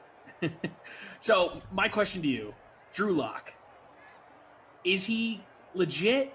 Are we done? Have we seen enough? Are we willing to give him one more chance here? What are we thinking here? You're a guy that's obviously been up close and personal with the guy. He's clearly got swagger. That's not no an doubt. issue. He's got that for days. But Colin Cowherd says he played AAU ball, so he's a little too cool. Was his criticism of Drew the other day. Look, the Broncos are looking to upgrade their quarterback position. It's not a secret. They called on Stafford. They didn't get very far. They weren't that into what was going on to get far down the road, right? And Brad Holmes, who drafted Goff, clearly that was a great package, and he wanted Goff back to prove himself right, I think, right? That, hey, Goff can... That's definitely part of it. Goff can... I think that's part of it, right? And look, people don't want to say Drew Lock stinks. His touchdown-interception ratio is not great. His decision-making at times hasn't been great. But there's enough flashes, and I've talked to enough people, including players that aren't invested in Drew Lock, that are on defense, that may not even be here anymore. And I say that, I'm saying that have been on the team the last 2 years with him, that know that he does things that very few people can do in terms of using his feet to escape and making throws that only a handful of people on the planet can make. And so because of that, they're willing to go into the season with him and a vet competing, and if he wins the job, great. But if Deshaun Watson's available and they can get him for whatever it's going to cost, and they pay top dollar, if that includes Bradley Chubb and other players, plus all the draft picks, they'll do it. If they can get Russell Wilson for a bunch of number ones. Look at Kenyon Drake, man. He is turning into Raheem Mostert today. Reels off a 20-yard run there. Second, obviously, for 20-plus yards. So if they can get Russell Wilson, you can't not go get a Hall of Fame quarterback if he's available, even at 33. I get that's not 25. And he's still, he's going to give you good football for another 5 years if he stays healthy. Easily, right? And the experiment with Peyton Manning certainly worked, right? So, but they're not just giving up on Drew Lock, right? And in fact, I talked to somebody who told me that even though they called on Stafford, they weren't in a hurry to throw Lock into the trade. But they think there's enough potential there. They want to at least see him in a second year with an OC. He's only had that once in 7 years, going back to high school. Every year he's had a different play caller. And the 1 year he had it was his sophomore into his junior year with Josh Heupel, and all he did was set an SEC record for most touchdowns in a season. So look, I don't know if he ends up getting there. He has the physical tools. We think he can handle the mental side. I was told by a coach that he's a kid that's going to always have that wristband on. But hey, Tom Brady has a wristband on because that's just the way he learns. Yeah, and I don't think that should ever be a knock on a guy. No, as long as they throw the ball where they're supposed to, not to the team. So quarterback's about even now. Jimmy G, just 7 of 11, but 117 yards and a score. Kyler, 12 of 14, 110 yards and a score. I don't know if the math will add up for us to get free football. I guess we'll take a San Francisco TD and an Arizona, or a San Francisco field goal and Arizona TD, but we'll see. Kenyon Drake, 138 and counting on just 13 carries. That's a good average, 10.6. Yeah. Raheem Mostert, halfway to the bonus, just about 12 for 49, and then Kyler on the ground, 4 for 30. Of course, Drake and Mostert both have touchdowns, and then we know there's a bunch of guys racking up catches here now as they're starting to complete a few more passes. Max Williams, 4 for 39. Hopkins, 4 for 46. Kittle, 2 for 29. Mostert, 2 for 31, including that touchdown there. Kenyon Drake's got a couple catches. Bourne has a couple, and then a handful of guys, including Larry Fitzgerald, Christian Kirk, Dante Pettis, all have 1. So plenty of points still to be had here in this fourth quarter, but who do you think actually wins this game? Ooh, I think the Cardinals are going to win. I really like what Kenyon Drake is doing, man. I think the Cardinals are going to end up actually pulling this out. Somebody said I'm broadcasting from a handicap stall. Yeah, I was laughing at that. Close. No, not exactly. I'm in a hotel lobby, actually. And so it's a long story why I'm in this hotel lobby, but somebody hasn't come up to me yet and told me to stop. It's a really big hotel, so there's that. But no, I'm not in a restaurant. I'm in a hotel lobby. If you stick around post game, maybe I'll let it swing around and you guys can see the lobby because I'm on my laptop, not my big desktop at home that I normally do these from. So, hey, so I got to follow up with you on this Drew Lock thing. So what do you think is more likely to happen this season? Will Drew Lock start a majority of Denver's games, or is it going to be someone else? Or do we not? We just don't know yet because free agency hasn't played out the way it's going to play out. Well, what do you think is most likely to happen with that position? I think, most likely Drew Lock. To say he's going to start the most, I don't know. I think he will be a starter week 1. That would be, if I were going to estimate what happens, predict what happens. I just don't know if they'll be able to pay when you combine picks and players, even if Bradley Chubb's in it, the most and make the most attractive package if and when he becomes available. I don't think Russell Wilson, I think ultimately they'll get that figured out. And so I think it'll be an Andy Dalton, Nick Foles, even Gardner Minshew coming into battle with him. And I think him being in this offense for a second year will end up making a difference. Everyone was quick to throw Josh Allen under the bus after his first 2 years where he completed 50% and 59% of his passes.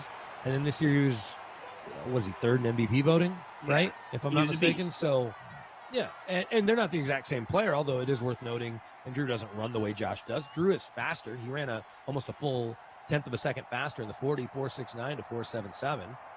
And his arm isn't that top echelon where Josh and Patrick Mahomes, I think, are in a category with just the two of them. But Drew's in that next group. So somebody asked earlier, what are the attributes that make a good quarterback? And I know you've got thoughts on this, Tommy. I don't necessarily have a checklist. It's kind of one of those things when you see it, but I could definitely rattle a few off. But for you, what are your 1, 2, 3, 4 things that that make a top flight quarterback that's a guy everybody wants. I mean, it's tough because there's different types of guys, right? Like, you can have the traditional pocket passer like a Brady or Manning and go to multiple Super Bowls and have a Hall of Fame career. You can have a guy like Russell Wilson who has incredible arm strength and the ability to make something out of nothing and amazing mobility. I mean, that's a whole other brand of quarterback that also works.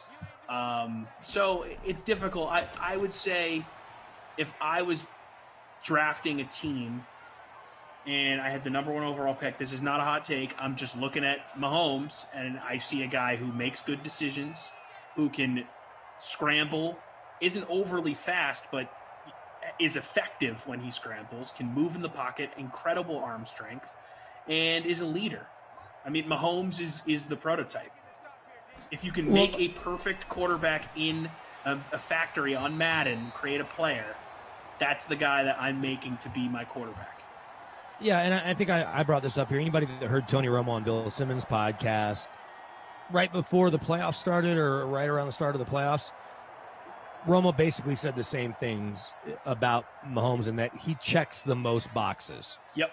And the scary thing is, he said this on LeBron's barbershop show last year in the offseason, that he's just starting to learn how to read defenses, right? and you think about, you almost Kyler don't want him to learn. Score here. Look You at know? that, Kyler Murray touchdown. Yeah, Like, he's so doing fine the Kyler- way he is. Like, don't overthink it. Kyler owners are feeling good about that touchdown. Well, but it's less about overthinking it and more about I think when it's reading defenses, it's not as much as reading exactly where, like, that's going to change what he's doing necessarily, although it does. But when you talk about Drew Brees, Big Ben, certainly Peyton and Tom Brady, it's guys that have been in the league for 15 years, and when they get to the line of scrimmage, they know what the defense is going to do, maybe even before some of those defensive players do, because they've got an encyclopedic knowledge, and apparently Mahomes has a great memory too, but an encyclopedic knowledge of that defensive coordinator or that defensive scheme. That's one of the things, and I know people want to pick on Adam Gase, but Adam, when he was here with Peyton, especially once he became the play caller, he said that Peyton keeps you on your toes because you'll say, we're doing this. I like this against whatever, Dick LeBeau, right? They're playing the Steelers. I like this against Dick LeBeau when he was still. He's like, oh, well, back in 2006, Dick LeBeau did this in that same look. And Peyton brings it up, then you find the video, and you're like, oh, okay, well, let's not do that because he might fool us there. And I didn't go back 11 years or whatever. Right. I don't have an encyclopedia for a brain. Right. And have a notebook for every single week of every, every game that he played his entire pro career. But I'm saying all that to say, once Mahomes gets to that level, if and when, and I don't know how close he is to it now, that's where you don't even, it's not that you don't need, but Kelsey will be retired. Tyreek Hill will be maybe playing somewhere else and or retired. And Mahomes will be making $1 billion a year, so it's not like they're going to have the money to pay for guys as talented as those dudes. Exactly. So I think that the brain part of it is maybe the thing that puts the very talented guy over the top, but they kind of need to have all of it if they're really going to be the man. And Deshaun Watson has it. He has the leadership stuff. He's smart. He can make all the throws. He's athletic enough. Deshaun Watson ran a 4.76 40, or a 4.66 40. He didn't run a 4.3. He ran a 4.66. But that's what you need. Is you need guys that can get you the 3 yards on 3rd and 4 when they roll right or roll left, and they need to get 4 yards and an inch. They can get that. Not Kyler Murray. He's a freak show. So's Lamar Jackson, Michael Vick. You don't need that, but we will, Jimmy Garoppolo's probably cut more like Tom Brady. I think more and more you will, or less and less you will see those guys really ever again. Statue-esque Joe Flacco type quarterbacks just will not be a thing in the league. Once they're gone, they will be gone. I agree with you. You have to be Brady, Manning, Phillip Rivers level good to have a long career being that style of quarterback in today's day and age. And you have to have a very good offensive line, obviously. Sure. And I think that's what we saw in the Super Bowl more than anything is that, hey, maybe not that you don't want weapons, but you probably want to make sure your tackles are in good shape going into the Super Bowl. There's nothing to Chiefs. I mean, look, Eric Fisher tears an Achilles, and Mitchell Schwartz's back's hurt all years. So it wasn't that the personnel wasn't correct. It's when you get to that point. Yeah, they weren't healthy. Although Ryan Clady got hurt before the season started, and the Broncos still figured out how to win Super Bowl 50. Joseph Mars says, I've heard all the talk about a potential for a Deshaun Watson trade. Is there legitimacy to that? I think so. I think the more they say we're not taking calls, the more people are calling. Deshaun Watson's. We talked about this on the last sim. I don't think that I think it's more likely than not that Deshaun Watson is playing for another franchise at some point during the 2021 season. Whether it's week 1 or week 6, I think it's happening. And I think it's going to happen much sooner than that because it's in both teams, wherever he goes, best interest to get it done sooner. So everyone sort of knows what their plan is. Franchises would be dumb to wait. Both franchises, wherever it is that he's going. And as I've talked about here on these Sims, as well as other places, there's a couple of deadlines that need to be taken into account. The first is free agency. If Houston's not worried about free agents because they can't really afford to pay too many of them anyway, then it's fine. But no real free agent is going to sign there with the Watson uncertainty. Not any frontline guy. Back of the roster guys that just need jobs, absolutely. Well, nice catch. And how about Jimmy G sticking in there to hit Kendrick Bourne? Will we get a touchdown or will they settle for a field goal? I'd like to see a touchdown. I don't know if I'll really want free football here tonight. Not that I'm not enjoying talking to you. We'll just see how it plays out. I agree with you, BK. The other deadline, even if you want to let free agency come and go, is the draft. And here's why. No matter how big these packages are going to get for actual players, let's say the Broncos are going to trade Bradley Chubb, Jerry Jeudy, and Justin Simmons. The Niners have thrown in Nick Bosa, Fred Warner, and Brandon Ayuk. I'm not saying they're doing this, but even if that trade is on the table in August when training camp's open because Deshaun just hadn't showed up, he wasn't there all spring. Once you trade him to San Fran, even though those guys are coming back, the Niners may still end up in the Super Bowl next year. So the picks that you're getting is 32 and 64 and whatever else. And then even if you're getting their subsequent number 1 picks, they've got Deshaun. So, and they're closer, right? Houston has to take that into account, not just San Fran or Denver at 9 or Carolina at 8, even if they like Christian McCaffrey and all those ones.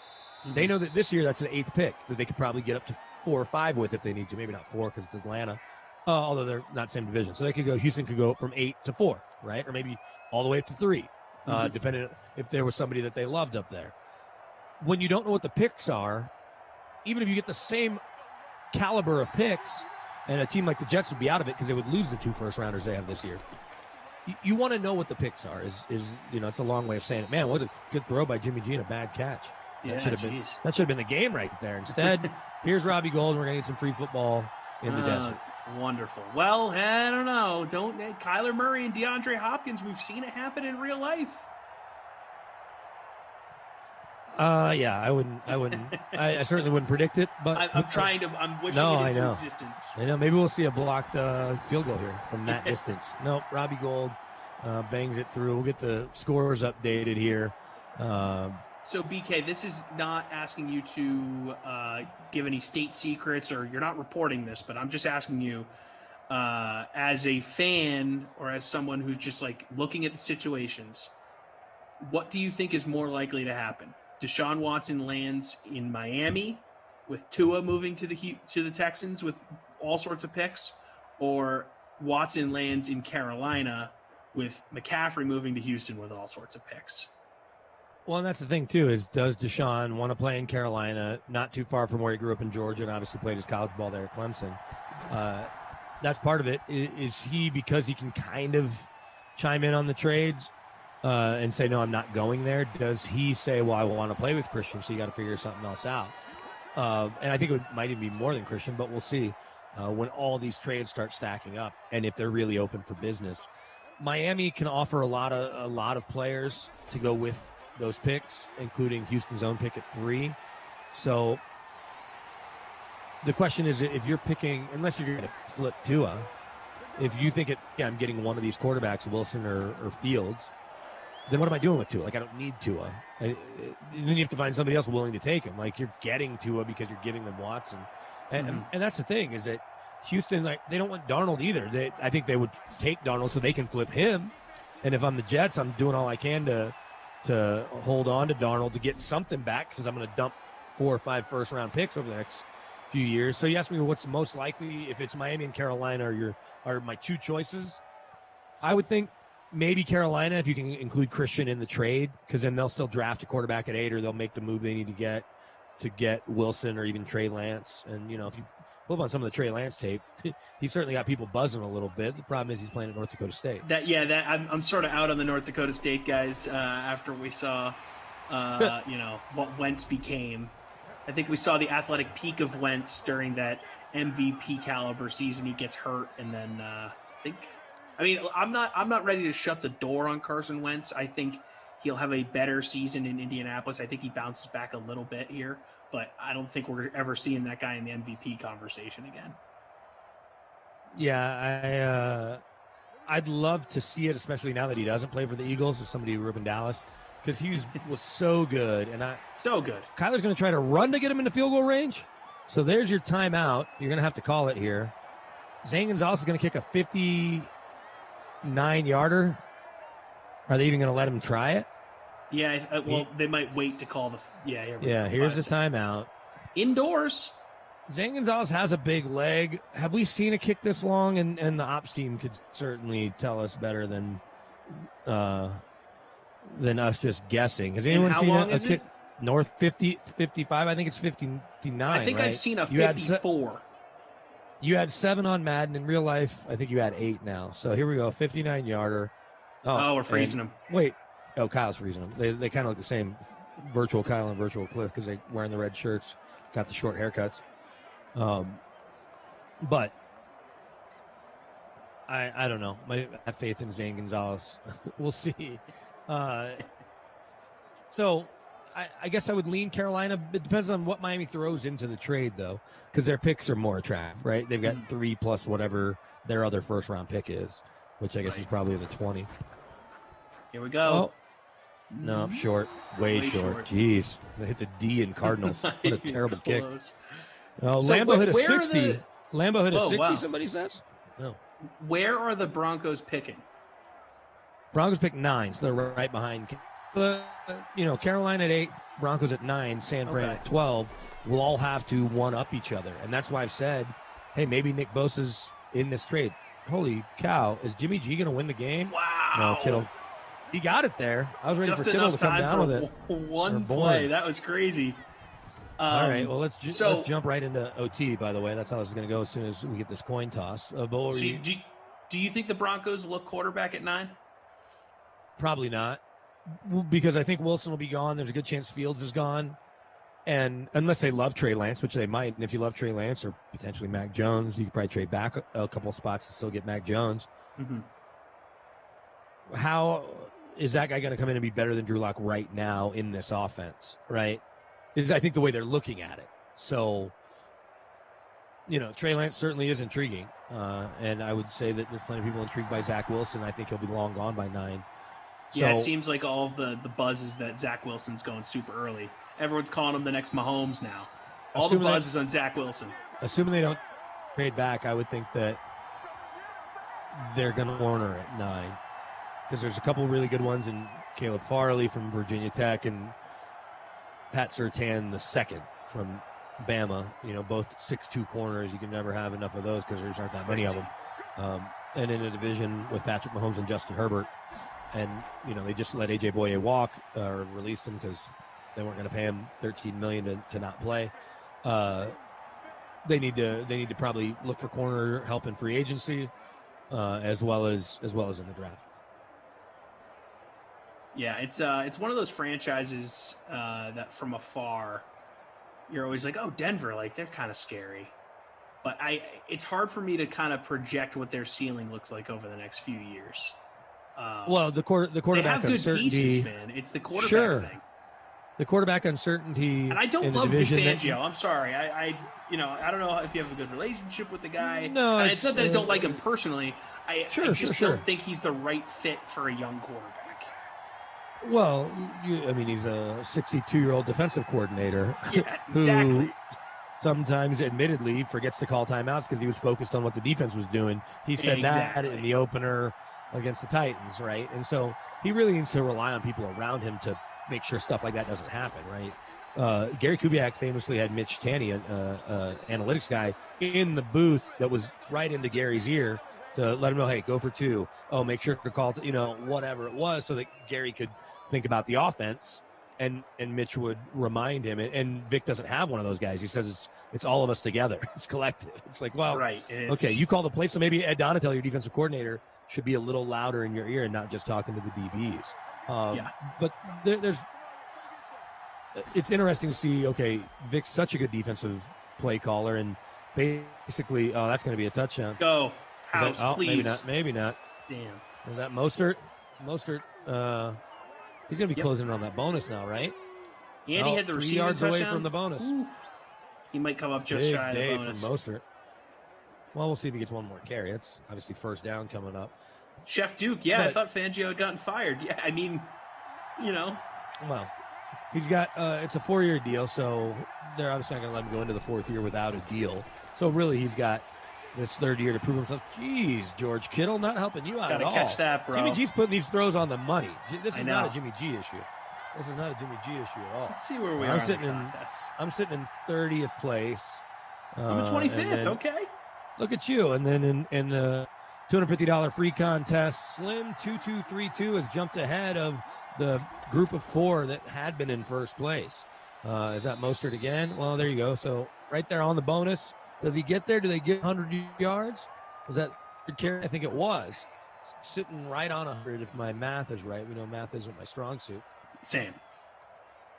BK is an idiot if he said Watson would back up Locke in Denver. Well, He never I don't said think I said that. I don't think anyone said that. Yeah. Drew Lock won't be here when Watson gets here. Yes. Jimmy G's going to fire again. No. Well, we got guys Guess falling we're settling down. So now for here comes 3. Robbie Gold field goal. All right. Maybe you'll see another block, and it'll get returned the other way. Yeah. Edward Pride. Everyone would be an idiot if they said Watson would back up really anyone other than maybe Patrick Mahomes. Right. Yeah. Watson There's very is. few places Watson would show up. He's among the top 5 quarterbacks in the league. Mahomes is 1, and then wherever you want to put Watson, he's right in that group. Second highest rated passer in the history of football now, behind only Mahomes, ahead of Rodgers, ahead of Russell Wilson. Those guys are 3 and 4. Tony Romo's 5. Not that matters. So Robbie Gold gives San Fran the lead for now. We'll see. Romo's an underrated quarterback all time, though. Just to yeah, I don't think nobody he gets likes enough to love. hear it. He's also the Cowboys' all-time leader in yards, completions, and touchdowns. But again, nobody wants to hear it. Yeah, I'm a in Romo 21st defender. Place now. After that Robbie Gold kick, I'm in 21st in our contest, and let's see if that shakes things up at the top here. Now Slim 2232 has extended his lead. He's now up 3. He or she, I should say. We'll see what Arizona does here. Can Jimmy G, or rather, can Kyler come down and be a hero at home, or Jimmy G and the Niners steal that win? Let's see it. Oh, Joe Morris saying that in the chat. That I said that? Well, I didn't say that. Denver 8-9, 8-9, lock gone, 7-10, 9-8. Then what? Yeah, they kind of do that every year at best. Well, then you're back to the drawing board and you're in next year's draft. Wow, Kyler got walloped there, but Kenyon Drake Stayed on his feet there a little bit. Yeah. I don't know if that's necessarily Kyler's strong suit to stick in the pocket and take those shots. I mean, he's not built for it. That would not be a good strategy long term the way he's built. All right, it'll be interesting to see if an Arizona touchdown here helps anyone win this game. Like, not the teams. I'm talking about in our sims. That's going to be a sack. Nick Bosa again. Is that his 3rd sack? There we go. Nick 3rd and Bosa 11. Balling out of control. Well, He's this a is 4-down beast. territory. 4-down territory. Mark it down. It's a good point. Got to go for it no matter what here. Neil Hattrick Harris says Romo and Phillip Rivers similar in how they'll be remembered. Both great franchise QBs, never won anything. Romo was better by a slim margin. Yeah, maybe. Although Phillip's going to have a louder Hall of Fame conversation. So 4th and 4. I think Romo gets into the Hall of Fame at some point. I don't know if Kind of it's soon, like how just because of the Kurt TV Warner thing. got in. Maybe he's going to be on TV forever, but Yeah. Chris Collinsworth's been on TV forever. No one's putting him in the Hall of Fame. True, but Romo plays quarterback, and he played for the Cowboys, So it's like, I just think at some point you're in the media's face enough, they're going to put you in. All right, this is it for all the marbles. Oh, Kyler's got that first down. There you go. They're not going down without a fight.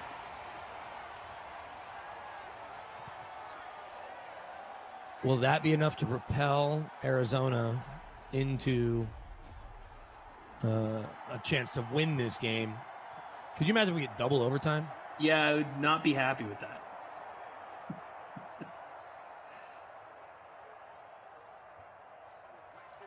Let's end this thing. Maybe Kyler to Hopkins? I would love it. No, Kyler's running. He's just going to keep running. Well, he's really fast. That He's works. so Another fast. first down. That baseball slide down. Romo's the guy that you just want to see people slap, says El Bongo. All right.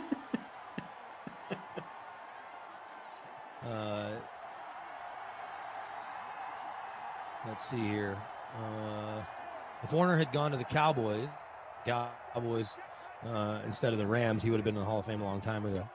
He didn't have to wait that long, but No, yeah, he was. I thought he got in sooner than I thought he would have because he didn't Yeah. Ooh, what a play play. for as long as you would think. A guy that gets in on his first or second ballot would. And I know he got 2 franchises to a Super Bowl. He played in 3 of them, but I mean Warner. I'm fine with him being in Canton. I think he got in a little sooner than I would have put him in over some other guys. yeah. Yeah, no, you're probably I mean, right. there's But some he's in there now. all-time receivers that take forever to get in, and it's just insane to me. Well, it's going to keep going too, It- right? there's a It's not huge just glut It's at not that just position. Torrey Holt. It's not just Torrey Holt. It's Reggie Wayne. It's going to be Steve Smith Sr., Andre Johnson. We can just keep going down the Yep. list. That's why I was a little surprised Calvin Johnson got in as soon as he did. But I mean, when he was playing at his peak, man, few better ever in the history of the game.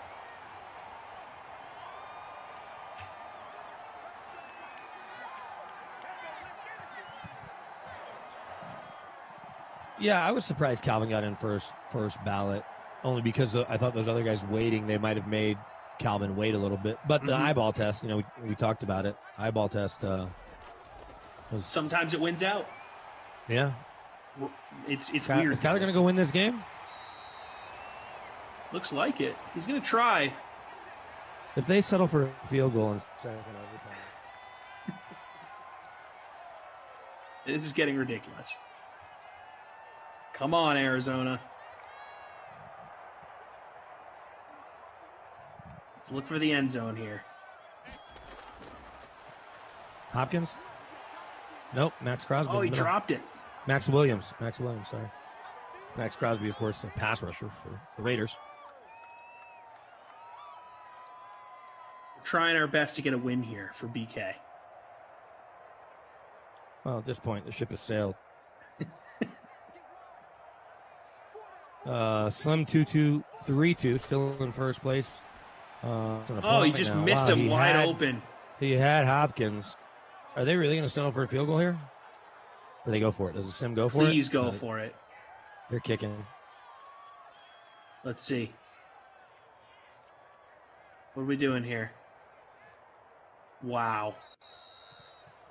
He's gonna give Kingsbury a second to rethink it. You sure you want to go into double overtime here, Cliff? Here's a timeout to see if you change your mind.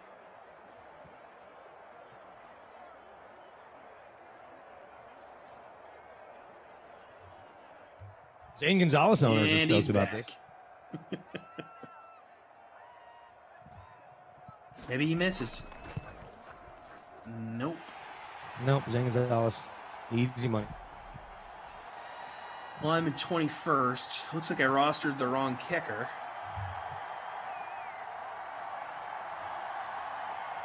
It's not great.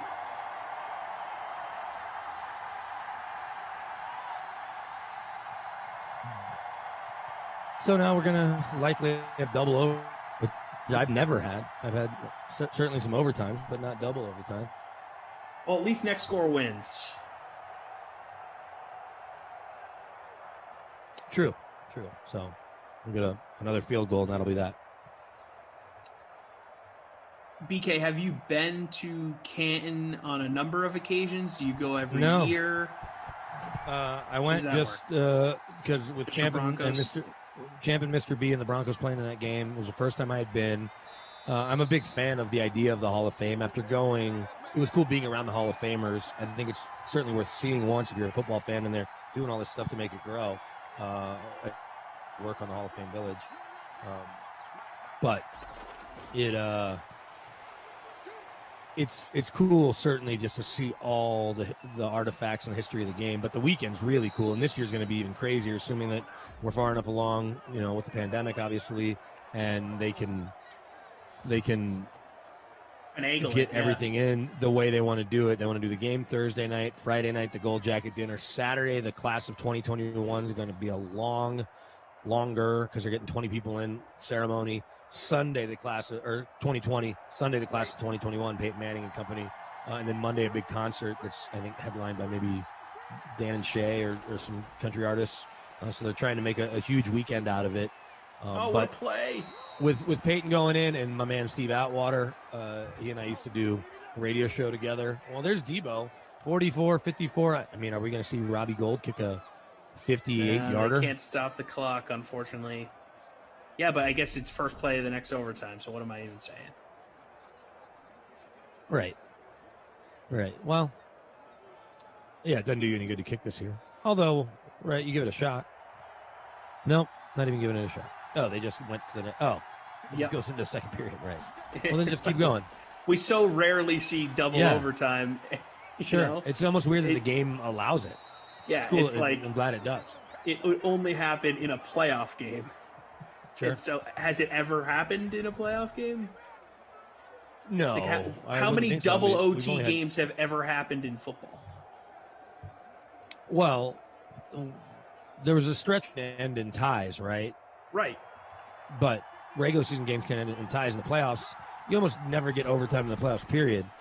You've had it once in the Super Bowl, obviously. That's going to be the ball game. I've got kick some the field goal. information for you on this. Oh, okay, great. 6 NFL games have gone to double overtime. What years? The longest being the AFC divisional playoff game in 1971. Okay, here so we who's that? go. Dolphins? That or was Colts? a Dolphins-Chiefs game. Dolphins-Chiefs. Dolphins win. Let's see. I need to get into this article to see. Oh no, the years Chiefs on won, them. right? When the Chiefs won that game. Yeah, because they won the Super Bowl that year. Here we go. NFL double. Am I right? Yep. I think I'm right. Just kick the ball here now. What are we waiting for? Just bring in Robbie Gould and let's call it a day. Yep, here's Robbie Gould. Touch of Gold is his charity foundation. Brother is the Broncos kicking coach. One of the highest paid kickers in the history of football with all his contracts. And enough to be the game winner tonight. Yes. We'll see what that does to these lineups. Good as they night. Try to figure out the player of the game. It's going to be close between Mostert and Drake, the way Mostert had it going. Yeah, there might late. have to flip a wooden nickel for this one. In fact, I'm just going to go ahead and do it. The lion signifies most hurt. The free ice cream is going to be Drake. Here we go. Because Drake 50.7 in the captain spot. And let me just double check. Drake 50 points. Mostert is 58.8. So 8 points better for Mostert, but his ownership numbers were much higher. What'd the coin flip say? Drake gets it. All right. Well, Actually, I think that was less Mostert. owned. Yeah, Mostert gets it. Mostert gets it. Okay. 58.8. I got it wrong. Not the difference at the top. Slim 2232. His winning lineup featured. Oh, he did Captain Mostert. My bad. So Slim did Captain Mostert, 58.8. Kyler Murray, Kenyon Drake, Max Williams, 49ers D in the flex, along with Robbie Gould as well. 158.76. That's a good day. I think I had 74 the other day in one of my sims. In our contest, let's double check. Fernando De Leon is in a three-way tie with Stoker, 1969, and our man Fooligan, 154.76. So who's your Baby Silly Not My Kid award? George Kittle, 5 for 57, no tuds. That's bad. Well, good thing I didn't captain him. Yeah, Wait, that was you. I did. Someone's saying that Ravens-Broncos playoff game went to double OT. I don't remember that. I think it went to one. It went to 1 OT. Yeah, I was going to say, I feel like I'd remember if it was double. Yeah, me too. I went to the first OT. So I finished, it looks like, in a tie for 21st. Let you know quickly before we get out of here, because we've gone way long. Tomorrow, your slate on Wild Weather Wednesday gets started at noon Eastern. Colts at Jags. Kenny and Christian DeAndrea. That'll be rainy Jacksonville. 2 o'clock, Bears at Giants. Kenny and Zach will be snowy in the Meadowlands, MetLife. 4 o'clock, Ravens at Panthers. Glash and Zach. It'll be super windy there in Carolina. Charlotte, to be exact. 6 o'clock, it is Bucks at Browns. Rain in Cleveland. Kaufman and Jeff. Then your 2 games at night. More Kaufman, Jeff. 49ers at Steelers. Snowy in Pittsburgh. And then the nightcap, Tom, you're back with Glash. Chiefs at Titans in the rain in Music City. That is your rundown for Wild Weather Wednesday. I hope you didn't think we ignored the chat too much, but if you did, it was our first time working together. Hopefully we'll get to do this again soon. Heck yeah. I still appreciate everybody in the DK Sim fam and everybody working behind the scenes, especially Andrew and Michael, keeping us on time and on target and on track. So thank everybody. Thank you for listening. Make sure you go check out Tom's podcast. One more time, plug it. Great Dane Nation, Apple, Spotify, and wherever you get your podcasts. Great Dane Nation. There you go. So he is Tommy Freeze Pops. I'm Brandon Cristal. We will catch you next time here. Thanks for the love.